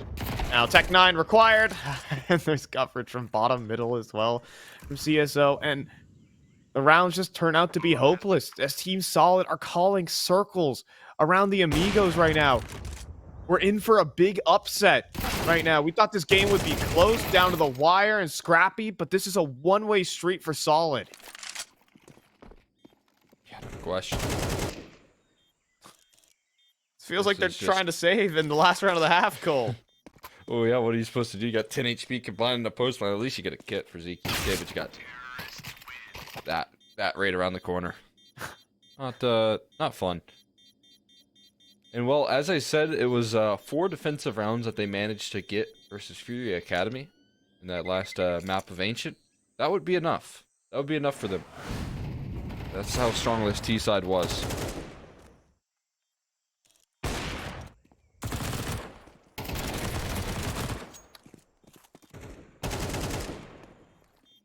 I mean, it just feels effortless. This was an effortless T side.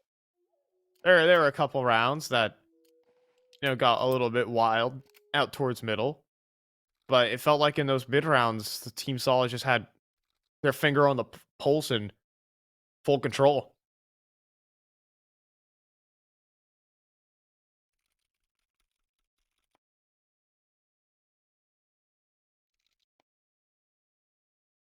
Actually, funny as that is, this round started off with a timeout from Solid. Okay. the pistol round timeout. Quite a legendary one. They want to lock this one up. They want to say this game over, done with. Yeah, I mean, I respect it. Got a lot of timeouts to use. I don't like that noise. Kindly stop, Delboni. the butterfly knife. Chirping. Still swinging that knife around. It will be an A-side play here. With the double up and donut, so. Looks like more of a retake approach here for the side of Solid. See if that timeout gets them where they need to go. And, it's not starting off well, as okay. You can't really call timeouts around these kills that are happening right now. Killed through smoke there. Fastine takes control of Donut. We'll see if GBB can stir up a bit of a ruckus to draw some attention away, but LCM will have to win this fight, and Fastine is looking to single-handedly pick up this pistol for the Amigos. They need it desperately to get started, and it'll finally put an end to the spree from Solid. Yeah, in that timeout, they forgot to mention don't get 3K'd by Fastine. And unfortunately, that missed opportunity, that missed call was perfectly abused right there. They didn't get 4K'd. They didn't get 2K'd. They forgot about the 3K though. That's tough. That's a really great entry pathing right there. Not bad at all. Lift all the Amigos off here. This T side, probably to a full eco tune. Sure. Get the full eco. Try and get those guns out as soon as possible. But I feel like when things are fresh in your memory, the struggle of that defense, at least on Ancient, in your series prior, it can be kind of a mental hurdle that you have to bypass here. The stack is actually the right one for the job. Z2K spots it out. Here comes the totem pole. Oh no. Down they go. It's always funny when that happens. Not a bad spot right there from Bri, but only gets to farm himself 1 eco, unfortunately. What a sad day. No ecos for you. Just 1. Spread the wealth here. First gun round does come through here. We got a Mac 10 for Bri maintained, and got ourselves 1xbet odds at the top of your screen. Not as strong as you would think for Solid just yet. Scoreline looking a little bit one-sided, but still a little bit of faith that Adali Amigos can pull this thing back on the T side here. They're going to charge in towards this A side for the first gun round. Yeah, utility getting lobbed on over. Smokes on through. CSO will lob a smoke forward. However, he drops easy.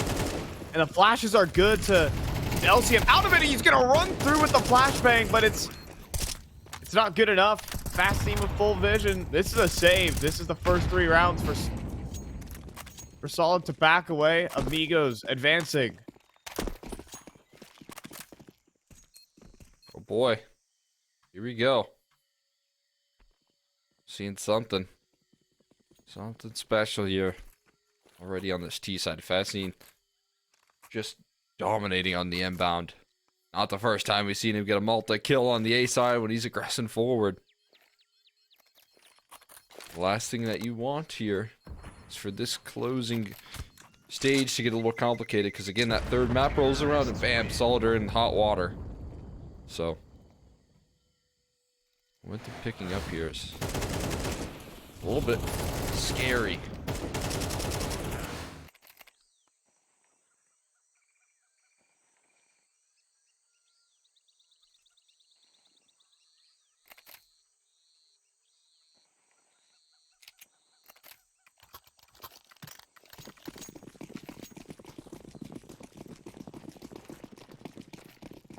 So a little bit shaken up here for Solid.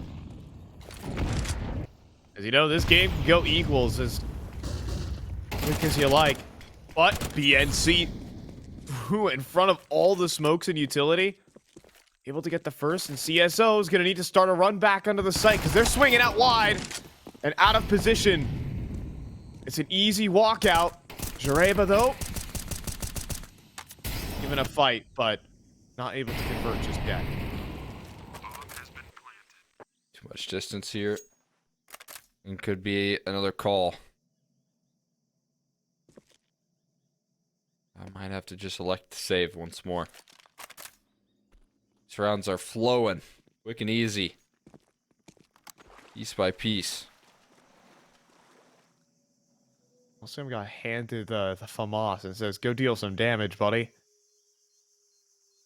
Just sneaking underneath the scope. This is some sick stuff. Or rather, the barrel. ZQK, if LCM pops up, this is a free kill.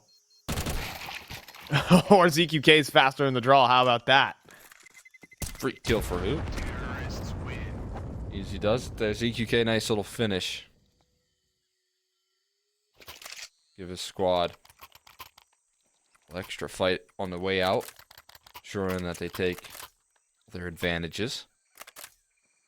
So each side continues to be tested. So far, Solid not able to pass just yet. I think Dolly Amigos targeting what they've identified as a weak point and targeting it over and over again. See if they can keep it up. Yeah, they've even posted up LCM for Solid on the A side rather than CSO. He has to play aggressively over towards B right now, and this could get awkward. Smoke to fast scene. Not gonna go for it, but Solid are expending a lot of their utility belts early on. It's gonna be one of these rounds where players want to wait out these smokes.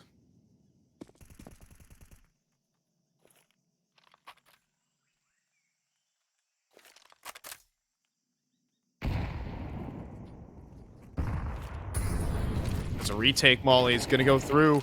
And burning out in the open is BNC. Still a two-player setup, though. BBB. Dry swing here. Double swing, but both players sidelined. And now Jareba's even been seen and spotted.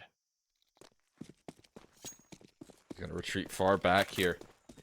Hoping that his op can help out. You're looking at the utility left. There's a smoke play that could come through. Jareba needs to deal with both these cave players. About to be sideswiped, though. And there it is. Util set deployed. Might as well fire an op shot through the smoke on the fallback, or into the smoke. Reveals Zelboni. Does he want to try this? Oh, he's thinking about it. Oh, he's going to go through. He's going through. Just be aware of this cave position. Nearly a lineup. Right there, but not to be. Instead, Shiz holds on 5 rounds in a row for the Amigos. Strikes a little bit of fear into the hearts right there for a second. But, my God, it so quickly comes back for Dolly Amigos. They close out another crucial round right there. It's scrappy, sure, but it gets the job done. They move forward. Closer to the finish line.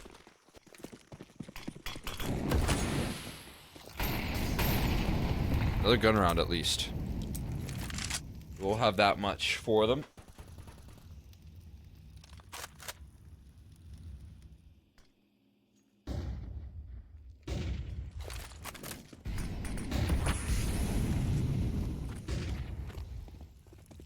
Amigos are taking back mid control, though. A good flashbang, but Delboni not as blind as you would think. But GBB, of course, is going to start answering back here quickly.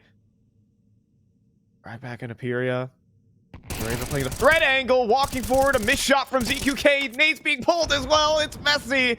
Over towards Donut, but then GBB playing off his teammates perfectly.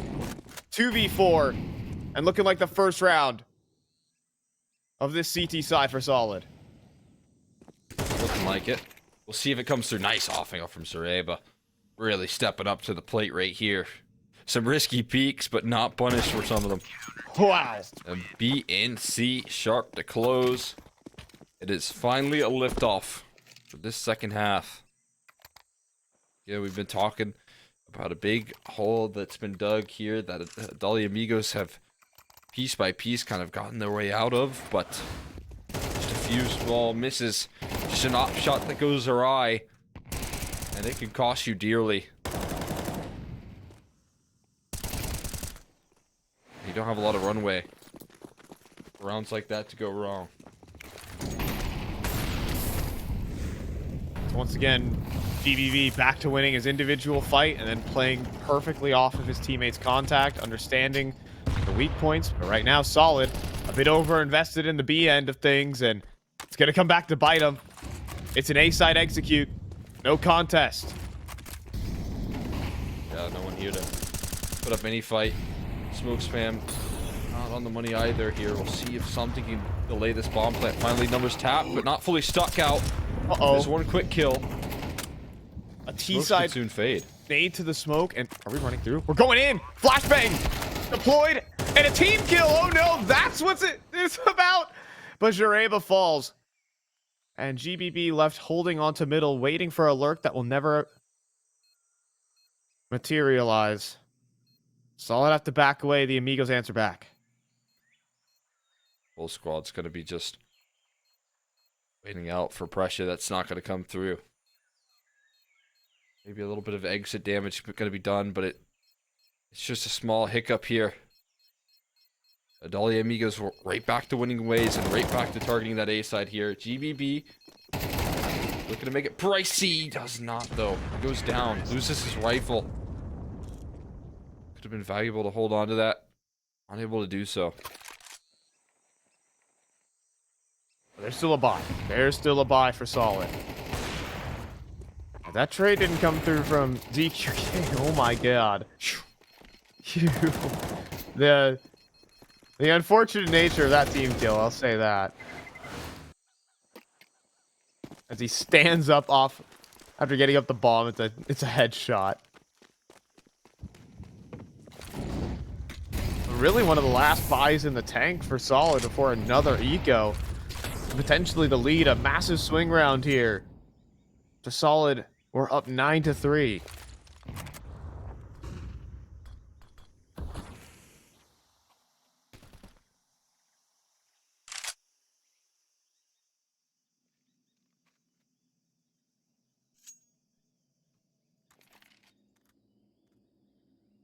I want to find yourself tied scoreline here, letting them pull it all the way back. It looks like Adalia Amigos not giving you any options.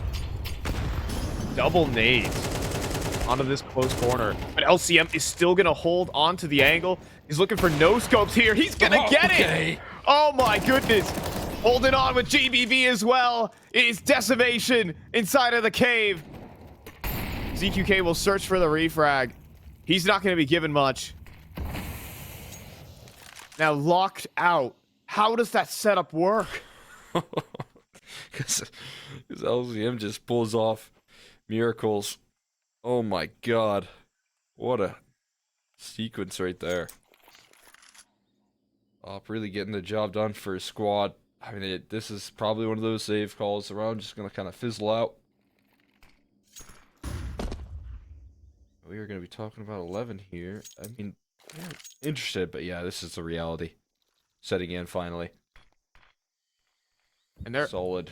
It's flawless. They're broke as well. Like for most of these players, at least on the Amigos, Fast Team will probably have to opt for something like a Tech 9 And Util, maybe it could be dropped over an AK from Delboni, but honestly, this is it. And you can run back all these rounds as much as you want. At the end of the day, your opponent is only 4 rounds away from victory at the very start of the half.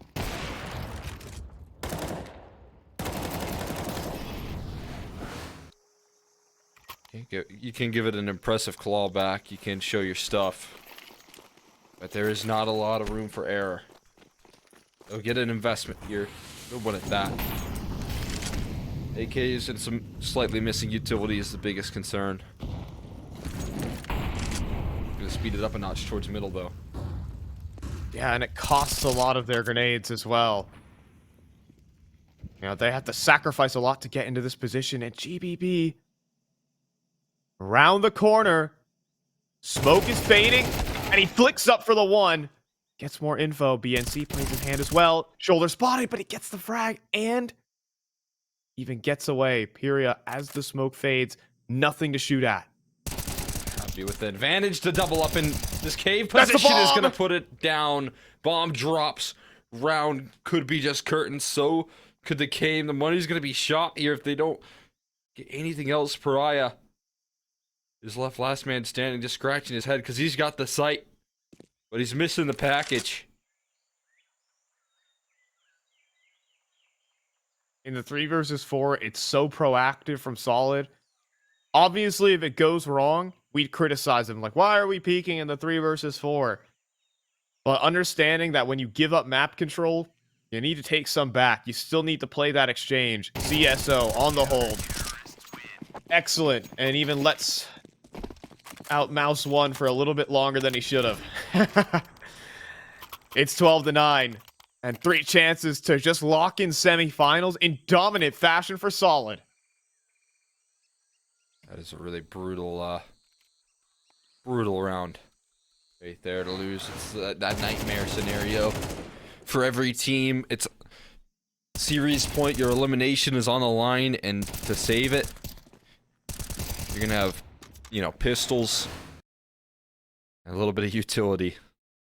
And Solid, your easiest opportunity to close is right here and right now, but it's no guarantee. It's not over till you hit 13. So, timeout called. Adali Amigo, whatever sort of half-buy strat you've got in story, you got to put it on full display in this round. I see 4 players turn towards the B lane. And the 5th is about to follow up as well. Oh, but that Molly... No.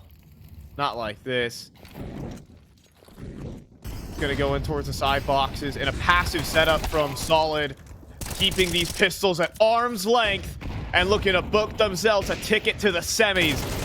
Fluxo await them as the Tech-9s get chewed to bits. Solid stand tall, a 2-0 versus a favored opponent. They had a tough day today, but they'll go to sleep happy. Yeah, I mean, end it strong in a really important playoff match here. This is a great way to finish off your day here, and a great way to finish off that map, man. Perfect little call. Keep your distance. Keep your opponents with the Tech-9s as far away as possible, and you can see how well it works out for them. Overall, you know, they do let a comeback sort of formulate, but they never give them a lead. They never give them the chances. So it just took a little bit of gun rounds to really start to stabilize. I think CSO getting picked off a lot in those early rounds, but for this this Solid squad, it's going to be continued success here and an exciting playoff match versus Fluxo. Yeah, unable to continue exploiting the same weaknesses as, hey, this is a huge overperformance there from Solid, but it's all backed up by GBP again, who is so good at finding these multi-kills. He is a treat to watch, so I'm going to be excited to watch him play against one of the best teams in the region. Yeah, no question. It's going to be an exciting matchup. Fluxo, I mean, in playoffs, looking a whole lot stronger than they were in the group stage, which is good news. But you know, you just talk to Case, and you'll learn very quickly that this team is not invulnerable. So there's no question that Fluxo could get surprised here, as Solid look to build on these foundations. We got our semifinal matches all lined up, and you know, I mean, I would say that that's the big upset here of the quarterfinals is Solid closing this out, especially in the fashion that they did. Maybe you could argue that MIBR versus Fluxo side of things, it could have, you know, swung in MIBR's way. But yeah, I mean, so far we got a very stacked semifinals. Yeah, absolutely. It's also, I mean, just that full recap of the day is just incredibly crazy to see that MIBR get knocked out in the fashion that they do, just in a blowout 2-0 with, I mean, they had some fighting chances, but Fluxo finally turned up with their, you know, playoff power, as they staggered in, barely taking down Sharks to now dominating the scene. It's crazy to see that team looking for the back-to-back. Yeah, playoff power is the key word right there, because once these guys get a little bit of steam, once they know that they've made it into where they need to be, I feel like they get a big level up. So going to be excited to see if they can keep things rolling like that, because you know, they have an opponent here who is a bit informed. You got some good individuals. It'll be good to see GBB tested by again, some of the best players South America has. Yeah, I'm pretty excited. We're probably going to get a good match out of that. Case and Red Canids as well, two teams on very similar level. You know, it's the whole point of this tournament, to see who will take the top of the region, who will really build themselves up to be the best in the scene. And honestly, all these teams are in the hunt to do that. But that's going to do it here for today, Cole. We're wrapping up we're running out of broadcast days. We've only got the semifinals. We've got tomorrow and then Thursday with the grand finals to decide who's going to be an Arias regional champion. It could be a back-to-back here for Fluxo, still in the running. Well, on behalf of myself, Cole X McHenry, the admin and production team, thank you guys for watching. We'll be back tomorrow with the semifinals. Peace. 1xBet and Eva Alfie present betting on all esports events on the website and in the 1xBet app. 1xBet. Play with Eva.